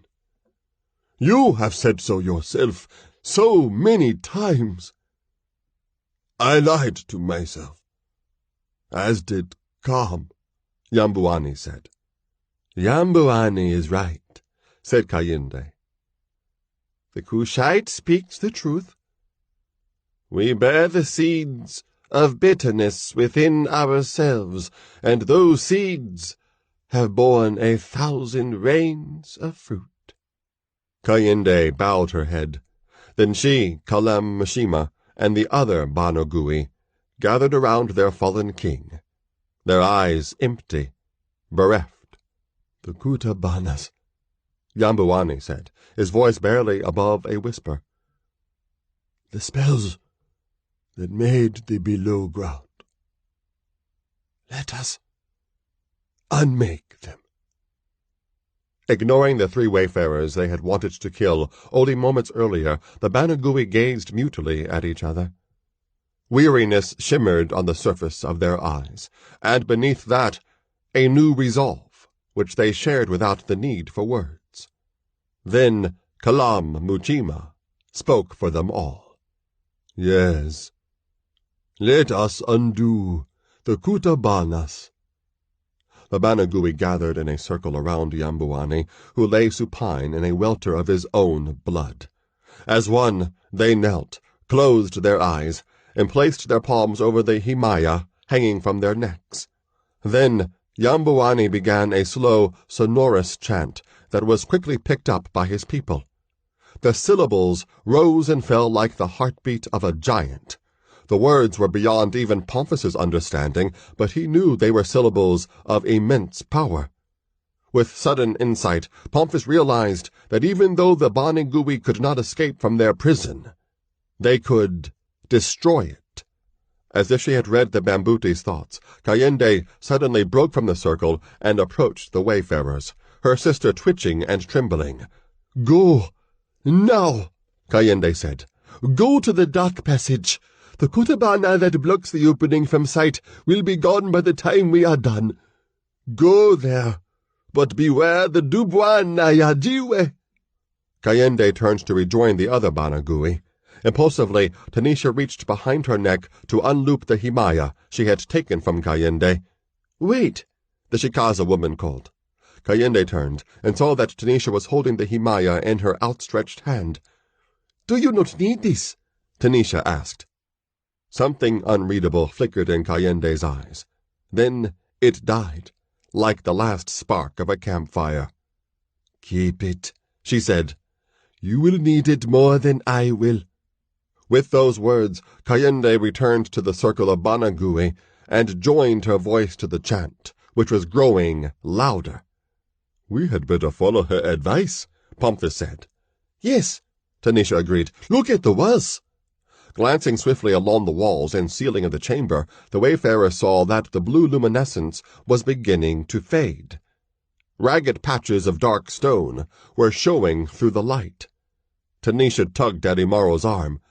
"Come on," she said, urgency infusing her tone. Imaro blinked as though emerging from a reverie.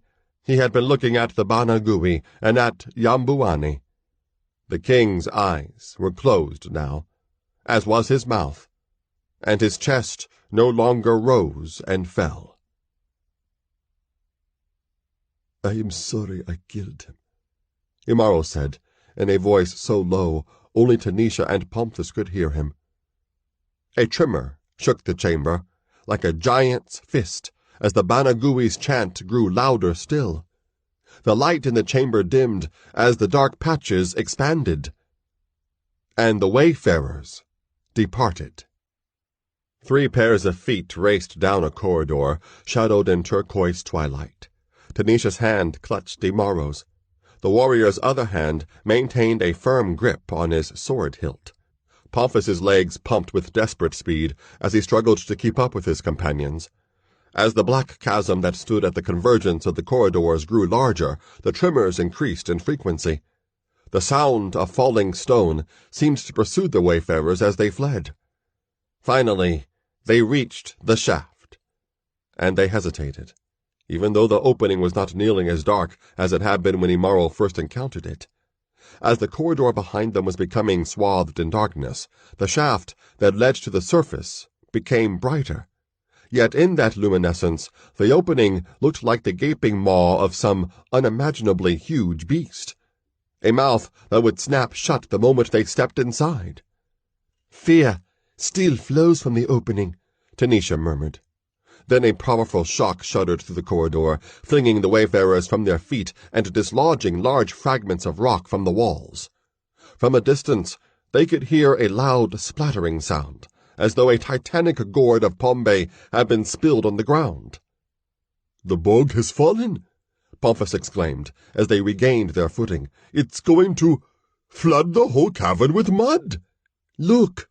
cried Tanisha, fear evident in her tone. She was pointing to the opening. A shape was forming rapidly within it, transmuting from the very substance of the rock, extruding, coalescing, growing. "A Dubwana Yajiwe," Tanisha said in a near whisper. Fully formed now, the rock demon loomed in the entrance to the shaft. Its body towered a full 8 feet from the cavern floor. A score of hairy spider-like legs sprouted from a dark chitinous thorax. A thin tube of tissue joined the thorax to a bloated abdomen that dragged behind the Dubois Yajiwe like a parasitic appendage. 5 blood-red eyes glared lambently from a bulbous head that ended in barbed chela that bracketed champing mandibles. Antennae waved like bizarre banners atop the rock demon's head. An atonal chittering noise accompanied the scrape of chitin against stone as the Dubwana Yajiwe shambled toward the wayfarers. Weariness assailed Imaro. Blood seeped from the half-dozen wounds he had suffered during his combat with Nyumbani. His thews ached in protest against the demands he had placed on them this night, yet Pomphis's words to the Banagui had struck a place inside the warrior that no weapon could ever have reached. "Stay behind me," he ordered Tanisha and Pomphis. Then, sword gripped firmly in both hands, the Ilyasai sprang toward the Dubwana Yajiwe, and he swung an overhand stroke at the rock demon's head. The edge struck true, but a fraction of an inch into the chitin, and rebounded, throwing Imaro off balance. As Imaro struggled to recover his footing, the Dubwana Yajiwe hurtled forward with frightening speed. Its kila clamped onto Imaro's arms. Barbed edges ripped deep into the warrior's flesh, and the rock demon lifted its head and effortlessly raised Imaro from the floor. Imaro's sword slipped from his fingers and clattered to the floor as the barbs dug deeper into his arms. He clenched his teeth resolutely against the outcry that was forcing its way through his throat. The pain of the barbed chitin, lacerating his flesh, was unlike any other he had experienced. Not even the sorcerous torture Chikanda had inflicted at the palace of Shihaz could match it. "Use the pain," Imaro exhorted himself, echoing the words he had heard over and over during warrior training. Bending his knees, he planted his feet above the mandibles of the rock demon before they could close on him. He forced his numbing hands to grasp the kila. Then, in an explosive burst of the fuse in his thighs, he straightened his legs as he held on to the kila. Flesh tore. Chitin cracked, then parted. Suddenly, Imaro was falling. As he crashed to the floor, Imaro could no longer contain the cry of torment that pushed past his lips. But the warrior's outcry was echoed by a high-pitched squeal from the Dubwana Yajiwe, as its kila were ripped away from its head. Dark ichor dripped from the ragged holes that marked the roots of the appendages. Although the distance of his fall was not great, Imaro landed heavily. The back of his skull cracked loudly against the stone floor. Spots of light exploded before his eyes as new pain lanced through his head. And the severed kila still bit into his flesh as he struggled to regain consciousness. Rolling to his hands and knees, the Ilyasai pulled the severed kila from his arms, cursing bitterly as he did so. Then he heard Tanisha's voice cry, "Imaro, look out!" He sensed, rather than saw, the bulky form of the Dubwana Yajiwe looming over him. He rose to his feet, then tensed his leg muscles to carry him away from the monster's attack, and felt the full, enormous weight of the rock demon press relentlessly against his back, bending him double. Using its score of legs to provide leverage, the Dubwana Yajiwe sought to crush Imaro between its thorax and the floor. But the Ilyasai's own legs held like trunks of ironwood as he resisted the awful pressure exerted by his demonic foe. A mixture of blood and perspiration streamed down his frame, and the thews of his back and legs stood out in bands hard as the rock from which the Dubwana Yajiwe had been formed. He held, but he could not hold forever. To Pomphis and Tanisha, Imaro appeared to be imprisoned in a cage of arachnid limbs, and the roof of the cage was crushing inexorably against the body of the Ilyasai. Both of Imaro's companions searched frantically for a means by which they could aid him. They knew he was weakening, for neither of them had ever before heard him cry out in pain. Then Tanisha remembered the Hamaya she had taken from Kayinde, who had refused its return. "You will need it," the Bana Gui woman had said. Imaro's knees were bending against his will. The bones of his spine seemed about to poke through his chest as the oppressive weight of the rock demon flattened his torso.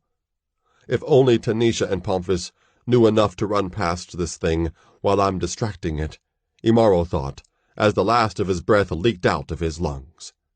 It was then that Tanisha squeezed past the rock demon's legs. She had unlooped the Himaya and was holding it in one hand. Seeing what she was about to do, Pomphis had reached out to pull her back. Then he realized it was their only chance. Tanisha shuddered at the touch of spider-like hairs against her bare skin as she pushed through to Imaro's side. An intuition far beyond the bounds of rational thought guided her hand as she laid the Himaya flat against the thorax of the Dubwana Yajiwe, with immediate and spectacular results.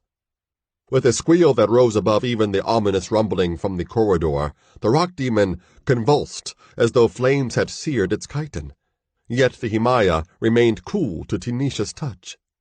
The Dubwana Yajiwe's legs waved like a stand of reeds whipped by a windstorm.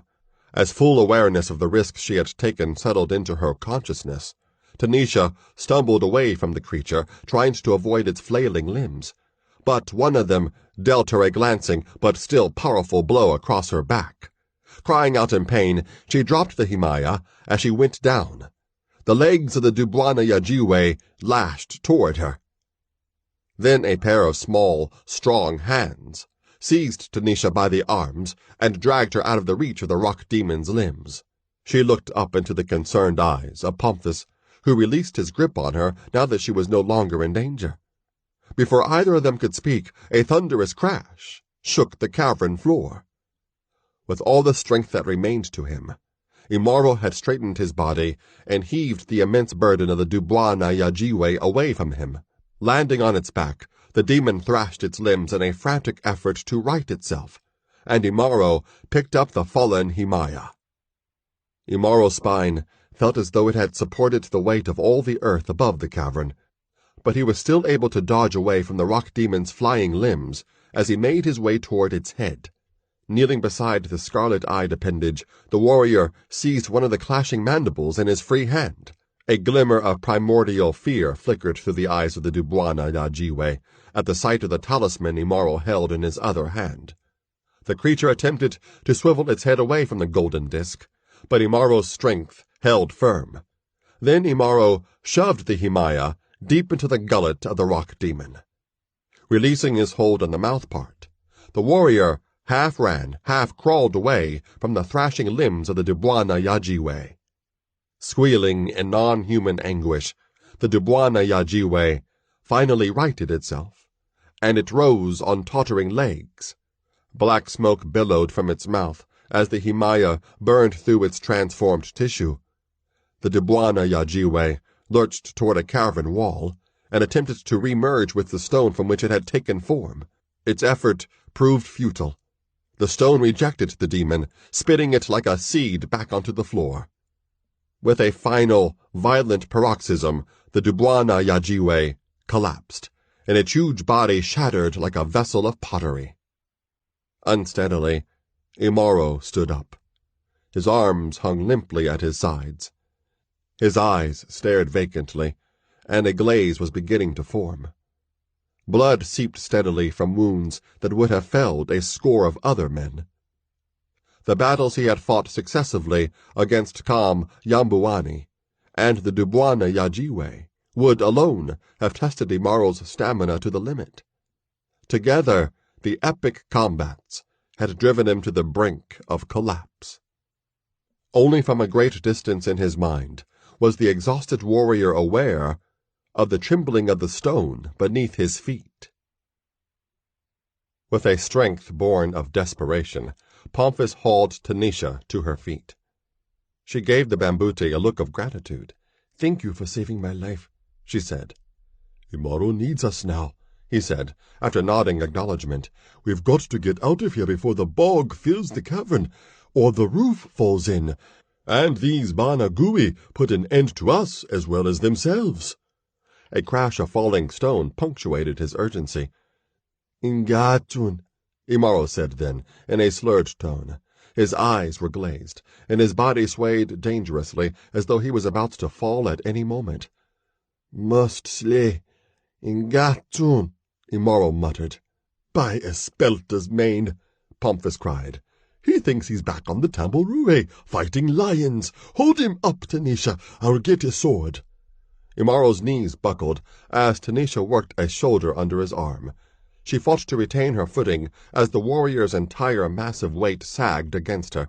"Don't give up, Imaro," she said urgently. "My life is yours, but I cannot carry you out of here, not even with Pomphis's help."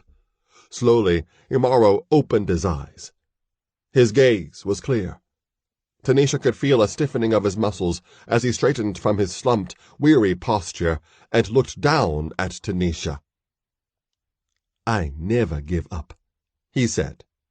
Pomphis rushed toward him then, awkwardly holding Imaro's sword, which was nearly as long as the Bambuti was tall.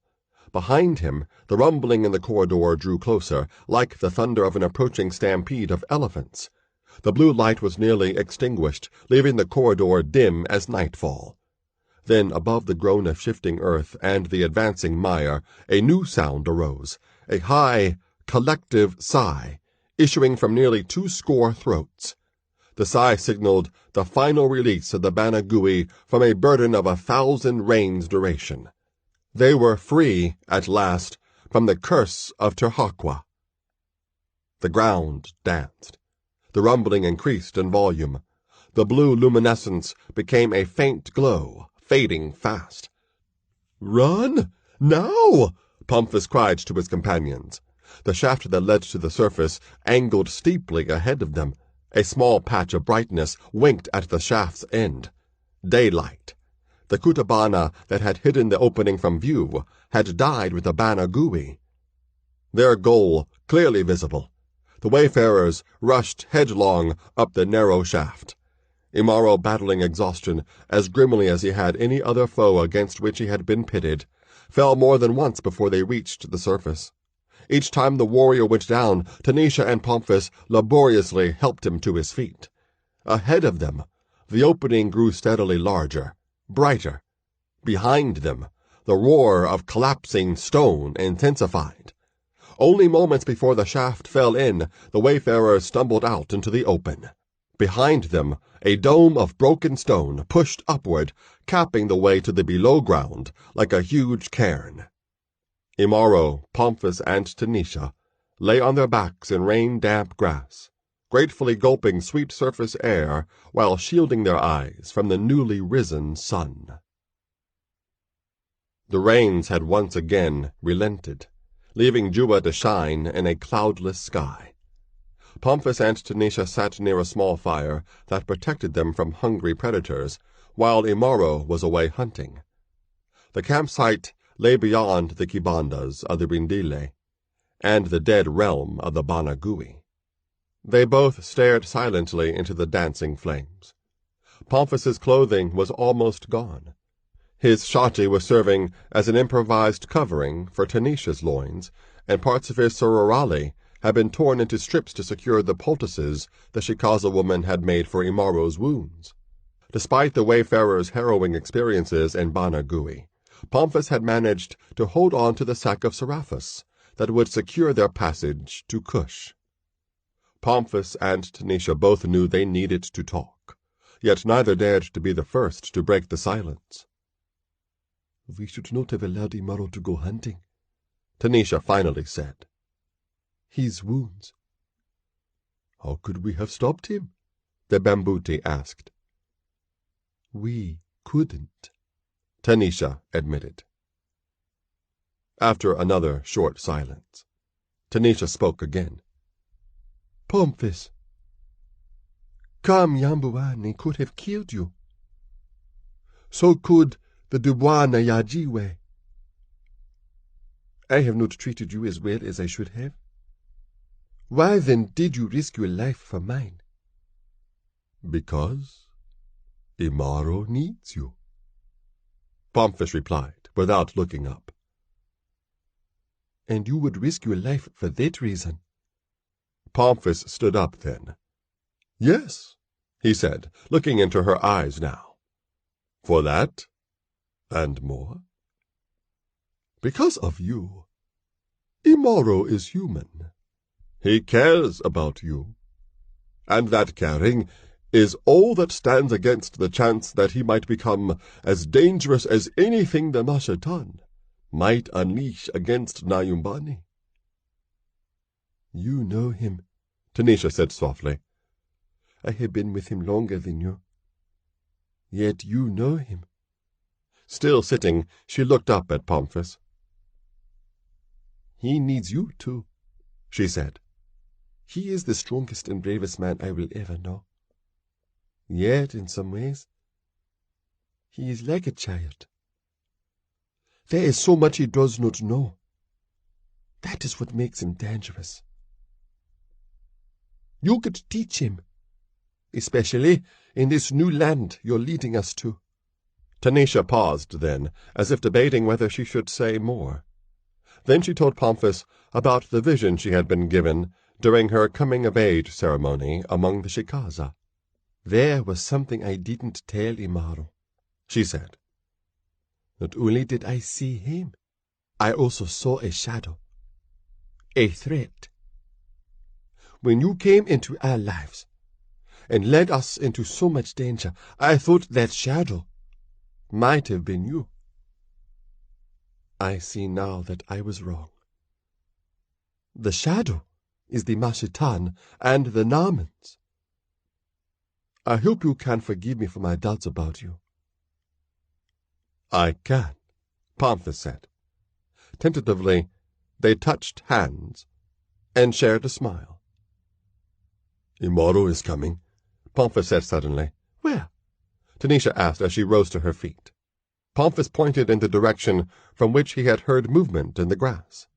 Together, they watched Imaro's approach toward the area they had cleared for their campsite. Despite the weight of an impala carcass slung across his shoulders, the Ilyasai trotted with an easy, deceptively rapid stride, skirting a herd of gnu browsing at a safe distance from the fire. Pomphis shook his head in wonder at how any man, armed only with a sword, could have brought down so swift-moving a quarry. Then, as the warrior drew closer, Pomphis observed that the antelope's hide bore wounds that could not have been made by a sword blade.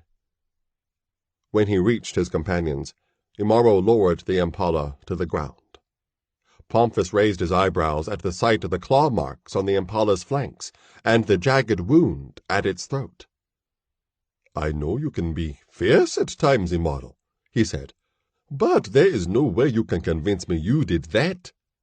Imaro chuckled, his first light moment since they had escaped the destruction of Banagui. This was Chewy the leopard's kill, not mine, he said.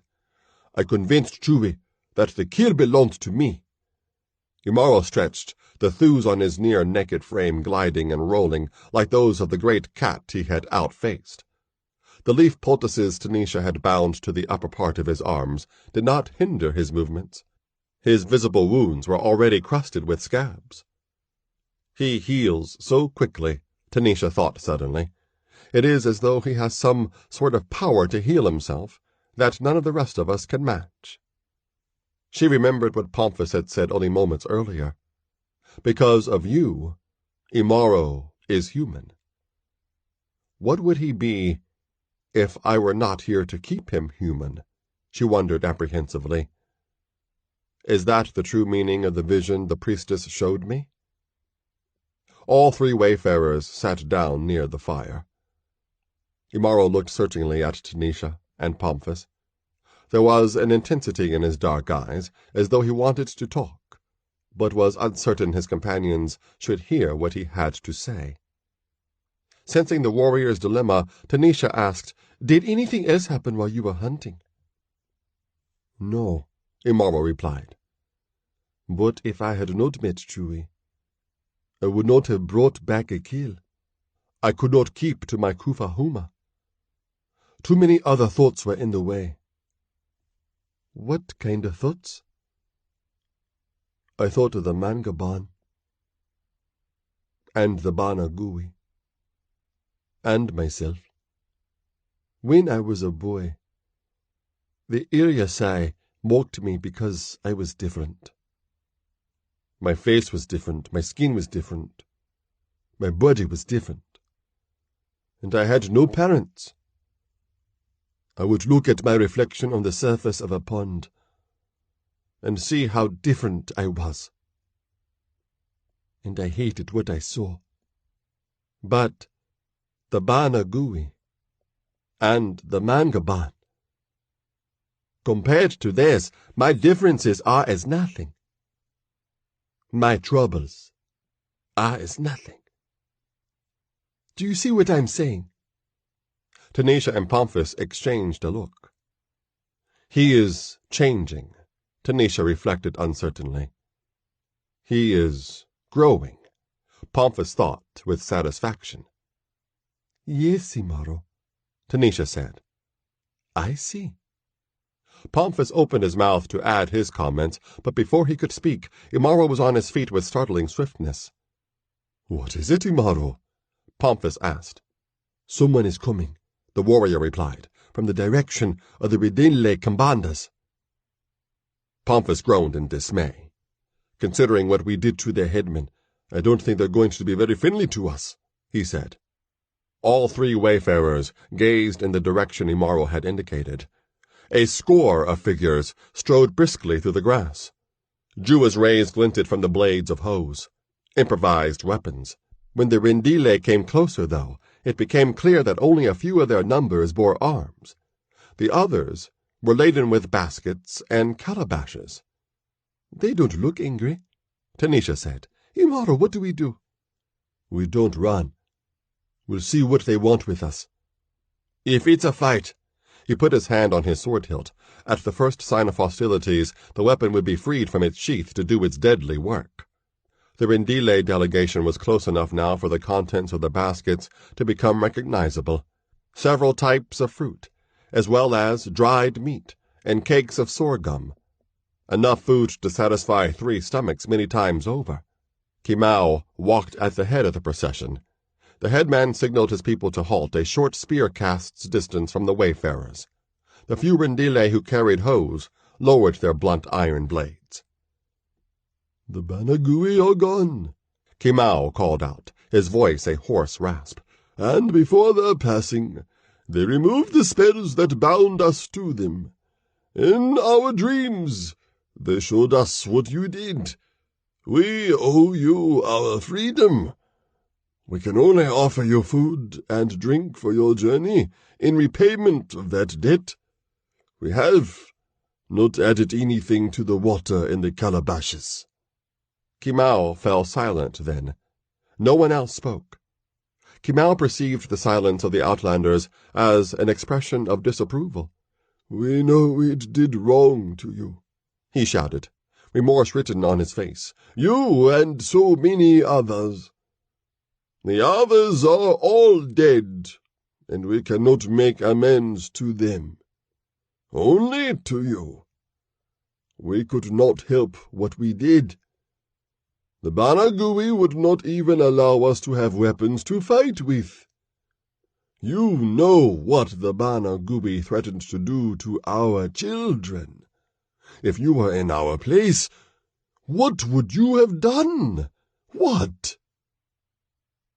"I would have fought until the Banagui were dead. Or I was," Imaro said. Pygmay and the other Rendile lowered their eyes in shame. They knew Imaro was a warrior like no other. How could such as he be expected to sympathize with their weakness? "But then," Imaro continued, "I am different." Astonished at the Ilyasai's words, the Rendile looked up. There was an ironic smile on Imaro's face. He caught the eyes of Tanisha and Pomphis. They returned his smile. "Come," Imaro said to the Rendile. "We have a kill to share with you." Jua shone bright on the beginning of a reconciliation.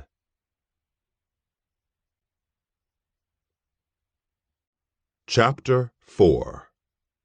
The Bahari Mashiriki.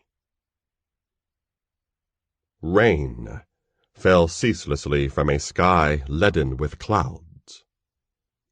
Shangos' war drums thundered with a giant's rhythm through sodden air. Shango's spears slashed the sky with brilliant coruscations.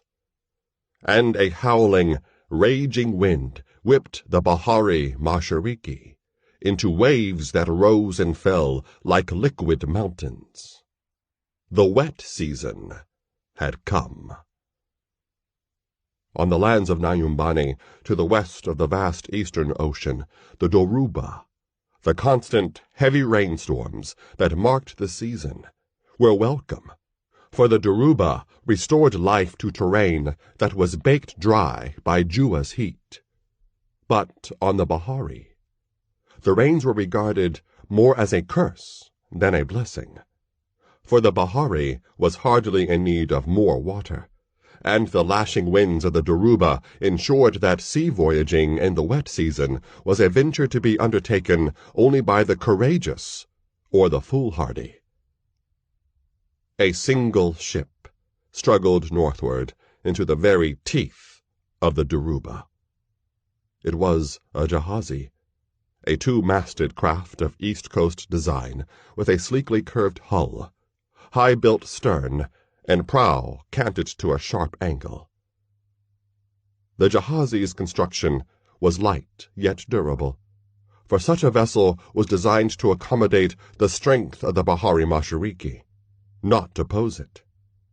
Jahazis had been known to survive Dhorubas that had sent sturdier craft into the realm of Kibaru, god of the sea. But to sail northward to Cush in the full fury of the wet season, only the most extraordinary of circumstances or extravagant of rewards could have induced the captain of a jahazi to agree to such a voyage. Now, with the wind bending the masts of his ship, the Apesi Nyumbani, like reeds, and the rain soaking through its sails, even as he ordered them to be furled, Captain Rebir cursed himself yet again for having succumbed to the golden tongue and silver seraphis of a bambooti named Pomphis. If only I had done my drinking elsewhere, Rebir berated himself, as he played the tiller of his jahazi against the surging power of the Bahari. Despite the tumult of the Dhoruba and the shouts and curses of his laboring crewmen, the captain's thoughts wandered back to a dockside drinking place in the port of Moshambi. Rebir had been halfway through his 6th gourd of palm wine when the serving girl approached his table. "Go away," Rebir growled morosely. "I haven't finished this one yet."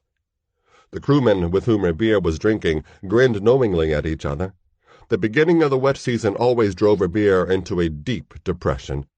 Had he a choice, the Zangian captain would have preferred to spend all his time aboard the Apesi Nyumbani without ever setting foot on land. But the wet season always ended shipping traffic along the East Coast, for no sane merchant would dare to pit even Rebir's renowned seamanship against the fury of the Dhorubas. Thus Rebir and others like him spent the wet season ensconced in drinking places, deluging their sorrows until the rains relented. "Oh, I'm sure your next gourd will come soon enough, Captain," the girl said insouciantly.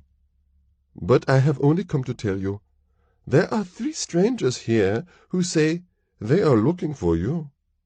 Rebir's head jerked upward. His face mirrored instant suspicion, for his success on the sea had not won him many friends in Moshambi. "Strangers? What kind of strangers?" he demanded. "Judge for yourself. They are right behind me." Rebir straightened on his stool and gazed past the slender form of the serving girl, who was already carrying a tray of gourds to another table. 3 strangers. In that, the girl had understated the obvious. In all his reigns of voyaging along the length of the East Coast and to the lands on the other side of the Bahari Mashariki, Rebir had never encountered outlanders like the 3 who came toward him now. There were 2 men, both clad in rain-spattered shatis and surualis. One of the men was a near giant. The other, a Pygmay, a race of which he had heard only legends. With them was a woman wearing a shuka that clung to her body like a second skin. Compared to her, the serving girl seemed as gangly and awkward as a newly born antelope. Strangers, indeed. Still, Rebir's suspicions were only partly allayed. "Captain Rebir?" the Pygmay inquired politely. Rebir downed the rest of his palm wine before replying. "Yes. Who are you, and what do you want?" "Brusque, aren't you?" the Pygmay murmured. "My name is Pomphis, and my friends here are called Imaro and Tanisha. The 3 of us wish to commission your jahazi for a voyage to Cush." Rebir gave the Pygmay a quizzical look. "You're a little early for that, aren't you?" the captain said. "Still, if you want to sail on the Nyumbani when the dry season begins. I will accept a deposit now. When the rains stop, you and your cargo will be first on my list." "You misunderstand me, Captain Ribier," Pomphis said. "We wish to depart as soon as possible." Ribier's mouth dropped open in astonishment. So did those of his drinking companions, who moments later began to laugh. The slam of Ribier's fist on the top of the table silenced the chuckles. Eyes blazing in anger, the Zangian stood. Although he was above medium height, his body had the compact build of a shorter, stockier man. He was clad in a suruali of a crimson hue and an open vest of black cloth, threaded with gold. Although his head was shaved, black brows and a thick mustache stood out sharply against skin of a rich caramel hue that bespoke a foreign strain in his ancestry. His brows were drawn together over piercing ebony eyes as he took a step toward the bambooti. "I do not play the fool for any outland." He stopped speaking then, for Imaro had stepped in front of the Pygmy. Resting his hand on his sword hilt, the Ilyasai shook his head in silent warning. "Doesn't your friend know how to talk?" Ribier demanded to Pomphis, whose face peered from behind Imaro's leg. "Pomphis speaks your tongue." "Better than I do, Zangian," Imaro said. His words were understandable enough, although his Ilyasai accent slashed at the soft intonations of the Zangian version of Kiswa. Tanisha, who had laid a restraining hand on Imaro's sword arm, spoke then. "Please, Captain," she said. "We have been searching all over these docks for a ship to take us to Cush. No one will. Finally, we asked the captains if there was anyone in all Mushambi who would dare to make the voyage. The name they all mentioned was yours." Ribier snorted in derision, while his crewmen exchanged grins. "Just that gang of sharks to try to rid themselves of me any way they can," he said. "They would just love to see the Nyumbani lying at the bottom of the Bahari, with me in it." Then he narrowed his eyes and gazed more closely at the wayfarers. "Exactly what kind of cargo do you have that makes you so willing to risk a sea voyage in the wet season?" he asked. "No cargo," said Pomphis, who had stepped from behind Imaro. "Just passengers. The three of us, no more. Without weighty cargo, Captain, a jahazi just might be able to ride with the Darubas rather than wage a losing battle against them, don't you think?" Ribier stroked his mustache, and he regarded the bambooti with new respect. Many times during the enforced idleness of the wet season, his thoughts had traveled along the same lines of speculation as Pomphis's.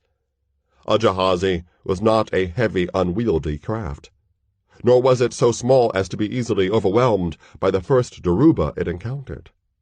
More than once, Ribier had dreamed of braving the wet season with the Nyumbani, and washed those dreams away in a wave of palm wine, for only a fool would take such a risk without at least a possibility of profit.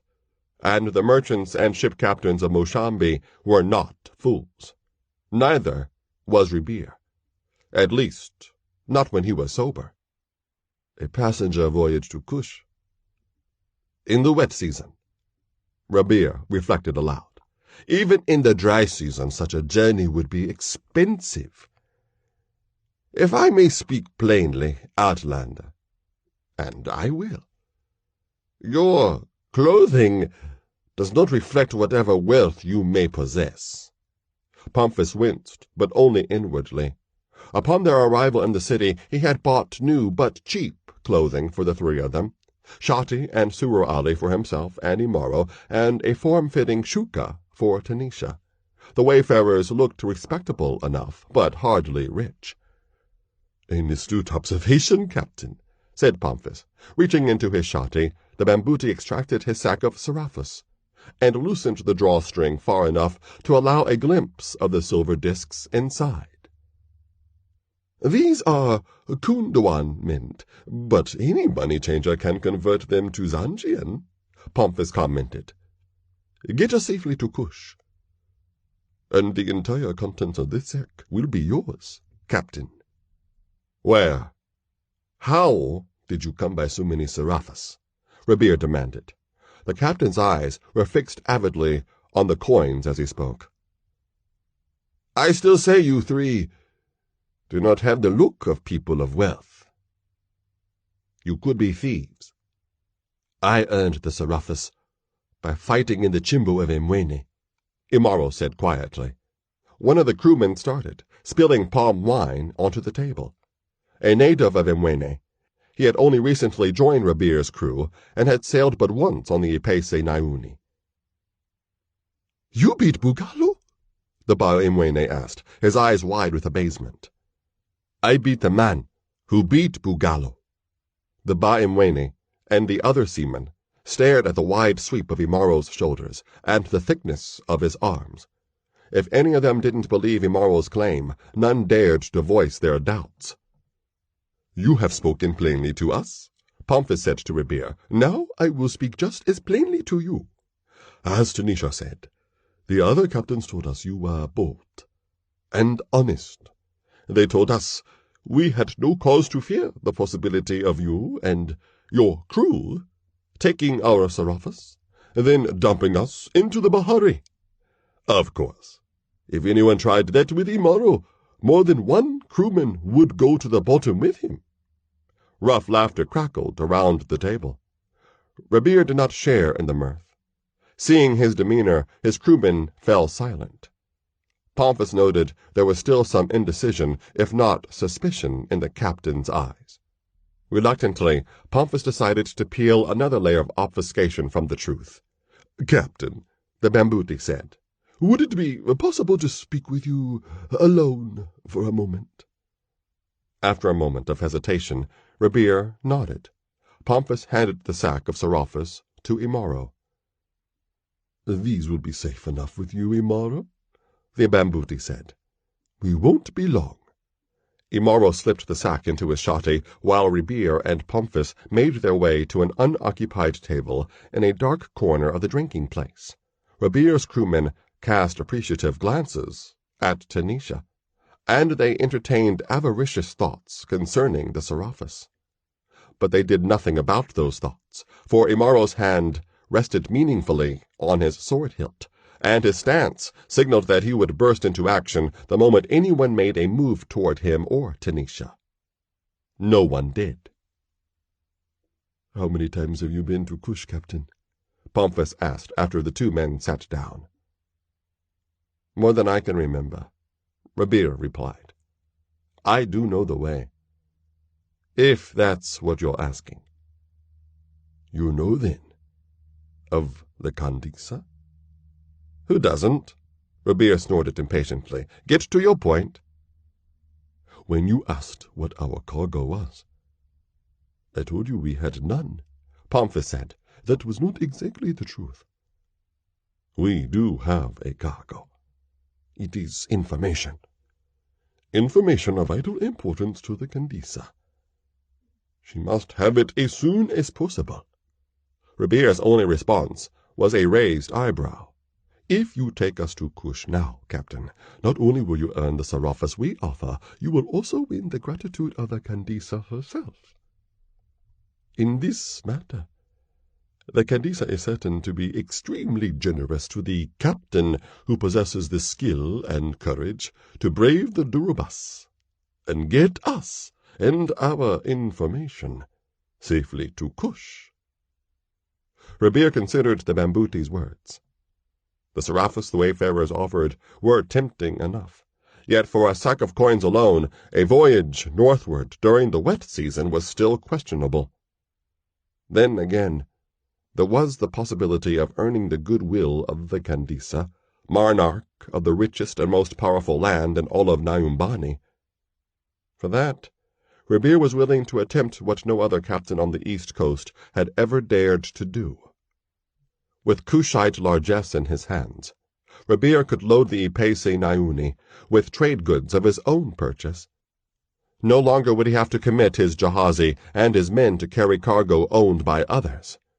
He would be truly free then, free as the fish-hawk for which he had named his vessel.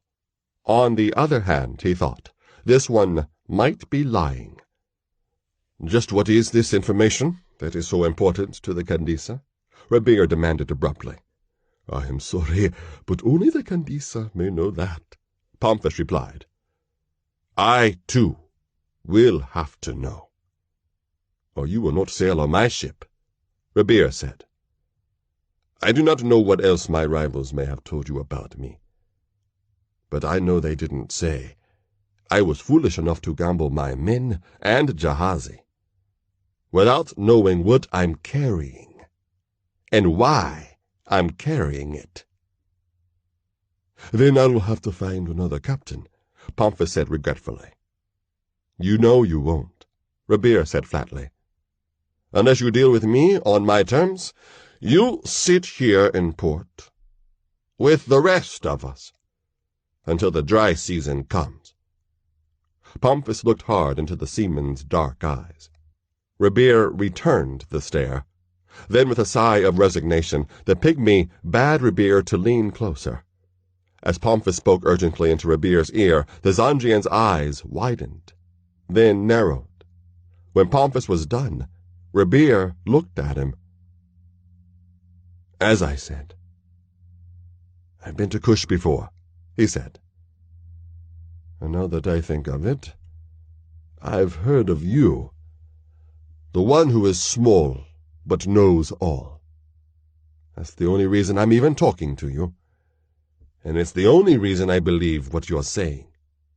Then he rose from his stool. "Let's go," he said curtly. "You are accepting the commission?" "What's it look like?" Rabir said over his shoulder as he strode toward his crewmen. "You're not going to tell me why you accept?" "No," said Rabir. "Even a tale singer would be hard-pressed to invent a story like yours. But I believe it. Don't ask me why. If I stop to think about it, I might change my mind." Reaching the table at which the crewmen either sprawled in inebriation or stared at Imaro and Tanisha, Rabir shouted, "Empty your gourds, you drunken dogs! We're going out to challenge the Darubas." The seamen blinked in disbelief. "Are you serious?" Rabir's first mate asked. "Do you want to continue to sail with me, Zubiri?" Rabir asked in return. "Well, yes. I just..." "Then shut your mouth and do what I tell you. I want you to go out and gather the rest of the crew. That shouldn't take long. You'll find them in their favorite drinking places or whorehouses. The rest of you, come with me to the dock." The seamen gaped at each other in confusion. "Captain, what cargo are we taking, and where are we taking it?" Zubiri asked quietly. "We're taking passengers to Cush. Now don't ask me any more questions, damn you, or you can sit there until the wet season ends." Hearing Rabir's raised voice, everyone in the drinking place turned and stared at the captain. Surreptitiously, several seamen not connected with Rabir's crew made hand signs indicating that they thought the captain had slipped into insanity. "Are you going to follow my orders or not?" Rabir said to his men in a low, dangerous tone. Without another word, Zubiri rose and walked out of the crowded room. The others, after downing the dregs of their gourds, did the same, all nodding their acknowledgment of their captain's authority. Pomphis, who had quickly informed Imaro and Tanisha of his success in hiring the Ipese Nyumbani, said to Rabir, "You have a well-disciplined crew, Captain." "If they weren't, I wouldn't risk sailing with them now," Rabir returned. "Now, let's go. I want to set sail before the dockmaster finds some excuse to hold the ship in port." As the wayfarers filed past Rabir, Tanisha looked at the Zanjian and smiled. "Thank you," she said softly. "Wait until you've been through a Daruba before you thank me, woman," Rabir said curtly. Imaro was the last to pass Rabir. For a moment their gazes locked, like those of rival predators about to battle over territory or a kill. "Hold on to those Seraphis, warrior," Rabir said, breaking the brief impasse. "You wouldn't want to lose them between here and the Jahazi." Imaro did not respond as he preceded Rabir out of the drinking place. After the wooden door swung shut, the room buzzed with conjecture and speculation. Coins clinked as wagers were offered on whether Rabir or the Ipese Nyumbani would ever again be seen in Moshambi. There were few takers. Rain lashed at Rabir's face as he strove to guide his Jahazi through the storm. With one hand, he raked water from his eyes. With the other, he eased the tiller to the left. Then he scanned the narrow deck, making certain his crewmen were correctly going about the task of furling the ship's triangular sails. Not far from the captain, Pomphis worked with the men assigned to the second mast. With a strength that belied his diminutive stature, the Pygmay hauled at a thick rope that moved only inch by grudging inch. "Ho, Pomphis!" Rabir called. "You're a better seaman than I ever thought you'd be." "I've had experience on the Bahari before, but not like this," Pomphis shouted back. "Well, at any rate, you're more useful than your friend in there," Rabir said, jerking his thumb toward the hatch that led to the below-deck cabin. "If the fate of the Nyumbani rests with one such as him, we might as well turn back," the captain continued. "That's not fair, Rabir," Pomphis protested. "What do you expect from someone who has spent all his life on land?" "Other people have gotten seasick before. Most of them recover after a few days at a port, so what's wrong with your warrior? Even the woman got over her seasickness in just a day." "How many people have had their first sea voyage in weather like this?" Pomphis asked. Before Rabir could retort, a huge wave hammered against the hull of the Ipese Nyumbani. As the vessel shuddered at the violent impact, swearing seamen struggled to maintain their footing. Pomphis fell and rolled across the tilting deck. Desperately, he wrapped his arms around the mainmast before he could roll past it. When the Jahazi righted itself, Pomphis climbed to his feet and resumed his post. He gave Rabir a weak smile as his hands worked at the wet rope, and he wondered at the irony that he might die so close to the country he had adopted as his home. Rabir clung grimly to the tiller and muttered almost inaudibly, "Kibaro, why did you allow me to do this? Seraphis or no Seraphis, Candisa or no Candisa, fate of Nyumbani or no fate of Nyumbani. Why, Kibaro, why?" The sea god's only reply was the pounding concussion of yet another wave against the side of the Ipese Nyumbani. They came from deep below, the bed of the Bahari Mashariki, where the peaks of mountains thrusting high above the ocean floor caught only rare glimmers of sunlight refracted from the faraway surface. They battled the moray and the squid and the octopus for possession of the caves that pockmarked the slopes of the submerged mountains. They competed fiercely with the sharks for the schools of fish that swarmed in the deep below. For reigns, beyond the counting of the people of the land, the people of the sea lived and died in the deep below, shunning all contact with those who breathed the air.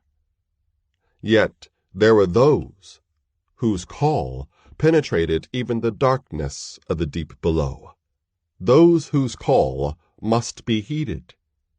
Hundreds of rains had passed since the call had last been heard. Still the people of the sea recognized it when it came, and in that recognition submitted. For adherence to the call was in the blood of the sea-dwellers. They must obey it or die. Now they swam just beneath the turbulent surface of the Bahari. They easily rode with the tug of the tide, the sea-water flowing like wine through their gill slits. Their objective was visible now, a wooden craft of the people of the land. Ordinarily, the people of the sea ignored the clumsy surface vessels that maneuvered with less grace than a wounded whale. This time, the call compelled them to do otherwise. Gulping great quantities of briny liquid into their gill sacks, the people of the sea closed in on the huge, dark shape rocking above them. Shark-like, they surrounded the Ipesi Nyumbani and prepared to surface. The people of the sea could survive for a short time outside the water. A short time, but long enough to fulfill the purpose of those who called them. Heeding the demands of the call, the people of the sea sank long claws into the wet wood of the Ipesi Nyumbani's hull and began to clamber upward. Imaro lay on a mat in one of the small cabins beneath the deck of the jahazi. Despite Tanisha's repeated scrubbings, a sour reek of vomit hung in the dank air of the chamber. Imaro's eyes were closed, and his limbs lay loose, almost flaccid. With every pitch and roll the battered jahazi took, a fresh surge of nausea rose in his stomach. He struggled to stifle a groan. Tanisha wiped perspiration from the Ilyasai's chest and brow. "Stop fighting the sickness, Imaro," she said wearily. "It will pass." The warrior's eyelids lifted open. He swallowed the bile that was creeping up his throat. And he ground his teeth in frustration, for at no time in his life had he ever experienced misery to match what his first sea voyage had caused. The sharp pain of wounds inflicted by weapon or claw, the agony of Imchawi lashing through the very fiber of his soul, the heavy physical toll exacted by efforts that continued long after the body had passed its point of exhaustion. Imaro had defeated physical adversity in all those guises, and more, for he had learned during his warrior training to use pain as a weapon against itself. But now, his body was betraying him. The sickness of the sea was slowly destroying him, and all his strength and will were impotent against a foe that convulsed his stomach and sent its contents spewing from his mouth. He was beginning to find it difficult to remember when he was free from the incessant spasms of nausea that had confined him below deck since the day the Ipesi Nyumbani set out from the harbor of Mushambi. Pomphis had explained it to him, how the motion of the Bahari adversely affected the orientation of one who was as accustomed to land as Imaro. What Imaro recalled more than Pomphis's explanation, though, was the scornful glance Rabir had given him when he first emptied the contents of his stomach onto the deck. "Pass. When?" Imaro managed to ask, before he was shaken by a series of dry heaves. Tanisha rose abruptly, and she almost flung the damp cloth to the floor. The sight of Imaro lying ill and helpless disturbed her more than she would have admitted. For all the time she had known him, the warrior had been a monolith against which she could lean for protection. Looking at him now, sprawled slackly across the mat, she struggled to suppress a flare of resentment. "It will pass in its time," she said. "Or when you want it to." Imaro stared wordlessly at her. Seeing the pain in his eyes, Tanisha regretted those last words. She knelt beside him, but before she could speak, an outbreak of crashes and outcries from the other side of the cabin door claimed her attention, and Imaro's. "What?" Imaro managed to say before the door burst from its hinges and flew inward. Two shapes tumbled into the cabin. In the fitful illumination provided by the single porthole, only one of the struggling figures was visible. Pomphis. The Bambuti was driving a dagger again and again into the body of his antagonist. Before Pomphis could draw breath to shout a warning, a second intruder entered the doorway and leaped toward Tanisha and Imaro. Hands upraised in an instinctive gesture of self-defense, Tanisha stumbled backward as the intruder attacked. Then Imaro rose from the mat and hurled himself between Tanisha and the onrushing assailant. The thud of colliding bodies echoed sharply in the cabin's confines. The impact dropped Imaro to his knees. The intruder rebounded against Pomphis and his foe. Tripping over thrashing limbs, the second intruder went down, only to rise an instant later. Now, Imaro and Tanisha had a clear view of their attacker. It was not human. Despite its bowed legs, the creature was as tall as a large man. Gray-green scales covered its body from head to foot. Long, ape-like arms hung from its broad shoulders. The arms ended in webbed hands, tipped with curved, needle-sharp claws. Gill slits oscillated at the sides of its thick neck. Its head was a surreal amalgam of human and Piscine features. A high-vaulted skull, crested with a spiky fin. Circular, unblinking eyes, and a wide gash of a mouth filled with pointed teeth that would not have been out of place in the jaws of a shark. Scales covered the part of its face where the nostrils of an air-breather would have been located. Tanisha's scream ended the moment of inaction. Again, the sea-dweller hurled itself at Imaro, who was still on his knees. At the last moment, the Ilyasai smashed both his fists into the scales that covered the creature's chest. With a gurgling cry, the sea-dweller fell to the floor.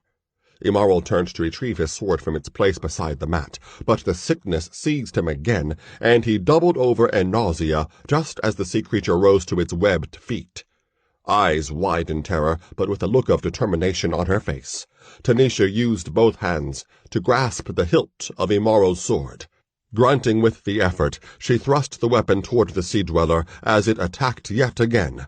The point pierced the scales of the creature's abdomen as its own momentum pushed the weapon deep into its body. Twisting and keening in agony, the creature fell, its bright scarlet blood rilling along the sword's blade.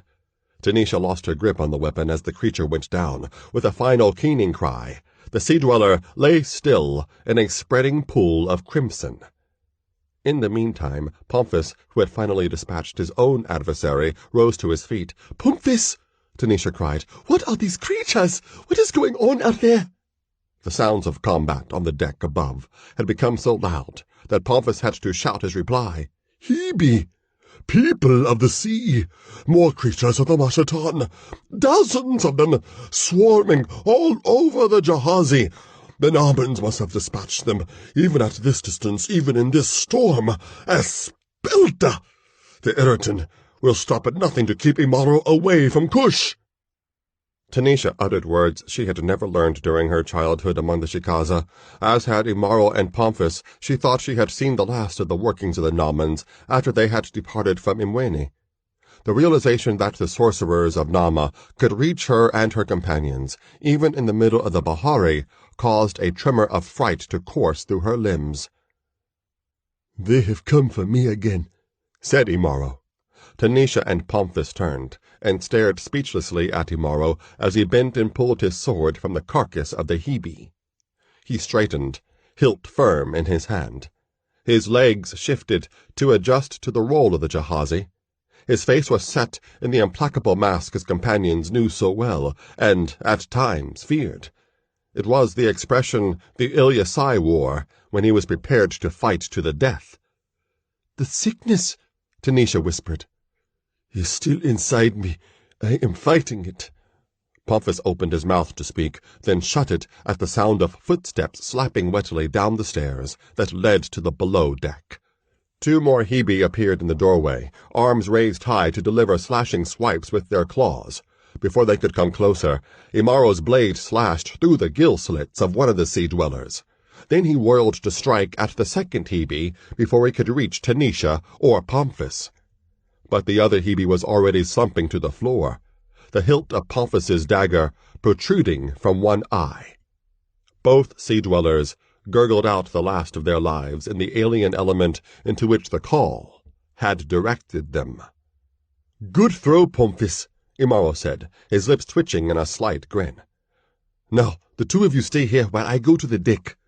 "No," Tanisha said. "We're going with you." Imaro looked at her. She had her own dagger in her hand now, and Imaro, having taught her, was well aware that she knew how to use it. "I am the one who brought these sea things here. Now I must fight them," Imaro said. "With me on the deck, they won't come down here after you." "We're going with you," Tanisha repeated. Imaro looked at Pomphis, who had retrieved his weapon from the Hebe's eye. The Bambuti gave a slight shrug, as if to say, "You're on your own, friend. I'm not going to argue with her." "Stay close to me, then," Imaro said. With that, the wayfarers quickly made their way to the deck. Rabir slashed desperately at the Hebe that confronted him. He missed the stroke, then flung himself backward as a taloned hand passed within inches of his face. Rabir had only a dagger for a weapon. His sword was gone, lost during the chaotic moments that followed his first sight of the sea-dwellers crawling over the whales of the ship.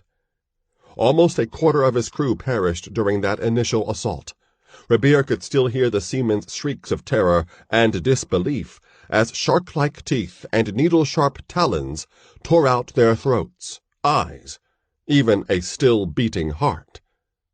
Although the Zangian had never before seen creatures like the Hebe, something about them touched old memories buried at the back of his mind. Seamen's tales. But now was not the time to try to recall them. After the shock of the initial appearance of the Hebe had passed, Rabir and his remaining men retaliated vengefully, hacking and stabbing at scaly hides. But the sailors were badly outnumbered, and Rabir could no longer steer the Ipesi Nyumbani. He was unable to ply the tiller and battle for his life at the same time. He could only curse Kibaro and his own poor judgment as the waves pounded mercilessly against the hull of his helpless jahazi. The Hebe that was attacking Rabir sprang again, its bent legs catapulting it through the air. Rabir brought up his dagger. Too slow, he chastised himself, as the sea creature's curved talons darted toward his face. Abruptly, the Hebe's body swerved. Rabir dodged, and the Hebe's momentum carried it past him. The sea-dweller landed in a motionless heap on the rain-swept deck, its body nearly cut in half at the waist by a deep, blood-gushing wound. Rabir's eyes widened when he saw who it was that had saved him. Imaro. To the captain's practiced eyes, the effort the warrior was making to retain his balance on the shifting deck was apparent. So was Imaro's iron determination to contain his sickness. Pomphis and Tanisha were at Imaro's side, daggers in their hands. Instantly, Rabir knew what needed to be done. He gestured toward the untended tiller. "I have to steer the jahazi, or else we won't need these creatures to sink us to the bottom," Rabir said to Imaro. "Can you keep these things away from me while I work?" "I will keep them away," Imaro said. He turned and made his way toward the knots of seamen and Hebe locked in vicious combat on the main deck. Tanisha and Pomphis followed him. A loud war cry boomed from the Ilyasai's throat, momentarily rising above even the thunder of the Daruba. As Rabir finally grasped the tiller again, he stared open-mouthed at the result of Imaro's challenge. Before the sound of the war cry could fade, the Hebe abandoned their assault on the seamen and turned their attention to the warrior. From all directions, the sea-dwellers converged on the Ilyasai. He barely had time to shove Tanisha and Pomphis away with a sweep of his arm before he was surrounded. He's done, Rabir thought bleakly.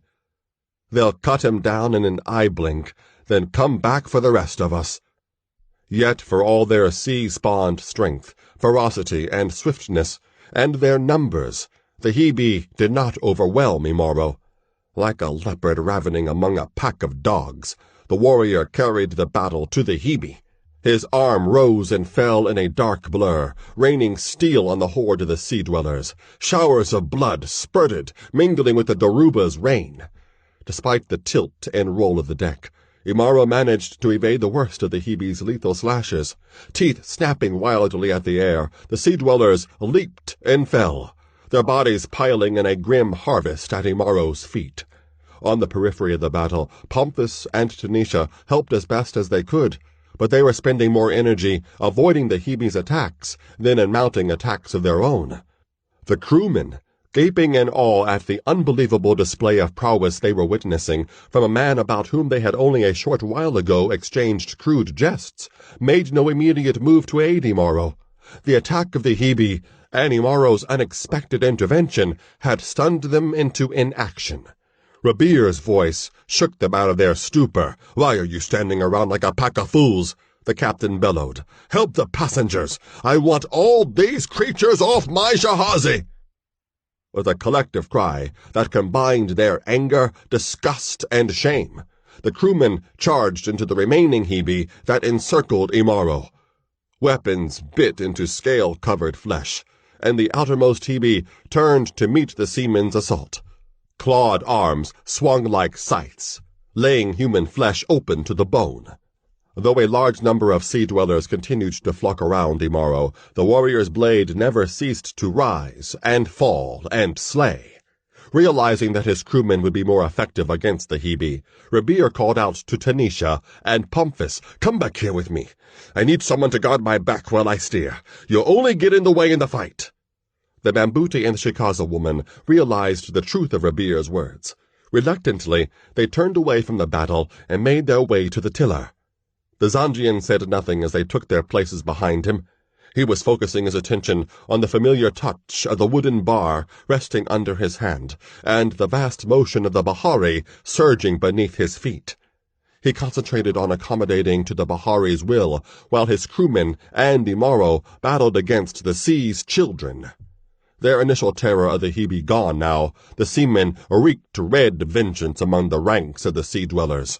Trapped between the seamen and Imaro, the Hebe battled with incredible tenacity, driven by something impossible to discern in their round, unblinking eyes. Then the sea-dwellers stopped fighting.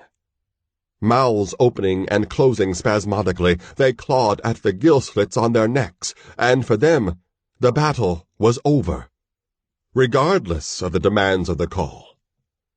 Hopping, running, crawling, the Hebe fled the deck of the Ipesi Nyumbani without regard for the weapons that slashed at their backs. Most of the survivors flung themselves over the whales and disappeared into the stormy waters that were their home.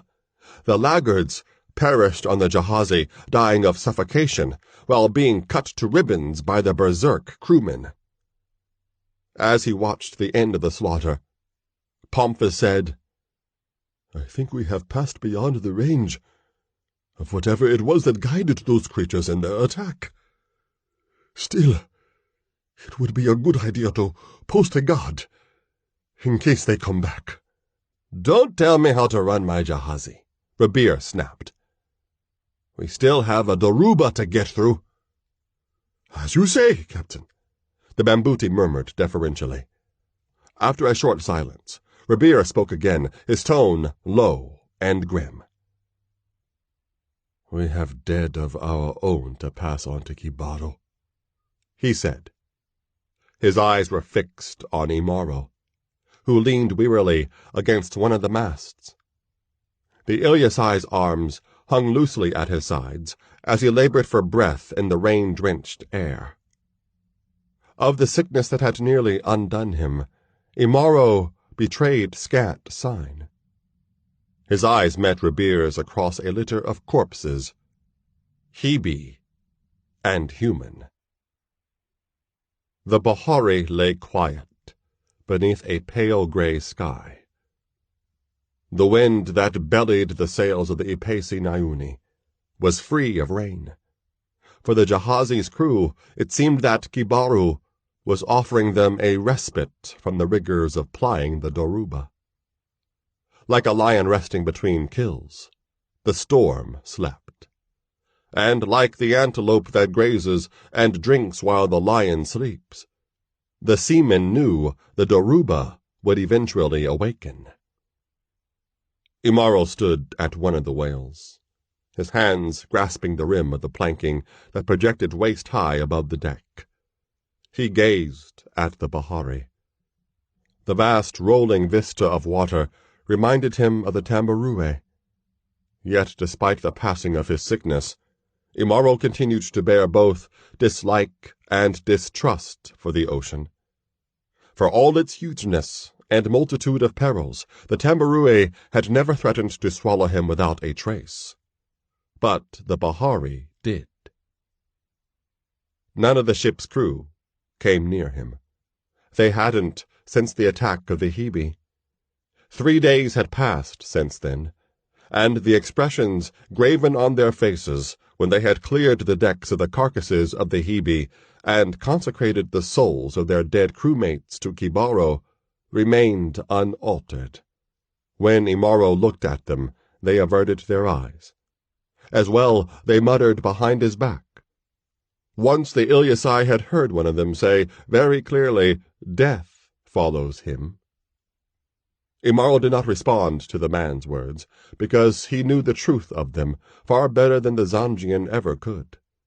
His thoughts were not focused on the crewmen, though. He was concerned about Tanisha. After the worst of the Dhoruba had passed, Tanisha's sickness had, ironically, returned. She would not discuss it with Imaro. Yashid, the healer of the Ipesi Nayuni, who had been kept busy tending the wounds of the surviving crewmen, was equally taciturn, saying only Tanisha's illness was not dangerous. "What is she hiding from me?" Imaro asked himself. He could not hazard even a glimmer of a guess. Imaro turned at the sound of footsteps behind him.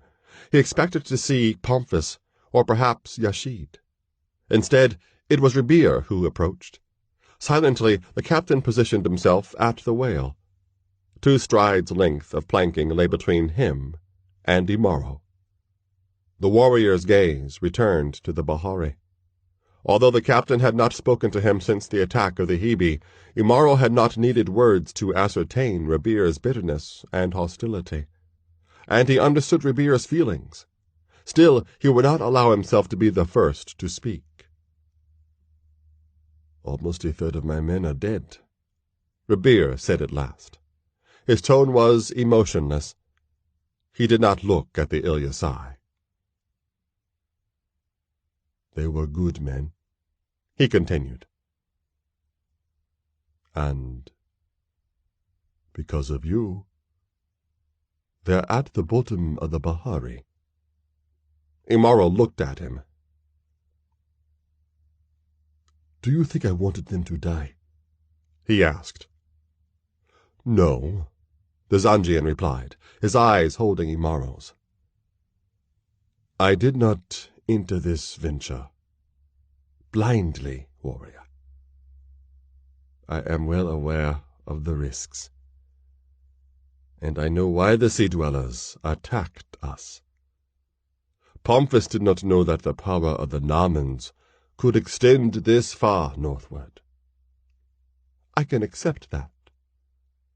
"Pomphis also does not think the Namans will interfere with us again. He was wrong before.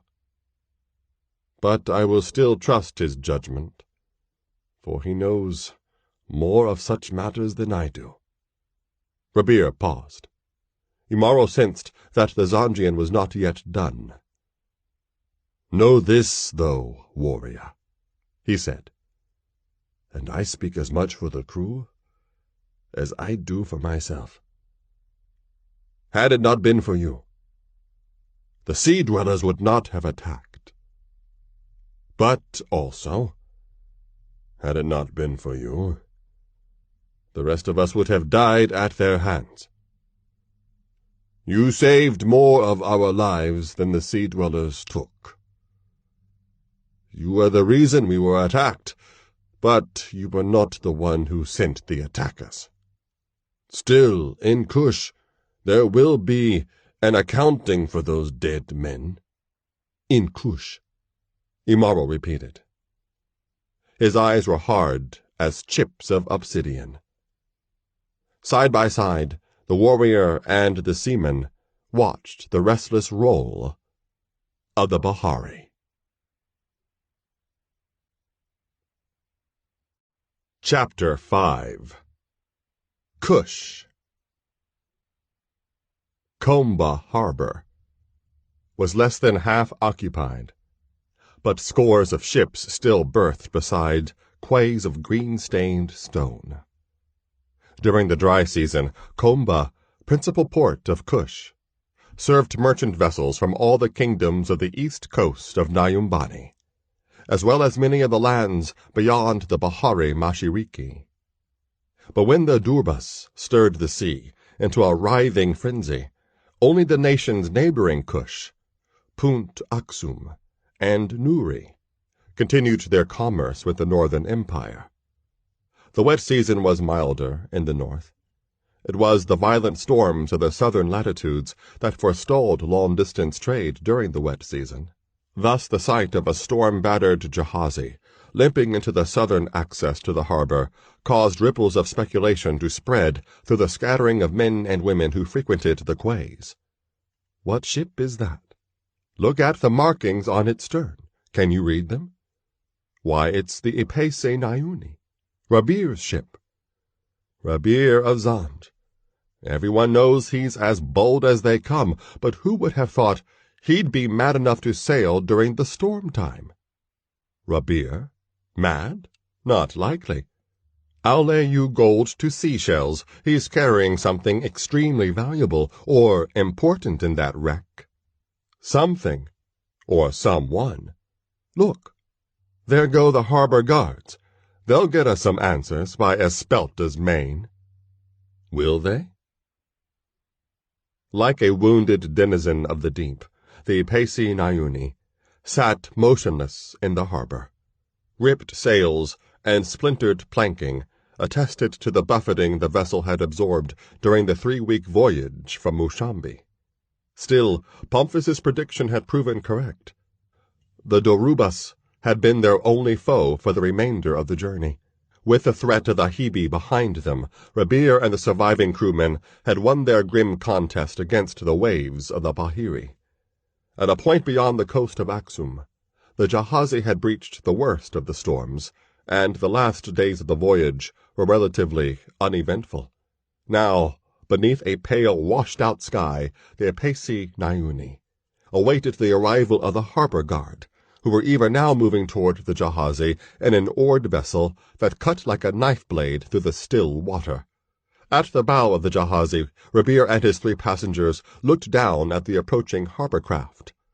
"Now remember, Rabir," said Pomphis, "I'll do the talking. Once they see who I am, we will have no problems." "I can only hope not," the captain muttered under his breath. Rabir's latent doubts concerning the rewards Pomphis promised had resurfaced after the Ipese Nyuni passed through the worst of the Dorubas.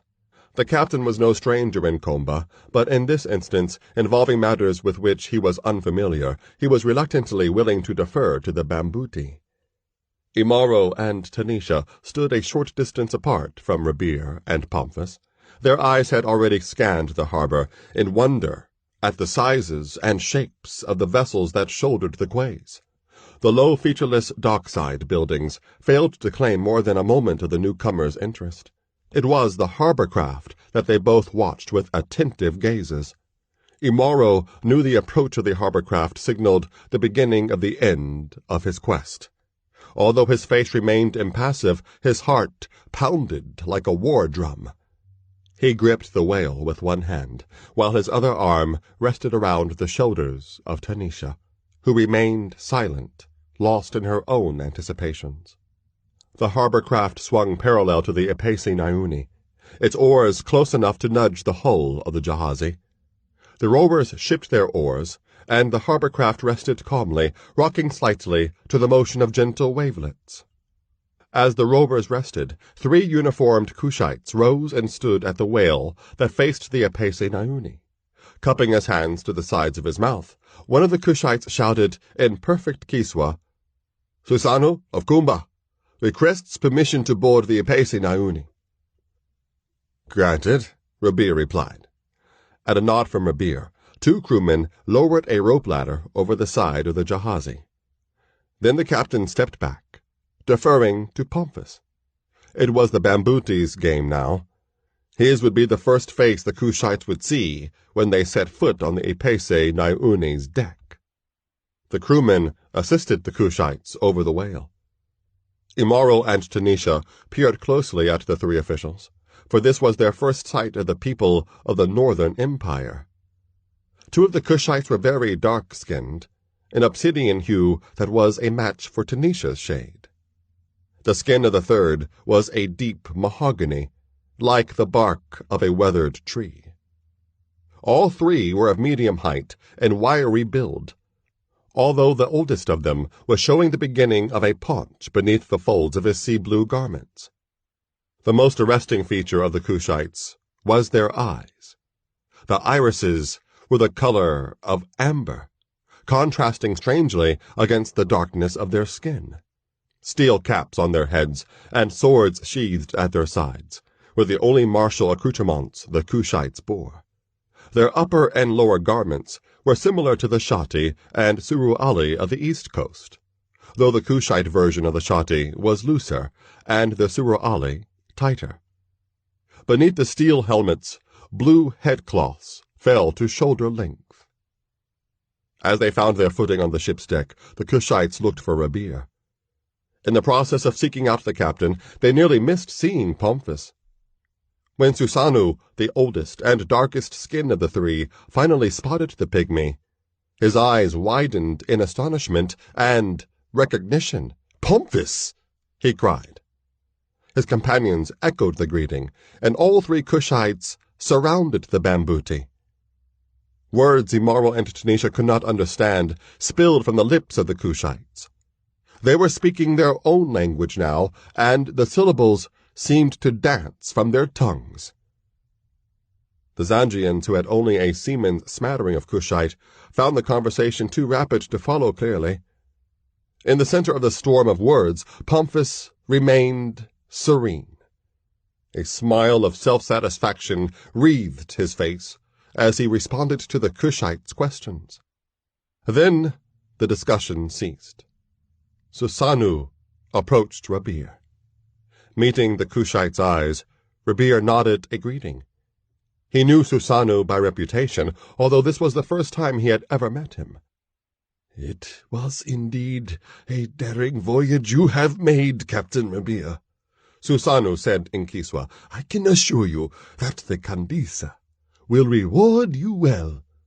Before Rabir could reply, Susanu shifted his attention to Imaro and Tanisha. His amber gaze traveled slowly across both wayfarers, the likes of whom he had never seen before. The rigors of all the traveling Tanisha had done since her abduction by Bomunu had left their mark on Tanisha.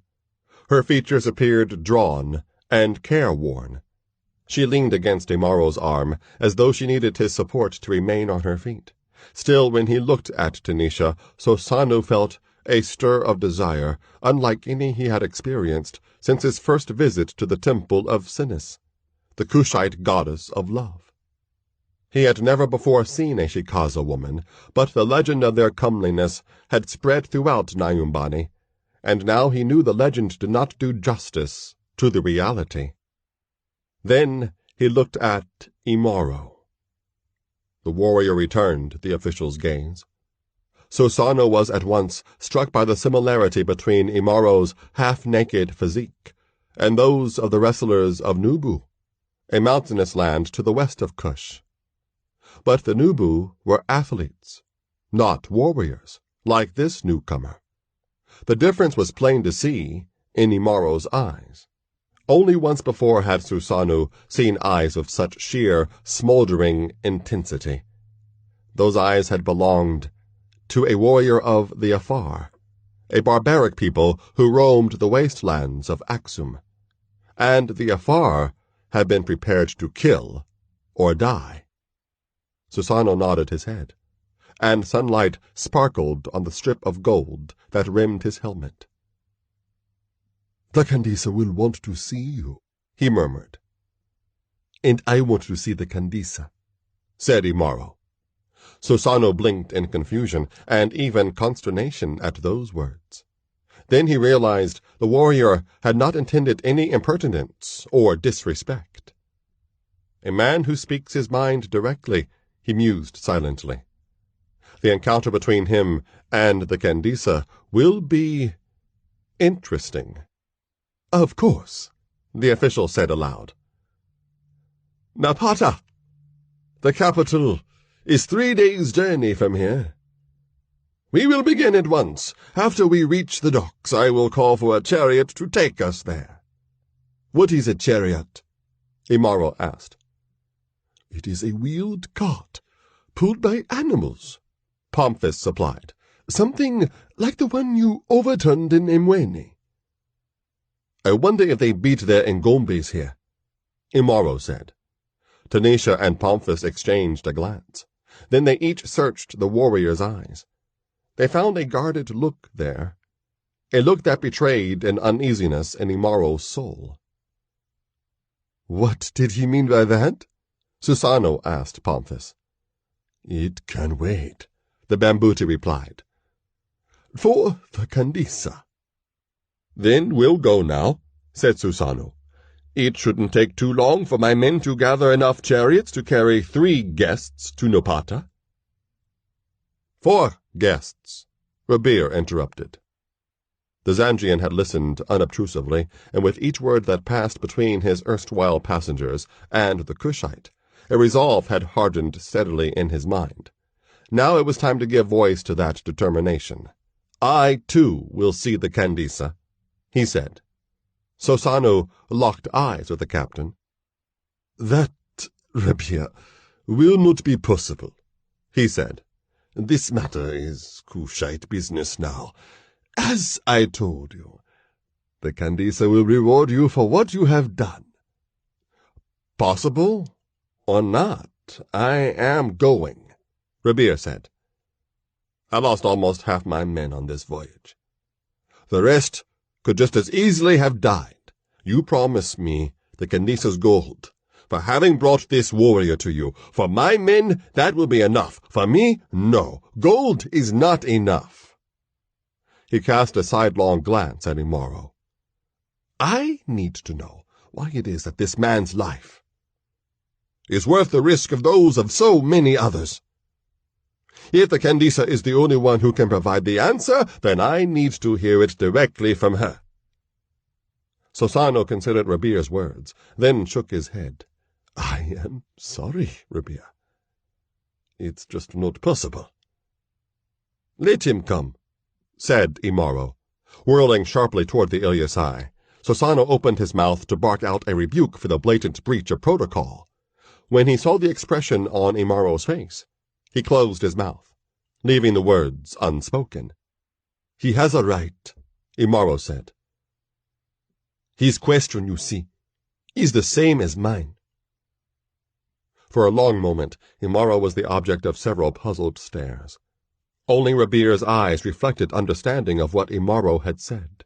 Then, to the amazement of his 2 subordinates, Susano nodded.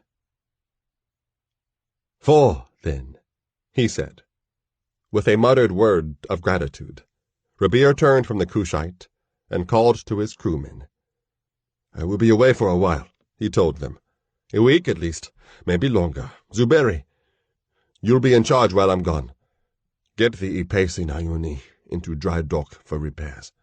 Then set up the crew in Seaman's Row. When I get back, we'll have enough gold to buy our own Cushite goods to take back to Moshambi when the rains stop."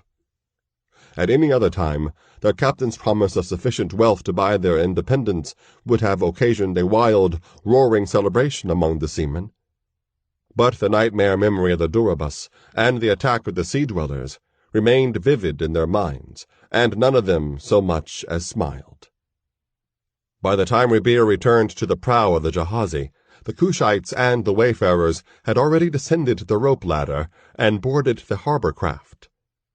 Rabir hurried to catch up with them. Imaro clung tightly to the rail of the chariot, which was a 4-wheeled wooden conveyance pulled by a team of 4 horses. He wondered again at the discomforts wrought by the men who dwell inside stone. "It's faster, Imaro," Pomphis had told him. "It would take us 3 times as long to walk to Napata, even at your pace." Imaro had nodded absently, his attention distracted by the countryside through which the chariot traveled, and he recalled what he had seen on the docks of Komba, after he and the others had departed the Apesi Nyumbani. After the harbor craft had borne the wayfarers to the quays, Susano had immediately commandeered 2 chariots, as well as a contingent of mounted troops, to escort them along the road to Napata. "Why do we need this kind of protection?" Imaro had asked. "Bandits? Dangerous animals?" "Neither," Susano reassured. "We have standing orders from the Kandisa that Pomphis would be provided a military escort to Napata.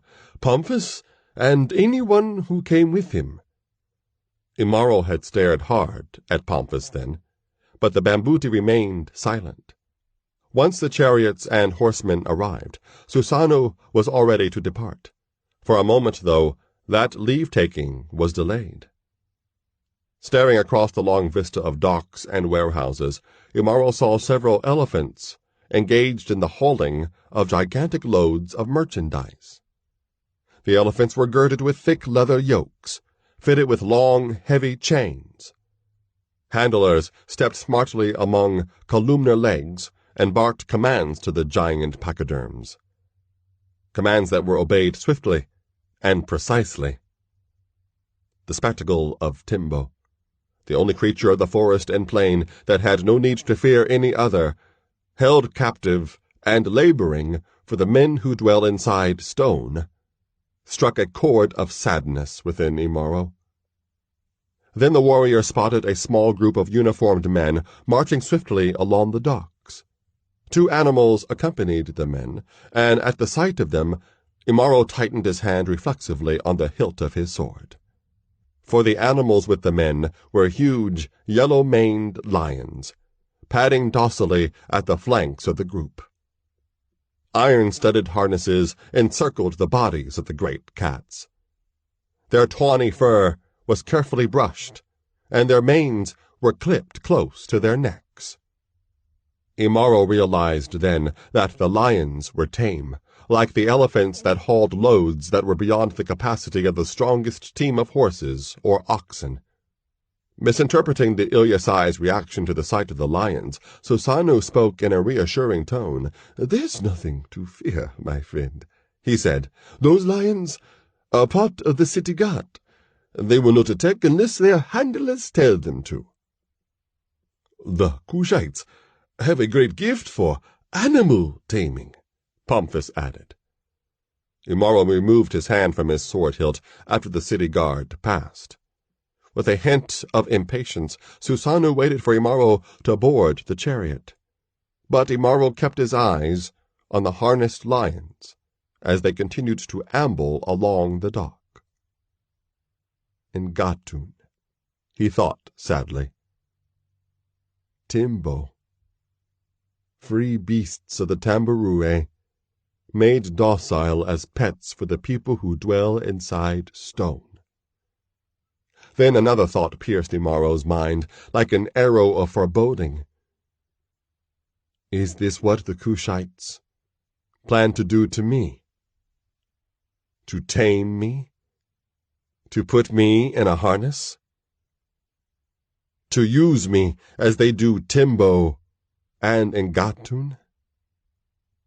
Those considerations remained unspoken as Imaro climbed into the chariot with Tanisha, Pomphis, and Susano.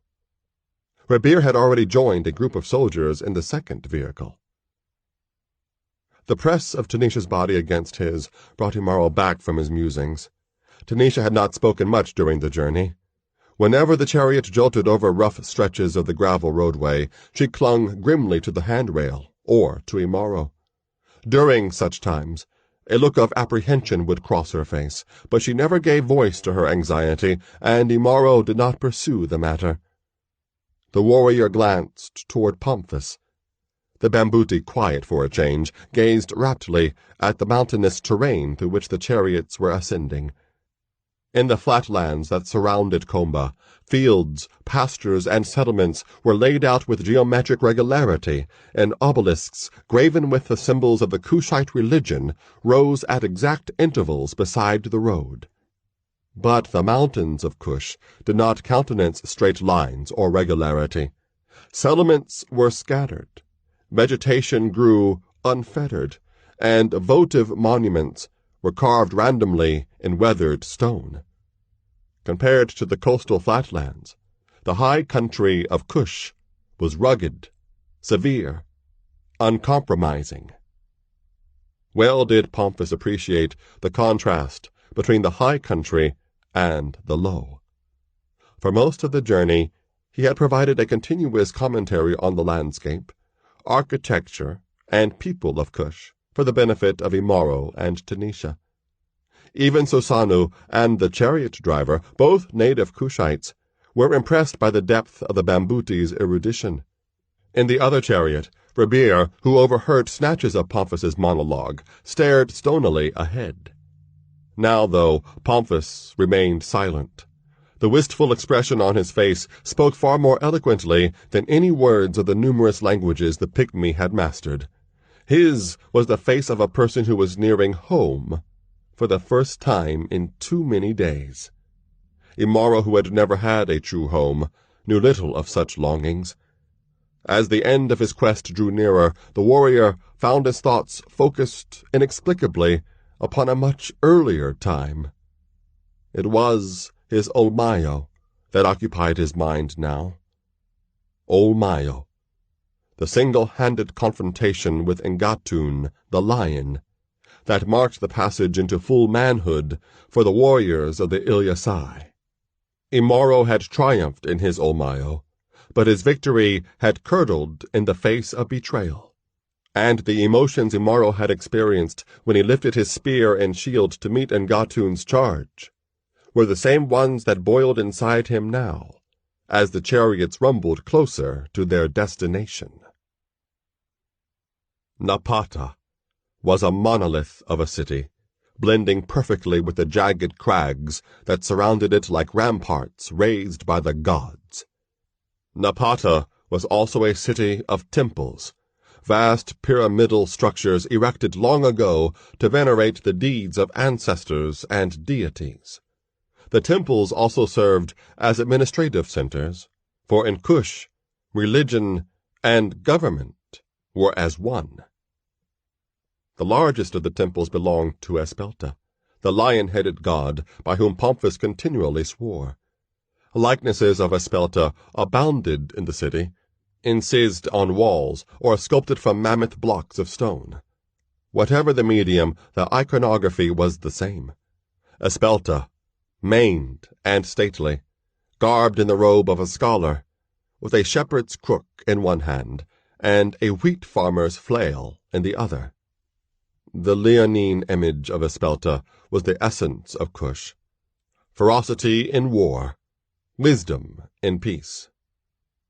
Buildings of other types, mostly shops and residences, flanked the broad paved avenues of Napata. Statues and carvings of animal-headed gods and heroic ancestor figures enhanced walls and courtyards.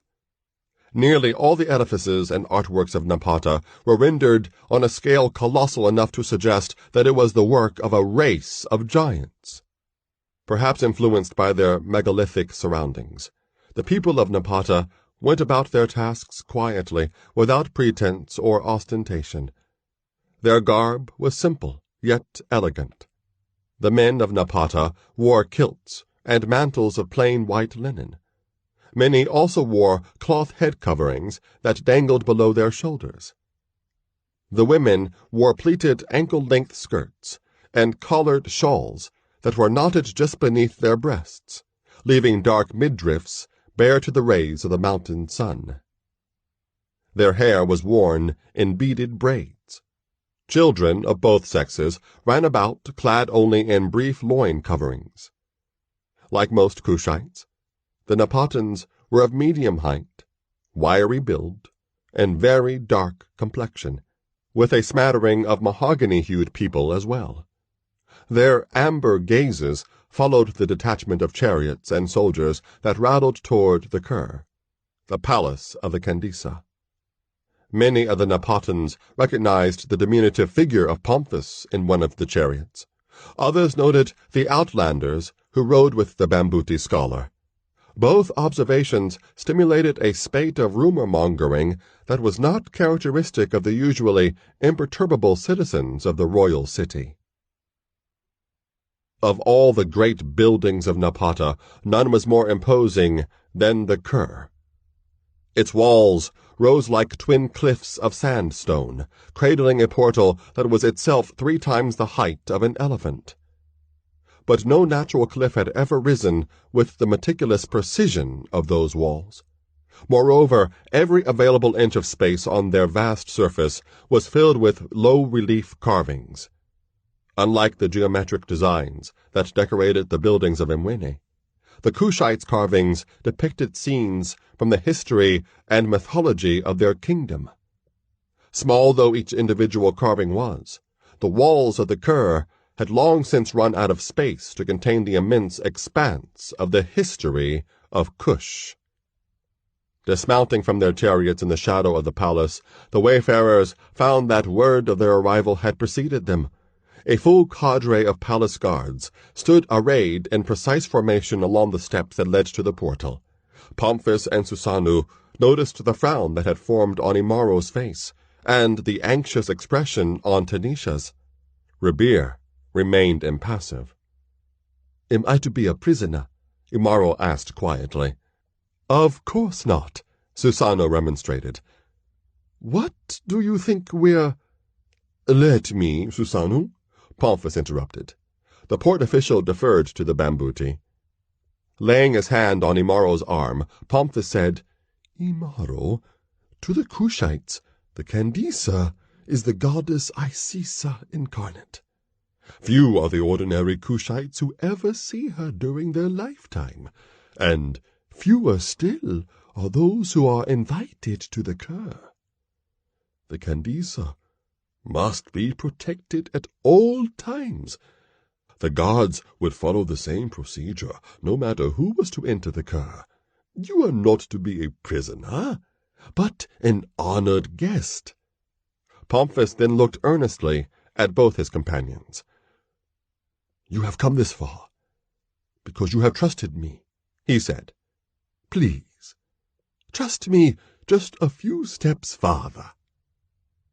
Imaro nodded slowly, but the frown did not leave his face. Pomphis's eyes turned to Tanisha, who did not return his gaze. Suddenly, Pomphis understood why Tanisha had become increasingly withdrawn the nearer they had come to Napata. She was afraid. But of what? Pomphis wondered. One of the guards approached the wayfarers and their escort. Although he was armed with a sword, and he carried a rectangular shield with a curved top end, the soldier made no move to unsheathe his blade. His torso was encased in a leather cuirass, and thick bands of leather circled his arms and legs. A helmet decorated with ram's horns protected his head. The guard raised a palm outward salute to Susanoo. "The Candisa awaits," he said. "Thank you, Asteri," the port official said. Turning to the wayfarers, he said, "Are you prepared?" "Of course," Pomphis replied, hoping he was speaking for Imaro and Tanisha as well, if not for the taciturn Rebir. The wayfarers waited as the troops of both Susanoo and Ostiri formed a double file. Then they climbed the steep stair to the entrance of the Kur. Beyond the portal, the interior of the Kur loomed like a cavern carved from the heart of a mountain. Unlike a cavern, though, the Kur was far from gloomy. Shafts of sunlight streamed through apertures cut at regular intervals in the walls. Yet for all its brightness, the environment of the palace was hushed and restrained. The footsteps of the soldiers and wayfarers were muffled by the deep carpeting that overlaid the floor. Servitors, dressed in plain linen, moved silently past the visitors, but it was reverence, not fear, that dictated the subdued atmosphere of the Kur. After a seemingly endless trek through a maze of corridors, with carvings covering their walls, Ostiri halted the assemblage in front of a pair of doors crafted from mahogany. The doors were closed, and guarded by another unit of soldiers. Their commander, acknowledging Ostiri and Susanu, ordered his men to step aside. As the soldiers moved, the doors swung silently inward. Still escorted by the soldiers, the wayfarers passed through the entrance and into the throne chamber of the Candisa. As they entered, Tanisha clung tightly to Imaro's hand. Compared to the exterior of the Kur, the throne chamber was surprisingly austere. Its walls were plain, its furnishings sparse. Posted at regular intervals through the chamber were 100 guardsmen, each bearing spear, shield, and sword. The soldiers stood rigid as statues, but they were trained to spring into immediate action at the slightest sign of danger to the Candisa. The monarch had other guards as well. 2 lions, larger than any Imaro had ever seen on the Tambarue, reclined at the base of the stair that led to the Candisa's dais. The manes of the lions were the same tawny hue as their coats, and their bodies were girded with strips of leather embossed with gold. As the visitors approached the dais, the lions rose to their feet. Although they were not chained, the lions then remained as motionless as the soldiers. The Candisa's counselors sat at a low table to the side of the dais. There were 3 of them, all wearing masks that completely covered their heads and obscured their features. One wore a mask in the likeness of a jackal's head, over the vestments of a priest. The second, an ibis mask over a scholar's robes. And the third, a lion mask and the armor of a soldier. The eyes of the masks gazed expressionlessly at the newcomers. But not even the golden lions and the animal-masked counselors could long distract the wayfarers' attention from the Candisa. Her dais rose high above the heads of her guardsmen and counselors. Her throne was a large ivory chair that seemed to enfold her in a protective embrace. Her garb was like that of other Kushite women, pleated skirt and shawl of spotless linen. The flesh the costume revealed was taut and firm, though the Candisa was no longer a young woman. Beneath a golden crown in the shape of a falcon with down-swept wings, her face was unlined, but it had none of the softness of untried youth. It was not a beautiful face, but an arresting one, an ebony oval offset with piercing amber eyes, the eyes of a lioness. All the Kushites in the chamber bowed low as the Candisa acknowledged her visitors with a stately nod. Pomphis, Rebir, and Tanisha bowed as well. Even Imaro, whose recalcitrance toward authority was almost instinctive, inclined his head. In return for answers to the questions he was bringing to the Candisa, the warrior was willing to bend to protocol. As well, he could sense a quiet flow of power from the woman on the throne. The power was in her voice as well. "Thank you," she said to the soldiers and their commanders. "You may go now." If either Ostiri or Susanu was resentful of the dismissal, they did not show it. As they and their troops departed, leaving only the counselors and her personal guard in the chamber, the Candisa bade Pomphis to approach the dais. She smiled at the Bambuti, and with that smile her expression became more maternal than regal. "Much time has passed, my dear Pomphis, and we wondered if you would ever return," she said. "And now you have. But what of Kabatek?" "He was slain, Hanala," Pomphis said regretfully. "Slain by assassins sent from Nama. I barely escaped with my life." He had addressed the Candisa by the title Hanala, which meant protector in the Kushite tongue. She had many other titles as well. At that moment, though, she looked so careworn that none of those honorifics would have meant much to her. "That is painful to hear, Pomphis," she said, her smile fading. "Kapatek was very valuable to me, and I know he was like a father to you. I regret his passing. Still, it seems that you were able to fulfill my charge without him." Her amber eyes rested on Imaro. She assessed him carefully, studying every detail of his lion-thewed body and broad-featured face. Not once did the warrior's eyes falter as he returned the sun-like gaze of the Candisa. Tanisha, however, was becoming apprehensive. She cast a nervous glance toward the lions, which had resumed their sitting positions, but looked no less menacing. "Tell me of this one," the Candisa said abruptly to Pomphis. "Him and the others." "Hanala, none of my companions is very fluent in Cushite," said Pomphis, "but they all understand Kiswa. Might I suggest that we use that tongue as we continue this discussion?" The Candisa smiled again. "Of course, Pomphis," she said in flawless Kiswa. "If I were not well aware of how quickly the duties would bore you, I would have long since made you my advisor on protocol. Now, tell me about our guests. Hanala, may I present Imaro of the Ilyasai, Tanisha of the Shikaza, and Rabir of Zanj, captain of the Ipese Nauni," Pomphis said in formal introduction. The Candisa acknowledged the introductions with a slight nod of her head. But when Pomphis began his account of the saga of Imaro's adventures, the Ilyasai cut him short. "I came here for answers," he growled, "not to hear yet again what I already know." The Candisa showed no outward reaction to Imaro's incivility, but the three animal-masked counselors stiffened in their seats.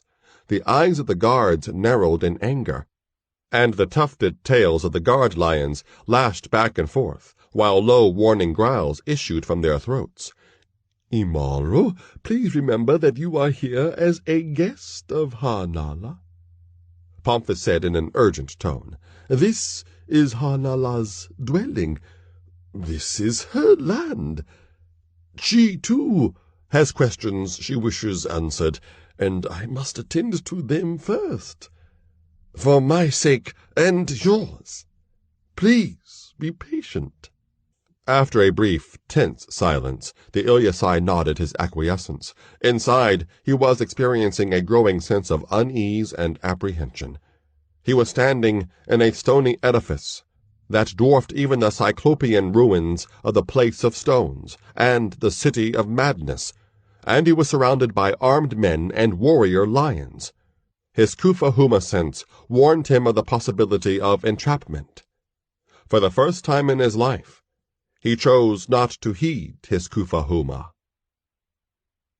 As Pomphis recounted Imaro's history, from his encounter with Chitindu to the battle at sea against the Hebe, the gazes of everyone in the throne chamber were drawn to the towering figure of the warrior, like moths to a flickering flame.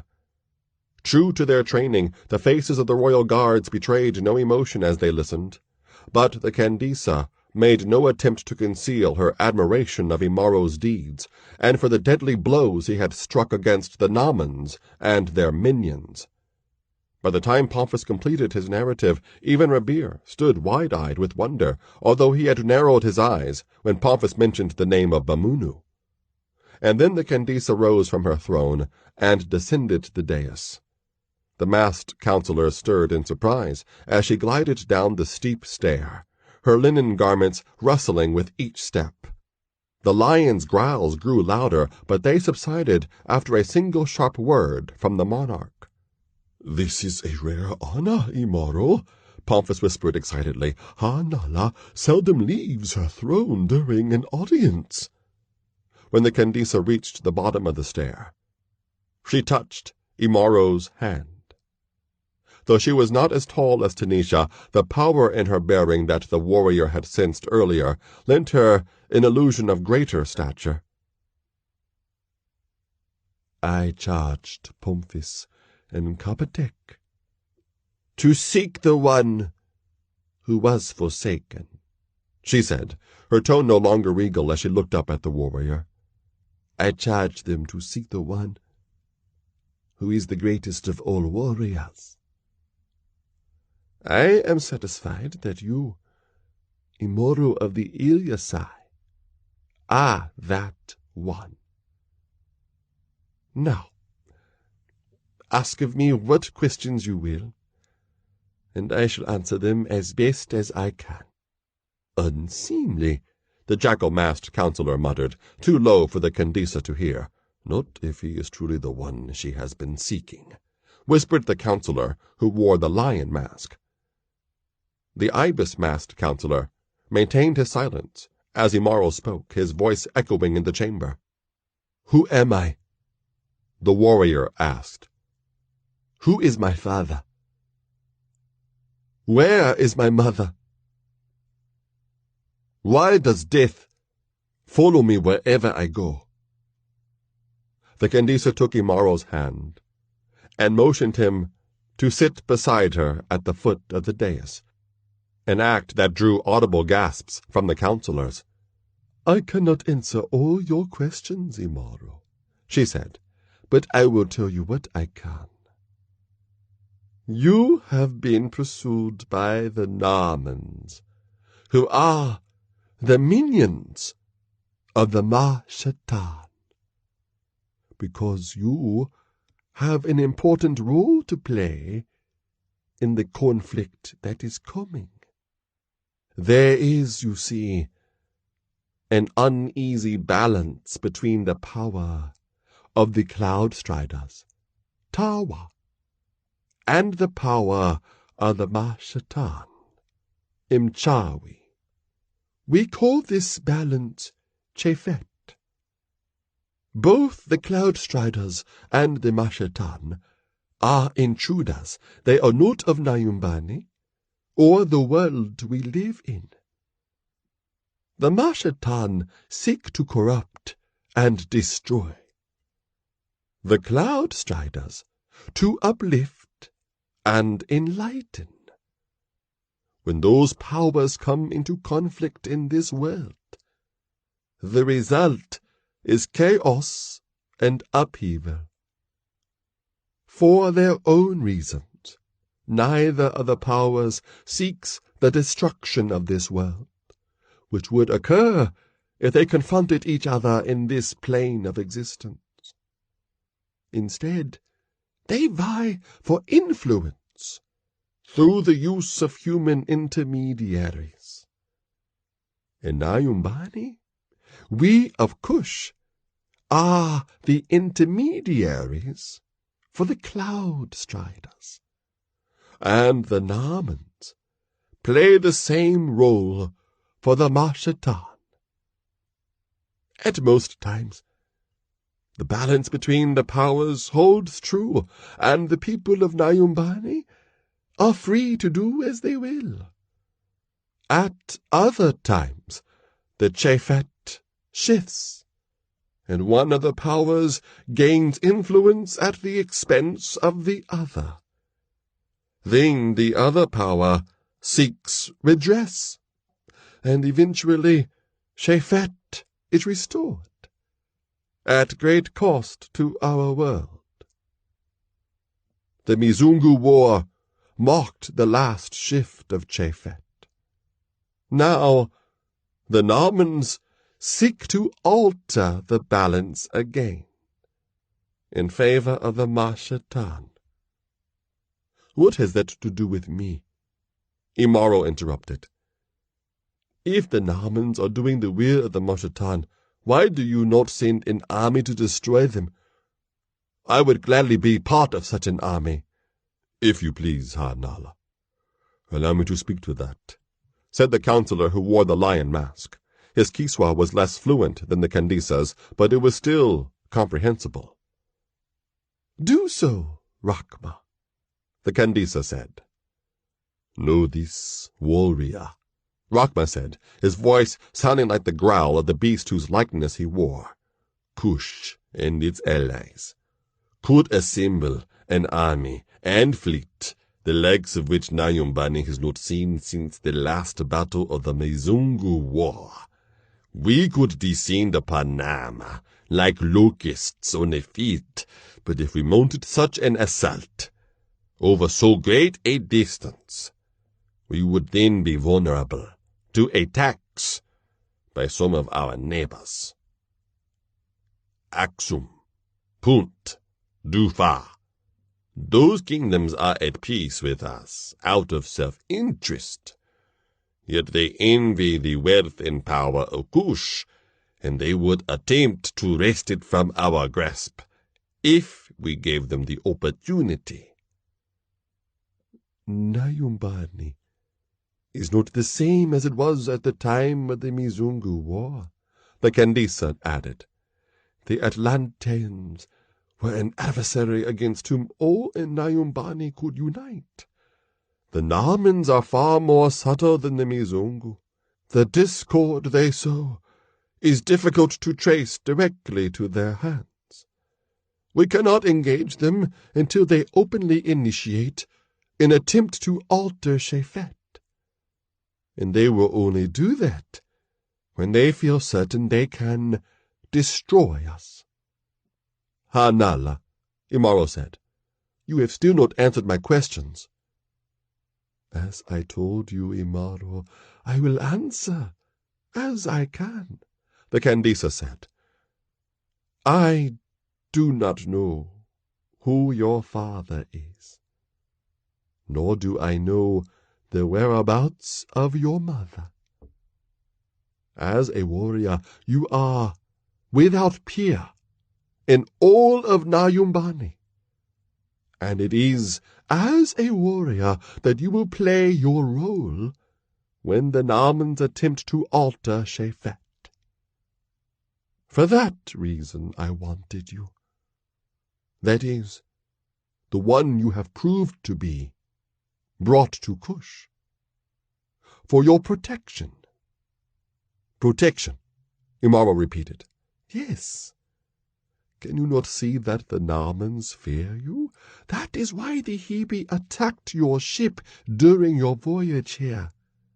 The Kandisa could see the storm that was building behind Imaro's eyes. In Cush you will be safe, until the time comes for you to play your role. Indeed, it is only when the Narmans strike that your role will become clear.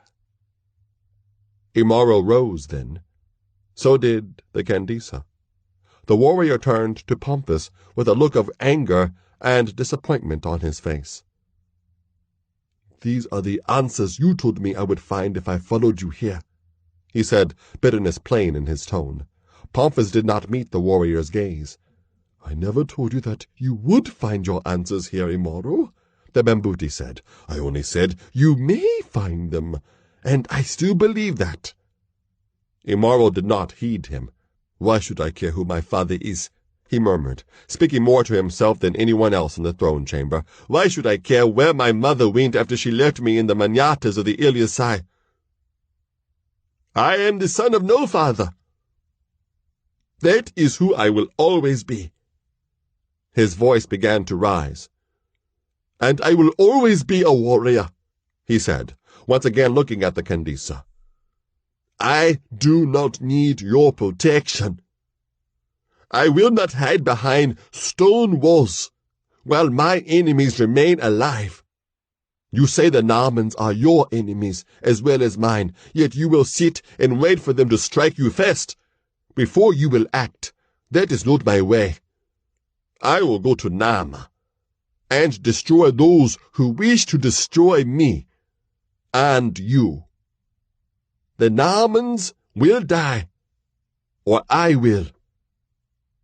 Imaro was shouting now, his voice ringing through the throne room. His hand had strayed to his sword hilt. The Kandisa took a step backward in the face of the fury that flamed in the warrior's eyes. The lions growled a warning and once again rose to their feet. The guards shifted their weapons to an attacking position. Imaro turned to Tanisha then. The expression on her face was unreadable. "If I do not destroy these Namans, they will never allow us to rest," he said. "We cannot hide for the rest of our lives. I must go to them and strike first. The danger will be great, and I cannot expect you to come with me. This is a task for a warrior, and even though you have courage, you are not a warrior." Tanisha laid her hand on Imaro's sword arm. "You are right, Imaro," she said. "I am not a warrior. I am a woman. A woman carrying your child in my womb." Imaro gaped in astonishment. He could not have been more dislocated if the entire cur were suddenly stood on end. With the words she had spoken, Tanisha had altered his life as thoroughly as he himself had done when he turned his back on the Ilyasai. Gingerly, he reached out and drew Tanisha to him. His embrace was careful, almost tentative. "Why did you wait until now to tell me?" he asked. "I wasn't sure," she said. "Not until Yeshid examined me while we were on the Ipese Nauni did I know for certain. I made him promise not to speak of it. I wanted to tell you myself. But I also wanted to wait until you found the answers you sought here." She stepped out of his embrace then and looked up at him. "Now you understand why I cannot go with you. And you can understand why I want you to stay here with me and our child. If you decide to go to fight the Namans on your own, I will be here, waiting for you when you return. I want you to stay, Imaro. But the choice has to be yours." For a long moment, the warrior remained silent. A battle raged behind his eyes, a battle as fierce as he had ever waged against any foe, human or non-human. On one side was the image of an Arum, in his hands, plunging into the folds of the robes of one Eritan after another, killing what lay beneath their iridescent coverings. On the other was the memory of himself as a child of 5 reigns passing. His mother only recently departed from the Manyatas. He remembered the love the other children received from their families, even within the harshness of the Ilyasai way of life.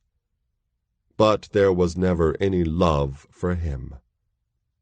Never.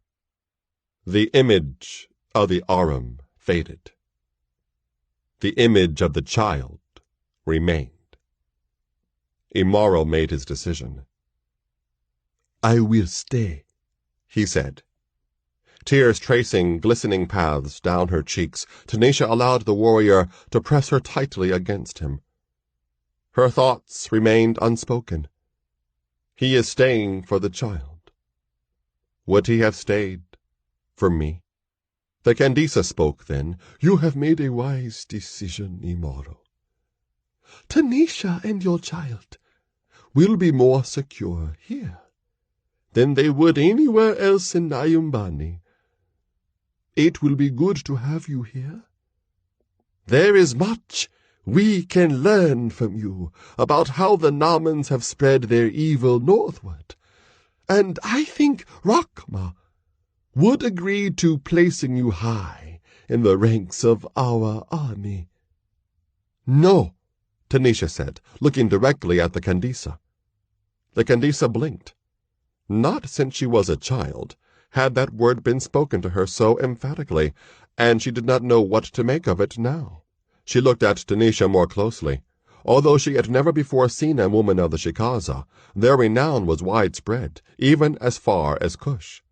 Now, she could see that the reality outmatched the legend. Because of the urgency of the wayfarers' arrival, they had not been given time to change their travel-worn clothing for the audience. Yet even though she was weary and clad only in a simple shuka, Tanisha was, in her own way, as regal as the monarch of the mightiest nation in Nyumbani. "Can Imaro not remain with our child and me, instead of in some soldiers' barracks?" Tanisha asked. The Kandisa considered. "When the Normans strike, Imaro will be needed," she finally said. "He will be needed not only for the sake of your child, but of all the children in Nyumbani. Until then, he is yours." "Until then," Tanisha said. Then she turned to the Ilyasai. "Do you agree, Imaro?" she asked. "When the time comes, I will be ready," he said. "Until then, I will stay with my family." He said the word as if it were new to him. "If we are to stay here, how are we to live?" Imaro asked Tanisha. "Fighting and herding cattle are the only things I know." "Imaro," Pomphis broke in, "are we still friends?" The Ilyasai looked down at the Bambuti. He knew Pomphis had not purposely misled him about what would await him in Cush. He knew he had misled himself. He put a hand on Pomphis's shoulder and said, "You know we are. We did not save each other's lives to be enemies." "Then hear this suggestion," Pomphis said. "Instead of wielding weapons, why not learn how to make them? Back in the days at the court of the Shah of Azania, I knew a man who worked iron. In some ways. Really, only a few. You remind me of him." "It would be hard work, Imaro, a challenge for your strength, and you can always maintain your fighting skills in contests and tournaments. Think about it, at least." "That is an excellent idea, Pomphis," the Kandisa said. She was about to return to her throne when she remembered Rabir. The Zanjian had remained wordless throughout all the revelations and explanations that had occupied the others. "And you, Captain Rabir," she said, "have you discovered the answers you sought here?" "My crewmen are still dead," Rabir said bluntly. "But I know now that their deaths were not pointless." The Kandisa nodded acknowledgement. "My men and I will be on Seaman's Row and Komba for the rest of the wet season," Rabir continued, looking at Imaro. "You're welcome to visit any time you like. And if you ever again need to sail on the Bahari, remember the Ipesi Nauni." "Thank you," Imaro said. Rabir turned to depart from the throne chamber. "Wait, Captain," the Kandisa called. "Do not forget to collect your compensation for the losses you took to bring Imaro, Tanisha, and Pomphis to us. See my keeper of gold before your leave." Rabir did not respond as he strode through the open doors. "A strange man," the Kandisa murmured. "Nonetheless, a good man to have on our side when Shefet shifts," said Pomphis. "Imaro," Tanisha asked, "will you follow Pomphis's suggestion and learn how to work iron?" Imaro's gaze traveled across the great chamber, with its lofty walls, implacable guardsmen, and masked counselors. He looked at the Kandisa, who had returned to her throne. And he looked at the harnessed lions, once again reclining quietly at the monarch's feet. So, in Gatun, I was right, Imaro thought. They have tamed me, just as they have tamed you. Yes, he said to Tanisha. I will learn.